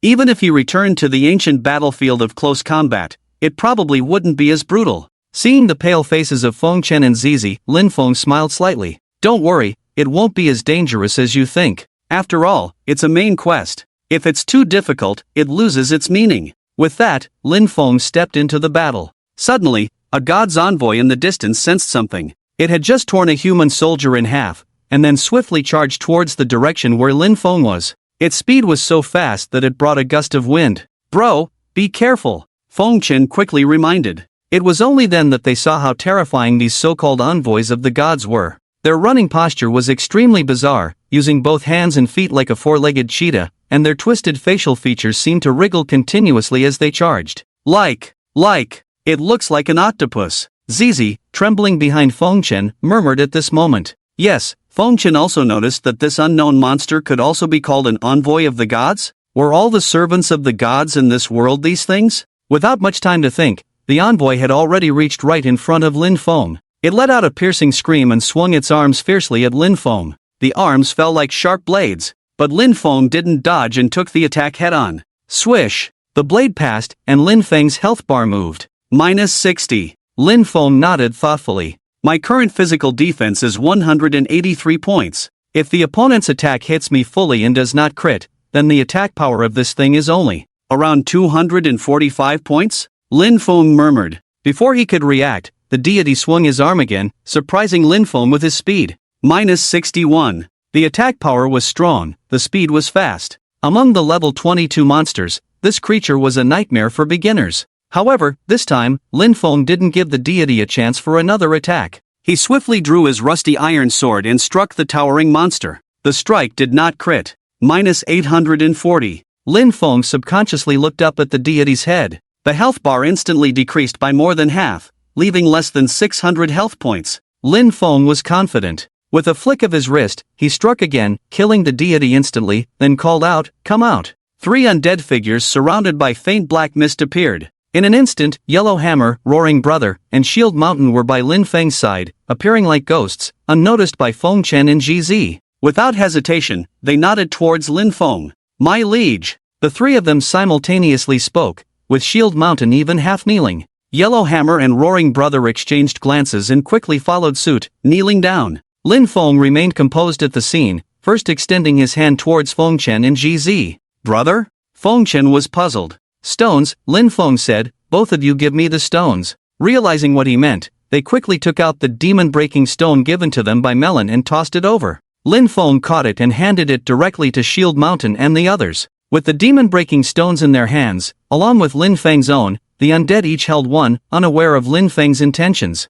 Pointing around, Lin Feng instructed Yellow Hammer and Roaring Brother, "You two take the stones and focus on reducing the monster's health, stop at 1,200 health points, then hand it over to Shield Mountain." The 2 undead almost simultaneously agreed and swiftly entered the battlefield. Lin Feng then said to Shield Mountain, "You also take a stone, but your task is to deliver the final blow with the rusty iron sword. Remember, do not do anything unnecessary, regardless of a critical hit." Shield Mountain nodded firmly, understood. He then ran forward quickly. After giving these instructions, Lin Feng sat down, ignoring the chaos on the battlefield, and immediately opened his attribute panel. This series of actions left Feng Chen and GZ bewildered. "Brother, that..." They approached, clearly wanting to ask questions, but Lin Feng gestured for them to remain silent. The 2 looked at each other and stood silently to the side. In the distance, the 3 undead had already encountered the omnipresent deities on the battlefield. As Lin Feng had anticipated, the coordination between Yellow Hammer and Roaring Brother was perfect. They only needed to attack and switch targets, leaving the rest to Shield Mountain. Lin Feng stared at his attribute panel. 1 second. 2 seconds. At this moment, the number behind his attack power began to fluctuate. Attack power, 867. +1, upon seeing this, Lin Feng couldn't help but smile in disbelief. Yes, although he had expected this outcome, seeing it before his eyes made him doubt his own eyes. Unbelievable. It's truly unbelievable. Lin Feng swallowed hard, barely concealing the smile that had reached the corners of his mouth. Not only could he increase his own attack power using underhanded methods, but the undead he summoned could also enhance his abilities. If that's the case, then am I. A certain image formed in Lin Feng's mind, leaving him feeling parched, his eyes shining brightly. As time passed, numerous divine messengers on the battlefield began to sense that something was amiss. They started to move away from the human soldiers and instead charged towards the direction where Shield Mountain, Huangdachui, and the others were positioned. However, no matter how many of them there were, the three of them handled the situation with ease, their coordination becoming more seamless as time went on. Lin Feng could only see his attack power steadily rising. 868, 869, 870. Yet, as the divine messengers increased in number, the three of them began to struggle. Shield Mountain, with higher armor than Lin Feng, managed fine, but Huang Dachui and Roaring Brother were in a less optimistic situation, their health rapidly depleting. If they took a few more hits, they would likely disappear. But just then, a white light suddenly descended upon the two, and their lost health began to gradually recover. It was the healing skill of a healer. Huang Dachui and the others turned to see Lin Feng reaching out his hand towards them. "Thank you, Your Majesty." The two of them were revitalized as if injected with chicken blood, more spirited than before. The battlefield descended into chaos. Other players roaming the battlefield were now at a loss, looking around in confusion. The divine messengers who had been fighting them just moments ago suddenly lost interest and began chasing after the three unidentified figures on the field. Who are those three? One person, sword in hand, hesitated to strike as there was nothing in front of him. I don't know, those monsters are all following them. Another person, bow at the ready, found no target and couldn't release the arrow. They were completely bewildered, watching as the three individuals efficiently divided tasks, luring the monsters while fighting and retreating. The one holding a shield and iron sword, like a knight, was responsible for the finishing blows, their teamwork seamless as if they were one person. Some players attempted to investigate, but the speed of the three was too fast, and they couldn't catch up. The comedy continued for over 10 minutes until even the divine messengers in the vicinity disappeared. Damn, where are the monsters? I've only killed one so far? Looking at the bodies around them, the players were utterly dumbfounded. Meanwhile, the three culprits had achieved their goal and swiftly departed. When players tried to track them down, they found that they had vanished more thoroughly than the monsters. At Lin Feng's location, the three undead led by Shield Mountain had been recalled by him. Now, only Feng Chen and GZ stood by Lin Feng's side. The two of them watched Lin Feng's back, feeling a lump in their throats, and glanced at their task list. The requirement to kill 20 divine messengers had been completed 10 minutes ago, and they had leveled up just by gaining experience. Feng Chen and Lin Feng had both reached level 23, while GZ, needing less experience to level up, had reached level 20 directly without doing anything but completing the task and gaining a significant amount of experience. Feng Chen, looking at Lin Feng's back, swallowed hard, feeling even more convinced that following this man was a very wise decision. However, the mist surrounding Lin Feng grew thicker and thicker, to the point where he felt a chill down his spine. Lin Feng didn't care about what Feng Chen and Zishi were thinking. He just stared at his attribute panel for a long time before finally closing it with satisfaction. Comfortable, he muttered softly with a slight smile. He had already reached level 23, and the attack power he gained from Shield Mountain had stacked up to a solid 900 points, capable of causing 1,800 points of damage with a critical hit. With one strike, aside from bosses, no monsters of the same level could survive. As for players, it was just a matter of one more strike. Let's go back and deliver the quest. Lin Feng stood up, stretched lazily, completely ignoring the players scratching their heads and howling in the battlefield ahead. Feng Chen pointed ahead with some concern. "Brother, those people." "Don't worry," Lin Feng didn't even look back. "Monsters will respawn in about half an hour. As long as they are willing to wait, they won't have to worry about completing the quest." Upon hearing this, Feng Chen nodded, then quickly followed behind Lin Feng with Zishi. In no time, the three of them were back by the side of the officer named Melon. Seeing them approach, Melon's expression changed noticeably. He bowed deeply towards the three of them. "May the chosen ones be always successful." Before he could finish his sentence, Lin Feng interrupted him with a gesture and said, "We are here to deliver the quest." Melon nodded slightly. Of course. The officer seemed to be making some calculations on the paper that resembled a notebook in his hand, then nodded thoughtfully. After a while, he fumbled in his pocket and pulled out 3 stones once again. Unlike the so-called demon-breaking stones, these 3 stones had a strange shape, with uneven surfaces that looked like irregular runes, with shimmering patterns flowing in the grooves on the surface. Melon handed the stones over. "Thank you for the contribution made by the first advance team of the Chosen Ones. These are some small gifts, I hope you won't mind." 3 teleportation stones. The Chosen Ones just need to infuse them with magic, and they will teleport you back to White Moon City. Seeing the stone, Lin Feng took it expressionlessly, while Feng Chen and Zishi looked somewhat surprised. "I know this," Feng Chen immediately spoke. "These kinds of items are often used in RPG games, like teleport scrolls." As she spoke, Feng Chen carefully examined the teleportation stone in her hand, then asked, "By the way, is there any usage restriction on this stone?" "No," Melon answered, seemingly anticipating Feng Chen's question. "As long as the Chosen Ones activate the teleportation stone and are not interrupted within 5 seconds, you can return to White Moon City at any time, but only within White Moon City."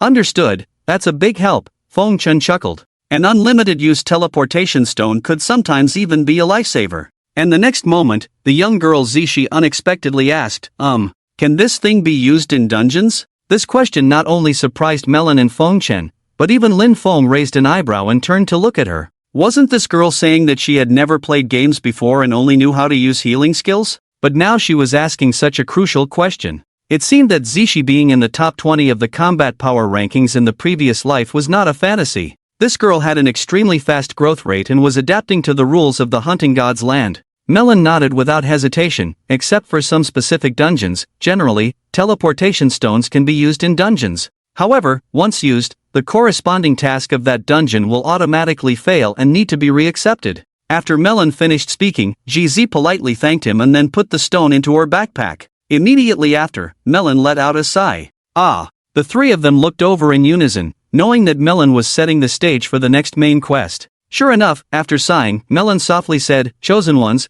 although you helped our advance team stop the first wave of attacks by the apostles, as long as they exist, we will never have peace." After speaking, he looked at Lin Feng and the others with a hint of urgency, waiting for someone to speak up. As expected, Feng Chen tactfully interjected, "Apostles? What are they?" Encouraged by the response, Melon's expression dimmed instantly. Each god has countless followers, and the powerful individuals born among these followers are called apostles. Head north from here, and you will see a portal. Enter it to meet the apostle. Please help us, Chosen Ones. His words were filled with sorrow, almost tearful. However, when Lin Feng heard the words portal, he raised an eyebrow. Dungeon? Melon looked up. Yes, this quest is a dungeon quest. We suggest that the Chosen Ones reach level 25 before attempting it and try to form a fully equipped team. The 3 exchanged glances. Melon added, "Will you accept the quest? Only after accepting can you enter the dungeon." As Melon finished speaking, Feng Chen whispered to Lin Feng, "Bro, what do you think?" "We'll follow your lead." Given Lin Feng's abilities, the requirement of level 25 or forming a full team seemed unnecessary. Feng Chen had an exaggerated admiration for Lin Feng, believing that nothing could pose a challenge to him in their current situation. Although unsure of Lin Feng's methods, Feng Chen was willing to defer to him. After a moment of hesitation, Lin Feng said to Melon, "We accept." There was no reason to refuse a main quest. Soon after, a prompt appeared in their minds once again. Ding! You have accepted the main quest, Subdue the Apostles. Enter the dungeon Feast of the Apostles and defeat the dungeon boss apostle, Starseeker. When the word Starseeker entered his mind, Lin Feng's pupils dilated noticeably. He remembered this monster from his past life. It seems like the quests are overlapping now, Lin Feng smiled faintly. In his previous life, his login point was called the Ghost Wilderness Path. Due to different login points, the main quests were also different. However, as time passed, players would gradually unify their quests, and this opportunity might be the main quest called Feast of the Apostles. In his past life, he had entered a similar dungeon and defeated a boss named Starseeker. Xiaofeng, GZ, Lin Feng called out. Feng Chen and GZ quickly walked over to Lin Feng. "Bro, what's up?" Feng Chen asked. While speaking to Feng Chen, Lin Feng's gaze remained on GZ. Xiaofeng, take GZ back to the main city using a teleportation stone. Let her complete the class change task and then return here. After that, go to the entrance of the Apostles' dungeon and find me. The two were surprised by the instructions. Before they could say anything, Lin Feng continued, GZ. This time, he looked directly at the girl. Although we are both healers, I'm not sure if the class change tasks we enter are exactly the same. Regardless, I want to remind you. Afterwards, Lin Feng merged the key points of the Goblin's Nest instance and told GZ, including how to quickly rescue the girls, like using skills to knock down the fire basin above and crush the goblins. However, when it came to the boss Goblin Lord, Lin Feng hesitated. Because no matter what, if GZ encountered that thing, she would undoubtedly die. Not to mention her, even some experienced healers would not be able to last 2 minutes against that kind of boss. So, your top priority is to rescue enough girl hostages.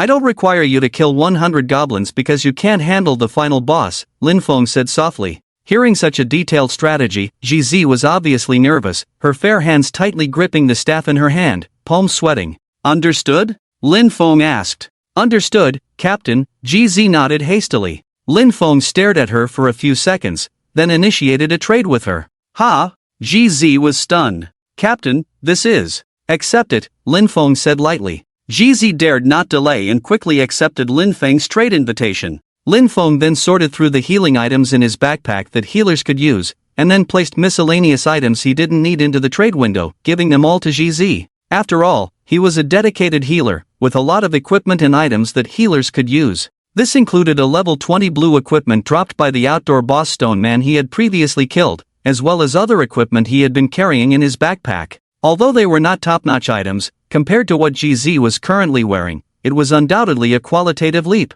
Thank you, Captain. GZ looked at the many extra items in her backpack, momentarily at a loss for words. Alright, go on. Lin Feng then turned to look at Fengchen. Fengchen understood, nodded at Lin Feng, and said, well, we'll head back now. Once GZ changes her class, we'll come back immediately. After a brief conversation, the two held their teleportation stones, a flash of light blinked, and they disappeared on the spot. Finally, only Lin Feng stood alone in the original place. After standing for a few seconds, Lin Feng suddenly turned to look at Mei Long. At this moment, the NPC had just finished talking to other players and seemed a bit at a loss facing Lin Feng's gaze. He glanced around, then cautiously asked, Chosen One, is there anything else? Lin Feng stared at his eyes for a long time, then suddenly said something eerie. Mei Long, have you seen me before? This sentence was abrupt, and even NPCs would rarely understand its meaning. But after Lin Feng finished speaking, he kept looking at Mei Long's changing expression, trying to capture some information from his face. Sure enough, although subtle, after Lin Feng said this, Mei Long's eyes blinked imperceptibly. Chosen One, to be honest, from just now until now, it's our first meeting, Mei Long said. Although he said so, he lowered his head, which had been raised to look at Lin Feng, and now seemed unwilling to make prolonged eye contact with him. Lin Feng shrugged. Well, maybe I was mistaken. Sorry. With that, Lin Feng turned and left. Behind him came Mei Long's voice. It's okay, Chosen One. I wish you all the best, success in all your endeavors, and may the gods be in awe. Lin Feng did not respond, and his figure quickly disappeared from the area. Sometime later, Lin Feng had arrived at the teleportation gate Mei Long had mentioned. However, what Lin Feng didn't expect was that as soon as he entered this area, a notification sound rang in his head. You have entered a safe zone. Lin Feng shrugged, looking around. Just as he had imagined, even in a place like this, players were everywhere. These people, like Lin Feng, had been the first to arrive in the main city yesterday during the day. Some of them had not yet completed their class change, and their levels ranged from 22 to 24. Now they were pacing back and forth in front of the teleportation gate, lost in their thoughts. Roughly counting, there were nearly 100 people. Compared to the crowded scenes in front of teleportation gates elsewhere, this place seemed a bit cramped. The reason they hadn't entered the teleportation gate was that among the nearly 100 people present, they couldn't form a team. Damn, why isn't there a single healer yet? A knight, idling around, sat on the ground picking his teeth with a toothpick. After a few moments, he spat on the ground. Damn, so annoying. Do you know I need to go do my class change task now? It's wasting time. He wasn't the only one complaining. As Lin Feng approached, the complaints grew louder. Exactly, I don't know why those girls are leveling up so slowly. Not a single one has reached level 23 yet, it's unbelievable, someone sighed. But there were also dissenting voices. Hey, what are you saying about that hunter, looking down on someone? A woman's voice said, I'm already level 23. People turned to look, but when they saw her class, they shook their heads helplessly. But you're not a healer. Then be clear about it, shrimp. The woman was a bit taken aback, but instead of arguing, she casually looked elsewhere. However, when her gaze fell on Lin Feng, she couldn't help but pause. Lin Feng wore a mask, held a rusty iron sword in his hand, and his nickname above his head was somewhat blurry, making his specific class indiscernible. But the person recognized the equipment Lin Feng was wearing, a peculiar mix that caught attention, all typical of an intelligence-based class. Apart from mages, there were no other intelligence-based classes among the players here, but he could tell for sure that this person was not a mage. "Hey buddy, what's your class?" The person raised an eyebrow at Lin Feng. Lin Feng glanced around and replied, "Sage." "Sage?" The person was clearly taken aback, briefly pondering this somewhat obscure term in his mind before his eyes suddenly lit up. "Healer. A healer dad?" He had initially wanted to say healer mom, but the masked figure in front of him was obviously a man, so he naturally changed his words. "A male healer?" While it wasn't a rule that healers had to be female, in the minds of ordinary people, healer dads were indeed a rare sight compared to healer moms. As soon as the man mentioned healer dad, the people around suddenly became restless. They gathered around Lin Feng in twos and threes, surrounding him. "Damn, he really is level 23. People had been waiting here for a healer mom to join their team, and now a healer dad who had already changed classes appeared. This was something no one had expected. Suddenly, Lin Feng became a hot commodity. "Hey buddy, come to my team. We only need you, and we have 2 knights, ensuring your safety." "Forget it, 2 knights in the team? What about damage output? Are you planning to have this brother help you fight monsters?" Another person quickly interjected, "Don't listen to him, come to my team. Our team's class composition is perfect, 5 to 1, full team ready to go." "Cut it out, how many of your team members have changed classes?" Another person stepped forward, "Come to my team, 3 of us have changed classes, you won't go wrong with us." Facing the chatter of these people, Lin Feng had become accustomed to it. It was common to see a group of people fighting over healers at the entrances of some high-level instances.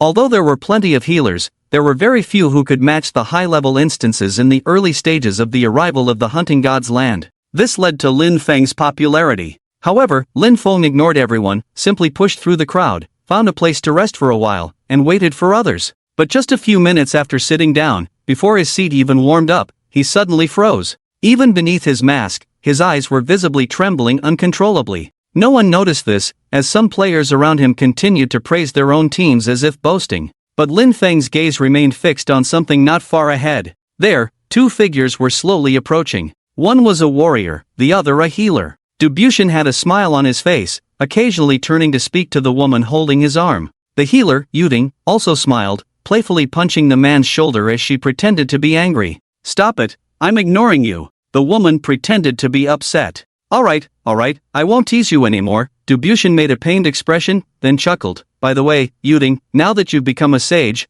we can easily clear instances with just a few people." "Just a few?" The healer named Yuding furrowed her brows slightly. "Let's find some suitable professions, just in case." However, Dubushin was unconcerned. "Don't worry, Yuding, I have 3 pieces of purple equipment on me now, and a level 20 purple sword in hand. With you by my side, I'm not worried about lacking in damage output." But Yuding was about to say something else when Dubushin hugged her slender waist. "Have some confidence in me, when has Tiangu ever put you in danger?" Seeing Dubushin like this, Yuding could only nod. "Tiangu, although I trust you, I'm still a bit worried. Even though I'm not worried about output with you around, I'm afraid my healing speed alone." "So, Yuding, what do you suggest?" Dubushin smiled slightly. "Either recruit a knight who can withstand damage, or recruit a healer to help me share the healing work." Hearing Yuding's suggestion, Dubushin hesitated for a moment. After a few seconds, he sighed. "Alright, it's up to you." "Okay, Tiangu, it's up to you to recruit team members. I'll take care of everything."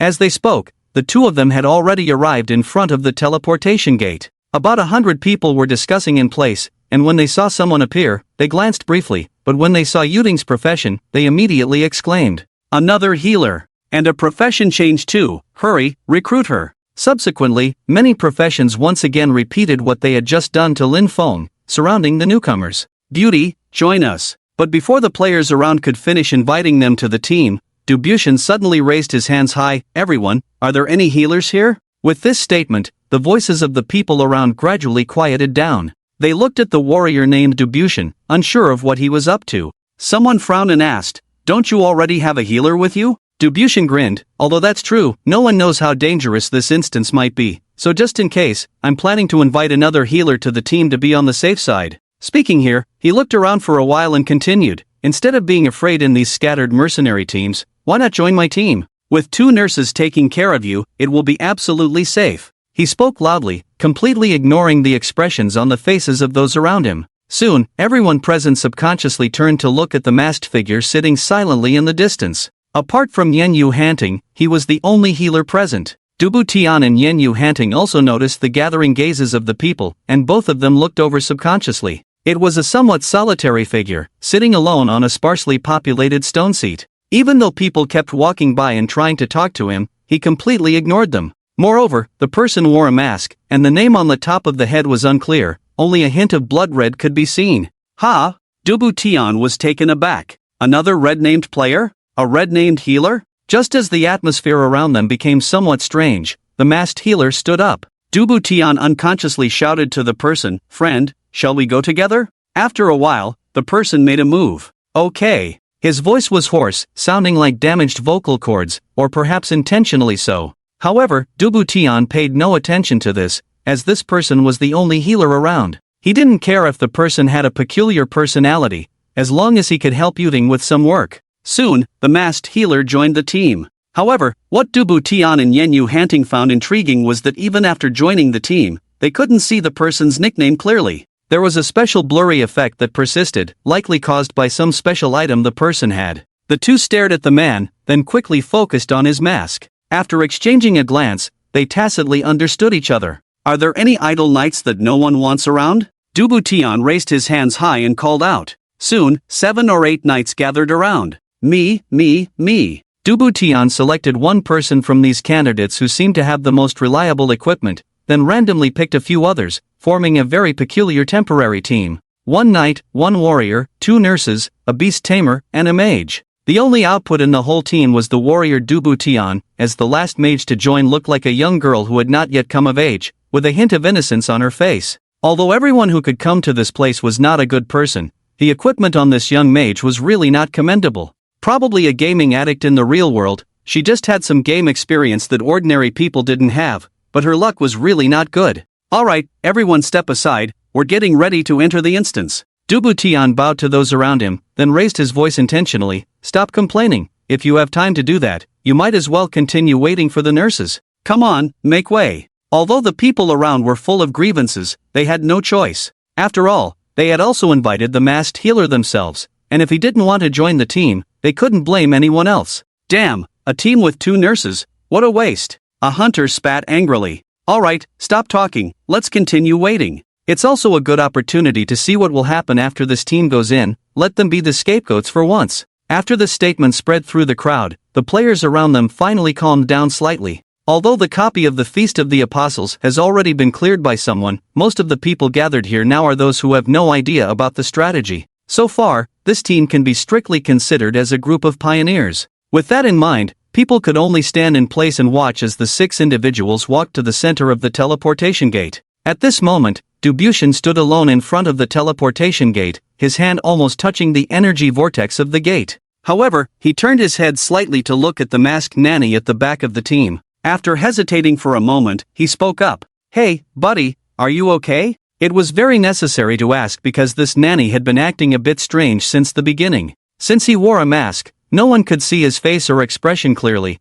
but Dubushin could always sense someone watching him, that feeling. It was like being a yellow bird with a mantis and a sparrow behind, and oneself being the yellow bird stared at by a snake on the back. He turned around, but could only see the eerie and chilling pupils hidden beneath the mask of the nanny. Me? Lin Feng's hoarse voice sounded. I'm fine. Dubushin paused for a few seconds, then glanced at Yenyu Hanting beside him. You better really be fine. Before looking away, Dubushin glanced at the weapon the nanny was holding. A rusty iron sword? Since when did a nanny carry such a thing? But there was no time to think about it further, as Dubushin leaned forward and touched the surface of the teleportation gate directly. The next moment, a bright light enveloped the 6 individuals. In less than 5 seconds, their bodies disappeared on the spot. Your team has entered the teleportation gate, please select the destination. Your team has a mission to complete. Do you want to go to the Feast of the Apostles? The captain has decided, heading to the Feast of the Apostles. Ding, detecting second round players in the team, activating special event.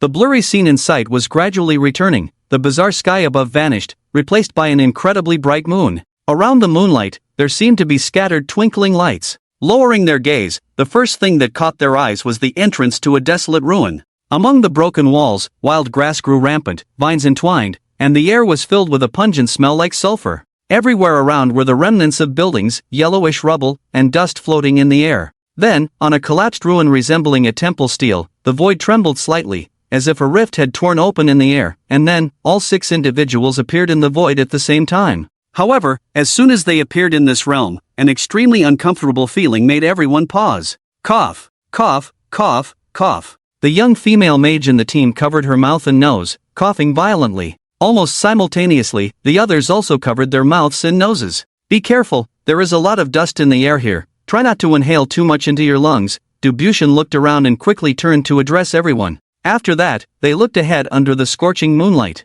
Ruins, ruins everywhere. Among the rubble and ruins, they could already see something approaching. Oh! A roar suddenly came from a distance, and as people focused their gaze, they indeed saw a divine envoy rapidly charging towards them. In the midst of the swirling yellow sand, its speed was as fast as a sandstorm. Captain! The beast tamer in the team was a bit nervous, and he quickly summoned a forest wolf. However, as the captain, Dubushin smiled faintly. Don't worry, just watch from afar. Leave the rest to me. With a flick of his wrist, a gorgeously designed broadsword appeared in his hand. He glanced at the rainy pavilion in the mist and then at the masked daddy still standing at the back of the team. Yuding, I'll rely on you in a moment, he said. Sure, be careful, Rainy Pavilion replied. The deity had already rushed up to them, and Dubushin no longer hesitated, charging out suddenly. At that moment, Lin Feng, with his mask on, shifted his gaze from Dubushin and focused on Rainy Pavilion beside him. Rainy Pavilion was looking solemnly and attentively at Dubushin's back, her eyes filled with worry. The milky white light in her hand was faintly flickering. As soon as Dubushin's health decreased, she would be ready to heal him. Lin Feng felt a bit dazed, recalling a time when he had received such treatment. He let out a cold hum. Just then, he suddenly heard someone speaking beside him. Your Majesty, shall we take action? Lin Feng was taken aback. Huang Dachui? Yes, Your Majesty, we are ready at any time, came Huang Dachui's sly voice. As Lin Feng was feeling a bit bewildered, the deity charging towards them had its health bar depleted. It swayed unsteadily before finally collapsing to the ground with a thud. Dubushin spat on the ground and shook his wrist. Strange, this guy feels a bit different from the other deities outside the instance. Although he said so, Dubushin couldn't pinpoint exactly what was different. As the dead deity's body stopped twitching on the ground, Dubushin waved to the people behind him, signaling them to follow. Keep moving forward, don't run around behind me, he said before taking a step forward. Apart from Rainy Pavilion and Lin Feng, the others behind seemed a bit flustered, nodding repeatedly and following closely. However, the young female mage among them, though following closely behind Dubushin, would intentionally or unintentionally glance back at Lin Feng. The masked man seemed very mysterious. No one could see his face, but as the girl approached, she could sense a pair of eyes behind the mask sizing her up. What are you doing? The girl hurriedly covered her neckline, shrinking back involuntarily. Soon, Lin Feng's gaze shifted away from the young mage. The mage girl felt a bit self-conscious and unconsciously leaned towards Dubushin again. After that, the group walked for a few more minutes and arrived at an area surrounded by many stone pillars, enclosing a circular open space that resembled an ancient arena, now desolate and in ruins. During this time, 7 or 8 deities roared and charged at them one by one, but most couldn't get close. Dubushin could handle them alone. In a one-on-one situation, this warrior could kill one with a skill and 3 attacks. Calculating this, Dubushin's attack power with the level 20 pink broadsword in hand was at least 400 points, possibly reaching around 450 with his other miscellaneous and unknown equipment. Among physical classes of the same level, whether assassins or hunters, it was rare to find someone with such high attack power. However, even Dubushin was starting to feel that something was amiss. He was slowly retreating, eventually falling back into the team, standing close to Rainy Pavilion. Captain, what's wrong? Asked the beast tamer beside him. Duststorm suddenly reached out his hand to signal him not to continue speaking, then he lowered his voice and whispered, Listen. Listen? Everyone paused, then followed Duststorm's lead by bending down and leaning in to listen carefully. Due to the occasional gusts of wind and sand, the sounds they heard were somewhat muddled, but upon closer inspection, amidst the sound of the wind and sand, there seemed to be a faint, unknown creature's roar. However, the sound was not clear, leaving everyone puzzled. Tian Good, did you find something? Yen Yu Hanting leaned in close to Duststorm's ear and asked softly. I have a foreboding feeling, Duststorm said. And after he finished speaking, everyone present heard a rustling sound. They widened their eyes suddenly and quickly looked around. Unconsciously, they found themselves standing in the center of the arena, surrounded by debris and ruins. Despite the surroundings being reduced to rubble, there were still many spectator seats.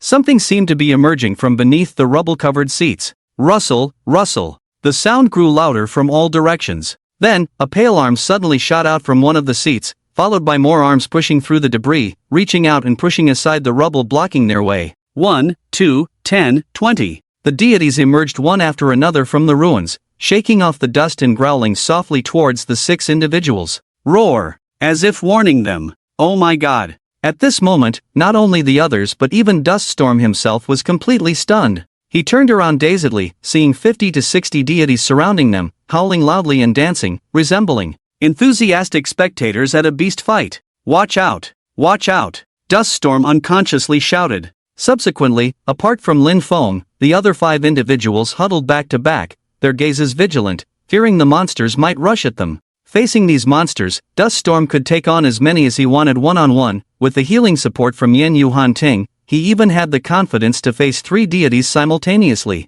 However, the current situation was different. There were over 50 deities surrounding them, and if they all charged at once, they would almost certainly perish instantly. But the expected rush did not happen. On the contrary, these deities, who were frenziedly howling around them, showed no intention of leaving their seats. They just watched from a distance. What was going on? As everyone was puzzled, 3 to 4 gigantic figures suddenly emerged from a distant corner. Duststorm and the others almost instantly noticed the figures slowly approaching through the dust. As the figures drew closer, they finally saw them. They were still deities, but the leader of the group was a towering 5-meter-tall figure. He was more than twice the height of the other deities, resembling a giant. As this colossal being appeared, the chaotic howls around them abruptly ceased. At that moment, above the giant's head, the onlookers saw a line of characters. Boss, Apostle Praying Star, Cursed, Health Points, 8,000. Attack Power, 500. Magic Attack Power, 280. Physical Defense, 150. Magic Defense, 150. Curse Aura, Immune to Critical Damage, Immune to Frost Damage, Fire Damage taken +5, Chance to inflict Curse Damage on attack. Skill, Bone Spur, sharp bone spurs protrude from various parts of the body, causing physical damage to surrounding targets and a chance to inflict a curse effect. Yes, as expected, this ghostly thing is the so-called Apostle, the final boss of this instance, the Starseeker. However, no one expected this boss to have such an exaggerated size. Just standing there exuded immense pressure, causing people to look up at the boss's face with over a dozen eyes of different shapes, leaving them breathless. The Starseeker slowly walked to the front stone platform of the arena and sat down. It sat there, resembling a king. The atmosphere suddenly became somewhat eerie. No one knew what would happen next. Should they engage with this thing? Or should they wait for some opportunity? Gulp. Someone in the crowd could be heard swallowing nervously. How? How do we fight this thing? The knight's voice trembled. Look at its health bar above its head. It's like a damn barcode. The knight was right. This Starseeker not only had astonishing health points, but its other stats were also hair-raising. With 500 attack and 150 defense, coupled with its exaggerated 5-meter height, people lost a significant portion of their fighting spirit upon seeing it. Fight this thing? Pure suicide. We should listen to that NPC called Melon. He asked us to come at level 25 and form a perfectly balanced team. The beast tamer in the group started trembling as he spoke. They were now in a dilemma. The way they came had been blocked by numerous divine messengers, and now they were trapped like turtles in a jar. Except for Lin Feng, Dubushan, and Yin Yu Hanting, the rest were only level 22, with weak attributes. Under this pressure, they already felt weak in the knees. Seeing the 5 in such a state, Lin Feng calmly took a few steps back, distancing himself from them. Seeing Lin Feng's strange actions, Dubushan suddenly turned to him. Hey, what are you up to? He coldly warned, don't run around, if you trigger something. But before he could finish his sentence, a strange sound came from the front. Dubushan and the others all turned their gaze towards the Starseeker. At that moment, the giant apostle sitting on the stone platform suddenly spread its arms and spoke in human language. Welcome, 6 challengers, do you need to choose your warrior for the duel? The voice thundered, striking directly at the hearts of the people. The mage girl in the crowd covered her mouth directly, while the others turned pale. Is he talking to us? The beast tamer kept covering his ears, as if he heard something unclean. Although in the wilderness, some humanoid monsters could speak a few words of human language, they usually spoke in preset languages and did not interact with people. But now, the people who had never heard monsters speak in instances could clearly hear the boss in front seemingly asking them, choose their warrior for the duel? What did that mean? No one dared to speak, they only felt that something was off in this instance, far beyond their expectations. Seeing no response, the Starseeker lowered its arms and spoke again. Since that's the case, let me choose the suitable warriors for you all." After speaking, it waved its hand. In the next moment, a divine messenger jumped down from the surrounding seats. Amid the cheers of the other divine messengers, it came to the forefront of the people. Then, it extended its arm and pointed at the 6 individuals. The 5 looked at each other, and after a while, Dubushin walked forward with a dark expression. "What's the meaning of this, one-on-one?" he asked coldly. In the midst of the conversation, Dubushin's eyes remained fixed on Kixing's. Sure enough, as the boss, Kixing's nodded, "Yes, all 6 of you present here need to engage in one-on-one duels with my warriors. If 4 of you emerge victorious, everyone can leave this place." Then, the tone suddenly changed, "But if the number of defeated reaches 3, you won't be able to leave." With that said, the warrior divine envoy in front of them gestured to Dubushin with a please motion.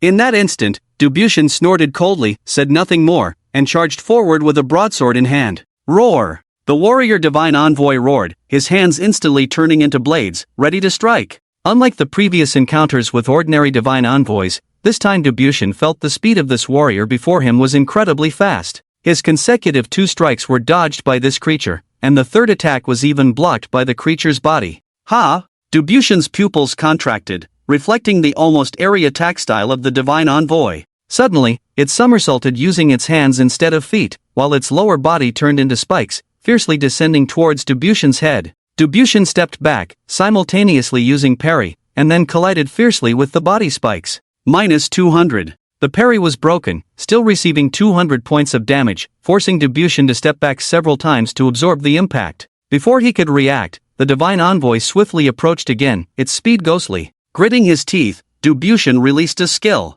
Piercing thrust. He drew his broadsword back to his shoulder, and as the divine envoy's body appeared before him, he thrust out fiercely. The speed was like a bullet shot out, with tremendous kinetic energy causing the surrounding sand to rush towards the direction of the sword tip. However, this ruthless attack only hit the divine envoy's arm, although Dubushin had aimed for the chest. Swish! The damaged sword, blood-red characters appearing. -180. Despite Dubushin's formidable attack power, this strike did not hit the vital point directly. Coupled with the envoy's high defense, it only caused less than 200 points of damage. Glancing at its health bar, which still showed 1820 points. Damn! Dubushin's expression darkened. This dueling opponent was incomparable to other divine envoys, with a stronger basic panel, not just in attack power and speed, but even the combat tactics had changed. Without time to think, the envoy had already pounced again, its attack speed surprisingly high. Dubushin took a deep breath, then swung his broadsword forcefully, drawing a circle, the blade flashing brightly, unleashing a more ruthless skill.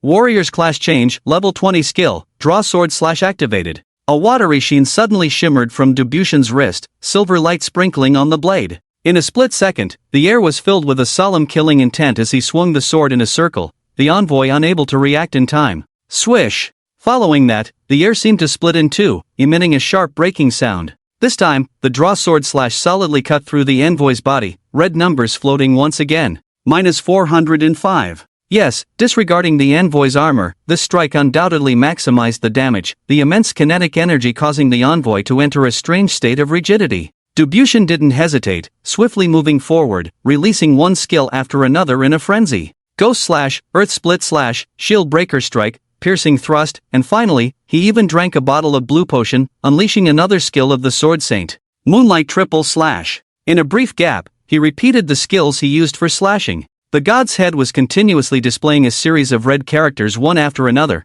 and when Dubushin unleashed his final skill, the god finally fell silent in that moment. As the god collapsed on the ground, Dubushin took an unconscious deep breath. Then, he glared fiercely at the boss, Kixings. I won, didn't I? In the distance, Kixings extended a hand and patted, of course, now, let the next warrior step up for the duel. With that said, the second warrior god appeared. It was slightly larger than the one that had just fallen by his sword, clearly slower but more powerful. Like the previous god, it saluted the crowd and then made a gesture of invitation. Seeing this, Dubushin seemed distracted, and he quickly stepped forward. I'll take the next. No, Kixings interrupted suddenly, it's the rule. You have won, and you cannot continue the duel. Someone else must step in. With those words, Dubushin turned abruptly to see a few people in the crowd looking pale. More precisely, he was looking at Yenyu Hanting, a support player not skilled in combat. Facing off against that thing? Don't be ridiculous, Dubushin roared. But it was too late.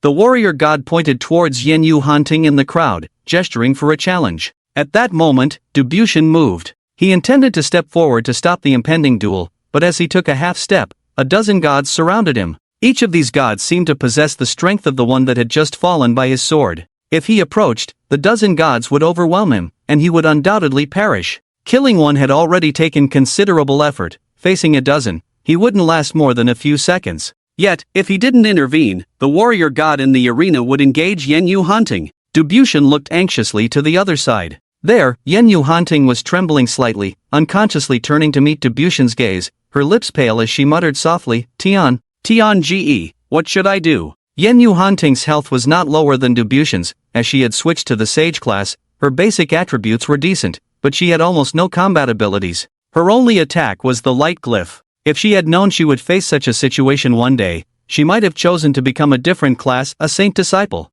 At least that class had several offensive skills that could match the gods in some aspects. But it was too late now. The bulky and oddly shaped warrior god in front of her had already assumed a stance, ready to charge at any moment. Tian Ge. Yen Yu Hanting's face changed drastically as she screamed loudly. Then, in the woman's weak cry, the opposing warrior god moved, charging towards her like a speeding car. In her panic, Yen Yu Hanting finally snapped out of it and instinctively used a level 20 sage skill, Blessing of Sound. Her three-dimensional values increased, but it was all in vain. She stood helplessly in place, bracing herself for the god's impact. Boom! The tremendous force sent the petite woman flying backward, a red character floating above her head. -265. The nurse's armor was decent, and she could withstand the damage from a single impact. Watching the damage value appear, Dubushin in the distance gradually let go of his tense heart. He suddenly felt that Yen Yu Hanting might not necessarily lose. Although her attacks were single-minded, her defense was not weak. Coupled with her substantial 3,150 health points, she might be able to wear down this monster. But before Dubushin could react, Yen Yu Hanting's body viciously collided with a stone pillar behind her. Boom! A muffled sound rang out once again, and this time, another bright red number flew up from the ruins. -1,000. What is this? Dubushin exclaimed. He had never seen such a situation before. It turned out that hitting an object or a wall would trigger a second round of interactive damage. If that was the case, then it was bad news. Yuting, are you okay? Dubushin shouted at the top of his lungs. In his line of sight, Yen Yu Hanting remained motionless in the smoke, but beyond the smoke, the 2-meter-tall divine envoy was gradually approaching, exuding a powerful aura. Yuting, get up quickly, heal yourself. Hurry! He shouted with a torn heart, filled with immense anxiety. Thanks to his hoarse yelling, Yen Yu Hanting, within the smoke, slowly began to climb up. The impact seemed to have caused a brief daze, as she held her head, shaking it continuously, clearly not fully recovered yet. She hadn't even noticed the divine envoy closing in. Yuting! Dubushin's voice came, sounding extremely hoarse and anxious. Pay attention. Be careful. Yen Yu Hanting suddenly froze, not daring to look up, only instinctively dodging backward. In the next instant, a sharp limb descended from above, even slicing through the air and smoke in front of her, finally firmly embedding into the ground, picking up a shower of debris. Missing the first strike, the divine envoy repeated its tactics, raising another limb, leaning forward like a mantis ready to strike. Yen Yu Hanting acted swiftly, throwing a dark purple charm. Level 5 skill, Silencing Charm. The charm quickly stuck to the divine envoy's forehead, halting its chopping motion. With this brief window of opportunity, Yen Yu Hanting swiftly ran to the side and promptly began to heal herself. Healing Hand, Reviving Wind, and Bathing in Holy Light were all cast simultaneously, visibly restoring her lost health at a rapid pace. Seeing this scene, Dubushin in the distance finally breathed a sigh of relief. That's it, Yuting, don't rush, take it slow. From now on, try using light charms to attack it. Dubushin attempted to guide her. However, he failed to notice that at this moment, Yen Yu Hanting's legs were trembling uncontrollably. Whether it was her or Dubushin, they had both experienced death before. They had no more revival coins in their backpacks. If they died here this time, it would be disastrous. They couldn't die, she couldn't die. She hadn't found Lin Feng, that naive guy. This world must be the game land of the divine hunters developed by Lin Feng. As long as she found Lin Feng, relying on his insights and experience in the game, she and her Tiangu would be in their element. So, she couldn't die. She didn't want to die. Seeing Yen Yu Hanting in such a state, Dubushin felt a sense of foreboding, patiently comforting her. Yuting, look at me. Listen to me, don't be afraid. Just do as I say. you will definitely win. I've known you for so long, and I've never lied to you, right? But, Yen Yu Hanting still trembled as she spoke, but I will die. I will really die. Yuting. The lone figure of Du Butian scanned back and forth between her and the divine messenger. The silence spell had only a few seconds left before it would wear off, and he needed to quickly reignite Yen Yu Hanting's fighting spirit. Yuting. Don't worry, have you forgotten? Haven't we been through this kind of thing before? Upon hearing this, Yen Yu Hanting seemed momentarily taken aback. We have? Yes. Du Butian hurriedly continued, have you forgotten last year's White Valentine's Day incident? We almost got caught red-handed by that Lin Feng brat? Ignoring the glances from their surrounding teammates, he went on, if he had caught us back then, knowing his temper, I might have been beaten to death. But don't forget, it was my idea that saved us, not only dispelling his suspicions but also making that idiot give you some money. Remember? Yen Yu Hanting seemed to recall something at this moment. She hesitated for a moment, then shook her head, indicating she hadn't forgotten. So, this time is no different. Just follow my lead, and everything will be fine. With Du Butian's continuous reassurance, Yen Yu Hanting seemed to find some peace of mind. She took deep breaths, her gaze turning resolute. Okay, Tian Ge, I'll follow your lead. However, the two failed to notice the masked nanny in the distance, who let out a sinister chuckle. White Valentine's Day? Ah, yes, that was a thing. At that time, Never mind. Lin Feng shook his head, it didn't matter anymore. He found it rather amusing now. Ah, what a touching love story, a dramatic plot for survival for love, it almost makes me sick. Lin Feng's hoarse voice rang out, unabashedly reaching Du Butian and Yen Yu Hanting's ears. Du Butian shot a glance at the masked figure. He had wanted to say something to the sarcastic nanny, but now was not the time. The duel between Yen Yu Hanting and the divine messenger was more crucial. Ignoring Lin Feng, Du Butian continued to instruct Yen Yu Hanting within the battle. Yuting, try to move to an open area, stay away from walls and pillars, and make sure your healing skill cooldown is ready. Pointing at the divine messenger who had broken free from the silence spell across from her, he urged, quick. Understanding his instructions, Yen Yu Hanting swiftly moved to a more open area, devoid of rubble and pillars, with little dust in the air. Breathing heavily, she seized the opportunity as the divine messenger charged towards her again and threw a light glyph at him. Instantly, a white glowing glyph exploded on the divine messenger's body. Crack! -140. The divine messenger experienced a brief stun, allowing Yen Yu Hanting to change her position. She quickly ran behind the divine messenger and threw another new light glyph. Thud! -135. Du Butian, surrounded by his teammates, was ecstatic. Yes, that's it. Just like that. The light glyph, as a healer and the initial skill of a sage, consumed little mana, had a fast cooldown, although its damage was not significant. However, each release had a chance to cause the target to be stunned, and if seized correctly, Yen Yu Hanting had a definite chance of winning. Because the divine messenger wouldn't regenerate health, but the nanny would. As time passed, Yen Yu Hanting seemed to find her rhythm in the battle. Despite being a woman, with Du Butian's continuous encouragement from afar, she excelled, even evading the divine messenger's attacks twice during the stun intervals. Even though she was knocked back by the divine messenger once again, she avoided triggering the second scene interaction damage as there were no pillars behind her. In the end, 5 more minutes passed, and the deity finally collapsed weakly on the ground. Yen Yu Hanting also sat down heavily at this moment, her blue bar depleted, her health bar only half full. She was breathing heavily, as if she had expended a lot of energy. In the distance, came the ecstatic voice of Dubishan, Yuting. You're amazing. I love you. While he cheered happily, Dubishan couldn't help but breathe a sigh of relief. Fortunately, it was a power-type deity. Although this thing was powerful, its movement speed and attack speed were not fast. If Yuting had faced a speed-type deity in battle, the consequences would have been unpredictable. But no matter what, Yuting successfully defeated her opponent, naturally bringing him immense joy. Seeing the man dancing with joy, Yen Yu Hanting, who was lying on the ground, suddenly felt a warm feeling in her heart. It was at this moment that she realized her feelings for this man had deepened. Tian Ge, thank you, she said as she got up, her tone extremely gentle. But before they could celebrate too much, the third wave of duels arrived one after another. The smile that had just appeared on Dubishan's face vanished instantly as he anxiously looked at the remaining 4 people. The nanny with the mask stood furthest away at this moment, arms crossed, looking completely indifferent. From the beginning until now, Dubishan had never understood the nanny's intentions or motives. He seemed like a bystander, as if telling everyone that everything happening here would not affect him. A lunatic, Dubishan thought to himself. As for the remaining 3, he began to have some doubts. The knight was carefully selected from 7 or 8 similar professions, tough-skinned. If he encountered a suitable opponent, he could use his defensive advantage to win, with a chance similar to Yuding's. Although difficult, it was not impossible. But what about the beast tamer and the seemingly underage girl left? They were trembling, showing no desire to fight. The girl's lips were turning purple, already hugging her legs, as if any disturbance around her could send her into shock. These 2 had no hope at all. However, according to the rules, all 4 members needed to defeat their opponents in the arena. He and Yuding had won, the young female mage and the beast tamer were sure to lose, so even if the knight won, they still needed the nanny. What kind of strength did he possess? Could he win like Yuding? Before they could think too much,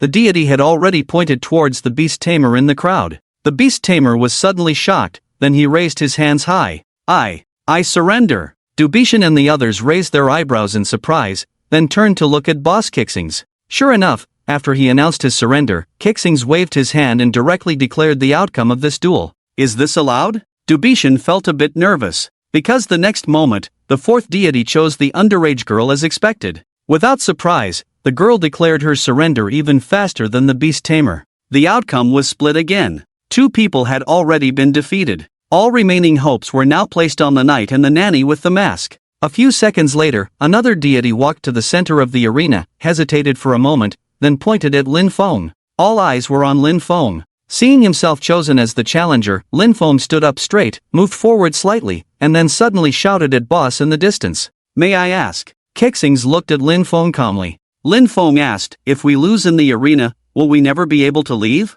People didn't know why the nanny asked such a question, but they all subconsciously turned to look at Boss. The Starseeker sat on the stone platform, suddenly grinned. Of course not, there is another way for you to leave here, and that is. It suddenly spread its arms, and people then noticed that under its armpits, 2 more arms were extended. 4 hands spread out, resembling some kind of strange wings. Kill all the gods here, including me. People were shocked. Their gaze shifted, and they once again saw the health bar reaching 8,000 points and an attack power of 500. Not to mention the 6 people here, even if they were at level 25, they would never be a match for this creature. Moreover, there were over 50 heroic gods here, so the second option was undoubtedly a fantasy. Oh, Lin Feng suddenly nodded thoughtfully, I see. People were puzzled, and Lone Step Tian even lowered his voice and growled, hey, what the hell are you trying to do? The lives of the 6 people present were now in his hands, and if he... But before they could react, Lin Feng suddenly raised his hands. I surrender in this duel.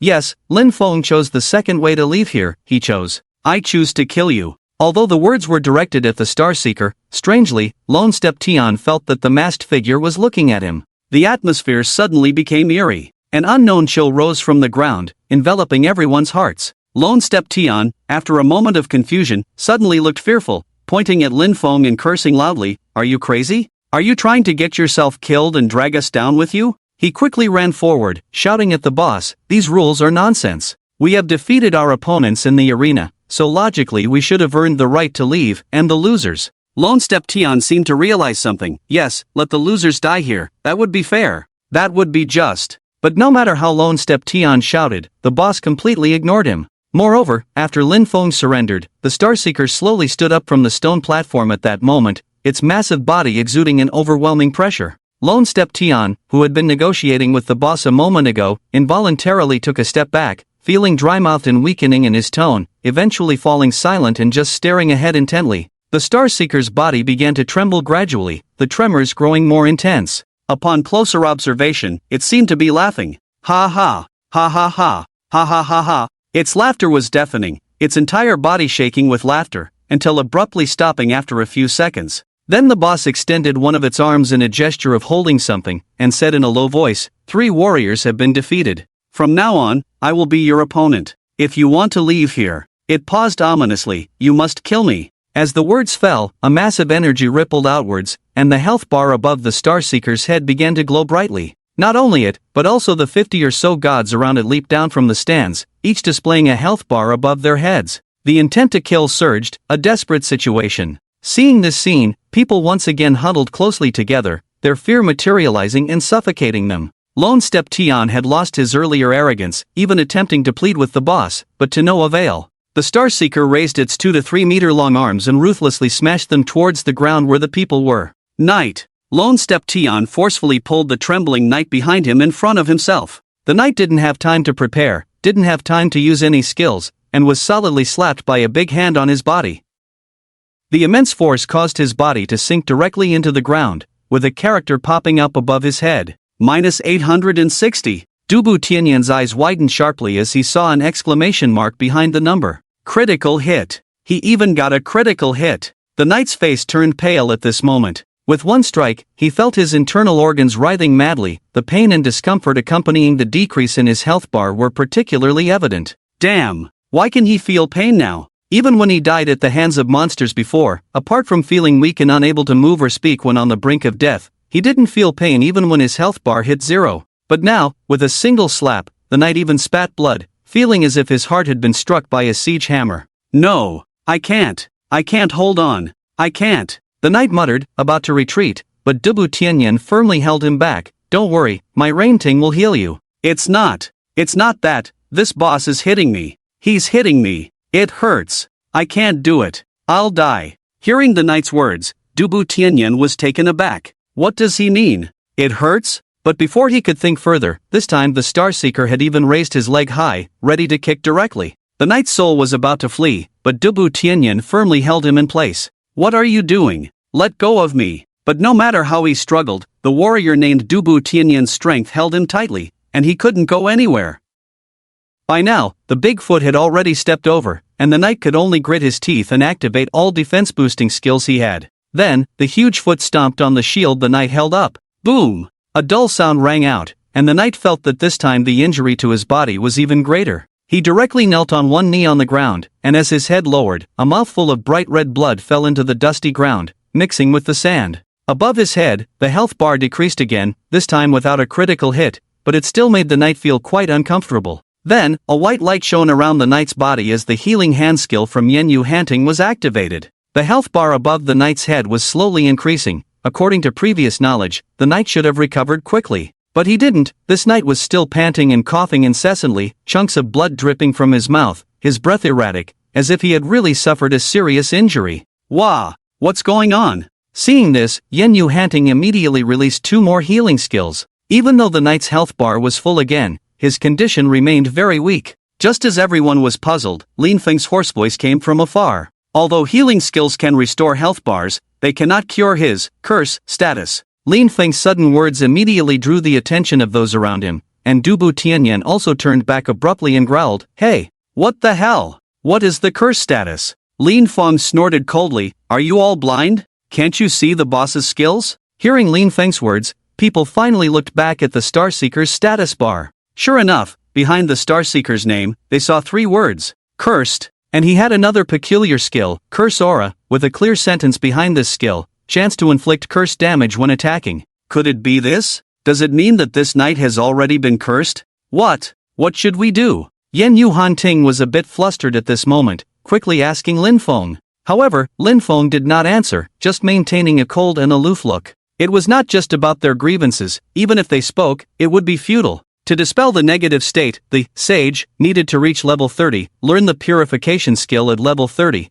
and only then would it be possible. Even Lin Feng had not expected that someone under a cursed state would be in this condition. Seeing Lin Feng ignoring him, Yenyu Hanting was about to continue speaking, but the boss didn't give them a chance. It raised its hands high at this moment, forming a fist-shaped hammer, ready to strike down fiercely. Oh no! Everyone's faces turned pale. Boom! A huge tremor accompanied by a deafening roar echoed throughout the arena. The boss, the Starseeker, slowly cancelled the state of smashing with both fists and stood upright. At this moment, in front of him, the knight was completely lying on the ground, unable to move. Even though his health bar was nearly half full, his face was pale, blood continuously spewing from his mouth, his body convulsing on the ground like a vegetable. Under the cursed state, the knight was already considered dead. The indiscriminate attack just now made the remaining few people feel uneasy. The massive shockwave forced the group that was close together to separate. The young female mage stumbled and fell, her eyes filled with terror. She quickly turned to leave,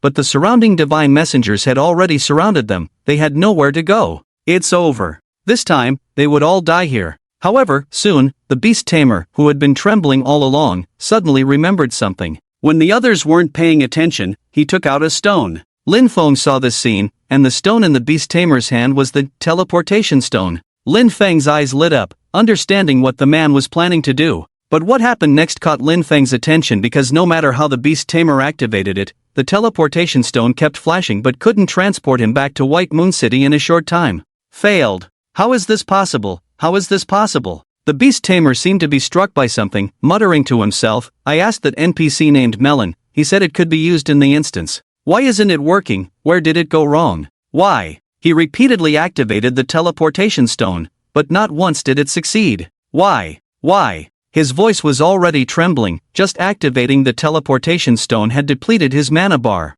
As he spoke, 3 divine messengers had gathered in front of him, raising their strange and elongated arms high, sharp as blades. The beast tamer raised his head blankly, his eyes filled with fear. No, don't. But before he could finish speaking, the divine messengers all struck at once. Several crimson characters floated above the beast tamer's head, and in a few seconds, he fell into a near-death state, the teleportation stone rolling to the ground. It rolled to Lin Feng's feet and was stepped on by him. Lin Feng sighed, then turned to look at Du Butian and Yen Yu Hanting, who were actually trying to engage with the boss, the Starseeker. Du Butian frantically depleted his mana bar, one skill after another thrown out, skills like Ghost Slash, Earth Splitter, even replacing his basic attack with them, occasionally flashing with Sword Light, interspersed with Draw Sword Slash. However, the boss was still a boss, its health bar decreased at an almost negligible rate, with a whopping 8,000 health points and 150 double resistance. Even if Du Butian kept attacking, it would exhaust him. Du Butian's attacks were ineffective, but that didn't mean the boss's attacks were the same.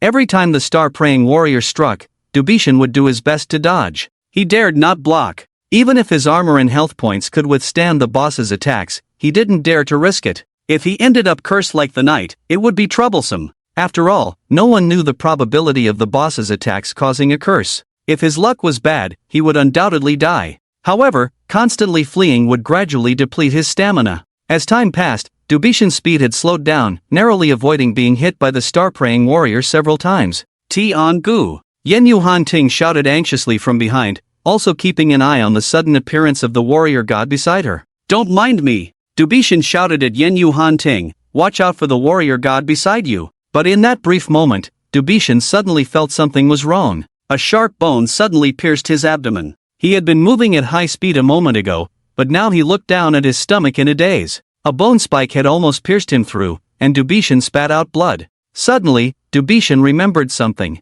This boss not only had the skill Curse Aura but also another one called Bone Spike. He cursed inwardly. It hurt so much. Dubishan instinctively covered his stomach. He had never experienced this feeling since arriving in this eerie hunting ground of the god of hunting. It was as if something in this world isolated players from feeling pain, with only the cold blood bar measuring one's life. Besides feeling some special sensations when on the brink of death, only losing stamina made one exceptionally weak. But now, Dubishan felt like he had returned to the real world, to Earth. Damn it, damn thing. He glared fiercely at the star-praying warrior. Clearly, he had fallen under the same curse status as the knight. Even with a healthy health bar, he would now feel pain. Taking a hit from the boss in this state was no joke. Just then, as Dubishan focused entirely on the star-praying warrior, a warrior god suddenly flashed by his side and viciously slashed at his shoulder. Swish! Although the damage number wasn't high, a burning pain made Dubishan startle. Get lost! He immediately drew his sword to drive away the warrior god, then quickly retreated.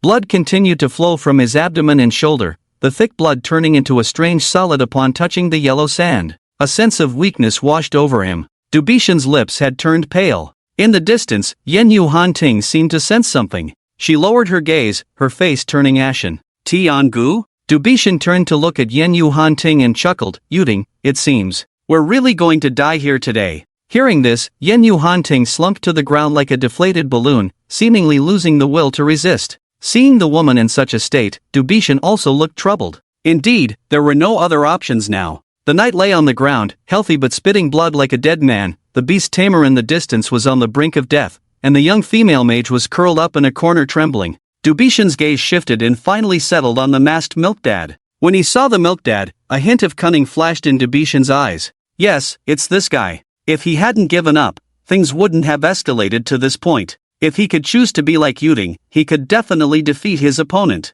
A girl can do it, so why can't he? It's all because of him. All because of him. A surge of extreme anger rushed to his head, his eyes widened in fury. Facing Lin Feng, he was ready to say his most vicious words before his imminent death. If he didn't die this time, he would personally skin this damn milk dad alive. But as the words were about to come out, Dubei Tian froze. Beside that milk dad lay 7 or 8 bodies of divine envoys. Dubei Tian was stunned. These divine envoys were all at the warrior level. How could they all be dead? Was it the milk dad's doing? He looked up and focused on the weapon in the milk dad's hand. A rusty iron sword. No. Holding this thing, he couldn't inflict any harm at all. This milk dad, like Yuding, was a sage. His only means of attack was light symbols, which relied on spell amplification. Holding a rusty iron sword, his damage was almost negligible. But, just as he was lost in his thoughts, a divine envoy lunged at the milk dad. And the milk dad just stood there, swinging his sword at the divine envoy.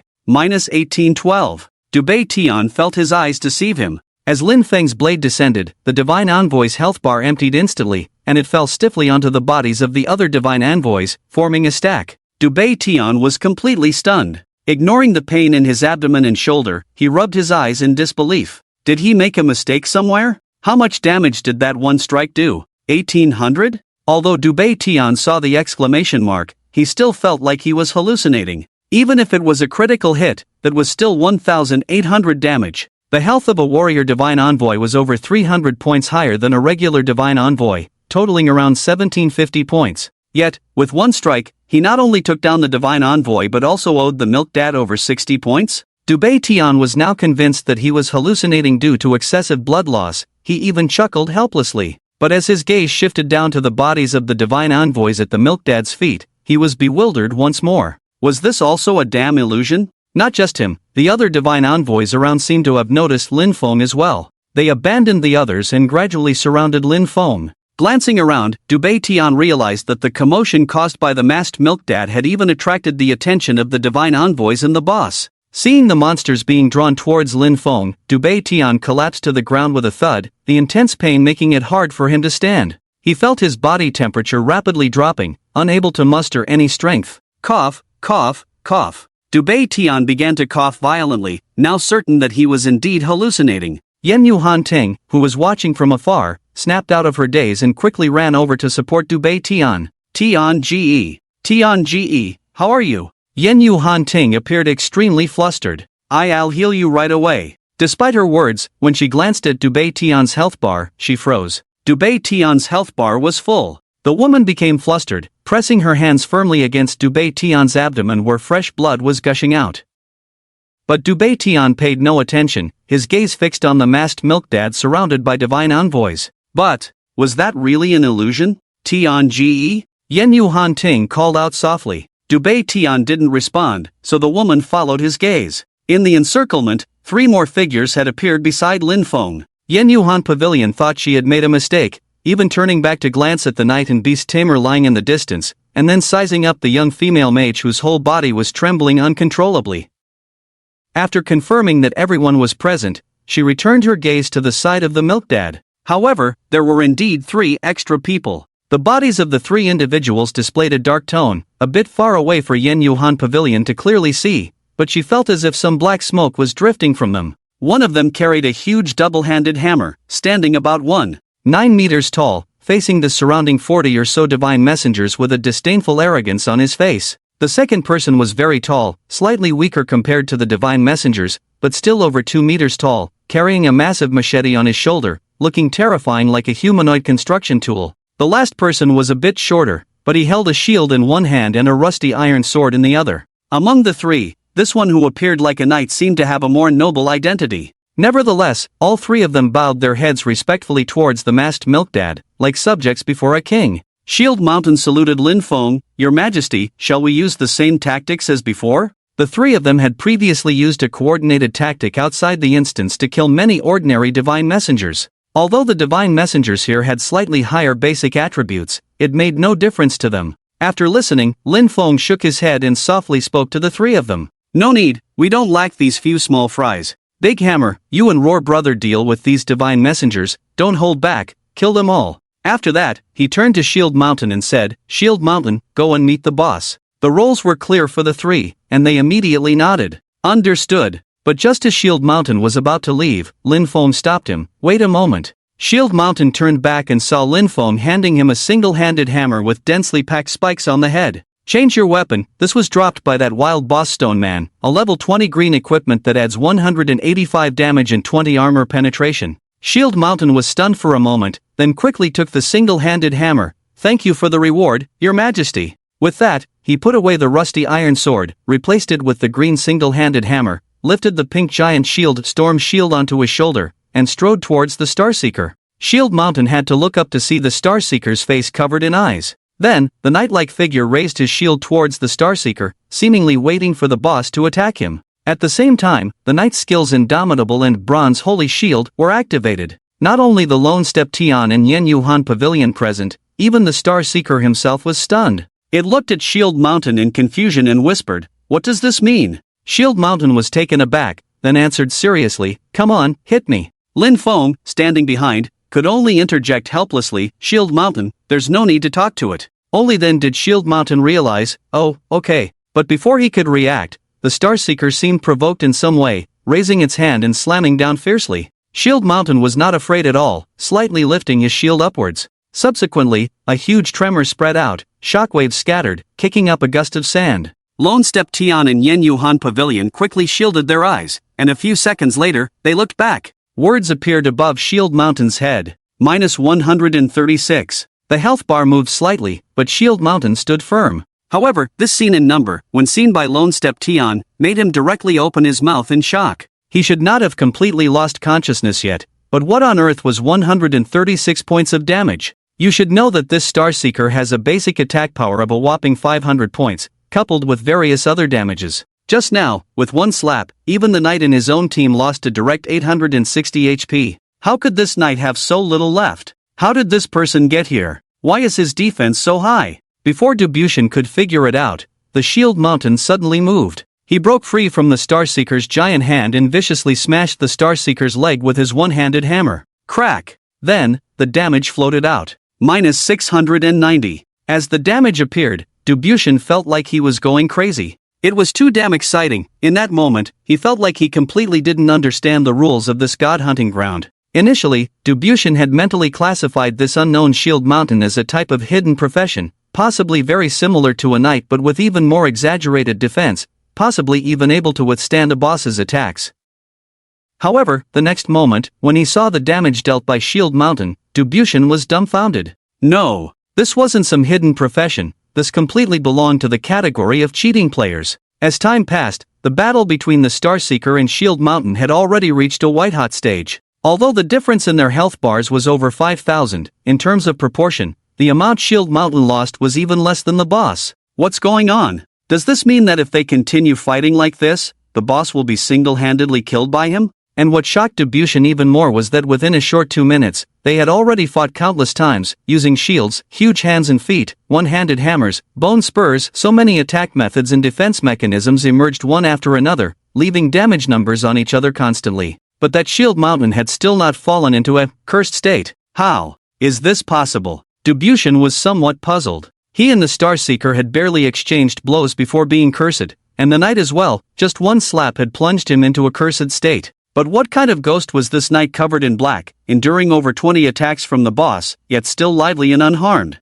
It couldn't just be luck. The Starseeker had never triggered the curse? Or was it that he simply couldn't be cursed? At Shield Mountain, the huge bone spurs fiercely collided with the storm wall in Shield Mountain's hand, and both of them retreated at the same time. The boss Starseeker suddenly looked up to the sky and roared continuously with strange sounds. Then, it suddenly lowered its head to look at Shield Mountain, speaking in human language. I will kill all of you. It was clearly provoked beyond words. At the pace it was going, if it continued to battle this knight, it might end up being killed by him. What a humiliation. Even if several full teams of this level of chosen ones appeared simultaneously, they wouldn't be able to defeat it. But now, there was only one person in front of it, completely ignoring its curse, engaging in close combat with a shield, and this knight's defense was terrifyingly strong, completely impenetrable. All of you, go to hell. The Starseeker howled again. After speaking, its body began to change rapidly in that moment. It started to lower its body,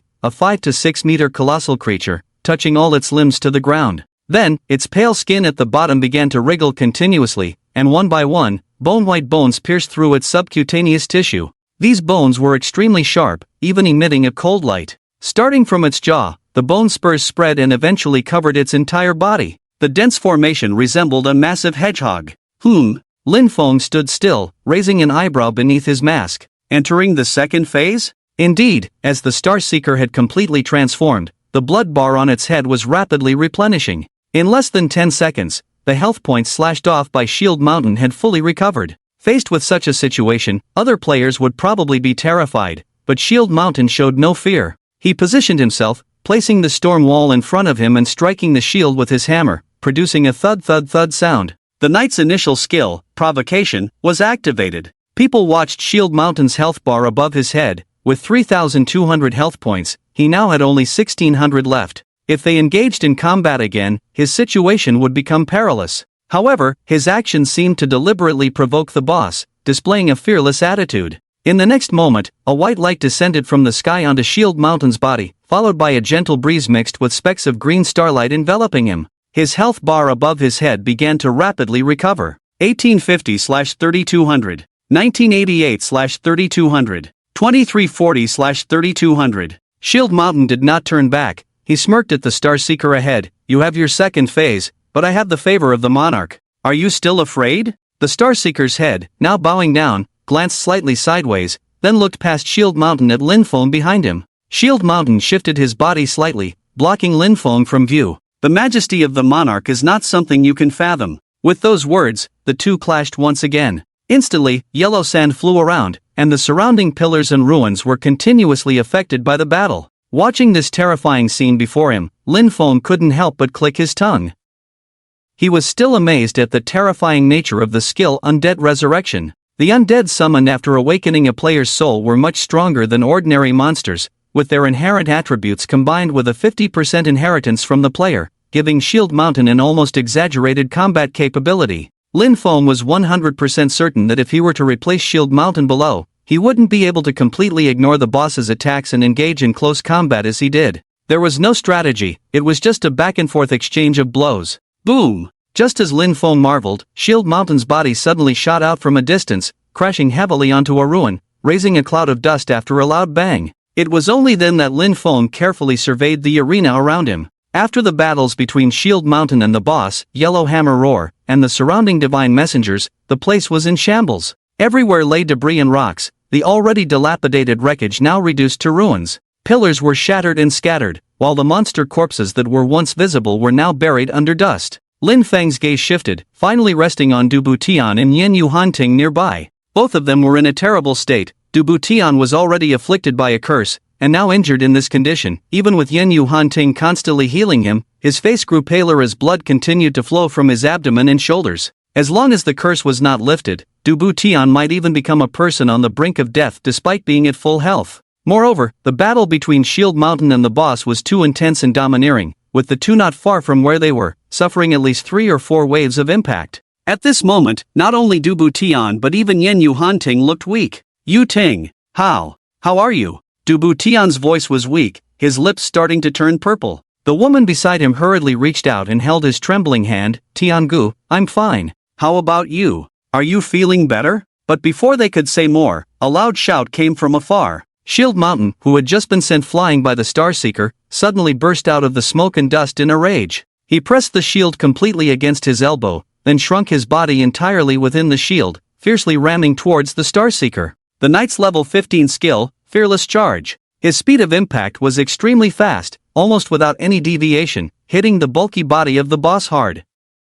Instantly, the ubiquitous spikes were completely shattered by the shield, and Shield Mountain's storm wall slammed squarely into the Starseeker's body. A huge tremor was felt, and Tian and Yen Yu Hanting could only instinctively embrace tightly to withstand the impact. After being hit, the boss fell into a 3-second dazed state. Seizing the opportunity, Shield Mountain raised his hand and lifted the hammer to strike. But as the hammer fell from his hand, a transparent energy arrow whizzed past Shield Mountain's ear, hitting the Starseeker's forehead along with the hammer. Lin Feng took action. Swish, swish, swish. The Starseeker's 3-second daze allowed Lin Feng to shoot 3 arrows in succession. Lin Feng's attack power with the Crescent Moon Bow had now reached a terrifying 1065 points. Each arrow shot could make over 900 of the Starseeker's health points disappear directly. Coupled with Shield Mountain's hammer and the 20 armor penetration it carried, the combination of the two directly made the Starseeker's health bar turn red. No! The boss recovered from the daze, suddenly standing tall, and all the bone spurs on its body fell off completely at this moment. It took steps back, finally reaching the stone platform where it had been sitting just now. The stone seat that had seemed like a throne had now become a stumbling block for its retreat, causing it to stagger and fall backward. After a struggle, the Starseeker struggled to get up from the ground. Countless eyes on its huge head emitted strange emotional fluctuations. It looked warily at Shield Mountain, then at Lin Feng behind Shield Mountain with a bow and arrow. After a brief silence, it seemed to realize something and said incredulously, "Could it be, could it be? You are the section." But before finishing the sentence, its health bar above its head inexplicably plummeted at that moment. Lin Feng's eyebrows raised when the boss mentioned CC, and he was about to ask, "Hey, do you know something?" But at that moment, he noticed that the boss's body was inexplicably burning. Lin Feng suddenly remembered the ruby embedded in his crescent moon bow. The effect of the ruby was that when embedded in a weapon, it had a chance to trigger a burning state during attacks. However, the damage from burning was linked to Lin Feng's intelligence. Although Lin Feng was an intelligence-based class, his intelligence was not outstanding compared to his attack power. How could he make the Starseeker's remaining health drop so quickly? The Starseeker knelt with a thud, needing to support all four arms on the ground to avoid falling. As its health bar rapidly decreased, it seemed to want to say something more. But for beings with their special cursed constitution, as their health bar disappeared, their pain would accumulate completely and then erupt at the same time. SEC. Section. You. It pointed at Lin Feng, speaking with great difficulty, too good. Lin Feng was getting anxious, even taking a few steps forward. SEC? SEC what? Could it be a second playthrough? This boss really knows something, just like the Bishop Lin Feng encountered when he changed jobs in the church. Does this dungeon boss also know about the possibility of being reborn and starting over? But just as he was about to inquire, the massive body of the Starseeker finally collapsed. It could no longer utter a word and fell powerless. Health bar 0, boss dead. Damn it! Lin Feng cursed, "I hate riddle people the most." Although he said so, Lin Feng couldn't change the fact that the boss had truly died. He was just feeling a bit annoyed. These cursed monsters couldn't even be revived with undead resurrection. Moreover, he still hadn't figured out what kind of damage had caused this guy's death. Although Shield Mountain's attacks had quickly depleted nearly 90% of its health bar, it still had at least 500 points left. The damage from his own ruby burn could only take away a dozen points of health per second on average,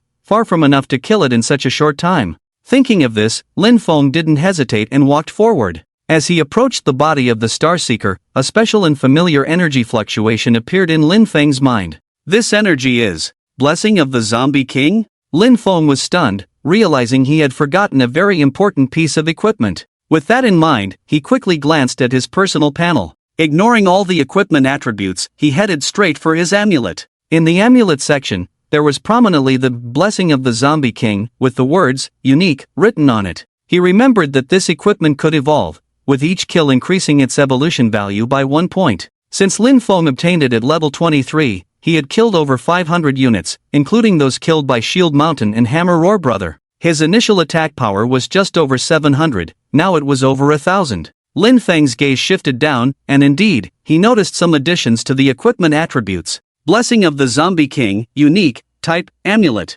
Level requirement, none. Luck plus 15, plus 5, strength plus 15, plus 5, intelligence plus 15, plus 5, skill, King's Domain, creates an area shrouded in mist where your attack speed plus 105%, plus 5, life recovery speed plus 105%, plus 5, enemy attack speed reduced by 10%, cannot increase, movement speed reduced by 10%, cannot increase, needs to be manually released. Growth type equipment, the wearer gains 1 evolution value each time they kill a unit. Current evolution level, 6, plus 5, evolution value, 23/100, new, evolution reward, chance to inflict continuous fatal damage on units with less than 10% health. These attributes appeared before Lin Feng, leaving him stunned. Yes, compared to the last time, this time the equipment attributes had many points that caught his attention. Firstly, the evolution level, which was only at level 1 initially, had now reached level 6 after killing over 500 units. This had increased Lin Feng's luck, strength, and intelligence by 5 points each.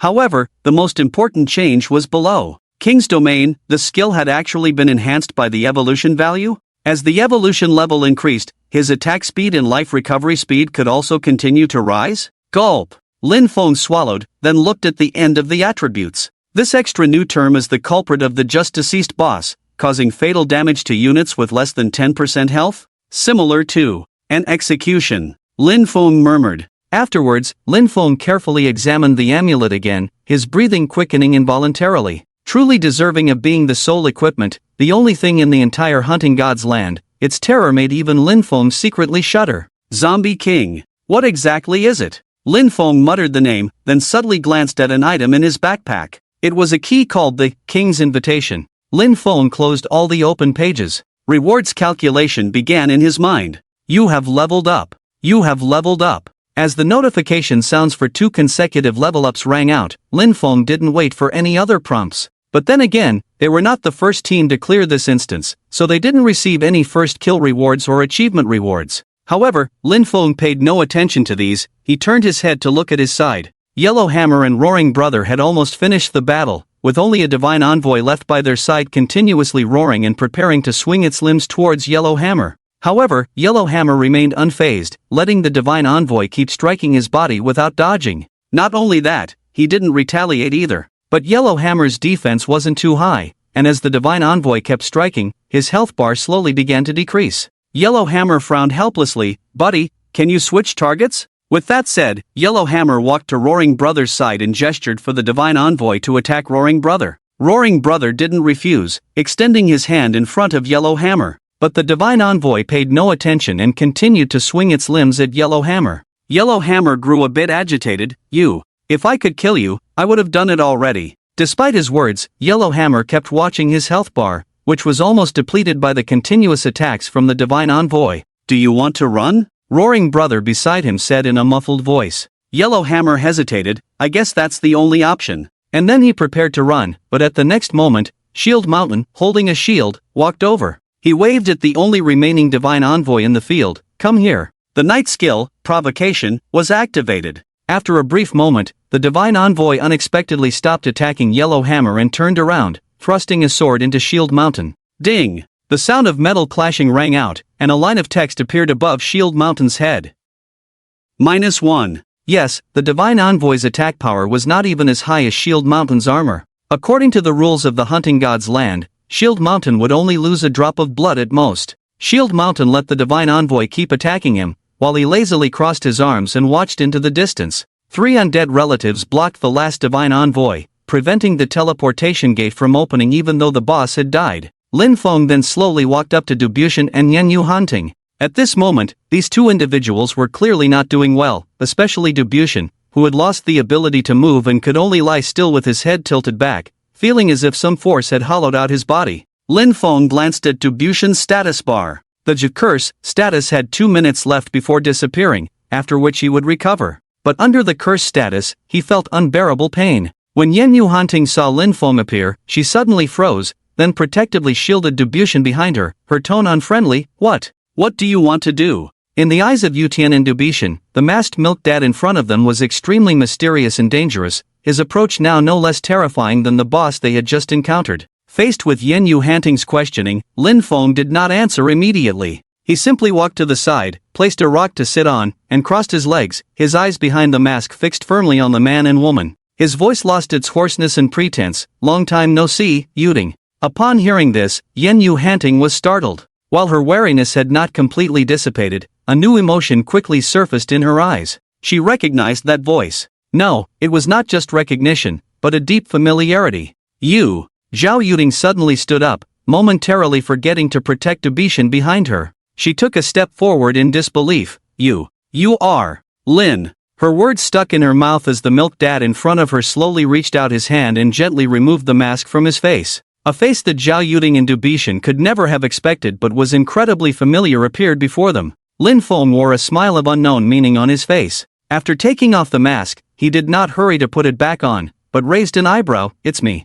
The atmosphere around them instantly became eerie and ambiguous. These past 2 days, Zhao Yuting had imagined many times the unexpected encounter with Lin Feng in her mind. After all, she had always been with her Tiangu. In case she suddenly bumped into Lin Feng while leaning on Tiangu, she had also thought of a perfect excuse. In her impression, Lin Feng was always so accommodating, always apologizing profusely whenever she got a little upset. But now, Zhao Yuding couldn't speak to Lin Feng as confidently as she had imagined. Because Lin Feng had witnessed everything between her and Tiangu just now. She couldn't even come up with a plausible explanation. Thinking about this, Zhao Yuding's expression fluctuated. What should she do? Tiangu had just called out "I love you" to her so loudly, and Lin Feng had been watching all along? How should she handle this damn situation now? In just a few seconds, she frantically pondered in her mind. But soon, she calmed down. Yes, even if Lin Feng had seen it, so what? Even if she had just said those words to Tiangu,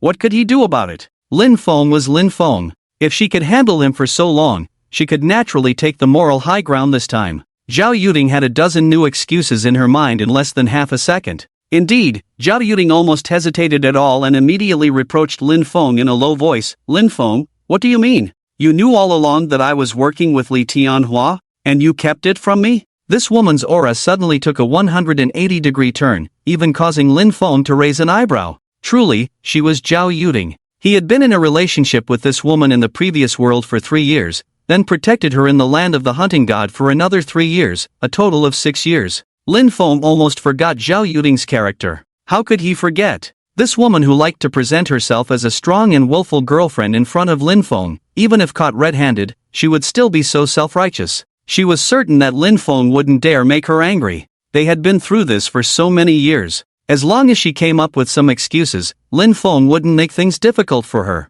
Moreover, Li Tianhua was Lin Feng's best friend, and she and Li Tianhua had long discussed how to handle such situations, which was now coming in handy. Why aren't you saying anything? Do you know how out of line you are? Zhao Yuding stood with her hands on her hips. You clearly recognized me earlier, yet you kept pretending not to know me behind that broken mask. Isn't it fun? The more Zhao Yuding spoke, the more excited she became, even forgetting her title as a cheater. In relationships, whoever dares to challenge first, whoever displays more dominance, will take control of the situation. Zhao Yuding had mastered this tactic. Normally, Lin Feng would have come over quickly to calm her down. But now, Lin Feng just smiled faintly, not even bothering to move his butt from the rock beneath him. You, Lin, what's with that look? Zhao Yuding frowned. Do you know I almost died here? Seeing Lin Feng remain silent, Zhao Yuding pointed at his nose, continuing, say something. You always said you loved me, is this how you love me? Seeing Zhao Yuding's aggressive stance, Lin Feng found it quite amusing.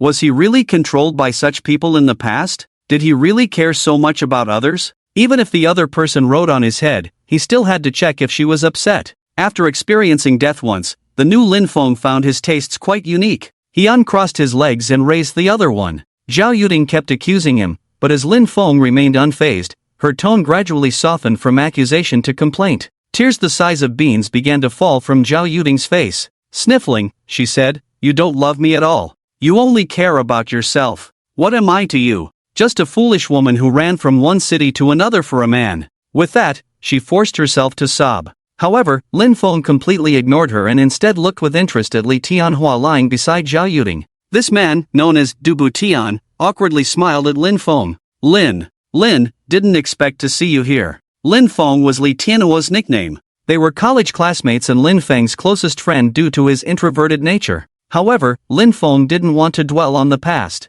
He just nodded at Li Tianhua. How does it feel? Li Tianhua and Zhao Yuding were both stunned. After a moment, Li Tianhua chuckled helplessly. Not great. I feel so. No, Lin Feng shook his head. I'm not talking about that. I'm asking how it feels to cheat with Yuding. This statement left them speechless. Meanwhile, Zhao Yuding's face turned pale almost instantly. However, she quickly regained her composure and grabbed Lin Feng's sleeve tightly. Darling, it's not what you think. Let me explain. Lin Feng turned to look at the panicked woman, shrugging. Alright, explain. Zhao Yuding froze again. In that moment, her previous confidence vanished, facing a completely different Lin Feng. She had ignored his earlier questioning, but now, how would she explain if he changed his attitude? Zhao Yuding's eyes darted around, unsure of what to say. Suddenly, she noticed several figures in the distance. Huang Dachui, Roaring Brother, and the Shield Mountain Trio were watching with interest. Zhao Yuding had no idea where these three came from, let alone their connection to Lin Feng.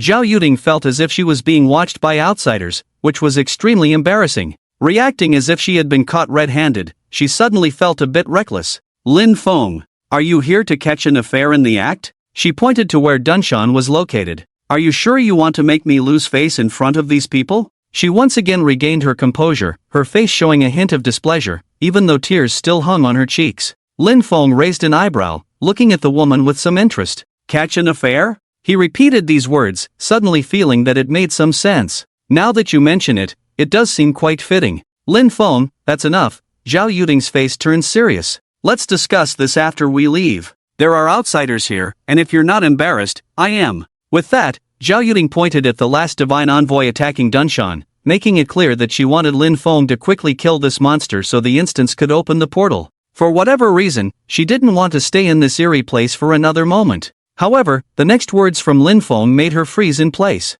Leave? Lin Feng smirked. Isn't this place the perfect tomb for your tragic love story? A chill ran down Zhao Yuding's spine, starting from Lin Feng and piercing her skull. Not just her, even Li Tianhua lying on the ground was stunned. Darlin, you're taking this too seriously. I was just joking earlier, even the White Valentine's Day thing was for boss's benefit. Don't take it to heart, Yuding and I are innocent. 2 minutes were almost up, and the curse on Li Tianhua was gradually weakening. He could feel his strength returning, along with a hint of malice in his eyes. Darlin, after all these years of brotherhood, don't you trust me? A friend should not betray another friend's wife. Don't overthink it, you're a programmer, always working overtime. If I took advantage of this situation, would I still be human? As he slowly got up, it seemed the curse had completely dissipated. His expression was serious, as if he was genuinely explaining something. Darlin, when we entered the hunting god's domain, I happened to run into Yuding, so we appeared in the same newbie village together when we arrived, nothing else happened. He adjusted his neck slightly and picked up the level 20 pink broadsword on the ground. And when we logged in, we were lucky enough to appear at the same login point again with Yuding. Isn't that a coincidence? As he spoke, he took a step forward, wearing a gentle smile on his face, appearing very amiable. So, in order to watch out for each other, I suggested teaming up with Yuding. You know, it's dangerous for a young lady to act alone in the hunting god's domain. She's your fiancé, and as your brother, I have an obligation to help protect her safety, don't you think? Lin Feng didn't respond, just gazing calmly at the approaching Li Tianhua. In the meantime, Zhao Yuding gently tugged at Li Tianhua's sleeve and whispered softly, Tiangu, what should we do? Li Tianhua gestured for her not to worry, then faced Lin Feng with a smirk. Oh, Darlin, are these people behind you? Brought by you? Lin Feng glanced back at the 3 people from Dunshan, shook his head, and said, No, I don't know them. Oh, I see. Li Tianhua nodded thoughtfully. Since that's the case, shall I see you off? Lin Feng raised an eyebrow. See me off? A glint of blade light flashed fiercely as Li Tianhua raised the broadsword high above his head and ruthlessly brought it down on Lin Feng's skull. I'll see you off. However, he didn't notice that Lin Feng's smile had grown even wider at this moment. At the same time, outside the transfer gate of Baiyue City's job change instance dungeon, Fengchen checked the time. Nearly 20 minutes had passed, but GZ still hadn't come out of the instance dungeon. Could something be wrong? The square outside the transfer gate was still bustling with people coming and going. Even after such a long time, many players still arrived at this place. Some of them stood anxiously at the transfer gate, looking around bewilderedly. These people belonged to the second wave of explorers among the players. Unlike Lin Feng and Fengchen, this group, along with the subsequent third and fourth waves, actually constituted the largest and most diverse group in the entire Hunting God's land. They were not the first group of players to leave the newbie village and log into the Hunting God's land. They hesitated, they feared, and only after fully adapting to the basic rules of the Hunting God's land would they choose to step into it.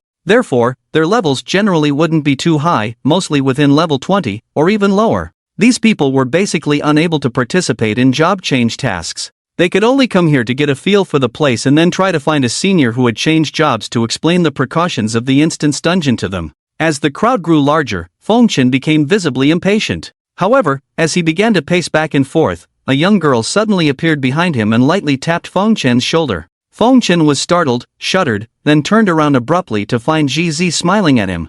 GZ, little sister. Fengchen exclaimed joyfully. You scared me, by the way, how did it go? Did you pass? GZ naturally nodded happily. Yes, according to the captain's instructions, I successfully rescued the imprisoned girl without choosing to kill 100 goblins. Fengchen responded with an oh. That's good. That's good. I was afraid you might have encountered some unexpected boss. After all, Brother Lin has always emphasized not to provoke bosses or the like. Listening to Feng Chen's words, GZ also became somewhat concerned. She hesitated for a moment, then slowly spoke up. Feng Gu, actually, I didn't see any boss in the instance. Before Feng Chen could say anything, GZ continued, until the task was completed, I didn't see any boss appear, and the task was very simple. The places where those imprisoned girls appeared were also very safe. I originally thought they would be tortured horribly by the goblins, but the goblins just kept them in wooden cages. They didn't look as miserable as the captain described. Yes, after entering the instance, GZ did not encounter the tragic scene as described by Lin Feng. There were only 4 so-called imprisoned girls, all of whom were locked in wooden cages, with no particularly exaggerated injuries. Although there were many goblins, their danger level was passable, and they did not possess the goblin archer or goblin priest as mentioned by Lin Feng. Furthermore, the boss mentioned by Lin Feng, the goblin chieftain, did not appear even until the end of the instance. Don't dwell on it, maybe everyone's instance is different, Feng Chen smiled. For example, my job change task, called Locust Plague, also has no boss and is quite safe. GZ hesitated. So, Feng Gu, what do we do next? Feng Chen pointed in the direction of the church with his thumb. Of course, we'll have you change jobs. Brother Lin specifically instructed to find him only after you've completed the job change. GZ didn't hesitate either. Then let's get on with it. Feng Chen nodded and led GZ towards the church. However, during the process, Feng Chen suddenly heard a burst of noisy discussions around him. Turning their heads, they saw many people looking at the leaderboard in astonishment.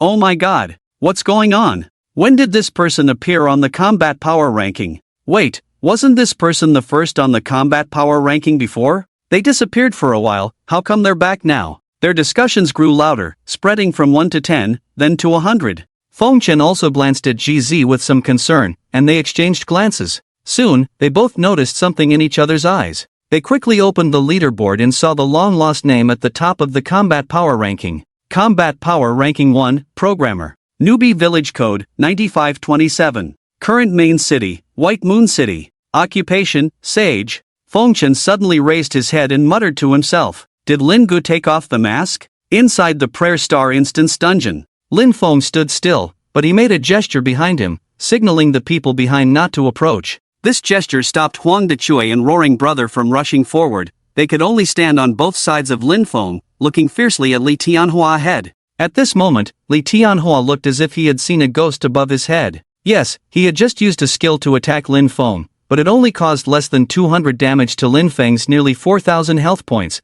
which was insignificant. He couldn't believe it. Where did he get such high armor? Where did he get so much health? But that wasn't the main issue. Just as his skill disappeared, Lin Feng seemed to have slashed at him. A simple basic attack made his health bar above his head drop by more than half. Li Tianhua began to retreat unsteadily, his eyes wide in disbelief. To prove that he wasn't under a constant cursed state, he even retreated to Zhao Yuding's side. Why? Yuding, my health. But Zhao Yuding remained silent, her expression giving her away completely. It was true. It was only at this moment that Li Tianhua noticed the name above Lin Feng's head. Due to the removal of the mask, the previously blurry nickname gradually became clear, and the blood-red programmer appeared prominently in their sight. Programmer. They almost simultaneously uttered the words. Then, they both looked shocked. The person who had dominated the combat power ranking before? You're the programmer? Li Tianhua almost roared out the words. But Lin Feng didn't answer him.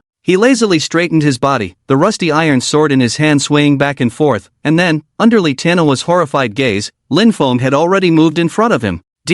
Lin, let's talk it out. But Lin Feng casually slashed at Li Tianhua's abdomen. Health bar emptied. A sense of weakness instantly filled his body. Li Tianhua's vision began to blur, and at that moment, a large amount of blood suddenly flowed from his body. Not only his vision but also his hearing and sense of touch were rapidly fading. Before he could think further, he collapsed to the ground. Yes, Li Tianhua was on the brink of death. Just 2 strikes, just 2 critical hits, made a full health warrior on the verge of death. Could a healer dad achieve this? No. It was no longer about being a healer dad, it was about what a player could do. At this moment, all Li Tianhua could hear in his head was a cold, chilling alert tone. Warning, you are on the brink of death, please use a resurrection coin, or wait for the healer to treat you, otherwise you will die in 5 minutes. Warning, you are on the brink of death, it has been detected that there are no resurrection coins in your backpack, please wait for the healer to treat you, otherwise you will die in 5 minutes. As the countdown to death appeared, Li Tianhua's last trace of sanity began to collapse.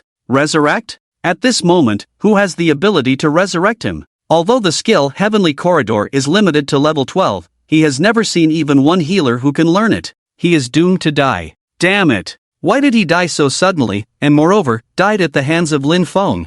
No! This shouldn't be the final destination for Li Tianhua, he is unwilling. Zhao Yuding was already scared silly. She still hasn't come to her senses from seeing Li Tianhua on the brink of death. At this moment, she numbly raised her head and looked at the stranger Lin Feng in front of her, not knowing what to say for a moment. This man actually killed Tiangu in front of her? This guy who usually groveled and obeyed her, this poor overworked dog, actually killed Tiangu with just 2 basic attacks while he was at full health. Lin. Zhao Yuding shuddered, and at this moment, she finally reacted and quickly stepped back. But after a moment, she thought of something and hurried forward, grabbing Lin Feng's sleeve. Darling, it's all Tianji's fault. No, it's all Li Tianhua's fault. He forced me because you've been working overtime all the time. This bastard has been pestering me. I refused, and he. But as she said this, Zhao Yuding suddenly saw Lin Feng's eyes, filled with a chilling coldness. You believe me, don't you? Zhao Yuding forced out a very ugly smile, tears already streaking her face. Lin Feng, you must believe me. I have always been faithful to you. I have never betrayed you. Lin Feng, listen. Before she could finish speaking, Lin Feng chuckled. Zhao Yuding, oh Zhao Yuding, he said softly. It's a pity, if you could admit it openly, I would have thought better of you, but now you have truly disappointed me. Lin Feng kept shaking his head, then he pulled his sleeve back from Zhao Yuding's hand. Darling, don't, what I said is true. Zhao Yuding was like a madwoman, hoarsely shouting, what I said is true. Seeing Lin Feng still looking at her with a smile that wasn't a smile, the defenses in Zhao Yuding's heart completely collapsed. Her legs went weak, and she knelt down immediately. I'm sorry. Can you forgive me? Zhao Yuding reached out to continue pulling Lin Feng. I'm willing to do whatever you ask in the future, Lin Feng. I'm really sorry. Under Zhao Yuding's desperate plea, Lin Feng sighed, slowly sheathing his rusty iron sword. Seeing Lin Feng's actions, Zhao Yuding was visibly moved. Lin Feng. But before she could finish, Lin Feng switched to a bow and arrow. She was somewhat puzzled, looking up at Lin Feng. Lin Feng took a step back, positioned himself at a suitable distance, and aimed the bow and arrow at Zhao Yuding. You still have 1,700 health points now. With my crescent moon bow I can deal 1080 damage with one arrow. Even if your armor can resist some, a critical hit can still kill you with one shot. Don't worry, you have a 50% chance of not feeling any pain. After all these years of our relationship, I won't let you die so miserably. Listening to Lin Feng's indifferent words, Zhao Yuding felt as if she had misheard. What did you say? Zhao Yuding was completely stunned. However, when she saw Lin Feng had already drawn the bowstring taut, her expression changed completely. She knew that there was no chance of survival now. She immediately cursed, damn you, Lin Feng, I curse you too. Swish! The energy arrow nailed the woman with the contorted face right between the eyes. Critical hit. With one arrow, the world fell silent. Zhao Yuding's voice abruptly stopped, and she collapsed straight to the ground. Her eyes stared fiercely at where Lin Feng stood, filled with endless resentment. Ignoring her, Lin Feng calmly put away his bow and arrows. He then took out a shiny scroll-like item from his backpack and approached Li Tianhua and Zhao Yuding, squatting down in front of them. He knew that when someone was on the brink of death, the first 5 minutes did not count as complete death. Although their senses were rapidly failing, they could still hear him speak and see his actions for a short time. However, they were powerless to do anything themselves. It was like when he had fallen in a pool of blood and could see the two of them looking at him coldly. Lin Feng shook the scroll in his hand and said with a smile to the two, do you know what this is? Lin Feng continued, this is a skill book, and its name is. He smiled, Heaven's Corridor. After saying this, Lin Feng could clearly see a flicker in the eyes of the two. Without further ado, he immediately learned the skill in front of them. A beam of light descended from the sky, and Lin Feng felt a warm flow through every part of his body. Yes, at that moment, he mastered the most important skill in the entire Hunting God's land, the ability to bring a player back from the brink of death. Heaven's Corridor. After completing this, Lin Feng squatted down again. So, this is Heaven's Corridor. It is said to be able to resurrect a person, but who knows if it's true or not. Even in their near-death state, Zhao Yuding and the others showed some emotional fluctuations. Their eyes carried an almost pleading look. But the next moment, with Lin Feng's words, they lost all hope. Oh, don't misunderstand. I just wanted you to see this skill. Farewell, I won't see you off. After saying this, Lin Feng ignored them and turned away. For him, The man and woman had lost their meaning of survival. He had achieved his goal, settled his scores, and wasting more time on them was unnecessary. Sean, take care of it, Lin Feng said coldly, completely disregarding the two lying in a pool of blood behind him. Yes. Seeing the monarch's demeanor, Sean hardly hesitated. He responded, and with a swift motion, he accurately struck the remaining divine messenger beside him. Crack! With just one blow, the divine messenger collapsed motionless to the ground. With that, all the monsters in the dungeon were dead, and a large teleportation gate suddenly appeared directly above the body of the Starseeker. Along with the appearance of the gate, a pitch-black chest entwined with broken chains descended from the sky. The completion reward for the dungeon had finally appeared. As the chest touched the ground, it automatically opened, and the items and equipment inside fell to the ground with a clatter. The sound of equipment dropping was incessant. One after another, equipment shimmering with light gradually emerged among the items. Lin Feng walked up to the treasure chest and gazed down at his feet, where a dozen or so pieces of equipment lay on the ground. What caught his widening eyes was the radiance emanating from one particular piece of equipment. Wow, looks like luck is on my side. Although this color of equipment was common in the previous life, it was the first time he had seen it now. Purple equipment. Lin Feng picked it up. Since he had already left the team before taking action against Li Tianhua and Zhao Yuding, that is, when he killed the boss, there were no restrictions or team voting on equipment picking now. Lin Feng glanced at the item emitting a purple glow.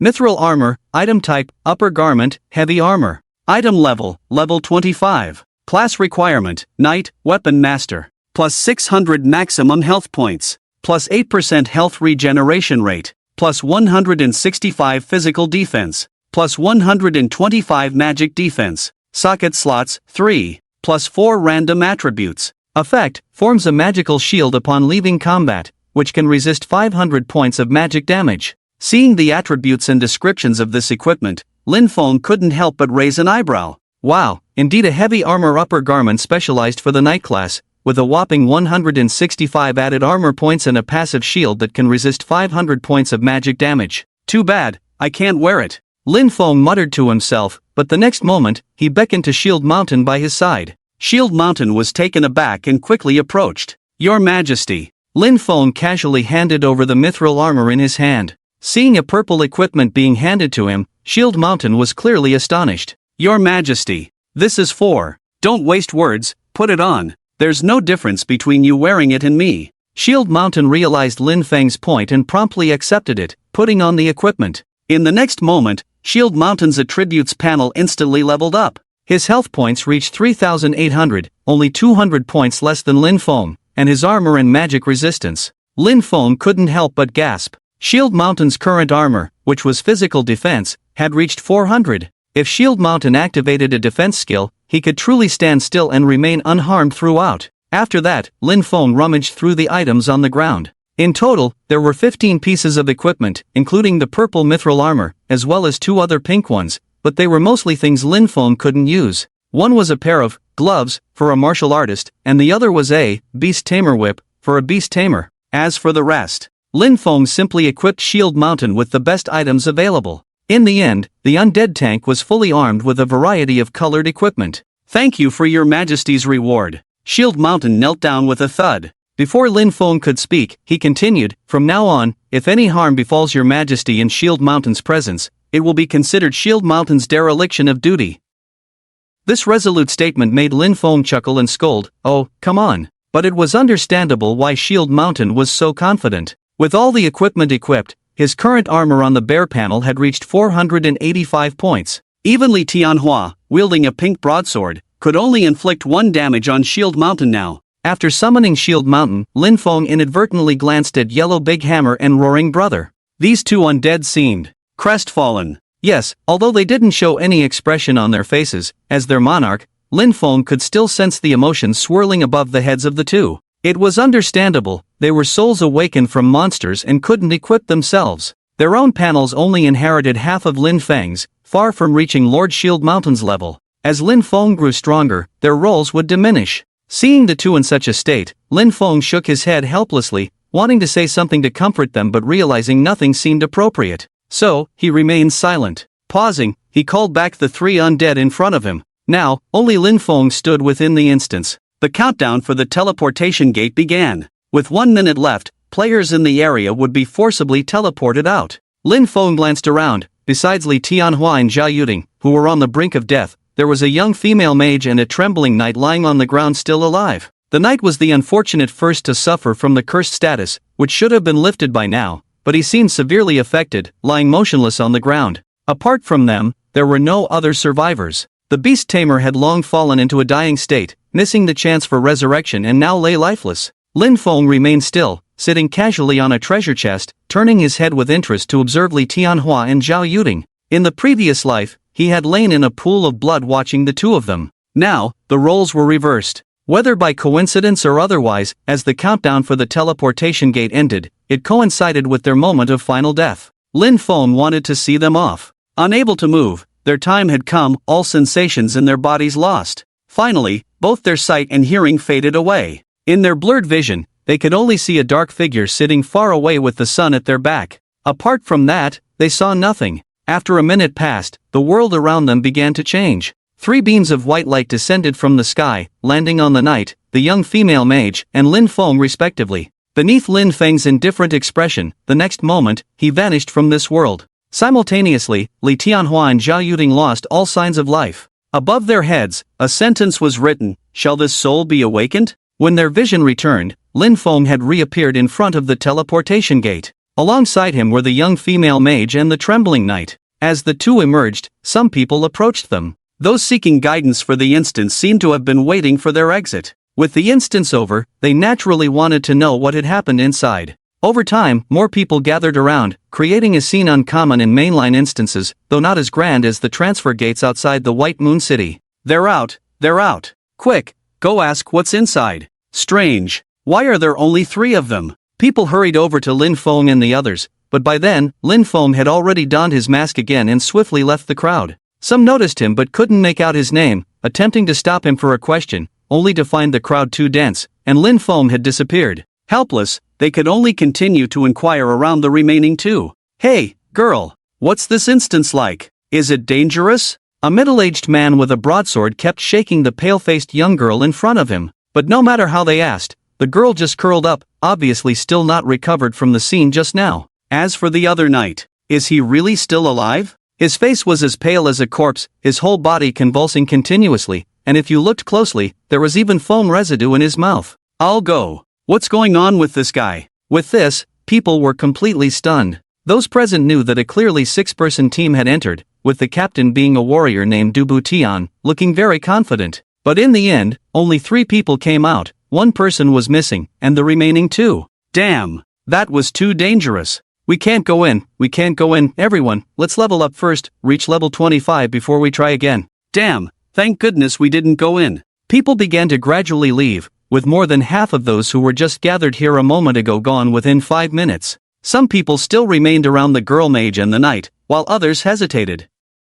Lin Feng did not linger but went alone to the location of the NPC Melon. A few minutes later, Lin Feng stood in front of Melon. Seeing Lin Feng approaching, Melon's expression remained intriguing. He was slightly startled at first, then quickly concealed his panic, and bowed deeply to Lin Feng. "Most esteemed Chosen One, congratulations on your triumphant return. You seem to be in good spirits." Hearing Melon's unexpected words, Lin Feng raised an eyebrow. "Oh, why do you say that?" Lin Feng looked down at his body. "I don't seem to have shown any body language, and I'm wearing a mask." "How do you know I'm in good spirits?" Melon straightened up, smiling slightly. "Naturally, I can see it in the eyes of the Chosen One. Unlike our last meeting, although only a few minutes have passed, I can clearly feel a bit less confusion in your gaze. This emotion," he paused, "is like avenging a great wrong." He continued to speak without moving, always wearing a standard NPC smile. Lin Feng was stunned for over 10 seconds before chuckling disbelievingly. "I almost forgot that you people are not monsters from the hunting grounds, you are people with flesh and blood." "The Chosen One is too kind," Melon said. "You have come now, have you completed the instance mission?" Lin Feng shrugged nonchalantly. "Yes, you should settle the mission reward for me." Melon stared at Lin Feng's eyes under the mask, paused for a moment, then nodded. "Very well, Chosen One, please wait a moment." He turned and entered the tent behind him, returning half a minute later. Melon walked over with a package-like object in his hand. He said to Lin Feng, "Chosen One, this is your reward." Lin Feng took the heavy cloth package from behind and put it in his backpack. "Thanks." However, Lin Feng did not leave directly but stood in place, looking at him meaningfully. Melon forced a smile. Chosen one, is there anything else? Lin Feng asked, don't you have something to tell me? Melon was taken aback, then actually pondered for a while before suddenly remembering something. Are you referring to the next main quest? You need to go back to the main city's mission hall to accept it. You have completed the main quest here at the survivor gathering point. If you still plan to stay here to explore, you can also receive some side quests from me or other NPCs in the gathering point. With these quests, you can earn experience and reputation rewards. Hearing Melon's meticulous explanation, Lin Feng shook his head helplessly. Reputation? No, what I mean is, are you not going to tell me about the second playthrough? As soon as these words were spoken, Melon squinted his eyes. Seeing Melon's subtle expression, Lin Feng knew he had asked the right person. After returning here for the second time, besides the NPCs in the newbie village, the NPCs encountered in Baiwa City seemed somewhat different. The gnome in the mission hall, the job-changing nun in the church, the mysterious bishop, and the main storyline NPC in front of him. Their behavior made it hard for Lin Feng not to suspect that they knew something. However, upon hearing Lin Feng's words, Melon put on a standard professional fake smile. Respected Chosen One, I'm sorry. I don't understand what you're saying. Oh, you don't understand? Lin Feng chuckled softly, then opened his backpack in front of Melon and saw the gift he had just received from Melon, which was labeled as the second playthrough clear reward. If you don't understand, then what about this second playthrough reward? Lin Feng asked in a deep voice. Some players passed by, casting puzzled glances, as Lin Feng had been standing in front of Melon for quite some time. Melon smiled, please forgive me, Chosen One. The distribution of all your rewards is arranged by the hunting god's realm itself, and we have no right to inquire. As for what you mentioned, I truly don't know. With that, he bowed to Lin Feng again and then lowered his head, saying nothing. You! Lin Feng was clearly taken aback by Melon's attitude. This NPC in front of him was obviously lying. He must know something. Yet they seemed intent on concealing it and not discussing the matter with Lin Feng, which left him feeling somewhat displeased. Do you really have nothing to say to me? Lin Feng asked one last time. But this time, Melon kept his head down, offering no response. Well, fine. Lin Feng sighed and stood still for a while before turning and leaving. It was about time. Feng Chen and GZ should have completed their job changes and be on their way back. Lin Feng needed to return to the teleportation gate where they had agreed to meet. As Lin Feng's figure grew distant, Melon slowly raised his head, his eyes carrying a hint of sadness. Sometime later, Lin Feng returned to the vicinity of the teleportation gate. The crowd around had not completely dispersed. They seemed somewhat reluctant. Most of these people were at levels 21 to 23 and had originally planned to explore the dungeon, but a team of 6 had entered and only 3 had come out, with 2 of them appearing disoriented, indicating extreme danger inside. Most of the people gathered here had already run out of resurrection coins in their backpacks and couldn't afford to take the risk of dying inside, as that would mean permanent death. This led to the situation where, despite gathering here, no team dared to enter. Ignoring them, Lin Feng waited a while longer until he finally saw 2 figures. Lin Ge. Feng Chen greeted Lin Feng from a distance, running alongside GZ. They paid no heed to the onlookers and came directly to Lin Feng's side. You're here, Lin Feng nodded, then glanced at the girl beside him. Completed the job change? Yes, GZ nodded somewhat sheepishly. However, at that moment, Lin Feng's eyebrows raised slightly because GZ's job change direction was not towards a sage but towards a more violent holy disciple. Just like in the previous life,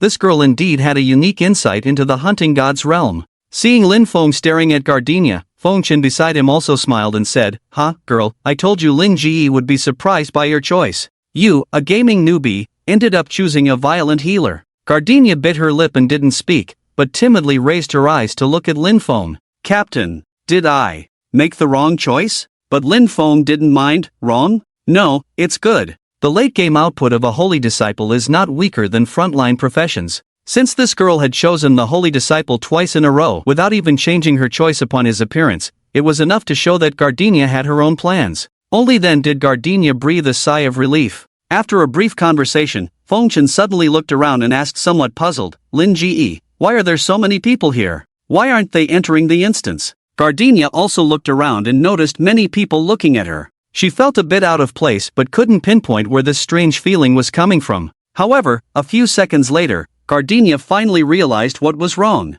There seems to be not many healers here, Gardenia said softly. Indeed, among the large crowd surrounding them, there were various professions present but few healers could be seen. Apart from themselves and Lin Feng, they couldn't even find a third one. Could it be that they weren't entering the instance because there were no healers available? But before she could dwell on it further, Lin Feng interrupted them, saying, "Forget about them, let's go. I'll take you into the instance again." With that, he walked straight to the front of the teleportation gate. Gardenia and Fengchen quickly followed, and during the process, Fengchen caught onto something and asked, "Goo, again? What does that mean? Didn't you just enter the instance?" Lin Feng didn't hide it and nodded, "Yes, I've cleared it once already. This time, we just need to find 3 more people to go in, and I'll handle all the monsters inside." As he spoke, Lin Feng's expression gradually turned serious, muttering to himself in a low voice, "It just so happens that I need to ask the Starseeker some questions again." This time, Fengchen raised his hands and called out to the surrounding people, "Anyone going into the instance?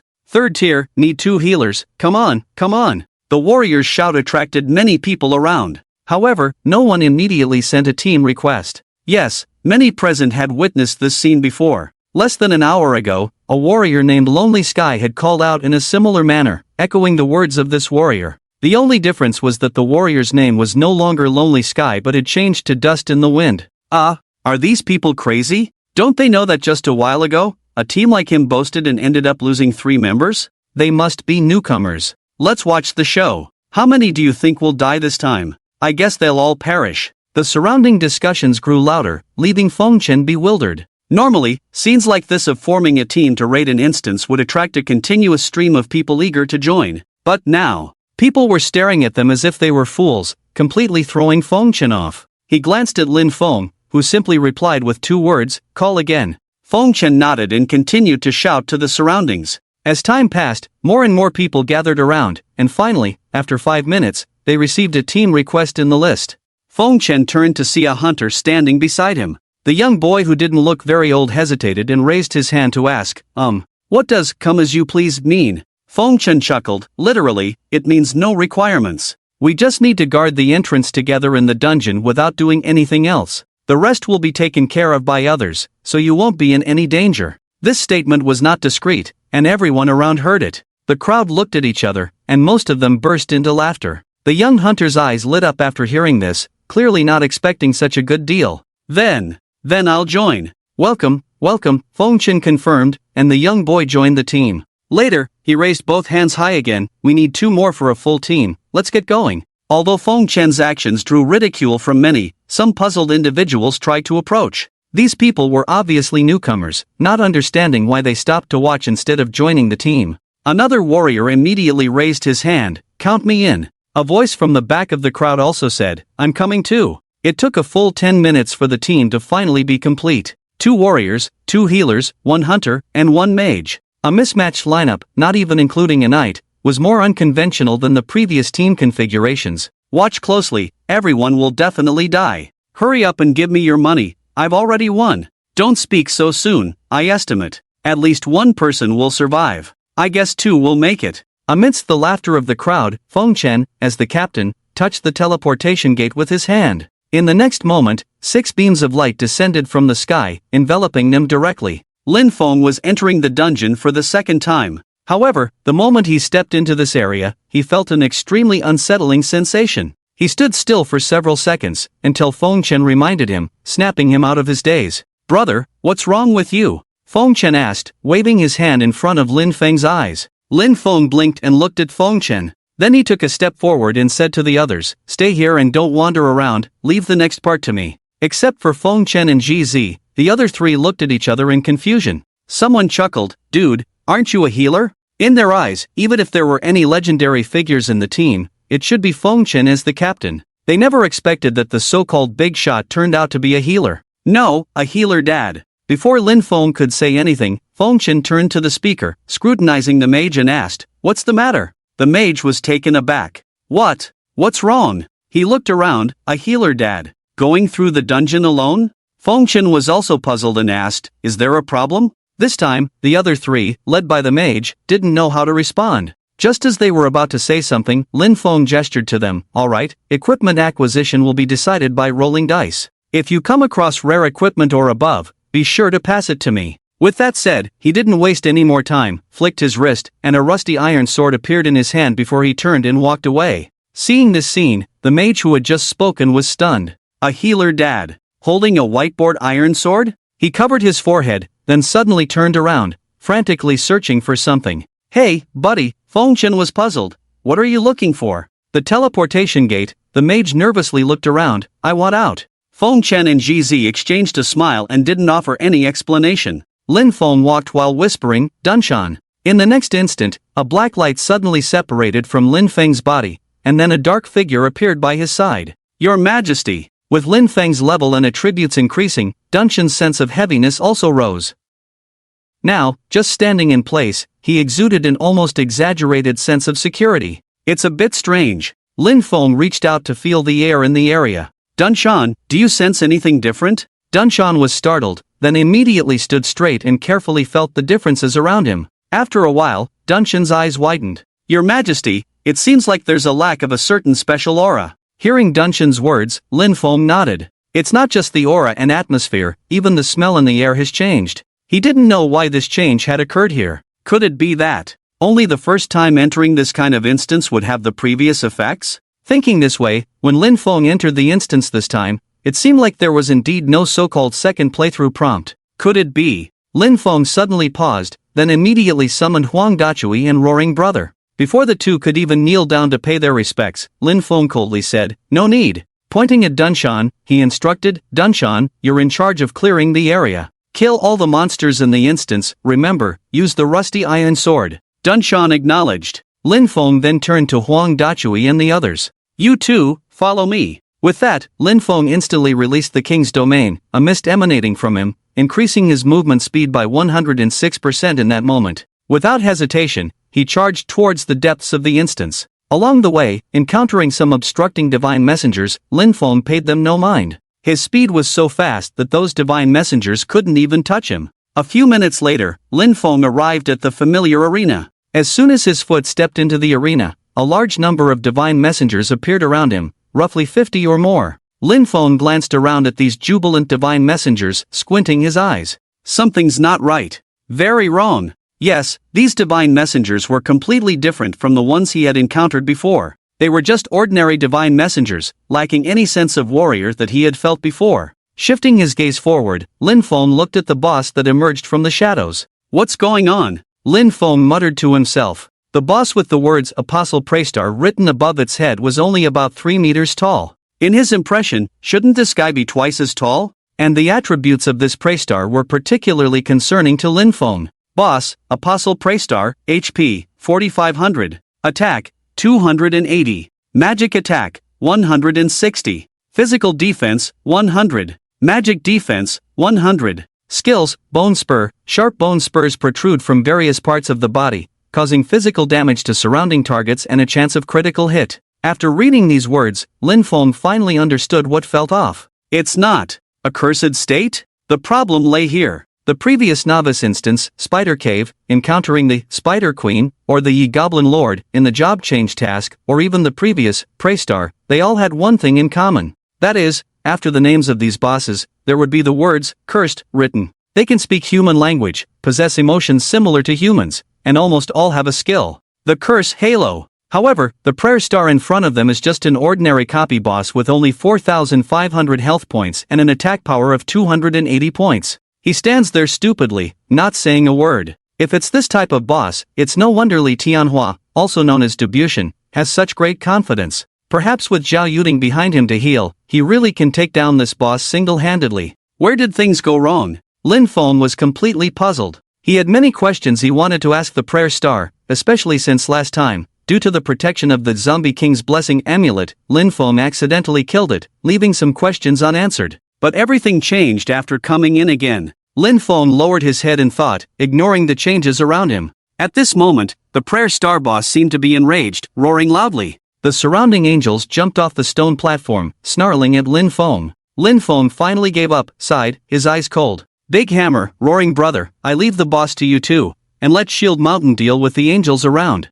As soon as he finished speaking, Huang Dachui and Roaring Brother echoed in unison. Yes, sir. In just a few minutes, there wasn't a single standing angel left in the instance. Shield Mountain swiftly dealt with them, and the last trembling angel fell to the ground. Luckily, Shield Mountain had killed over 80 angels on his way from the entrance, with 46 of them being critical hits. This increased Lin Feng's attack power by 46 points. Shield Mountain sheathed his rusty iron sword and respectfully approached Lin Feng. "Your Majesty, I've taken care of all the monsters in the instance." Lin Feng nodded expressionlessly and continued to look ahead. Not far away, Roaring Brother's huge blade plunged into the boss's lower body, while Huang Dachui leaped high, swinging his massive double-handed hammer in an exaggerated arc. AD. With a roar, the hammer struck the boss's head solidly. The massive body of the prayer star staggered backward, crashing through several rocks before falling heavily to the ground, raising a cloud of yellow sand and dust. Throughout, this so-called prayer star never uttered a word.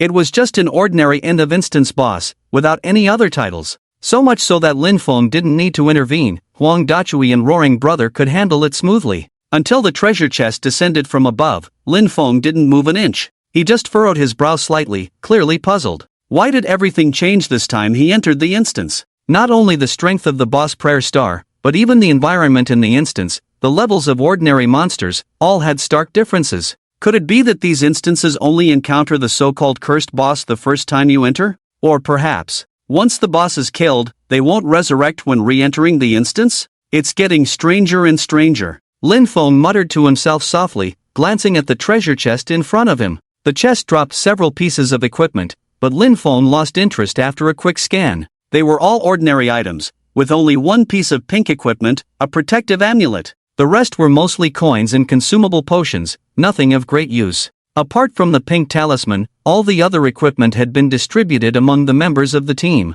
Lin Feng quietly clicked on the pink gear. After doing so, he prepared to step into the teleportation gate. However, at that moment, Lin Feng's peripheral vision caught sight of the massive body of the Starseeker. There was a line of small text floating there. "Awaken the soul of this unit?" With one foot already inside the teleportation gate, Lin Feng inexplicably retracted it at that moment. He gasped, then squinted his eyes and discreetly approached closer. As the distance shortened, beneath the line of small text, Lin Feng saw two more lines of text. "Maximum number of souls you can store, 3. Current stored souls, white 1/3. Current stored souls, black 2/3. Lin Feng had never seen these descriptions before, and he even glanced at Yellow Hammer and Shield Mountain in confusion. However, the three undead relatives did not react. They looked at each other, completely unaware of why Lin Feng suddenly turned to them. "Master?" Shield Mountain tried to ask. Lin Feng's eyes gradually brightened, and in disbelief, he lowered his head again to look at the boss's body. "White? Black?" Lin Feng suddenly exclaimed, "Could it be like this?" Looking at the black soul floating above the body, Lin Feng hesitated for no moment. He reached out his hand and gestured towards the direction of the massive corpse.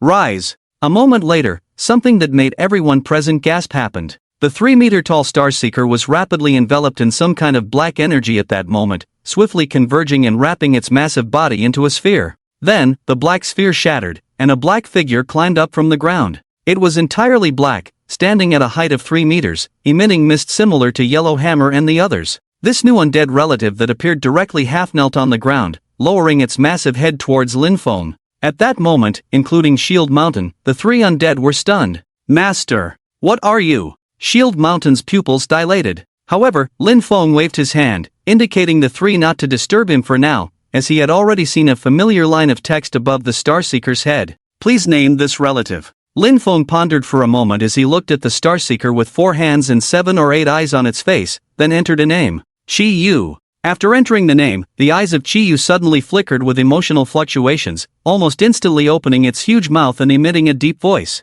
"Greetings, Master." With that, Chi Yu slowly stood up and respectfully stood beside Yellow Hammer and Roaring Brother, with its 3-meter-tall body looking extremely daunting. Yellow Hammer swallowed. He looked up at this colleague who had just died under his hammer, and awkwardly chuckled. "Chi bro, nice to meet you." Chi Yu lowered its head to look at Yellow Hammer. Yellow bro, you are a senior." Yellow Hammer blinked, and upon hearing this, seemed to recall something, puffing out his chest. "Indeed." Chi Yu's gaze shifted, finally looking at Shield Mountain. Shield Mountain happened to be sizing himself up, and without any hesitation, Chi Yu immediately lowered its head respectfully. "Greetings, Lord Shield Mountain." Yes, among the undead relatives, Shield Mountain, this white player relative, held a higher status than these black monster relatives. "Hello." Shield Mountain nodded towards him. However, Lin Feng did not pay attention to the pleasantries of these relatives but quickly glanced at the description of the skill Undead Resurrection. He found that the description contained the following words.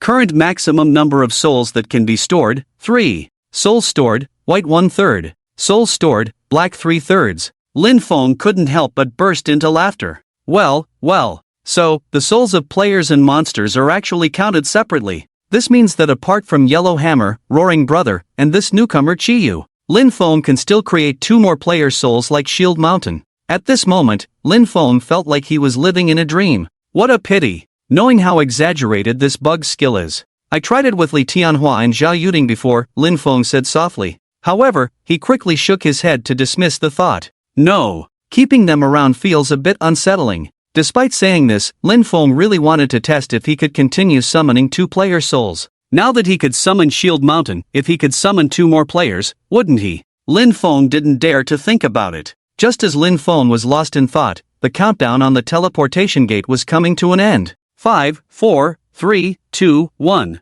Then, a beam of light fell on Lin Feng's head, forcibly teleporting him out, and at that moment, the 4 undead around him were also summoned back by Lin Feng. When he opened his eyes again, Lin Feng and the others reappeared outside the teleportation gate in the wilderness. The crowd outside the gate was still gathered around, and as Lin Feng and the others reappeared, people seemed puzzled. Almost simultaneously, they stood up with a look of astonishment on their faces. Oh my! Why was it so quick this time? Yes, unlike the team led by Dubishin the first time, this team entered and exited in less than 15 minutes. What was going on? And seeing that all of them were unharmed, people were even more puzzled. Dubishin's team had 3 casualties. The captain and the healer both died inside. The surviving young female mage and a knight who had lost his mind were now trembling not far away, and this was witnessed by them firsthand. It couldn't be false. But what was happening now? Everyone looked at each other, a strange thought emerging in their minds. Could it be that this teleportation gate not only leads to one instance but to other instances as well? They didn't enter the Starseeker's instance? Not only the onlookers, but the 3 people involved were also somewhat dazed. The mage in the team still remembered arguing with Fengchen inside the instance when lines of text suddenly appeared before his eyes.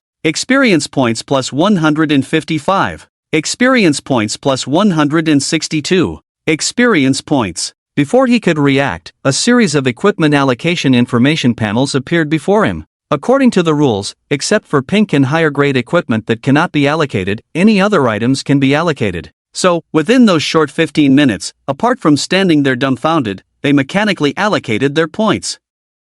Continuously. Until they were teleported out, they hadn't killed a single monster. Just as the 3 were about to say something, a notification sound rang in their minds. You have been kicked out of the team. The words stuck in their throats. Damn. After muttering a curse, they wanted to look for the others, only to find that Lin Feng and the others were nowhere to be seen. The next moment, a large number of people surrounded them. Next, Lin Feng took Feng Chen and GZ to NPC Melon to hand in the quest. During this time, Lin Feng tried to ask Melon some more questions, but no matter if he asked directly or indirectly, Melon remained tight-lipped. Lin Feng sighed and then fell silent. It wasn't until both of their tasks were completed that Feng Chen turned to look at Lin Feng. Brother, what about after this? Are we heading back to the main city? Lin Feng glanced at the sky, realizing it was still early. He checked his stamina and, finding it sufficient, shook his head after a moment of contemplation.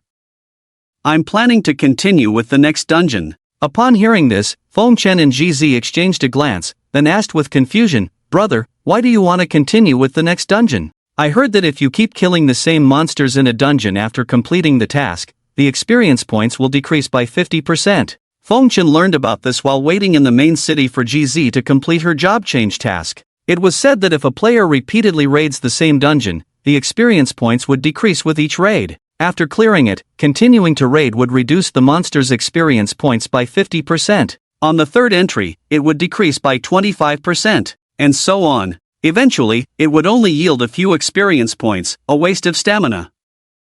Repeatedly raiding the same dungeon was definitely not a wise choice. Lin Feng smiled slightly at Feng Chen's words. How could he, having lived 2 lives, not know about this? He simply wasn't interested in experience points. What he valued were the 80 monsters in the dungeon. These monsters were not only numerous but also valuable for stacking his attack power. Moreover, the dungeon was at level 25, with the internal divine envoy being at his level. With his stamina in good shape, if time allowed, he could enter the dungeon multiple times. With full firepower, he and Shield Mountain could even quickly clear the dungeon within 10 minutes. I know, Lin Feng said with a smile. You two don't need to follow me. Xiaofeng, you're at level 23, and GZ is only at level 20. Your levels are not high enough. Go and do some side quests first. Fengchen was taken aback. Oh, okay. Lin Feng paused and continued. I remember the next main quest requires level 28, so don't rush. Let's take it slow. With that, he patted Fengchen and GZ on the shoulder and walked towards the teleportation gate. Watching Lin Feng's back, Fengchen subconsciously glanced at the leaderboard. Apart from the combat power ranking, the level ranking showed that the highest level player had reached level 32. Girl, do you think? Who exactly is Lin Ge? Ha? Phone Ge, are you asking me? GZ was at a loss. I don't know how to describe it. Fengchen smiled helplessly. Lin Feng was only at level 25 now, a full 7 levels lower than the highest level player in the hunting grounds. Yet, when Lin Feng took off his mask, he could still top the combat power ranking. How absurd. A dad holding a rusty iron sword, ranking first in combat power in the entire hunting grounds. Could this be possible? After standing still for a while, Fengchen slowly turned to look at GZ, seeming to have made a certain decision. Let's go, girl, I'll help you level up. Fengchen turned and walked away. Their levels had already surpassed Lin Feng by quite a bit. Although they didn't know Lin Feng's true intentions, by doing this, they were undoubtedly waiting for the two of them to catch up, not wanting to disappoint Lin Feng. Ha! GZ hurried to catch up. Aren't we waiting for the captain? Fengchen shook his head. You're mistaken. Lin Ge is waiting for us. We need to hurry up. Let's contact Lin Ge once we reach level 28. Hopefully, we can level up tonight. The rest of the day passed particularly slowly.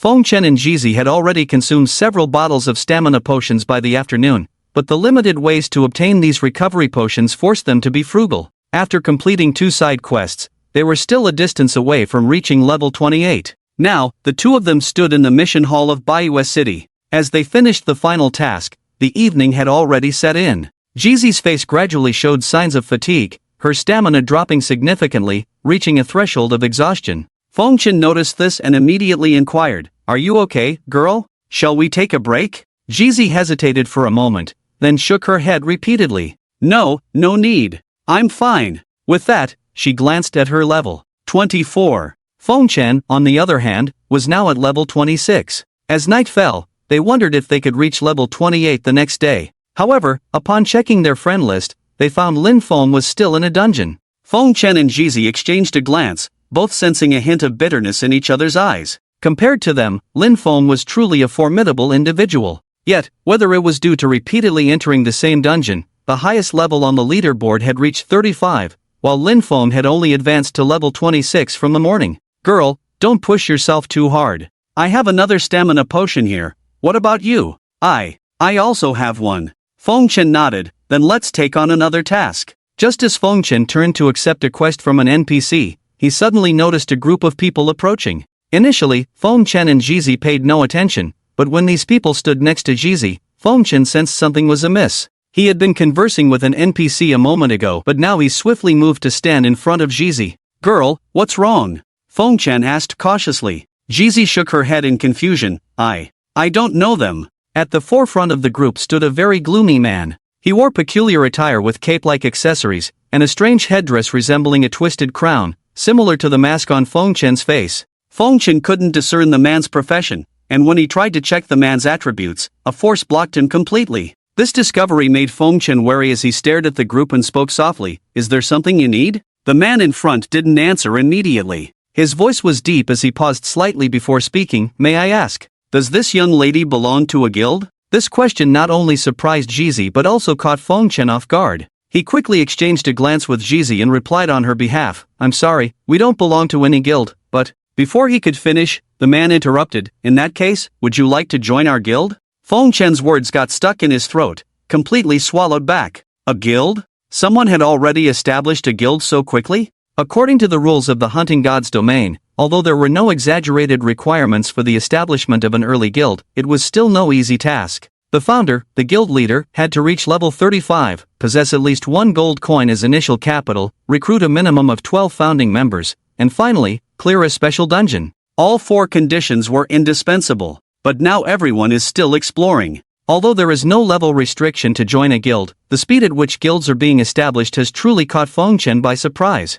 This time, before Fengchen could speak, GZ quickly shook her head and waved her hand. Sorry. I'm not planning to join any guild for now, or rather, not really interested at the moment. If our captain wants to join, I can join too. Upon hearing GZ's polite refusal, the person didn't get upset, just muttered under his breath, Captain? Yes, GZ still somewhat timidly replied, I'm the captain of our fixed team. After a few seconds, the person nodded, then gave a meaningful look at Fengchen beside GZ. Pausing, he slightly bowed to GZ, is that so? My apologies for the disturbance. He waved his hand behind him and then left with the others. Their behavior seemed somewhat strange, abrupt in arrival and swift in departure, but enough to make Fengchen squint his eyes in attention. I didn't expect someone in our Baiwa city to reach level 35. He opened the ladder board and glanced at it. The current level board was filled with level 35, various main cities making it dazzling to look at, but Fengchen scrolled through several pages and didn't see anyone from Baiwa city on the list.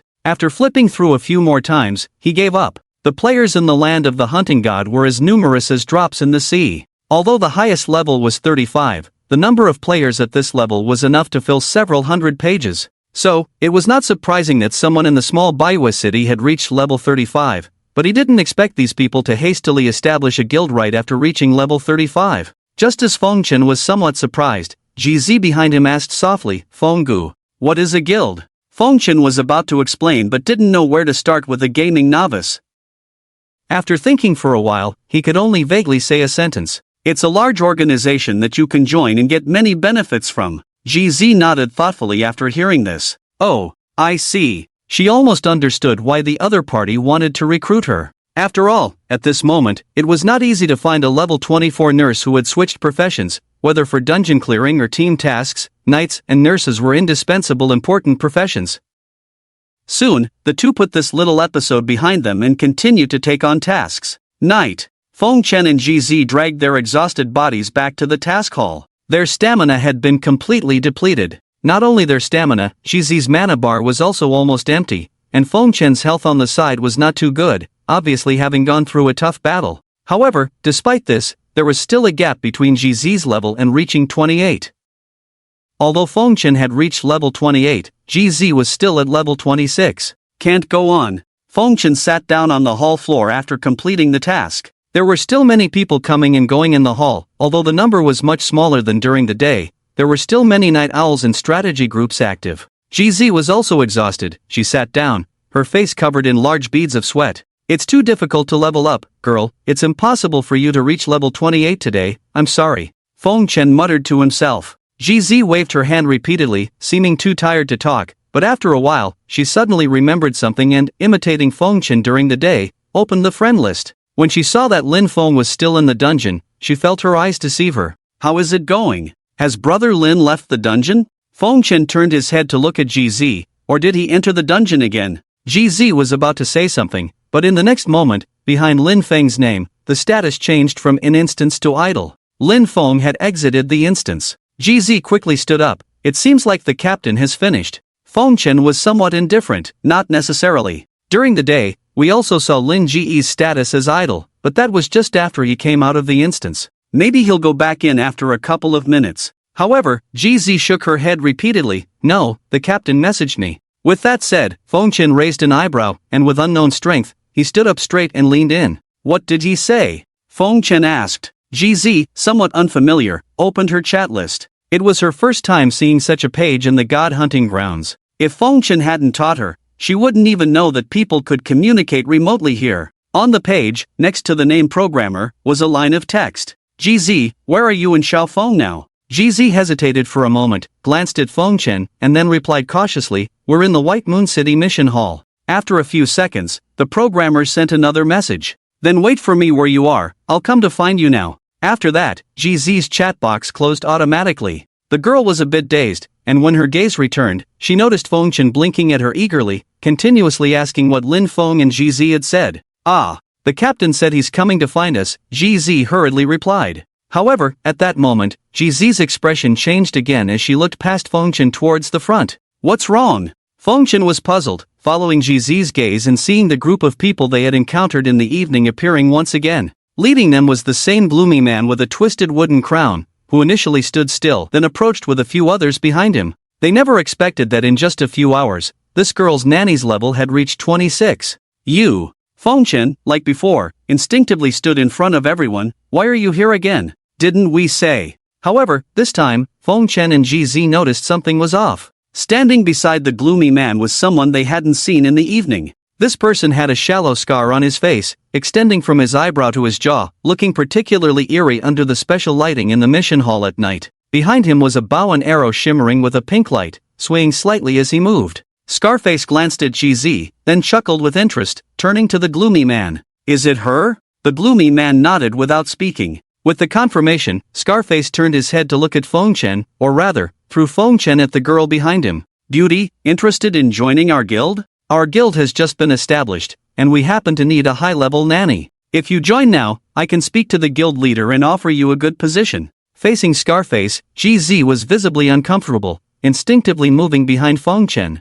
Fengchen also understood and directly shielded GZ completely behind him. Bro, my sister already said she's not considering joining a guild for now. You should find someone else. If it weren't for Lin Feng's instructions to wait in the mission hall, he would have probably taken GZ away by now. Fengchen felt that the people in front of him were somewhat unusual. They exuded a very gloomy aura. Except for the gloomy man on one side, this new Scarface also emitted an extremely dangerous vibe. Glancing at the tops of the two, Fengchen's expression did indeed turn a bit stern. He hadn't paid attention before, but now, looking at them, the nicknames of the gloomy man and Scarface were both in red. At this point, Fengchen subconsciously pushed GZ behind him. Scarface finally noticed Fengchen at this moment. He raised his gaze and shifted it to Fengchen's face. Oh, he coldly smiled. I heard you guys are a fixed team? Fengchen didn't speak, just nodded coldly. Scarface continued, so, you're the captain? Fengchen was a bit displeased. I'm not obligated to tell you, am I?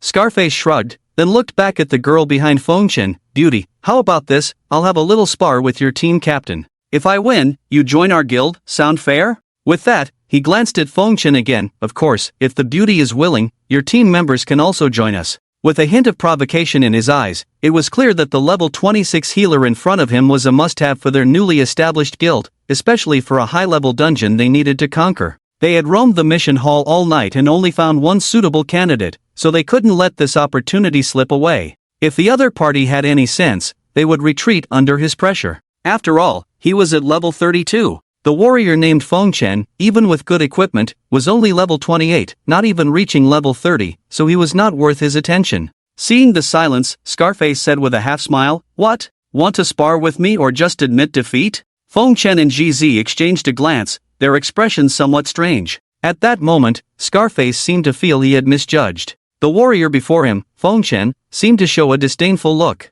Kid, your gaze is quite dangerous, Scarface said in a deep voice, unstringing his bow from his back. Level 32, Ranger, one of the hunter's advancements, nicknamed Boundless Sky. He was about to send a duel invitation to the level 28 warrior in front of him when Fengchen raised his hand. Bro, you seem to have misunderstood. We are indeed a fixed team, but I am not the captain. After a moment of thought, he continued, If that's your intention, then please wait with us for a while. Our captain should be here soon. If you still want to spar with him by then, we won't stop you. If you can defeat him, not only will we join you, but I'll gladly call you daddy. This unexpected response made Scarface grin. Oh, really? Absolutely. Fengchen also smiled mysteriously. What surprised Fengchen was that the team led by Scarface and the gloomy man actually waited with them. The scene felt somewhat strange, so Fengchen and GZ exchanged glances and moved aside without saying another word. Scarface sat down directly with an impatient expression. How long do we have to wait? I don't know, Fengchen replied truthfully.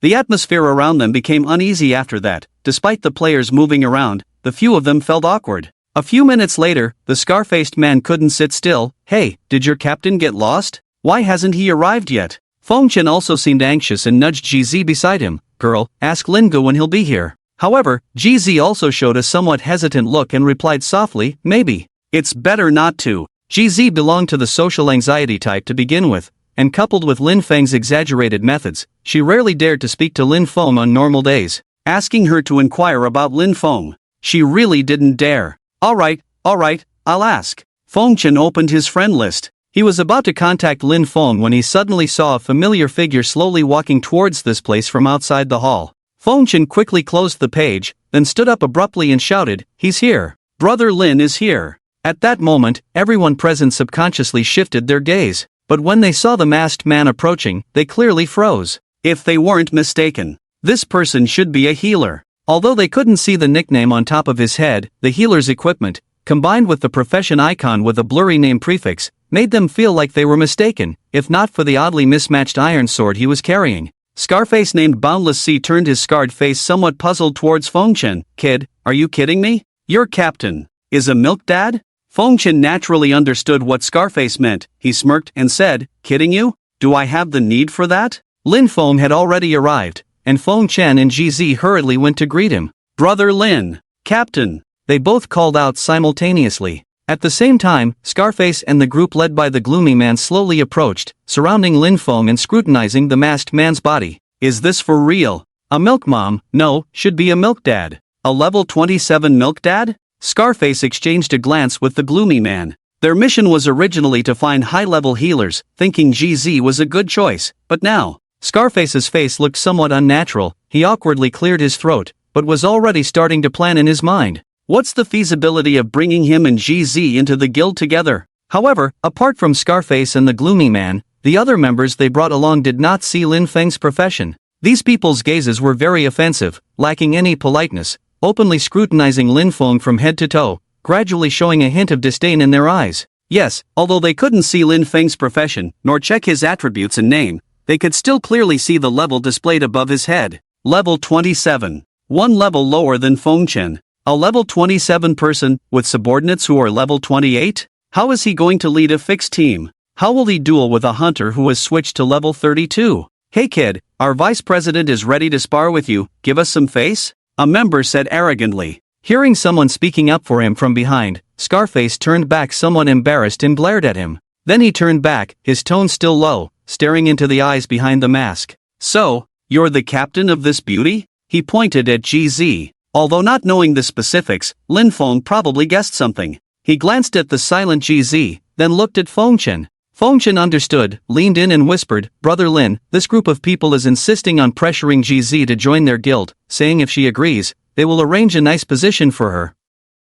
Upon hearing this, Lin Feng's eyebrows under the mask raised, almost blurting out, Oh? Guild? Did GZ agree? Before Fengchen could speak, GZ quickly shook her head. No. Scarface clicked his tongue. What nonsense is this? This is what you've been waiting for. But you. He actually wanted to say something to win over Lin Feng, but the words stopped at his lips. Just now, the tough words he and Fengchen had said were resolute, but now suddenly backing out. Wouldn't that tarnish his reputation? Hearing Scarface's words, Lin Feng found them somewhat intriguing. It was the third day since they arrived in the realm of the hunting god. According to memories from a previous life, the first guilds seemed to have been established one after another on this day. White Moon City. Lin Feng thought of something. The towering figure that once dominated the entire realm of the hunting god, the Floating Tower Guild, was established in White Moon City. Its guild leader, called Worldly Vicissitudes, was a hidden class known as the Weapon Master. Could it be? Lin Feng turned to look at the people in front of him, suddenly chuckled, and asked, What's the name of your guild? Scarface immediately replied, Don't ask about that for now. I've told the people next to you that I'm ready for a duel with you.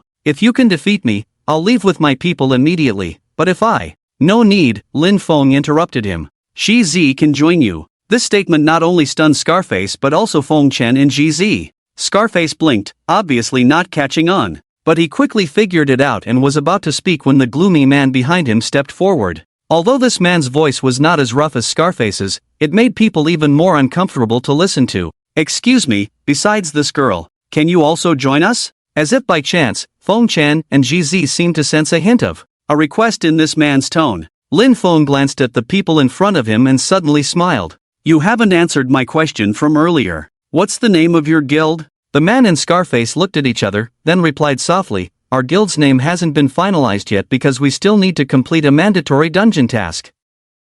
But our leader has said that once the task is completed, it will be called Floating Tower Guild, Scarface blurted out. Upon hearing the 4 words Floating Tower Guild, Lin Feng couldn't help but chuckle involuntarily. This is getting interesting. His luck wasn't bad, the Floating Tower Guild. In the previous life, within the realm of the hunting god, this guild had almost terrifying strength that made people shudder. But this time, in its early stages, it was actually trying to recruit him. However, at this moment, Lin Feng, following the lead of the people in front of him, scrutinized Scarface and the gloomy man behind him. Scarface was called Broad Sky, a level 32 hunter. He was robust, tall, and looked to be in his 30s, with a terrifying scar on his face and stubble on his chin. Behind him stood a gloomy man in an intelligence-type robe. Like Lin Feng, he couldn't view the detailed information of this gloomy man, so Lin Feng's gaze shifted to the wooden crown on the man's head. Obviously, it was a prop similar to the mask on his own face, capable of concealing his attributes.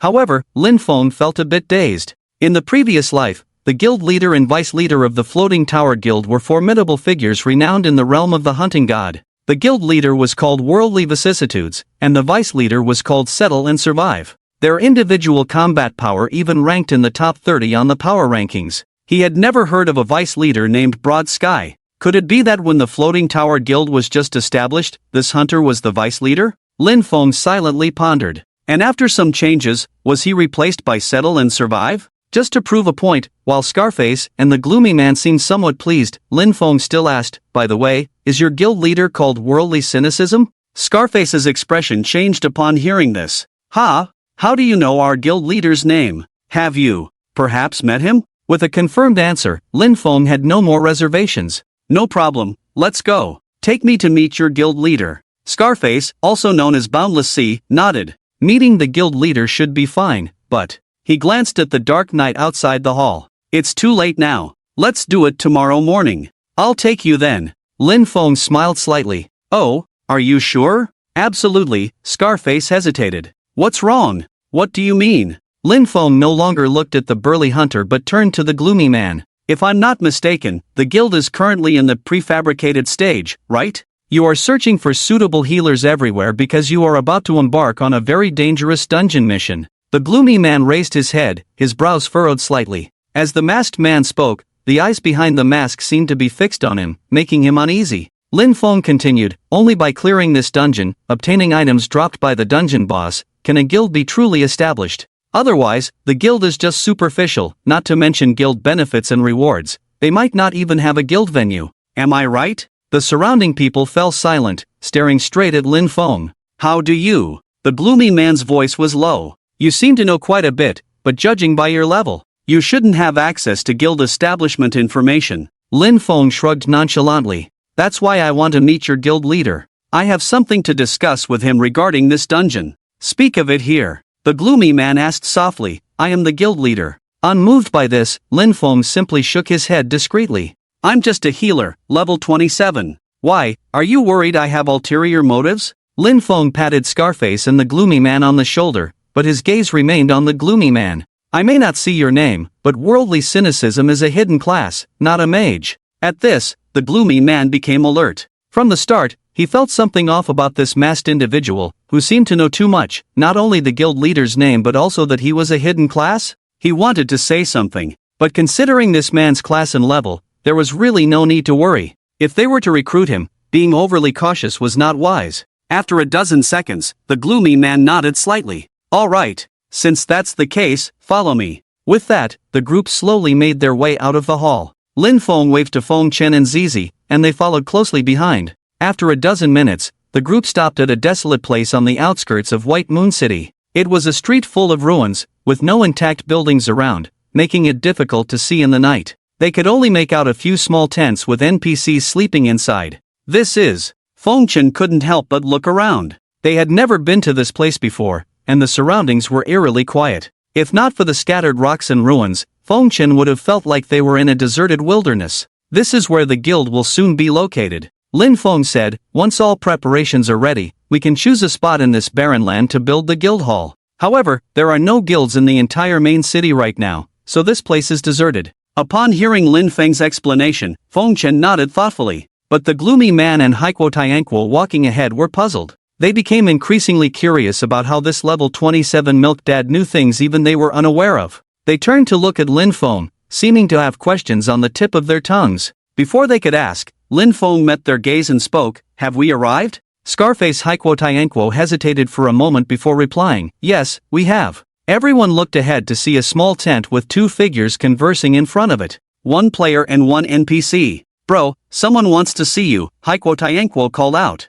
The man who was talking to the NPC paused and then turned back. He appeared to be an ordinary-looking man, similar in age to Scarface, with average looks and height. However, when Lin Feng noticed the long stick tucked behind him, he raised an eyebrow. It seemed he was a weapon master. Hidden class, weapon master. The man named Worldly Coldness glanced at everyone and quickly understood the situation. He nodded at the NPC, who didn't say much in return, then turned and entered the tent. After finishing these interactions, he walked over directly to Lin Feng and the others, looked at them, and extended his hand with a friendly smile. "Hello, I am the Vice Guild leader of the Fudo Guild, Worldly Coldness. I can't reveal my real name, but I'm probably older than you all. You can call me Brother Chu." Lin Feng did not shake hands, and Feng Chen, who had just wanted to be polite, withdrew his hand. He stood silently behind Lin Feng. Lin Feng looked at the man's arm and chuckled. "Are all the people standing here members of the Fudo Guild?" Seeing that Lin Feng didn't shake hands, the man didn't get upset.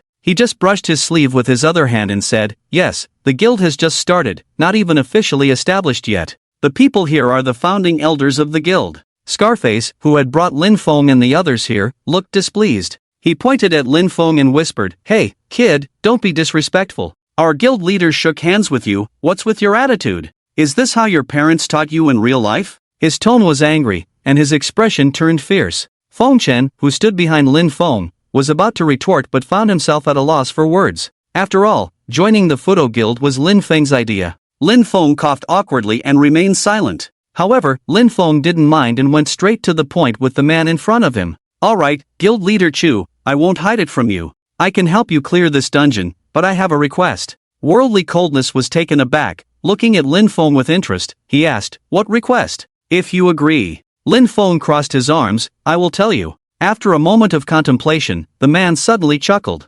"Friend, although high-level healers are hard to come by these days, it doesn't have to be you. Besides, we don't even know what dungeon we are entering. Why should I make a deal with you? Yes, I am a level 35 weapon master, not only ranking among the top tier in the current level leaderboard, but also a hidden class. Even though it's true that nowadays there is a desire to recruit high-level healers to break through dungeons, I have no intention of being led by someone as arrogant as Lin Feng. Besides, he isn't even level 30 yet." Lin Feng unexpectedly chuckled at this moment. "You've misunderstood, President Chu. When I said help you clear, I meant it literally. Once you enter the dungeon, all you need to do is stand at the entrance and wait. According to the rules, you can roll for any equipment below pink grade. Anything that drops, whether pink or purple, belongs to me." Lin Feng's tone was casual, as if discussing a mundane matter. "I assure you, there will be no danger for those entering the dungeon. After the task is completed, I will personally place the guild-required items in your hands."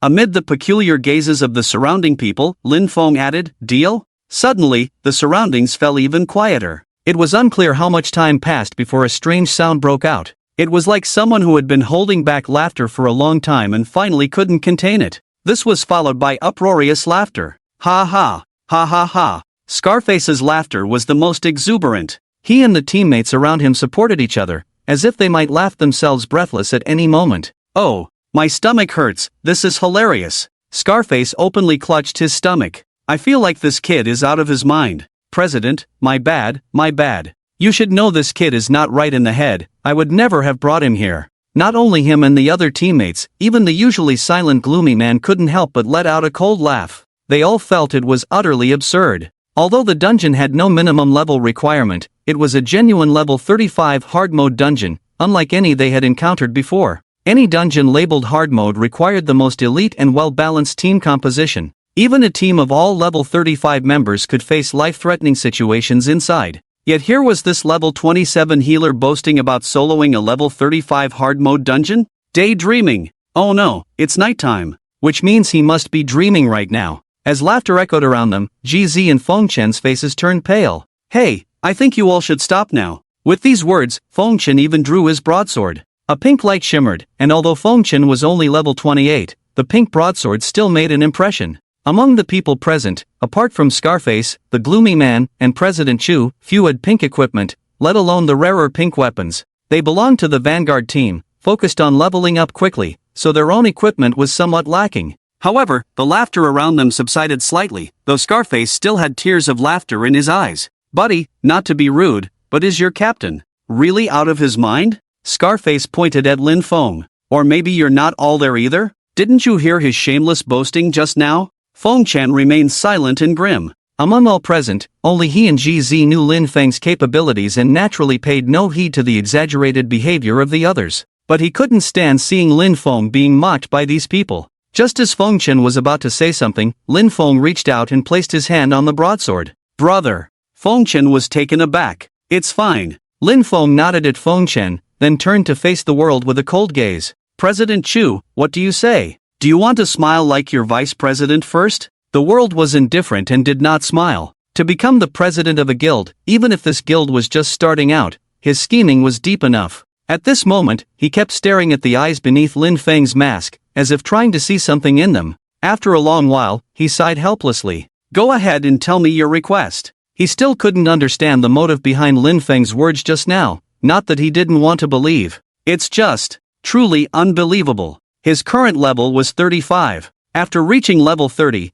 entering dungeons was different from before. After level 30, after clearing each dungeon, a new difficulty selection would appear, defaulting to normal difficulty, followed by hard, then nightmare, and finally hell. Although entering the same dungeon would reduce experience gained, it was limited to the same difficulty. For example, in the Prayer Star dungeon, if you cleared normal difficulty and chose hard mode, there would be no experience reduction. However, these options were only available after level 30. The nanny in front of him was only level 27, he couldn't even touch on this matter, yet he was so boastful. Even the indifferent world couldn't understand Lin Feng's motives. Lin Feng pondered for a moment before speaking. My request is, I want to be the vice president. As soon as these words were spoken, not only the indifferent world but also the scar-faced person beside him who was laughing loudly froze in shock. His expression changed. What did you say? But no matter how the scar-faced person shouted, Lin Feng just silently stared at the current guild leader in front of him. The indifferent world now seemed a bit different. With a slight frown, he carefully examined the masked person in front of him. Judging by the voice, this person shouldn't be too old, and indeed was a healer, but could those words just now be spoken by a mere level 27 nanny?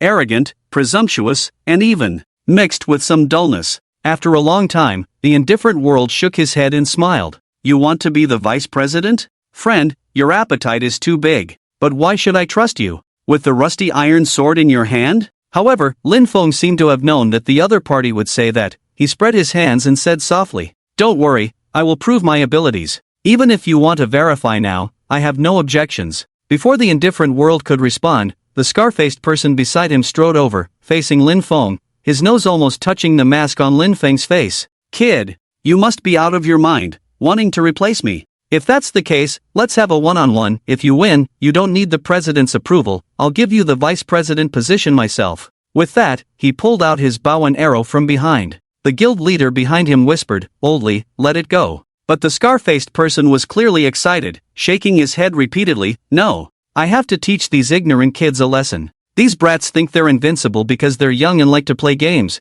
thinking they can rule the Shushan land as if they were gods. When you were playing with mud, I was already breaking how many space keys in the internet cafe playing Dance Dance Revolution. With that, he threw a dual invitation at Lin Feng. Since you had the guts to say those words just now, then accept the invitation. I'll show you what it means to be out of this world. The guild leader should have intervened, but when he shifted his gaze to Lin Feng, he swallowed his words.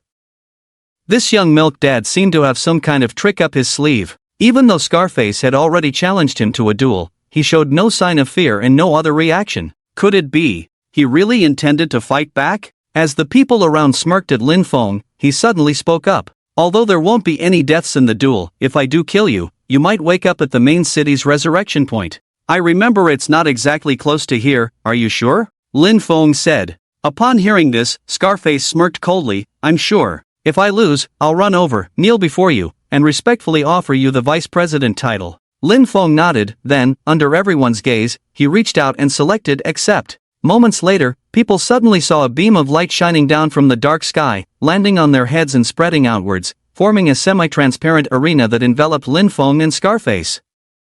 The others around were pushed to the outskirts of the arena by an invisible force. The onlookers were like an audience surrounding a ring. Wow, is this a duel? No, I don't get it. How did this kid reach level 27? With his personality, he probably couldn't even leave the newbie village. Who cares, let's just enjoy the show. Interesting. Someone reached out and touched the light screen in front of them, as if touching water, creating ripples. Many present were seeing this for the first time and couldn't help but discuss it. At this moment, Chu, the guild leader, was somewhat puzzled. He never expected Lin Feng to actually accept the duel invitation. The next moment, he seemed to realize something and suddenly turned to look to the side. There stood Feng Chen and Ji, who had come here with Lin Feng. To his surprise, after seeing Lin Feng enter the arena, they both breathed a sigh of relief. Yes, even the warrior named Dusty Wine had sheathed his broadsword and was now chatting casually with the young milk mom. They seemed completely unconcerned about what was about to happen in the arena. Or rather, they had an almost exaggerated confidence in that milk dad. Inside the arena, Lin Feng stretched his legs, put away the rusty iron sword in his hand, and stood empty-handed in place. Seeing Lin Feng like this, Scarface suddenly chuckled strangely and said, "What? Just accepted the duel invitation, and you're already ready to give up?" With that, he raised his bow high, knocked an arrow, and said, "But sorry, even if you surrender, I've decided to show you a bit of color, to teach you a lesson." Before he could release the arrow, Lin Feng suddenly shouted at him, "Hey, can I ask you a question first?" Scarface raised an eyebrow, and the scar on his face twitched. He smirked, "Oh? Go ahead." Lin Feng asked, "How much attack power do you have right now?" The health bar above this level 32 hunter's head had completely fallen into Lin Feng's eyes, with 3,850 points of health. In the fragile leather-wearing profession of a hunter, this amount of health was already considered exaggerated, but Lin Feng still wanted to know how high this guy's attack power was. After all, he was a hunter, a profession that maximized the strength attribute. Scarface didn't hide it, laughing, "My attack power? Sure, I'll tell you. Just so you understand clearly, I'm currently wielding a level 25 powder bow, with a total of 551 points, and 50 armor penetration. Dealing with you, I only need 2 skills. Lin Feng nodded thoughtfully. With an attack power of 551 points, Lin Feng's hunter at level 32 was considered mediocre. He didn't blame himself though, as he hadn't deliberately optimized his equipment besides his weapon for quick leveling, resulting in a not-so-high attack power. "I see," Lin Feng murmured to himself. At the same time, he silently opened his attribute panel. There, under the physical attack power section, a line of text stood out. Physical attack power, 1556. Yes, Lin Feng's current naked attack power reached a staggering 1456 points. Compared to his level 25 self in the early morning, his attack power had increased by over 600 points. Not bad luck, Lin Feng muttered lightly to himself. After 12 instances, has my attack really reached 1556 points? Hey! A scar-faced man named Haikushiankung shouted at Lin Feng. "What are you mumbling about?" As he spoke, he gradually drew his bow, forming a green energy arrow. Lin Feng closed the attribute page and waved his hand towards the front. "It's nothing, just calculating how many punches it would take to knock you down." With these words, the scar-faced man suddenly froze. He had intended to mock, but the words died on his lips. Forget it, it wasn't necessary. He no longer needed to argue with this arrogant kid, but he didn't want to let him lose so easily. He planned to use only basic attacks to see how many arrows the kid could withstand. With this in mind, the scar-faced man's expression darkened, then he suddenly released his fingers.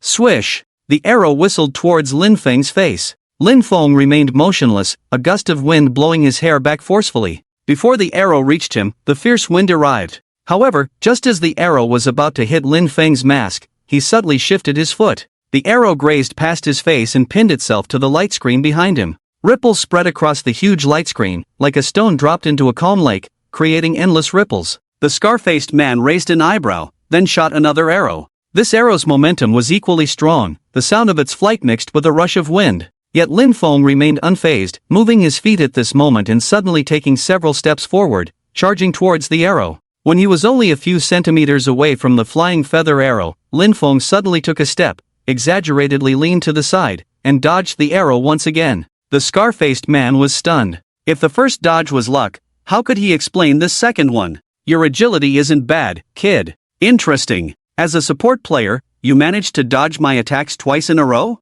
He put away the smile that had been on his face and activated one of his skills, then dodged this skill. Ranger level 20 skill, rapid shot, shoot 5 arrows in rapid succession, each arrow dealing 55% of the player's attack power as physical damage upon hitting the target, cannot be evaded. Yes, this skill would shoot out 5 arrows in an instant, with his attack power being over 500. If any of these arrows hit Lin Feng, it would likely deplete his health bar in one go. This wasn't just any hunter skill but a skill from the ranger class he had switched to. When high-level and low-level players clashed, the outcome was usually determined in an instant. Not to mention that Lin Feng was a full 5 levels below him. Swish, swish, swish, swish, swish. The 5 arrows shot out like small streaks of light, aiming at various parts of Lin Feng's body. Their speed was faster than the previous normal attacks, making them even more challenging to evade. The skill description clearly stated unavoidable. Lin Feng naturally didn't need to dodge anymore, so he simply gave up resistance and suddenly took several steps forward. He was only 2 meters away from Scarface. Do. 5 arrows didn't pause at all, continuously nailing into Lin Feng's body. Characters floated above Lin Feng's head. -159, -154, -146, -154, -151. The damage accumulated, combined with his 50 armor penetration, reached over 760.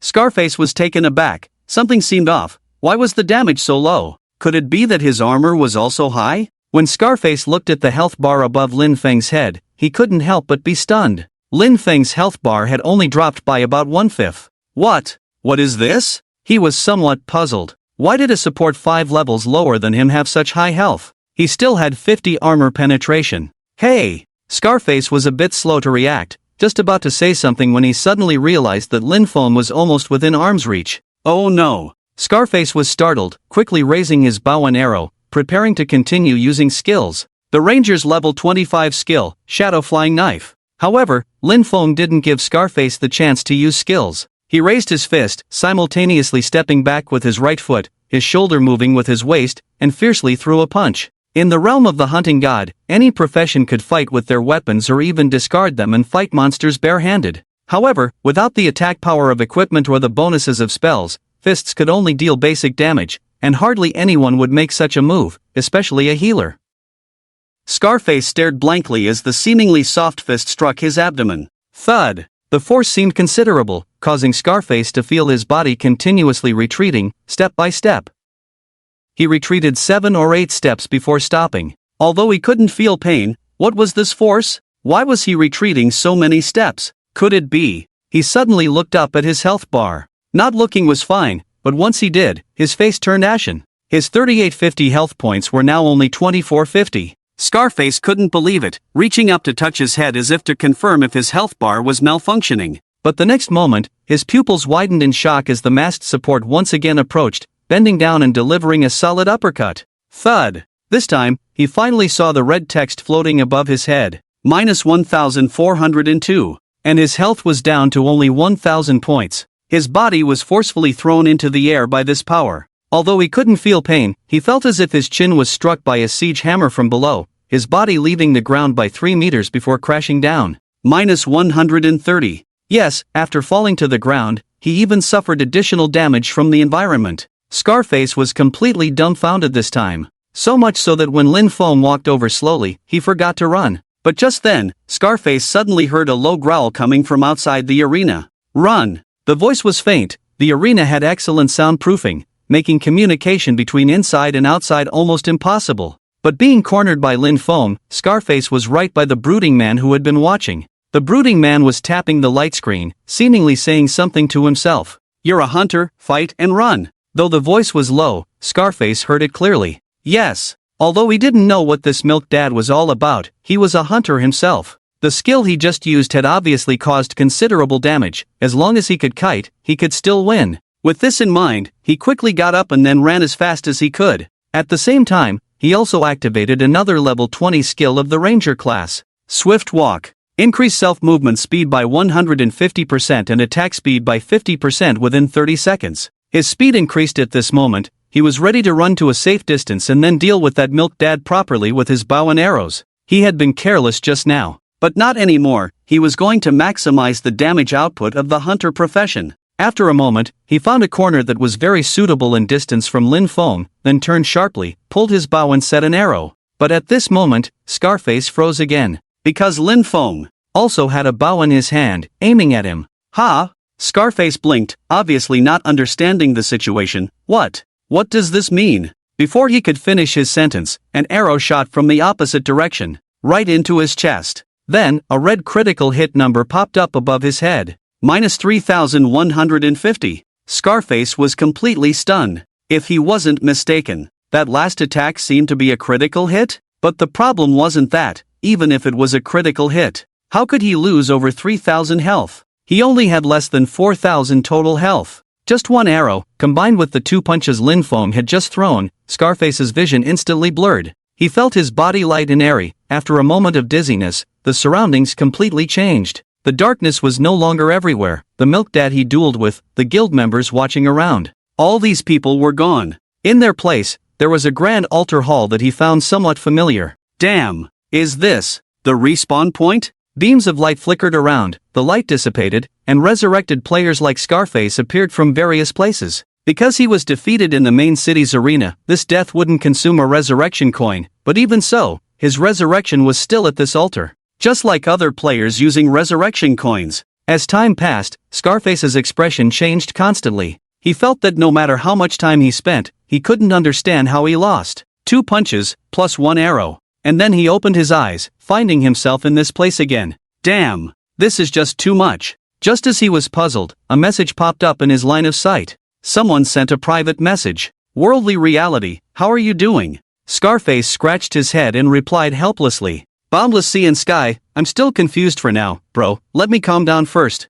Worldly reality, what about the bet then? Scarface sighed. Boundless sea and sky, alright. Give him the title of vice president. I'm not someone who can't take a loss. After a few seconds, the other person messaged again. Worldly reality, but this guy made you come over and kneel in front of him. Scarface stood up abruptly. What the hell? He shouted, causing everyone around to look at him. The group of people who had been mocking Lin Feng fell silent at this moment. Some of them even unconsciously took several steps back. The arena's light screen that had been hanging overhead had turned into scattered starlight. Lin Feng put away his moon-chasing bow and walked back to Chu, the guild leader. The eyes under his mask looked particularly cold and handsome as Lin Feng spoke. Guild leader, can we consider my unreliable plan now? Worldly reality's gaze towards Lin Feng also changed. He seemed to be really considering the plan Lin Feng had mentioned. After a few seconds, he whispered, friend, although I now know some of your abilities, but after all, no one knows what type that instance is. As you can see, there is also a guild ranking on the leaderboard, but currently, there is no guild listed, which indicates that the difficulty of this instance is extremely high. Among the countless players in the land of the hunting god, not a single person has completed it. Seta Yenliang gestured with his hand. What if something goes wrong? I wouldn't be. But before he could finish his sentence, Lin Feng interrupted him. What are you worried about? Upon hearing this, Seta Yenliang was visibly taken aback. Ha? I said, what are you worried about? Lin Feng asked again. I'm worried. Seta Yenliang wanted to say something, but he truly didn't know what exactly he was concerned about. Before he could continue, Lin Feng added, you should still enter the instance with the original team, just follow my method. You don't need to do anything at the entrance of the instance initially. If you're worried, you can keep an eye on my health bar. Seta Yenliang lowered his head, pondering. If you feel that my health bar fluctuates too quickly, or if I ask for help in the team voice chat, then abandon my plan and join the battle, Lin Feng continued. At that point, I will naturally realize that my abilities are not suitable for solo combat and will automatically assist you by healing. But, Seta Yenliang was about to say something. Don't worry, I don't have any extra revival coins on me. I value my life more than you do. I don't want to die, Lin Feng added. With that said, Lin Feng fell silent, waiting for a response. Seta Yenliang touched the long stick on his back and then nodded. Alright, I'll go along with it, but I must say in advance, although I don't know your plan, please be careful.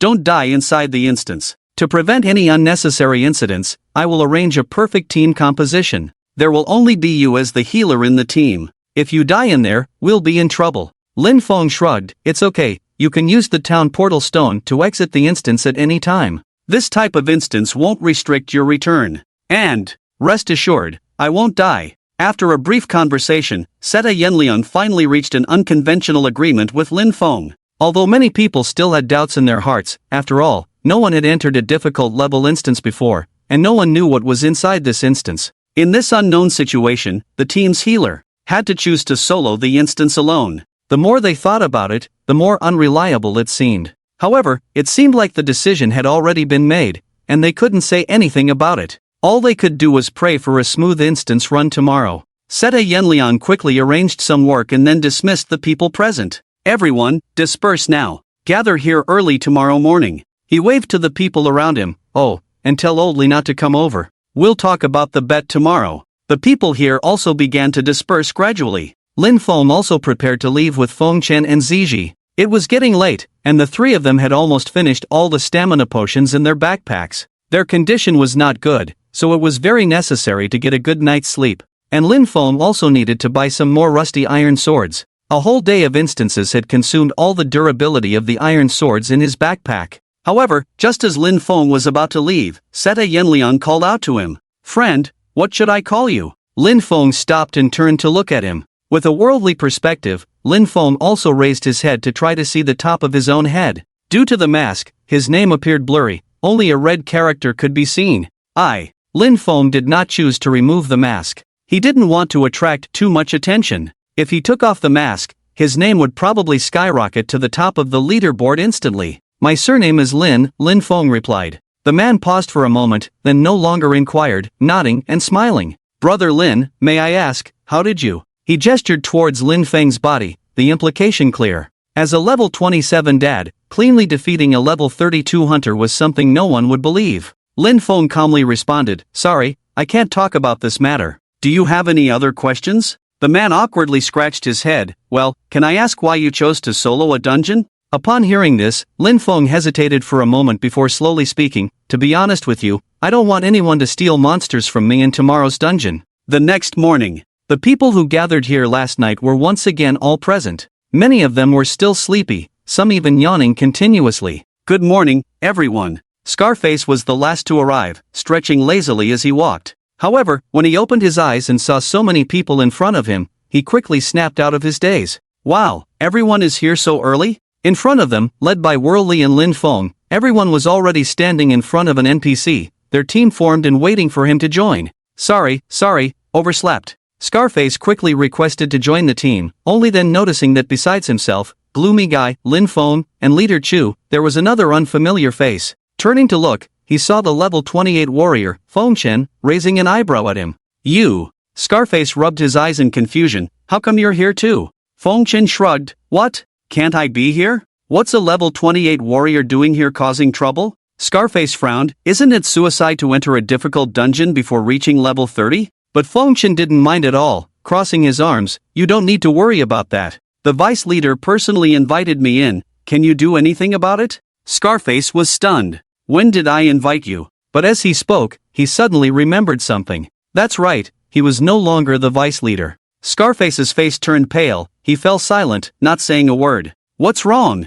Feng Chen's face carried a strange smile. "Why so quiet?" Seeing that Scarface still didn't respond, Feng Chen asked again, "By the way, buddy, about the bet you lost to my team leader yesterday. What was the agreement?" Scarface's face turned red, then quickly turned away, ignoring Feng Chen. Lin Feng and Worldly exchanged a glance. "All team members are here, we can go in now." Worldly let out a sigh, then turned to the NPC in front of them. "Alright, we're ready." Upon hearing this, the NPC silently nodded, extending his hand, 1 gold coin. Worldly handed over a shiny gold coin to the NPC. After receiving the coin, the NPC took a step back and addressed the people present. "In that case, I wish you all success." As the words fell, a huge portal suddenly appeared out of thin air, twisting into existence as if from the void, resembling a massive rift with strange sounds emanating from within. "Is this the difficult instance?" The members of the team mustered all their strength and silently took a step forward. Apart from the 6-person team, the remaining members around gradually began to retreat.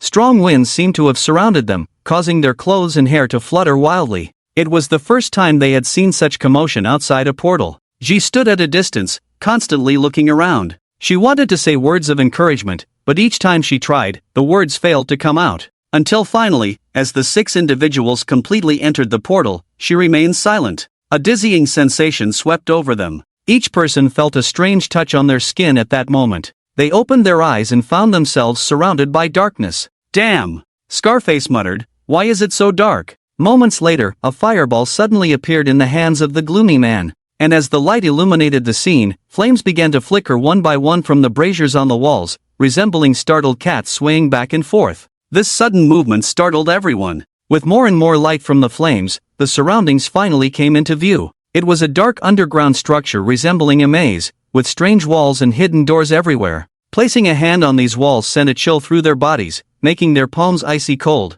If they looked up, All they could see was the pitch-black dome above. "This looks like some kind of underground prison?" Someone spoke, and the group realized the meaning behind each hidden door, a room. And within those rooms, strange and eerie growls could be heard. The monsters were behind those doors. At this moment, everyone looked at each other. Since they had entered the instance, how would they proceed? Sitayan Liang took out a long stick from behind and looked at Lin Feng. "What do you think?" Lin Feng stepped forward without any extra expression and made a gesture for the others to stay put. "Stay where you are, leave the rest to me." Among the group, except for Feng Chen, the others began to exchange glances. They never expected that even inside the instance, this daddy was actually planning his own strategy. Wasn't he afraid? Scarface turned to Sitayan Liang and asked in a low voice, "Bro, are we just going to let him do as he pleases?" Sitayan Liang watched Lin Feng's departing figure and after 2 seconds, he sighed, "Forget it, let's just wait and see." People finally lowered their hands, ready to see what Lin Feng was capable of.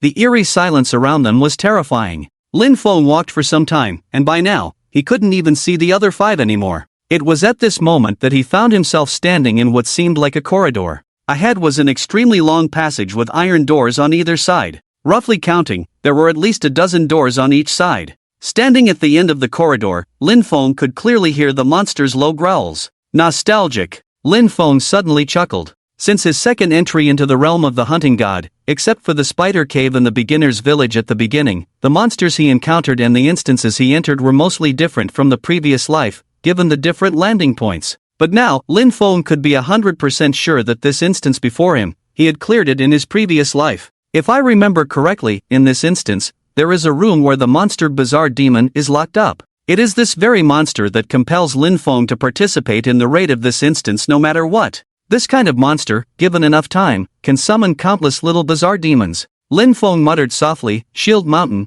Big Hammer, Roar Brother, Shiyu." After a moment, the black mist dispersed, and Shield Mountain holding a shield and 3 other undead kin appeared by Lin Feng's side. "Your Majesty!" Not only Shield Mountain, gripping a rusty iron sword, but the other 3 were also poised for action. Lin Feng pointed to the passage ahead and said coldly, "Open all doors, kill the monsters you see, but remember, as before, leave the final blow." Lin Feng continued, "Shield Mountain and I will be responsible for finishing them off." With that, he drew his own rusty iron sword. From this moment on, he needed to be involved as well. "Understood," the undead kin shouted in unison. Then, led by the roaring Chiyu, this massive creature charged forward, swinging its 4 arms around, each swing opening the doors on both sides of the passage directly. Boom, boom, boom. When the doors of the cells were opened, the low growls mysteriously disappeared. A few seconds later, from the doors, a horde of monsters rushed out. "Here they come!" Lin Feng shouted lowly and almost instantly unleashed his skills. Sage level 20 skill Blessing of Sound activated. Special skill King's Domain activated. With a burst of mist spreading, not only Lin Feng himself but also the rest of the undead standing within the domain felt a surge of power emerging from within them, most noticeably in their speed. Not only their movement speed but even their attack speed had been dramatically enhanced. After a whole day of fighting yesterday and entering the Starseeker instance 12 times, killing nearly 1,000 monsters, the skill level of King's Domain had risen from level 6 to 15. At this moment, all friendly units within the Misty Domain would experience a significant increase in movement and attack speed, reaching a staggering 115%. In front of them, the monsters were densely packed, the less than 5-meter wide passage now filled with countless black demons, roaring and writhing, attacking everything around them in a frenzy. Little Bizarre Demon, level 30, HP 2000, attack 250, physical defense 1, magic defense 1. Seeing the descriptions of these monsters, Lin Feng was already familiar with them. In his previous life, he had dealt with these things. These little bizarre demons belonged to the Vanguard, also known as the offspring of the Bizarre Demon. They were numerous and fearless of death. Among level 30 monsters, their health and attack power were mediocre, and their armor and magic resistance were extremely low. Both were just 1, making them very easy to deal with one-on-one. But they were not solitary creatures. As soon as one little bizarre demon appeared, there were at least hundreds nearby.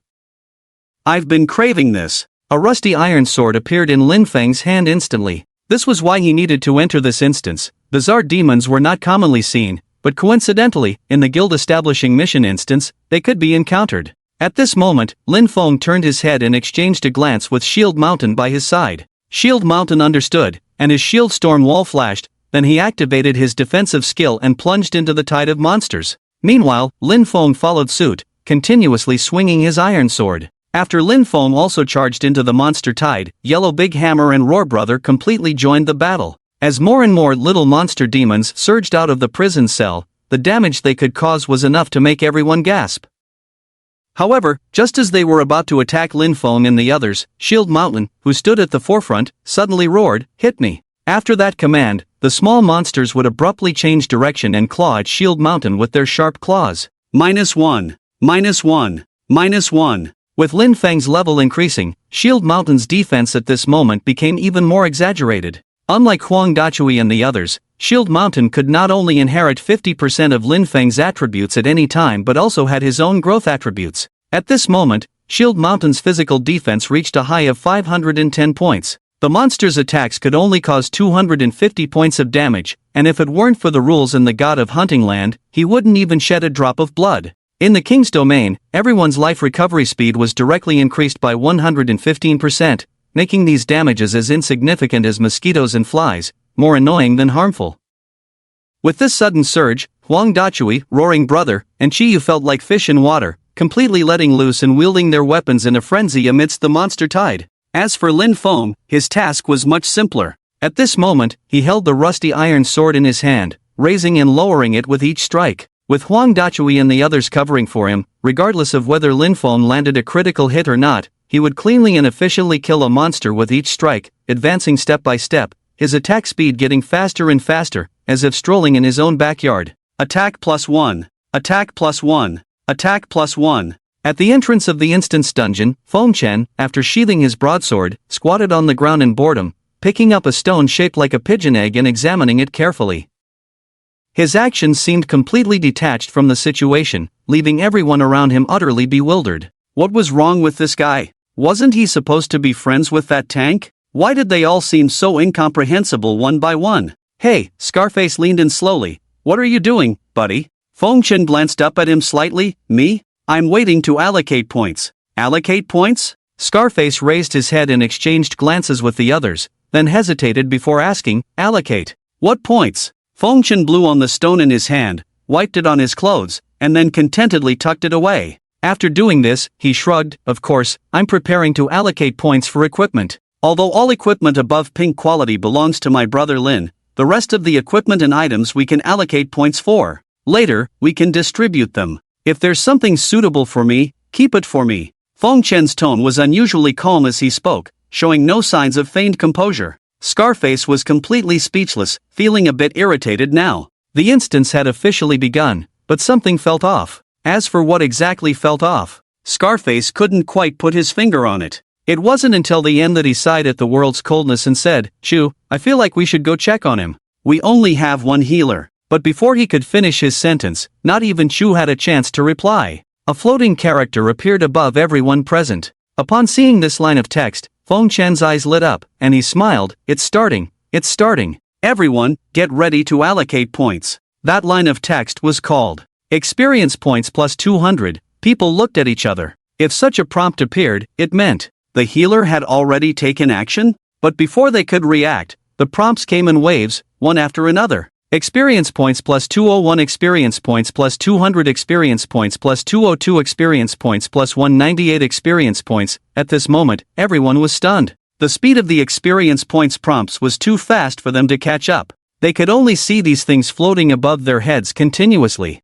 Before one prompt fully appeared, a new one emerged from below, replacing the previous one. This scene was too eerie, as if countless souls were leaving their bodies. 5 seconds later, a prompt appeared in front of everyone. Please allocate points to the Demon Fong Cloak. When these words appeared, including Cidi and Yanliang, the remaining four all turned to look at Feng Chen. However, Feng Chen seemed oblivious to the bewildered expressions on their faces, just clicked on the Demon Fong Cloak and glanced at it. After a while, he shook his head. TSK. Intelligence-based shoulder armor. Forget it, I don't need it. After saying this, he finally noticed the strange looks on people's faces. Feng Chen was puzzled. Huh? Why are you all looking at me? Allocate points, right? Yes. As soon as Feng Chen finished speaking, another prompt appeared. Please allocate points to the heavy cannon crossbow. Feng Chen quickly patted Scarface beside him. You're a hunter, right? You can use this equipment, a crossbow. Not interested? Scarface, known as Haikyushianking, suddenly came to his senses and subconsciously nodded repeatedly. Oh.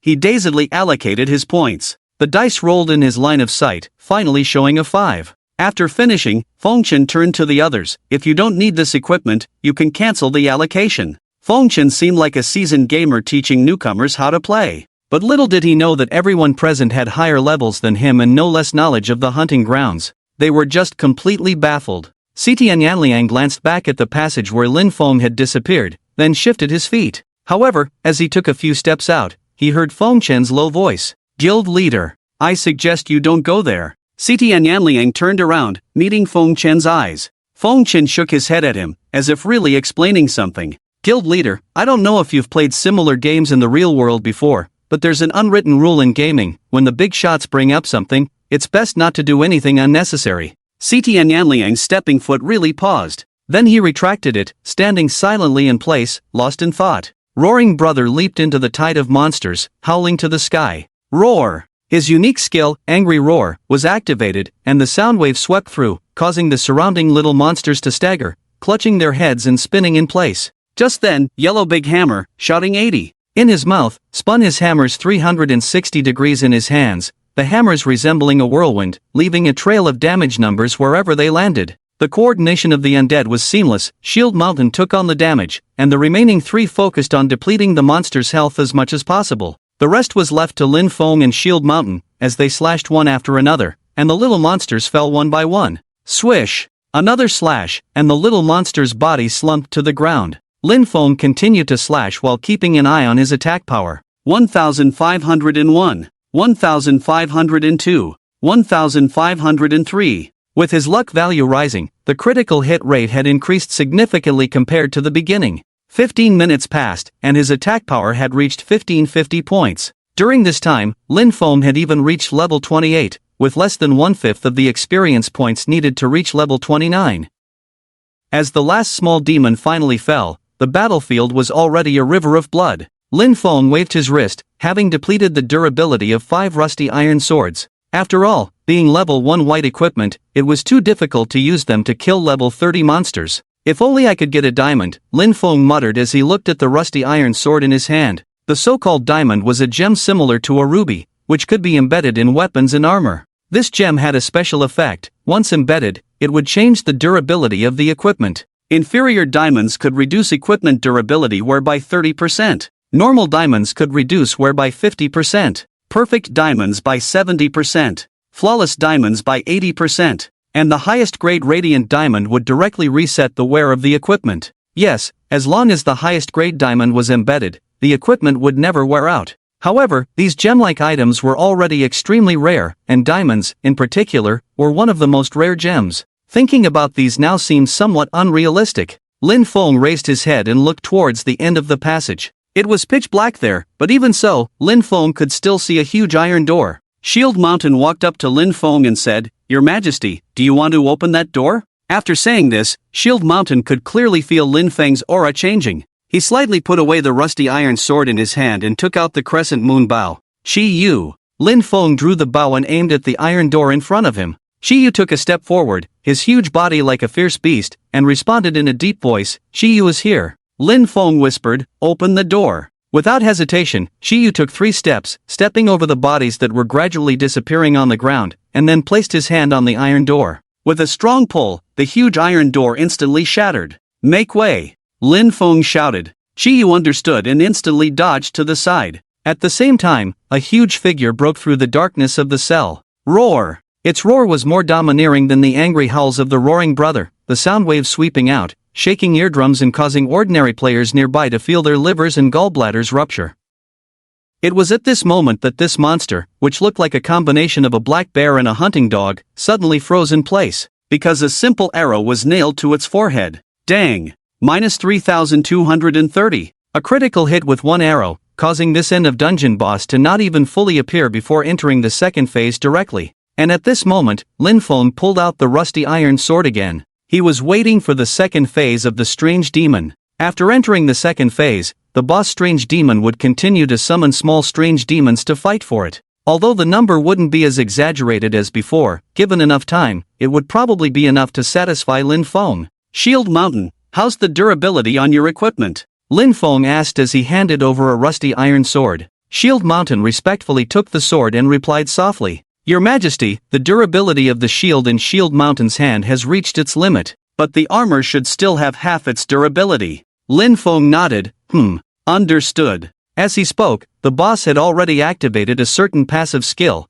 and one small demon after another suddenly appeared behind it. Lin Feng smiled slightly, very well, let's go for another round. Time passed slowly. The crowd standing at the entrance of the instance had completely accepted the seemingly absurd fact. Numbly, they clicked to acquire equipment, numbly watching the words experience points plus XX popping up above their heads. During this time, the warrior named Fengchen Zhuozhou had even leveled up from 28 to 29, yet they hadn't done anything at all, just stood there making jokes, and the experience points kept pouring in uncontrollably. If leveling up was this easy, how great would that be? Except for Fengchen, the rest of the people present were starting to feel restless. Many were fidgeting, eager to go closer and see what was happening. However, Fengchen's words had just made everyone dismiss the idea of going to watch. Sometime later, they had all updated their equipment by clicking to acquire new gear. Then, a huge word appeared above everyone's heads. Experience points plus 1,000. People were suddenly stunned. Such a high amount of experience points could only mean one thing, the boss had been defeated.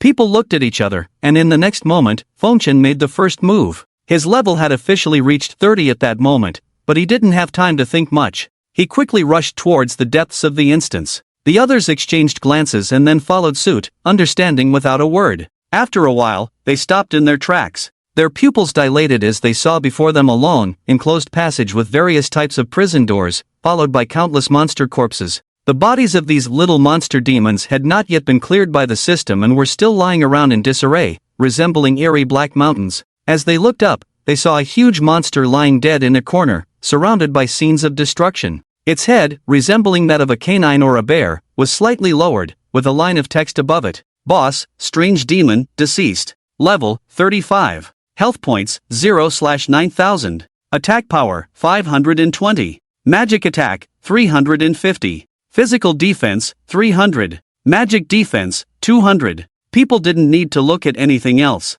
They stared in horror at the boss's health bar, unable to stop swallowing nervously. NI, 9,000? Scarface's voice was hoarse as he uttered these two words and then glanced at the monster's armor. 300 armor. As a physical class, he could clearly understand what 9,000 health points and 300 armor meant. But now, this huge monster's health bar was completely empty. It lay there like a defeated general, surrounded by the corpses of the little monster demons, piled up like soldiers' bones. Lin Feng sat alone on a pile of these monster corpses, quietly wiping his rusty iron sword. When he saw the others approaching, he instinctively looked up at them. It was just a casual glance, but it made the 5 people freeze in place instantly. Lin Feng was covered in black liquid, which, if he guessed correctly, should be the monster's blood. Normally, these so-called bloodstains wouldn't leave obvious marks on players' bodies and would be automatically cleaned by the system over time. But there were just too many dead monsters here. The blood splattered from their deaths covered Lin Feng's entire body, layer upon layer, making him look like a demon emerging from hell, sharpening his knives and forks. Seeing such a terrifying scene, everyone was speechless. Even Fengchen was stunned by the scene before him. Reluctant to get closer, he hesitated as a pungent odor enveloped the entire area ahead. The smell was so strong that it made one's sinuses ache, a mixture of decay, fishiness, and a hint of sulfur, sending shivers down one's spine. Fengchen tentatively called out from where he stood, "Brother?" Lin Feng slowly stood up, and at that moment, something sparkling suddenly fell from above. It gently landed in front of Lin Feng and was caught by his outstretched hand. It was a hexagonal stone emitting a faint glow. Lin Feng recognized it as the magic crystal, the final key item for establishing a guild. Without a word, Lin Feng walked slowly towards Xishan Yanliang and extended his hand, passing the item to him. The light seeped from Lin Feng's fingertips onto Xishan Yanliang's face, making his ever-changing expressions look particularly comical. This, Xishan Yanliang stuttered, but Lin Feng had already directly handed the item to him. "Take the stone and give it to that NPC when you go back," Lin Feng said calmly. Xishan Yanliang quickly received it with both hands, feeling its weight and texture, staring blankly at Lin Feng's eyes behind the mask. After a few seconds, he spoke, "Fr. Friend, how about I become the guild leader for you?" After this statement, the surrounding people fell silent, None of them refuted, just staring blankly at Lin Feng. Their attitudes were drastically different from before entering the instance, especially Scarface Haikushin, who was the most devout. He stood to the side like a guilty little girl, not saying a word. When Lin Feng's mask turned towards him, he even took a step back. Thinking back to their duel last night, he felt a chill down his spine. Fortunately, it was only a duel in the main city, not in the wilderness. Upon hearing Xishan Yanliang's words, Lin Feng smiled helplessly, then reached out his blood-stained hand to pat Xishan Yanliang's shoulder. Chu guild leader, as I've said, I only intend to be the vice guild leader, not considering the guild leader position. With that, he waved to Feng Chen, let's go, Xiaofeng. Feng Chen quickly came back to his senses, oh. However, as Feng Chen followed behind Lin Feng, he would still occasionally look back, seemingly waiting for something to appear. Strange, Feng Chen muttered softly, why isn't there a clearance treasure chest? Walking ahead, Lin Feng explained, in this special instance, each player can only enter once, there won't be any clearance rewards. After completing the instance, you need to return to the entrance to exit. Hearing this, Feng Chen looked disappointed. So stingy. But considering that he had reached level 30 and obtained some suitable equipment and skill books, Feng Chen didn't continue to complain. He looked at Lin Feng and asked softly, brother, what level are you now? 29, Lin Feng replied, just need to do a task outside to reach 30.